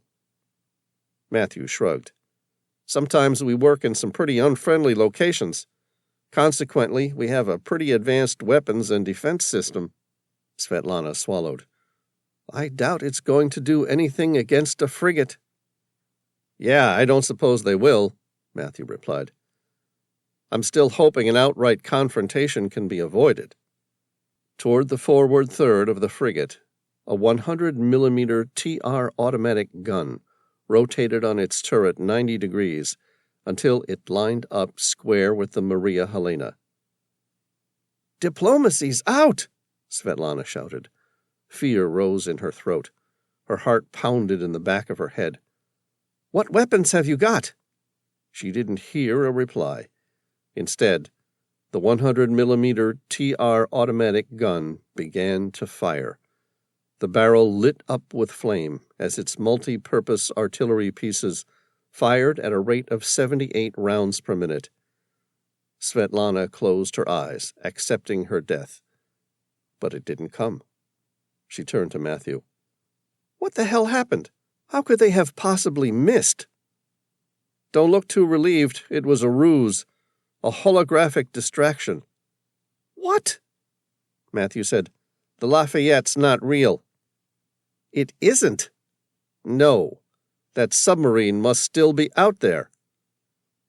Svetlana scanned the horizon. She placed the headphones on her ears and listened.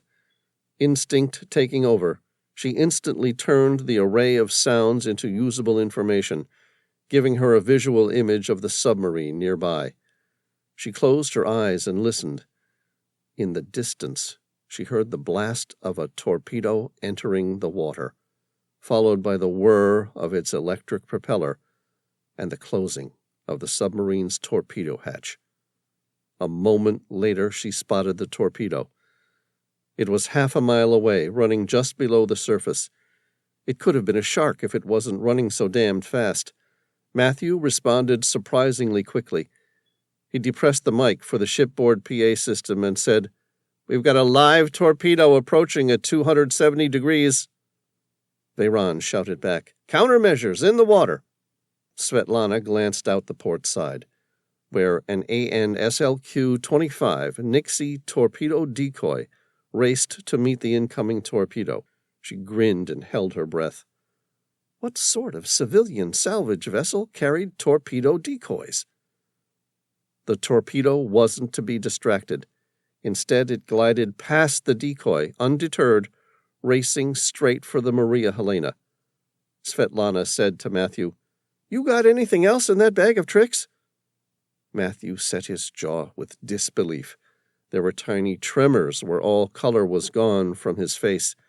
He depressed the mic to the shipboard PA system. "The torpedo's gonna hit us hard. Everyone off the boat." Svetlana opened her mouth to argue.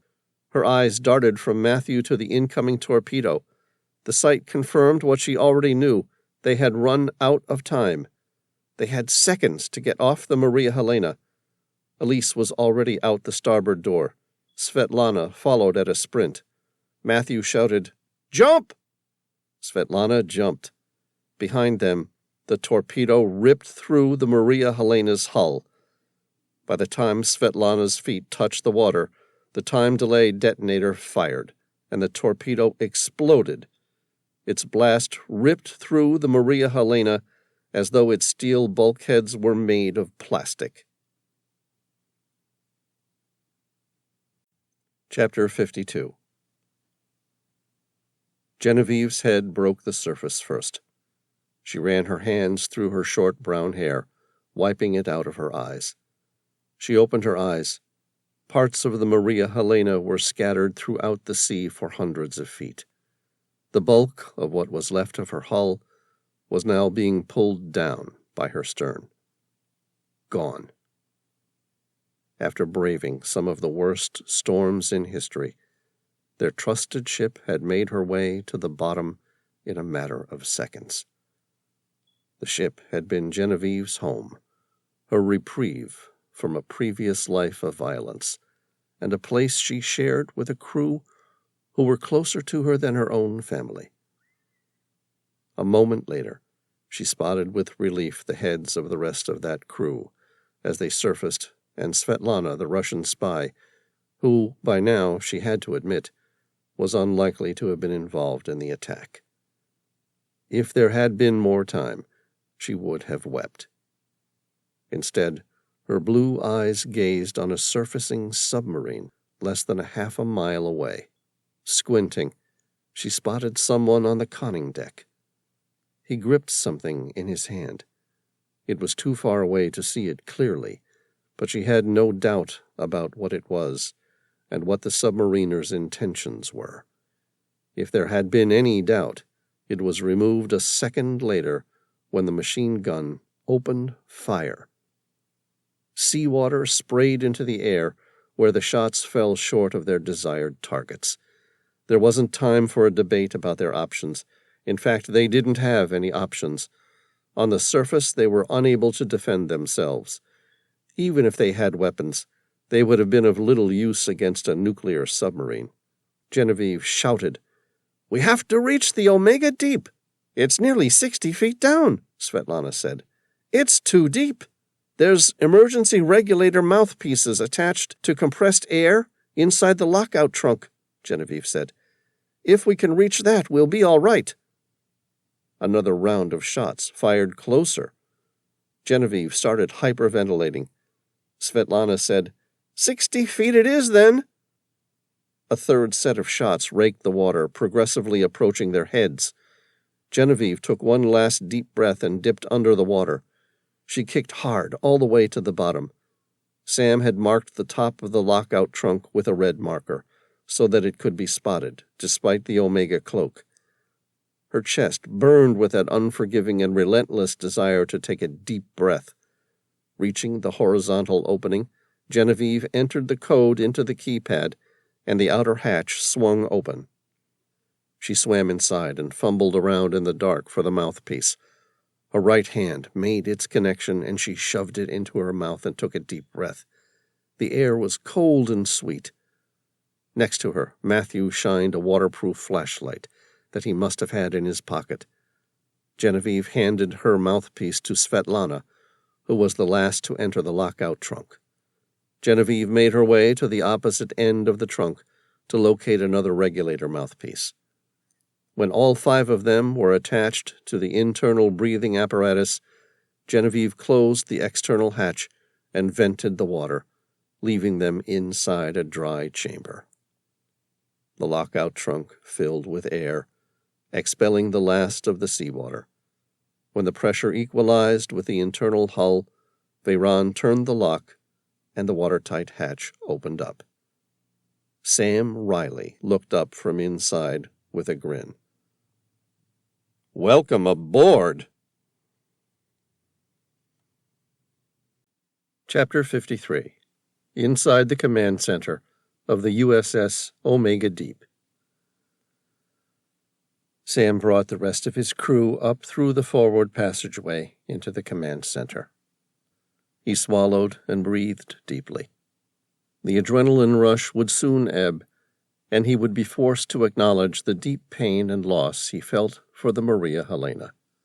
But for now, it surged through his veins, filling him with steadfast determination and allowing him to concentrate wholly on the task of getting the USS Omega Deep up and running before the enemy submarine made them all a permanent fixture of the seabed.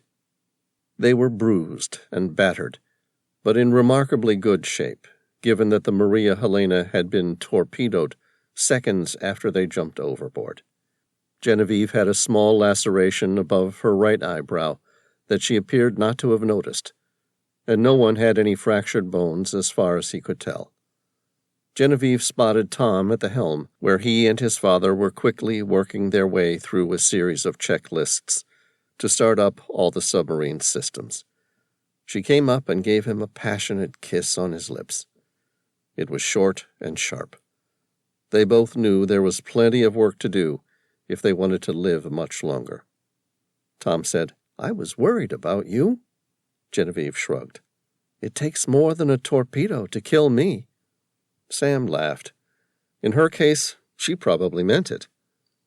She was probably the toughest person he'd ever met, male or female, and certainly the most naturally deadly. Commander Bauer ran his eyes across the gang. Sam introduced everyone to the commander.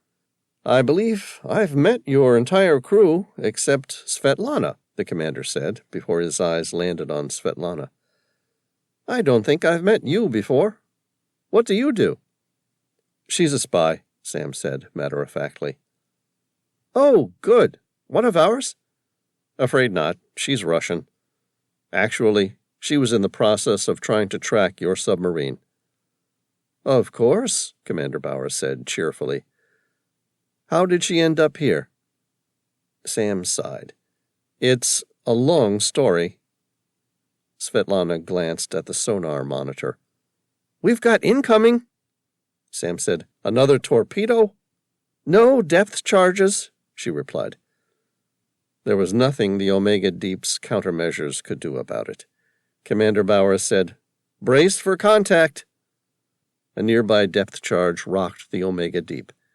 The commander glanced at an array of instruments, forgetting about the spy on board his experimental and most secret submarine. Another depth charge rocked the hull. Sam thought for sure the hull would be ripped apart any minute. Sam asked the commander, "How long can she take this?" "All day, if she has to. Those depth charges are being intentionally dropped too far away to cause any real damage." "Why?" "Because Halifax doesn't want to sink the Omega Deep any more than I do. He needs it still afloat if he's to sell it."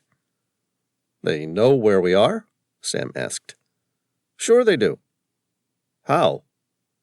"A man named James Halifax, my old XO, betrayed me. He sold the Omega Deep to the highest bidder, but hasn't been able to break the security code I placed on the computer's main system. He's been back and forth a few times, hoping he could starve me into submission. My guess is he's marked the outer shell of the submarine with something so that he can identify her, despite the Omega cloak still being active." Another depth charge exploded nearby. This one was much closer. Sam said, "All the same, I'd rather not wait around here a moment longer than we have to. Can we get this thing underway?" Commander Bauer grinned. "You bet your ass we can." Chapter 54. Sam looked in the rearview mirror at the top of his console at the commander, who seemed 20 years younger as he buzzed from station to station in the control room, checking readouts and making minor adjustments on the touch screens. The task of leading this crack team of mariners was invigorating him, breathing new life into his emaciated form. The commander had given Matthew a crash course in submarine piloting. Though substantially different to a surface ship, mastering the craft shared similar principles, so was not altogether alien to him. Veyron had taken the co-pilot's chair. The shifting of ballast and executive monitoring of all major systems was a no-brainer for him. Gravitational dynamics was his passion, so he quickly learned the parameters of the operations, and even started to test the boundaries. He flicked through all the menus on the screens and familiarized himself with the layout of the submarine systems.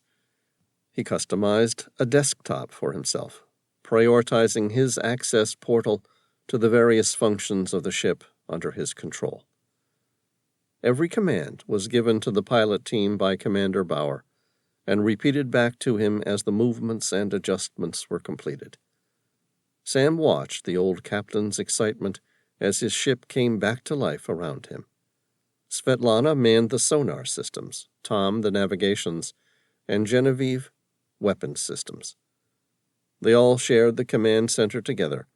It was a bullpit, a war room. Once Commander Bauer was satisfied everyone had a rudimentary ability to operate their assigned stations, he brought the ship alive, section by section. He monitored the nuclear reactor systems himself, ensuring the power train held up after the grounding. "Okay, people, here we go," he said to the assembled crew. The ship started to gently shudder as the commander transferred thrust to the jet propulsion systems. The Omega Deep was heavily connected to the sea floor, and they needed to break the suction of the soft, sandy bottom in order to move the ship up into the water.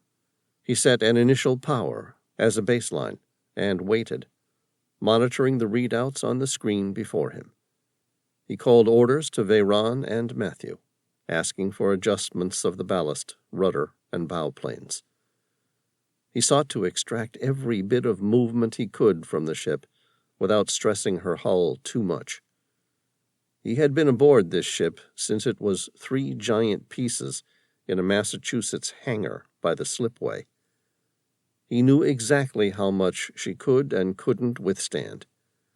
With his hand gripping the edge of the control island, he felt his ship's pulse as the power started to build. They all waited. Commander Bauer stood as a solid rock of determination, unmoving. Taking his right hand to the screen, the commander directed more power to her thrusters. The shuddering of the ship built to a humming crescendo. Again he waited. It was a huge mass of steel he was trying to move. He wanted to do it as gently as possible, and his 65 years had given him patience. He increased the power to the starboard jets and steadily increased throttle at the stern. He was trying to unlock Omega Deep from the seat into which she listed with her 7,900 tons without destroying her driveline. Clouds of mud and sand started to swirl around the ship, clouding the vision from the remote cameras at the stern. The hum in the ship built to a discordant vibration. Alarms on the consoles in front of Veyron and Matthew started lighting up red, one after another. Reverberation shook the trembling room like an earthquake. Veyron jettisoned the last of the ballast, waiting expectantly for the ship to shoot to the surface like a rocket. The commander stared maniacally at the screen below him as he leaned over the main console island, which stood in the middle of the room. The ship rattled and ground against itself, vibration thrashing everything. "Come on, baby!" Commander Bauer yelled above the cacophony. The others shared momentary glances and looked about for anything that might disconnect itself from the ceiling and drop onto them. The ship continued to heave against itself, like a jumbo jet under brakes at the start of a runway. She seemed as though she would tear herself apart. The thunderous noise of the water moving away from the mighty jets and the trapped energy in the boat were rocking her and her crew in 1,000 directions at once. Finally, the sea bottom relented and released its grip on the massive submarine. The fuselage issued a mighty metallic groan of relief, and the tension was relieved as she pulled up and away from the bottom. "Hooray!" The crew cheered as one. Sam looked at the commander and thought the old seaman might cry in joy and relief as he pulled back the power to the reactor. Veyron flooded ballast into the ship as fast as he could, and Matthew battled to catch and carry the ship as she jumped to life under the sea. Tom stood and climbed out of the navigation station. He turned to congratulate his father on the extrication. It was at that moment the proximity alarm on Svetlana's screens lit up in concert with a wailing siren, and the ship automatically deployed her countermeasures device against an incoming torpedo strike. In days gone by, decoys were deployed against torpedoes, but these days American submarines used high-tech countermeasure anti-torpedoes, CATs, that seek and destroy incoming ordnance. CAT provides a rapidly deployable kinetic energy hard-kill solution to use against torpedo threats. Launched in an instant, it homes in on the enemy torpedo and destroys it through proximity detonation and/or collision. "Contact! Starboard! 150 feet and closing," Svetlana called. Sam scrambled back to his station, roughly mashing the headset against his right ear as he dropped into the seat. "Torpedo," he said. "Brace for impact." The torpedo chasing the Omega Deep was relatively small, intended to disable her by puncturing her hull but not destroy her. The artificial intelligence in the CAT's onboard computer triangulated a trajectory as far from the submarine as possible, yet close enough to confuse the targeting device on the incoming weapon. Self-propelled, the Omega Deep's CAT closed proximity on the incoming deadly underwater missile. Nearing the attacker, it released a sonic shockwave, which produced both sound and an underwater wake. This confounded the hostile torpedo's homing system, breaking its lock on the Omega Deep and successfully nominating itself as the target of choice. A few seconds later, the two torpedoes made contact, and both weapons initiated their explosive systems. Boom! A shock wave slammed over the Omega Deep from the starboard side, and the tubular vessel rolled violently 30 degrees to port, knocking the commander off his feet. He fell hard to the floor, striking his head on the counter as he went down. In the same moment, the attacking torpedo tore into the CAT. Inside the broad casement of the Cat, a series of magnesium-fueled fireballs in excess of 1,000,000 degrees Fahrenheit each erupted one after the other, the last of which also ignited a charge equivalent to 500 kilograms of C4 explosive. The torpedo's TNT warhead detonated. The remainder of the missile changed course by 45 degrees and exploded into 4 pieces, each now white-hot and pliable as a rubber ball. If what was left had struck the Omega Deep, it would have merely glanced off her armored side. As it was, the pieces traversed another 300 feet of water, sinking and disintegrating, brittle under the rapid temperature change. The whole event took less than 4 seconds. In the command center on the Omega Deep, a siren mercilessly throbbed and the crew held on to their stations with both hands. Matthew pushed all his controls against the inertia of the explosion and pushed the submarine back over. "Evasive maneuvers," the commander called from the floor, reaching up to the countertop to pull himself to his feet. "Elise, how much water do we have?" 140 feet, sir. In another 600 yards east. We can dive, though. There's a drop-off over 2,000 feet. The commander hunkered over the power train control screen and swiped thrust to the propulsion to 100%. The ship silently leaped forward into the free ocean before her. This was what she was made for, combat. "Power at 100%. Pilot." "Yes, sir," Matthew responded. "Let's make for the drop-off. Then take us around to due east and down to 1,000 or so feet. We'll skirt along the rim of the drop for a while and come about somewhere down the line. She's built for hard angles, so let's put her through her paces." "Copy that," Matthew replied. "What's our top speed, sir?" Sam asked. "She's pretty comfortable at 40 knots, the commander answered. "Elise, let us know the moment we can dive." "Will do, Commander." "Pilot, keep her as low as you dare. Keep at least 50 feet between us and the bottom, but beyond that it's up to you." "Aye, sir, 50 feet," Matthew responded. "Sonar, weapons, report." "Sir, one enemy sub," Tom started.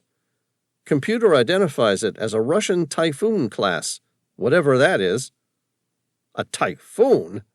They were all supposed to be retired under the START Treaty." The Strategic Arms Reduction Treaty was a bilateral treaty between the United States of America and the Union of Soviet Socialist Republics on the reduction and limitation of strategic offensive weapons. The treaty was signed on 31st July 1991 and entered into force on 5 December 1994. Sam said, "I guess they were retired to the highest bidder, because this looks like a perfect match." "Range?" 4,100 yards, speed 27 knots. We're pulling away from her." "Well, she can't keep up, but she'll give us a run for our money. That's a monster of a sub, and God knows what she's armed with. They used to run Type 53s and a bucket load of ICBMs, but those are definitely accounted for. Weapons, what's your status?" "Sir, we have 15 more cats. All 4 torpedo tubes are operational, and I've got Mark 48s live, locked and loaded in each one." "We'll run for a bit. Then we'll come around on 'em. Sonar, do not lose that ship." "I'm all over it," Svetlana replied. "Co-pilot." "Co-pilot," Veyron responded, grinning, apparently enjoying himself a little too much. "How are my pumps and ballast?" "All good, sir. This tin can seems pretty tough." "Let's hope so. I'm going to need your help to carry this boat around some hard angles if we're to outsmart this typhoon." Let me know what you need, sir. I think I'm getting the hang of her. You said it was a crash course, but this is a little extreme." "You're a natural, Veyron. I can sense it already." "Matthew," the commander continued. "All good, sir. Plenty of power, and she's a lot more responsive at this speed.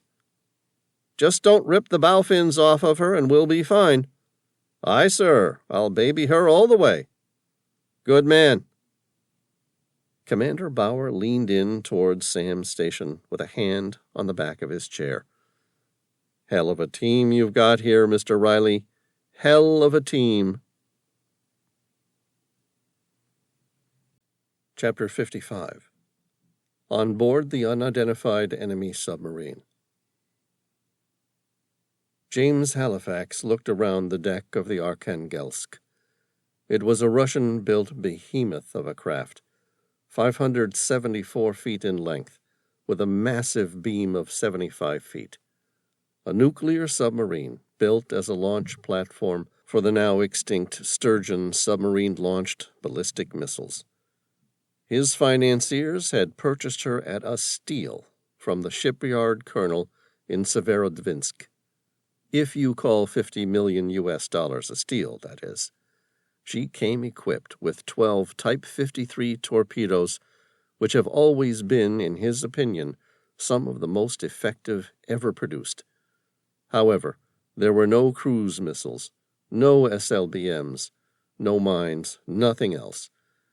He was depending on his torpedo man all the way. So far it was close, but no cigar. He cursed the United States development of the CAT system. He should have the USS Omega Deep in his grasp already. James Halifax looked around the control deck and smiled. He marveled at how much technology the Typhoon class shared with the United States Ohio-class submarines that he had served on all those years ago.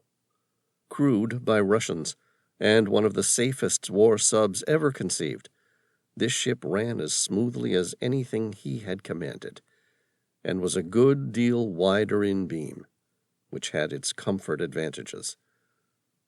Out-of-work Russian ex-submariners were not in short supply, and these staff had been discarded like so many microfiche operators when the subsequent Borai class was commissioned. They chatted among themselves, light-hearted and obviously glad to be back in the saddle one last time. He went across the pressure hull divide into the sonar room and leaned in. "How are we looking for the next torpedo?"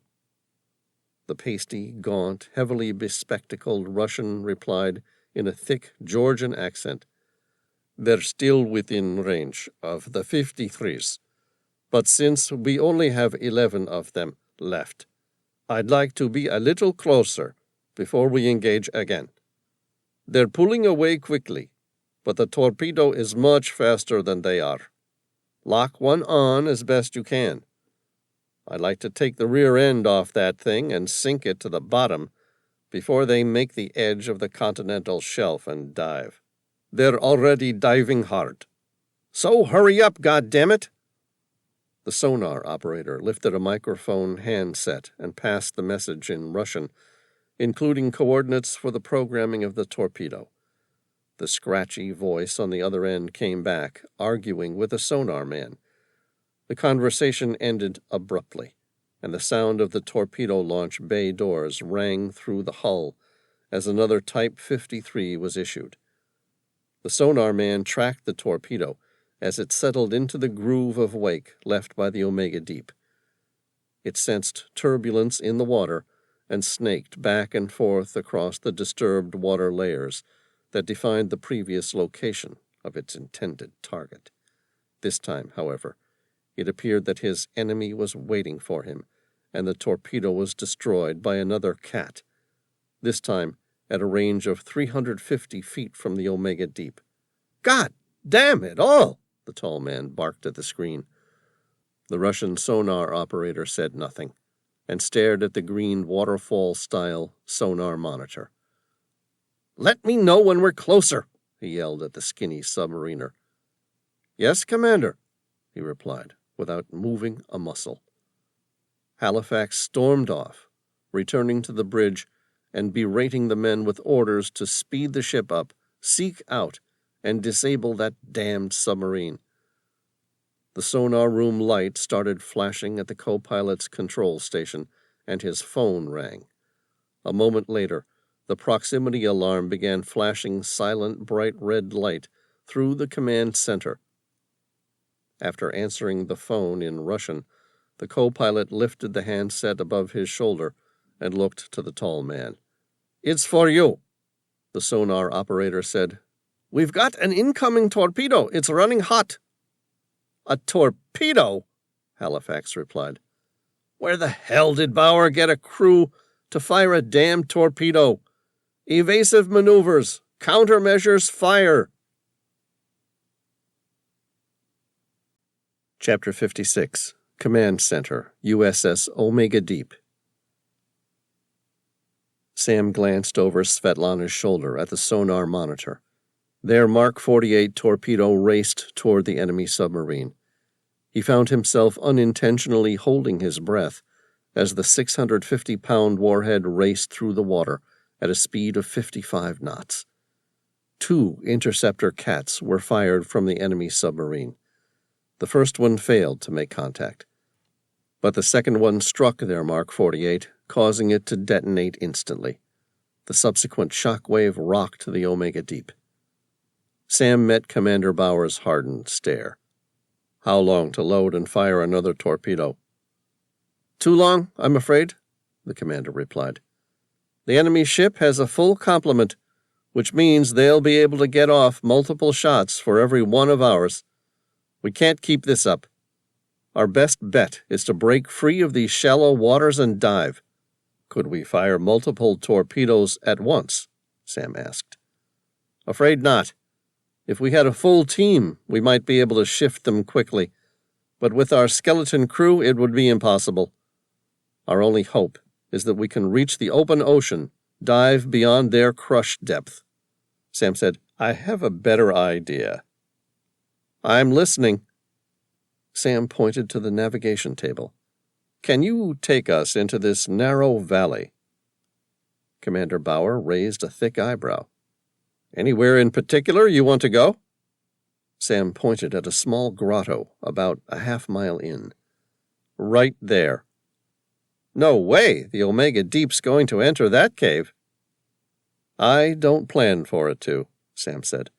"The question is, can the Omega Deep be piloted into the valley?" The commander inputted the route into the digital route planner. "It will be a tight squeeze, and we'll need to slow right down, but it can be done." "Good, let's do it." "We'd be nuts to go in there. We're lining ourselves up to get trapped. This valley zigzags wildly. It will be hard for them to target us, but harder still for us to get a shot off." "That's okay," Sam said. "I've got no intention of firing another shot." Commander Bauer's lips curled in a wry smile. "What are you thinking of?" Sam stood up and started to don his scuba gear, letting the USS Gerald R. Ford do the job for us. Chapter 57. The USS Omega Deep tacked hard to the starboard side, entering the narrow valley. Inside the dark confines of the lockout escape trunk, Sam felt the inertial shift of the monstrous submarine to the side. He imagined the massive predator, racing through the narrow straits like a race car, a rally to the death. The modified Russian Typhoon-class nuclear submarine was hard on their tail. 3 minutes later, it shifted again. Sam imagined it was like trying to thread a needle, only in this case, the eye was the width of a football field, and the thread was nearly half the field wide and twice as long. He flooded the lockout trunk. When the internal pressure equalized with the outer seawater, the lockout trunk hatch opened. He adjusted his buoyancy control device until he was neutrally buoyant and swam out the horizontal escape trunk. The Omega Deep was moving slowly, less than 4 knots, as it weaved its way through the narrow submerged valley. He prayed the larger Typhoon-class submarine trailing them would have to reduce its speed even more. Sam stared at the seabed below. The Omega Deep steered to port. Its bow thrusters whirred into life as the massive vessel turned on its axis to slip through the hairpin turn. Below him, Sam saw the entrance to the grotto that he'd spotted earlier. He swam down, taking refuge inside the dark opening. Once there, he removed the 2 magnetic homing beacons from his buoyancy control device and waited. It was a total of 8 minutes before he spotted the round bow of the Typhoon-class submarine. He waited.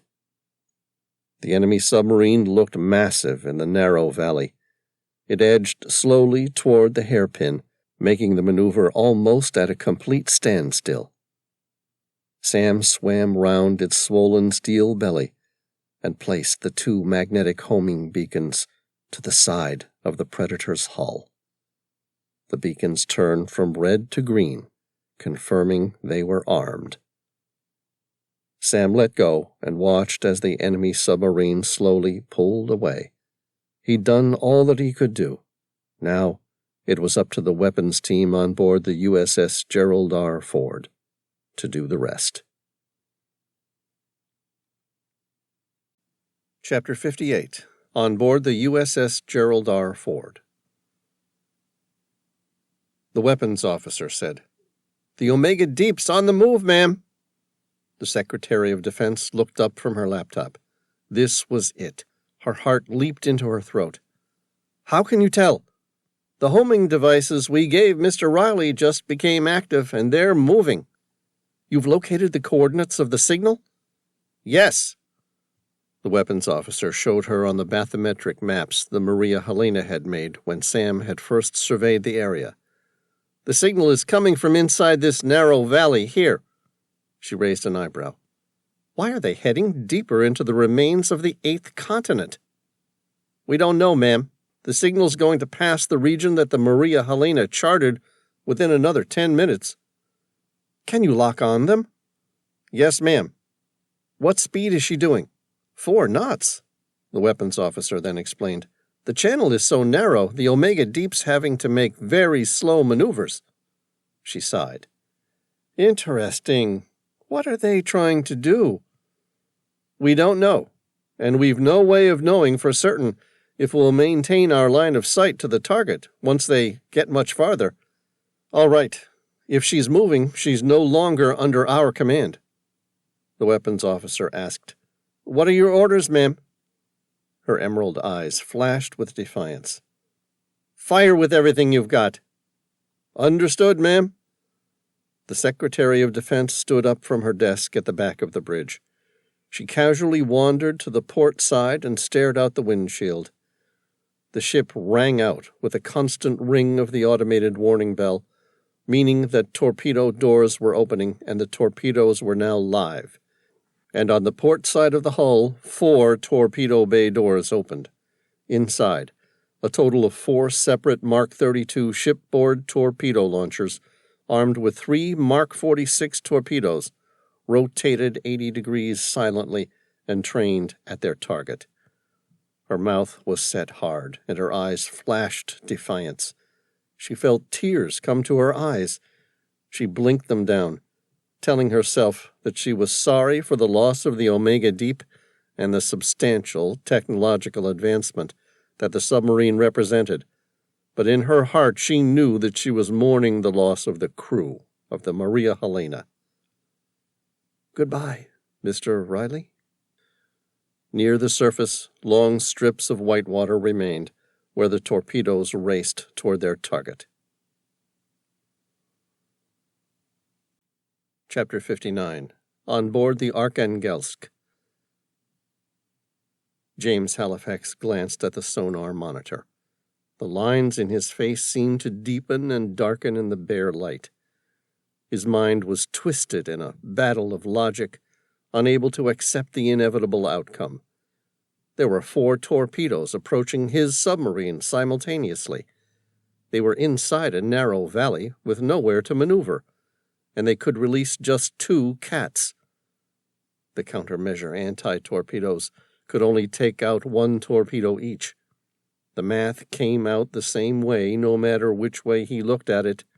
They were going to be hit. The question was, could they sustain such a hit and survive? His rational mind knew the answer, but eons of evolution have made it difficult for the human mind to be rational when it comes to determining their own demise. Halifax said, "Weapons! Deploy the remaining cats!" "Understood, sir. Launching the remaining countermeasures." "Pilot!" Halifax watched the sonar monitor, where their cats and incoming torpedoes were on a collision course. "On my mark, I want you to turn full starboard rudder." "Aye, sir." "Ballast!" Halifax shouted. "On my mark, I want you to blow everything. Let's see if we can get some cover in that reef." "Aye, sir." Halifax watched as 2 of the incoming torpedoes detonated on impact with the 2 cats. "Pilot, full starboard rudder." "Aye, sir, full starboard rudder." Halifax shouted, "Ballast, full blow." "Aye, sir, full blow." On the sonar monitor, he watched as the remaining 2 torpedoes rounded the nearby explosion, undeterred, and dipped into the channel in preparation for their final run. What the hell happened? There was nothing more he could do. It was as though his submarine was emitting a homing beacon, to which the 2 torpedoes were now locked. Halifax gritted his teeth and gripped the grab bar on the side of the command center. There was no reason for it. He knew there was no way the torpedoes would miss their mark now. It was impossible his submarine could withstand the hit. Halifax opened his mouth to scream, but the sound never had the chance to escape. In a split second, the first torpedo ripped a hole through the hull, followed 2/3 of a second later by the second one. Their time delay explosion fired a full second later, causing the submarine's hull to implode. Chapter 60. Open Waters, 8th Continent, 2 months later. The USS Gerald R. Ford's bow sliced the water of the South Pacific Ocean at a cautionary 10 knots. At 110,000 tons, the aircraft carrier seemed almost indifferent to the large seas as her bow cut through the water. It was a little after midday when the aircraft carrier appeared to reduce speed for no more than a few minutes before picking up its original course and head toward New Zealand to participate in a series of war games. In the great expanse of the Pacific Ocean, such a deviation in course and speed was nearly imperceptible. Yet in that time, a single yellow object was discarded into the deep water below. The little yellow private submarine hit the water with a slight jolt, resting on the surface for no more than a couple minutes before sinking into oblivion beneath the waves. Sam Reilly gripped the joystick in his right hand and gently pushed it forward. The submersible's multiple electric thrusters immediately started to whine, and the Orca sub slipped farther under the waves at a measly 6 knots. It was 3 weeks after Sam and Tom had arrived, unexpectedly, to their own funerals, after everyone had presumed they had died on board the Maria Helena or the imploded USS Omega Deep. Both men were back at the edge of the submerged 8th continent, the very same place where everything had started when the Omega Deep had first sighted a little yellow Orca sub, and Commander Bauer had made the catastrophic decision to follow the submarine. Sam maneuvered the sports submarine, kind of a cross between an airplane and a 2-seater submersible. The machine flew with precision, gliding its way through the narrow valley. They had set a course along a south to southwesterly direction, along the remnants of an ancient submerged valley. The submarine's exact dimensions were 20 feet of length, beam 14 feet, with a 7-foot wingspan and a height of 5 feet. There were 2 glass bubble domes positioned forward and aft of each other, where a single pilot and co-pilot were housed. The overall shape of the submersible was sleek like a sports car, or more accurately, a sports underwater airplane, with narrow wings and a V-shaped tail wing. The 2 wings even had 2 large thrusters fixed to each wing, like jet engines on an aircraft. It was identical to the one that Commander Bauer had tracked nearly 6 months earlier. Sam pulled back on the joystick, and the little submersible rose out of the higher cliffs of the nearly 3 miles wide valley, leveling out after its rapid ascent across an ancient waterfall, emerging onto the tabletop of the 8th continent. The ancient river opened up to a shallow underwater tabletop, covered in vivid and impressive coral gardens. It was a unique tropical playground that didn't belong anywhere near where they were. Coral reefs provided homes for tropical fish, sponges, mollusks, giant manta rays, sea turtles, and giant clams. The diversity of form and color was the sort of thing that inspired humanity to explore beneath the waves in the first place. A small pod of dolphins raced beside their submersible, swimming upside down and by its side. Sam said, "Someone looks like they're enjoying their day." "What's not to enjoy?" Tom replied. "They live in an undersea paradise." The depth of the tabletop was roughly 50 feet, with a narrow chasm. Sam gripped the joystick, easing the Orca sub up to a depth of 100 feet. Sam said, "We're approaching the place." "I see it," Tom replied. "It's at your 3 o'clock position." "Got it." Sam slowed the Orca sub as he approached the end of the chasm, taking it to a stop at the mouth of a large underground chamber, roughly 20 feet high by 30 feet wide. He switched on the submarine's overhead lights, which shined like 2 little bug eyes from the top of the sub. The cave formed out of the mouth of a small rocky outcrop on the coral tabletop like a monolith. "You ready?" Sam asked. Tom said, "Yeah, take us in." Sam dipped the joystick forward, and the Orca sub's propellers whined as he edged her through the mouth of the opening. The tunnel descended steeper until they were at a completed dive. At 160 feet, the rocky passageway appeared to level out before ascending again. At 140 feet, the passageway opened, and seawater ceased. The submarine surfaced into a gigantic air-filled grotto that extended so far back that neither Sam nor Tom could see where it ended. A giant light filtered through the top of the cavern, like the rays of the sun, glistening on the spectacular white beach. Sam eased the Orca sub forward until she became gently beached on the sandy shore. Confident that the submarine was securely grounded, Sam disengaged the hatch and climbed out.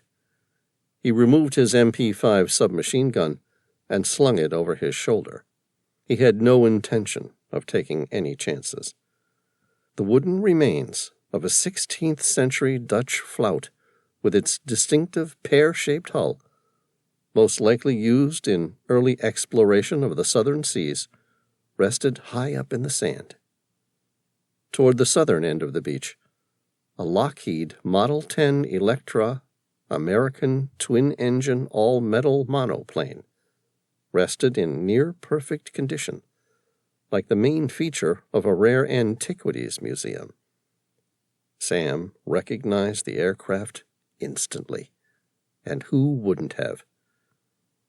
The airliner had been developed by the Lockheed Aircraft Corporation in the 1930s to compete with the Boeing 247 and Douglas DC-2. The type gained considerable fame, not just for her renowned reliability, but as the one that was flown by Amelia Earhart on her ill-fated around-the-world expedition in 1937. Tom pointed at the plane and whistled. "How do you think something like that ended up in here?" Sam shrugged. "It might have crashed nearby and been washed inside." "No way!" Tom dismissed the explanation without hesitation. "Impossible." "Why?" "Look at the tracks." Sam ran his eyes across the tracks in the level white sand. They started nearly 100 feet away, digging deep into the sand, and then turned 180 degrees, as though the pilot had set up for another takeoff. The mystery made Sam grin. "All right. So, I suppose the more relevant question is, how did an aircraft land on a beach that's now nearly 80 feet underwater? This island used to be above ground, but rising sea levels changed all that?" Tom teased, knowing it was impossible. "Not 80 feet. Maybe the aircraft landed, and then later a volcanic event brought the beach to the bottom of the sea." "The volcanic event's a possibility, but it does little to explain why the tracks in the sand are still here, and the aircraft itself shows no sign of water damage. What about a vortex?" Sam grinned. "What?" "You know, like a type of whirlpool that intermittently sucks aircraft and boats alike deep into its confines, never to release them again?" Sam shrugged. "That's insane." Tom said, "Come on, let's have a look inside." It was a short walk across the sandy beach to the wreckage of the antique aircraft. Sam opened up the hatch toward the middle of the fuselage and made his way carefully to the cockpit. Sam squinted, shining his flashlight into the barren cockpit. There were no skeletons inside. Instead, there was a single aviator jacket lying casually across one of the seats. Sam picked it up to examine. He felt his heart race. There, at the lapel, were the letters A.M. Earhart. Sam expelled a deep breath of air and tried to remove the jacket, but something was preventing it from coming free. He leaned in and found what was causing the jacket to become snagged. It was a Kodak 620 Duo camera.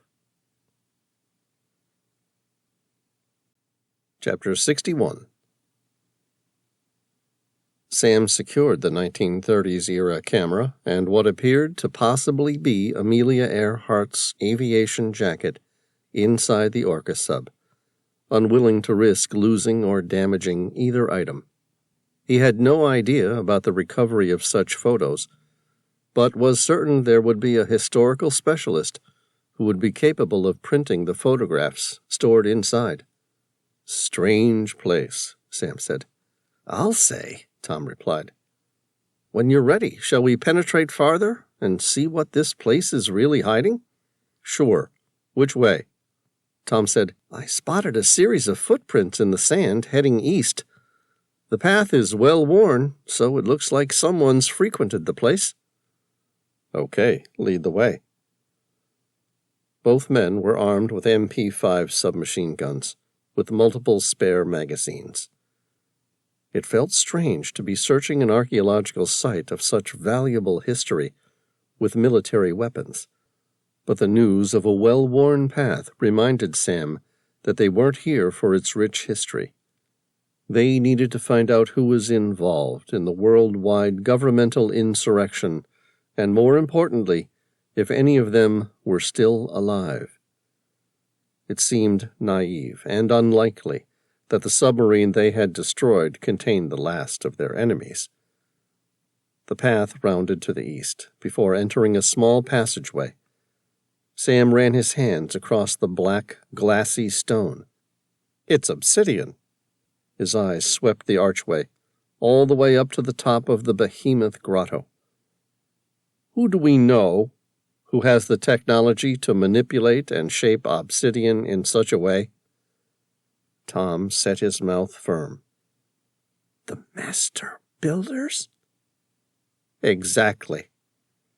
They're not just manipulating the obsidian. Whoever built this place knew how to transfer light. That skylight overhead is still covered by 50 or more feet of water, and yet it's shining down on this beach as clear as though it were a picturesque atoll. Sam continued farther into the tunnel. It went for a couple thousand feet, descending the whole time, before opening up to an underground world. The ceiling in this new vault was so high that it could only be seen at the edges of the wall and not in the middle. As with the beach and submerged atoll, this place had a unique mechanism for providing an overhead light. It shined so brightly that the entire place looked like daylight. The passageway opened to a rocky escarpment that overlooked the entire place. There were trees and plants that were filled with fruits neither of them had ever seen, providing a rich fragrance throughout. His eyes swept the near-mythical environment with wonder. It was impossible to tell where the place began and where it finished. It might have been a small country in its own right. Thick rainforests, including giant gum trees, more than 100 feet tall, filled the area. There were massive open plains of grass, a freshwater river that split the ancient world in two, with multiple smaller tributaries and streams that ran off from it. An 80-foot waterfall raged somewhere to the east, sending a fine mist down upon the valley. The sounds of birds chirping echoed throughout. Ancient megafauna drank by the bank of the river, including several monotreme species, including Zaglossus hacketi, a sheep-sized echidna, thought to be extinct from Australia for more than 40,000 years, and once uncovered in Mammoth Cave in Western Australia. As well, an Obdurodon dicksoni, a 7-foot platypus, spread out along the riverbank. Sam scanned along the riverbank, using his high-powered binoculars. He stopped at a burrowing diprotodon, a hippopotamus-sized marsupial, most closely related to the wombat, which was thought to have become extinct 20,000 years ago in South Australia. "What is this place?" Tom asked.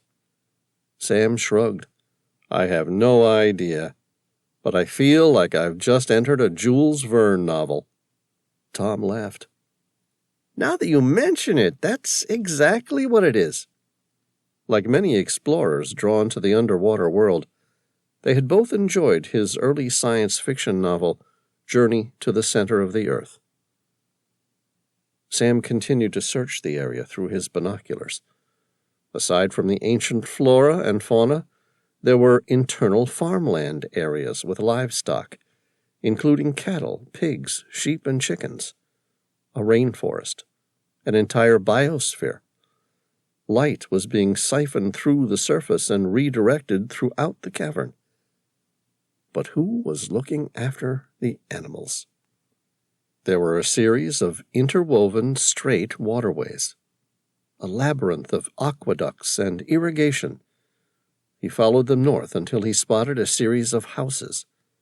They appeared old, made out of sandstone, almost colonial in style, but no people. "Where is everyone?" Tom asked. "No idea."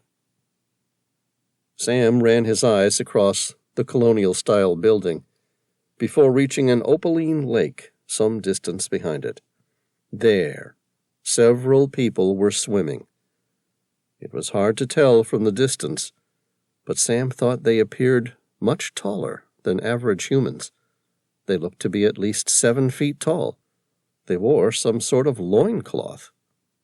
To himself, he said, "Well, I guess they are some sort of cavemen and women."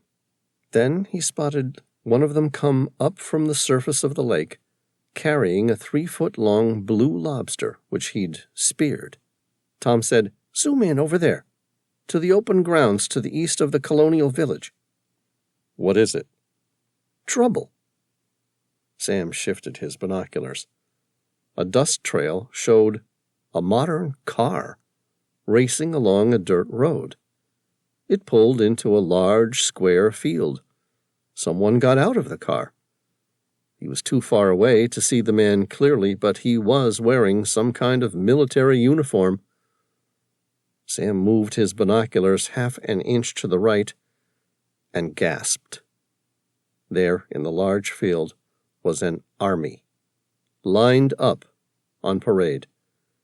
They were carrying modern weapons and wore a blue military uniform. "That's really something," Tom said. "Just when you thought you'd found utopia, there's some despot idiot who thinks he can rule it with a mighty fist." "Yeah, we'll never learn from history," Sam replied. "All right, we need to get back to tell someone." Sam lowered his binoculars and came face to face with a small, car-sized echidna. Sam imagined the oversized, spiky anteater might have misinterpreted him as food. The creature snarled happily and charged toward him. Tom fired his MP5 submachine gun in a continuous rapid-fire burst. The bullets appeared to do little to deter the beast, with foot-long spikes covering its entire body. Instead, it changed direction, charging at Tom. Sam fired on the creature's hind legs. The beast made a sharp whine, turned, and fled. "You okay?" Sam asked. "Yeah, never better. But we should get out of here while we still can." "Agreed." Chapter 62. Office of the Secretary of Defense, Pentagon, Virginia. Sam and Tom took a seat at the back of the large room.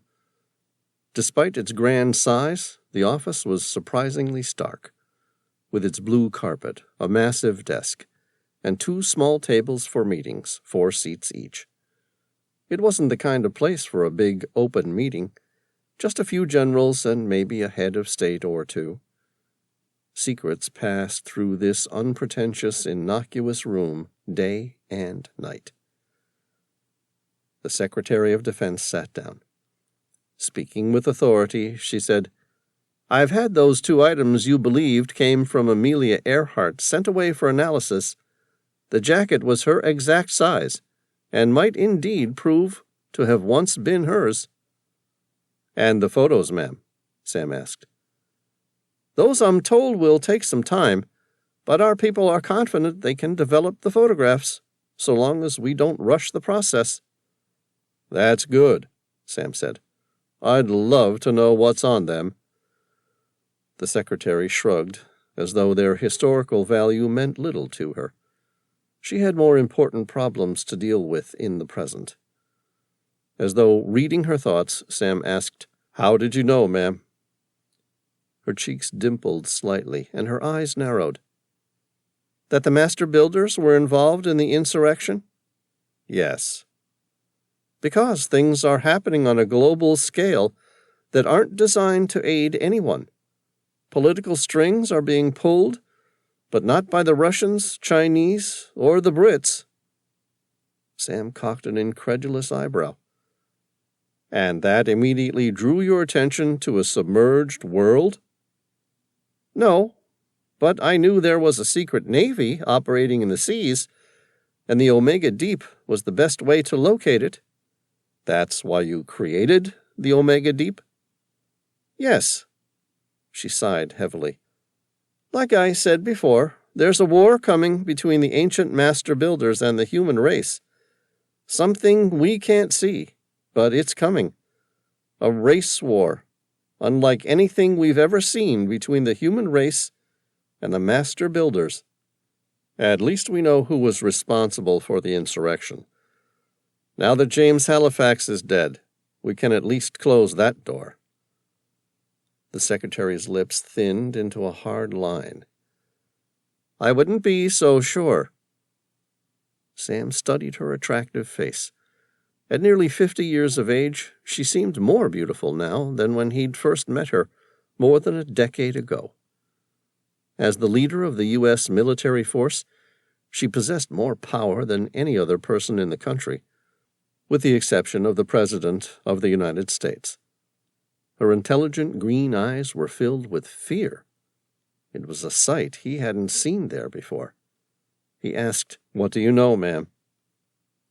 "Before the USS Omega Deep diverted from her orders, we received a message acknowledging the new orders from who we believed to be Commander Bauer at the time.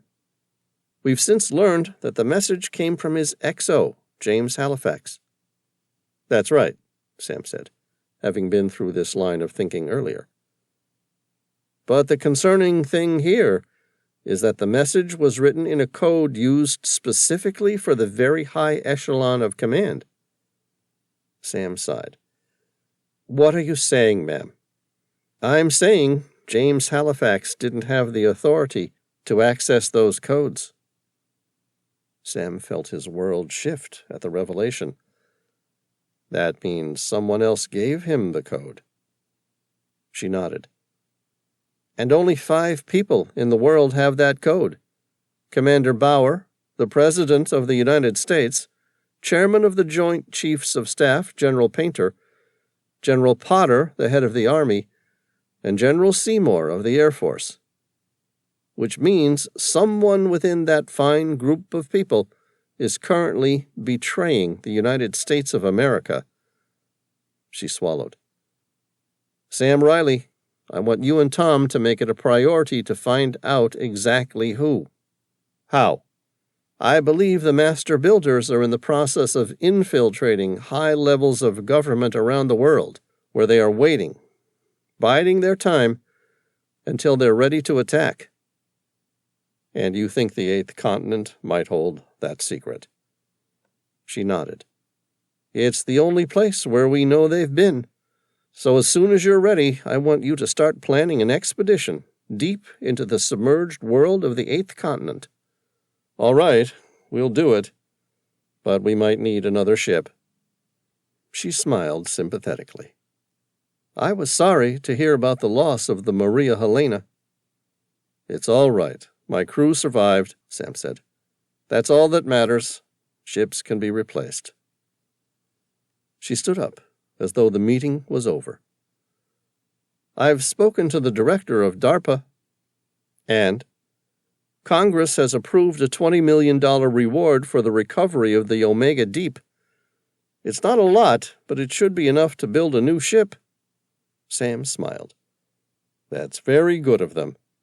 "It's the least we could do, after you recovered a $30 billion submarine," she said.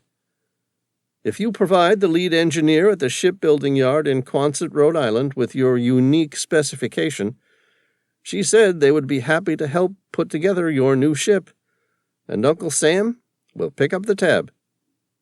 "Much obliged, Madam Secretary." She smiled, almost kindly at him. "What are you two going to do while your ship is being rebuilt?" "We were thinking of taking a much overdue vacation."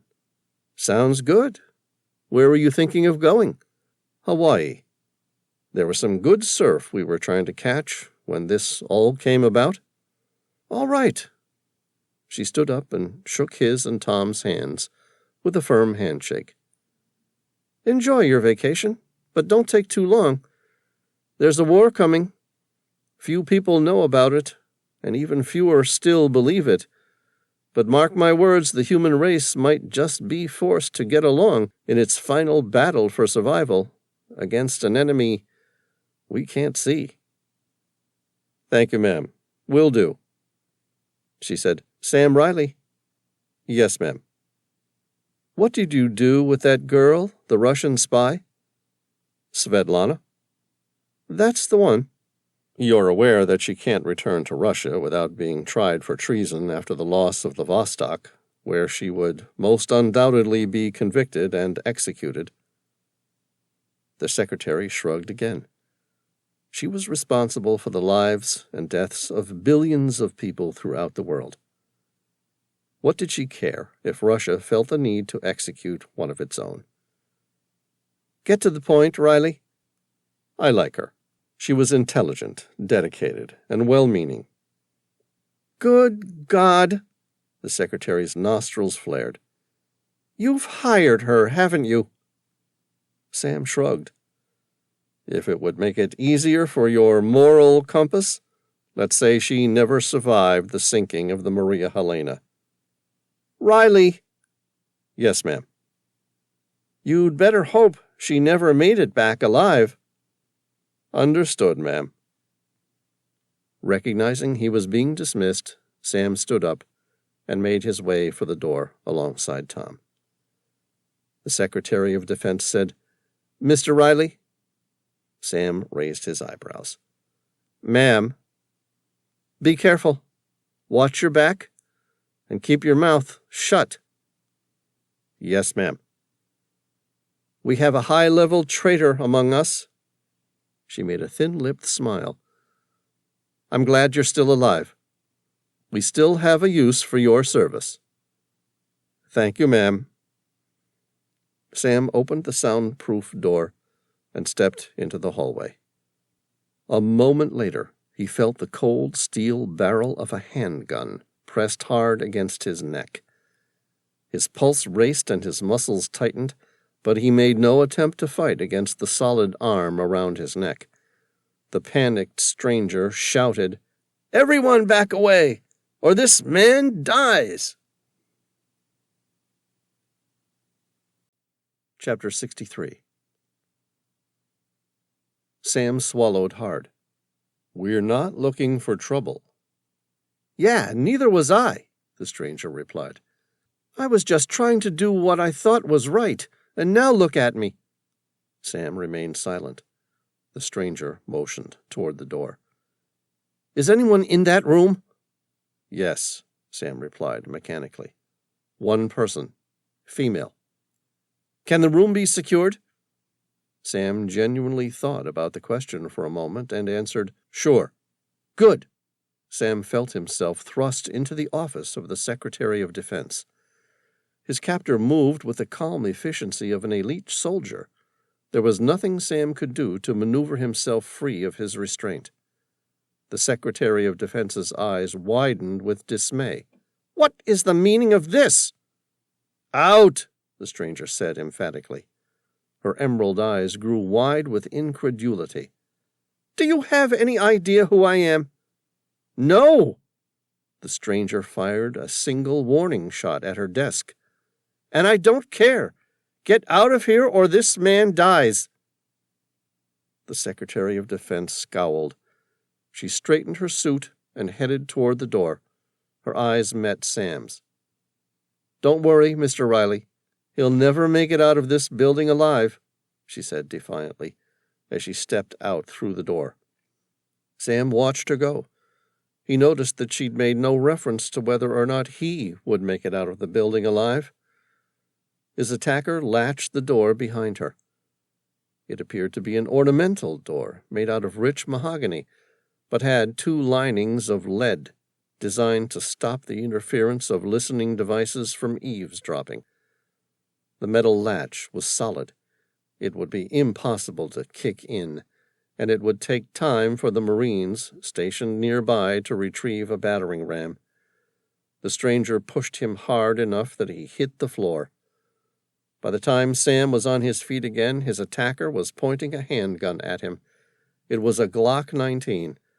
The weapon had no safety latch. It was designed to be used by law enforcement for its reliability and the immediate nature of its firing capability. Sam glanced at his attacker. The man was tall, a little taller than himself, at probably 6'2". He had short brown hair and a strong jawline that women sometimes found attractive. He had a youthful appearance, like a man still in his early 20s, and the athletic frame of a soldier with broad shoulders and muscular arms.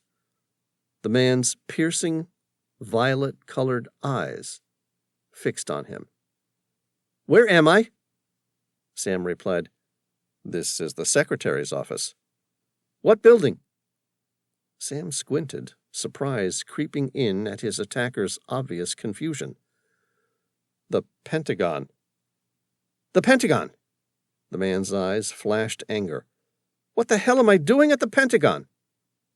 I have no idea. The man paused.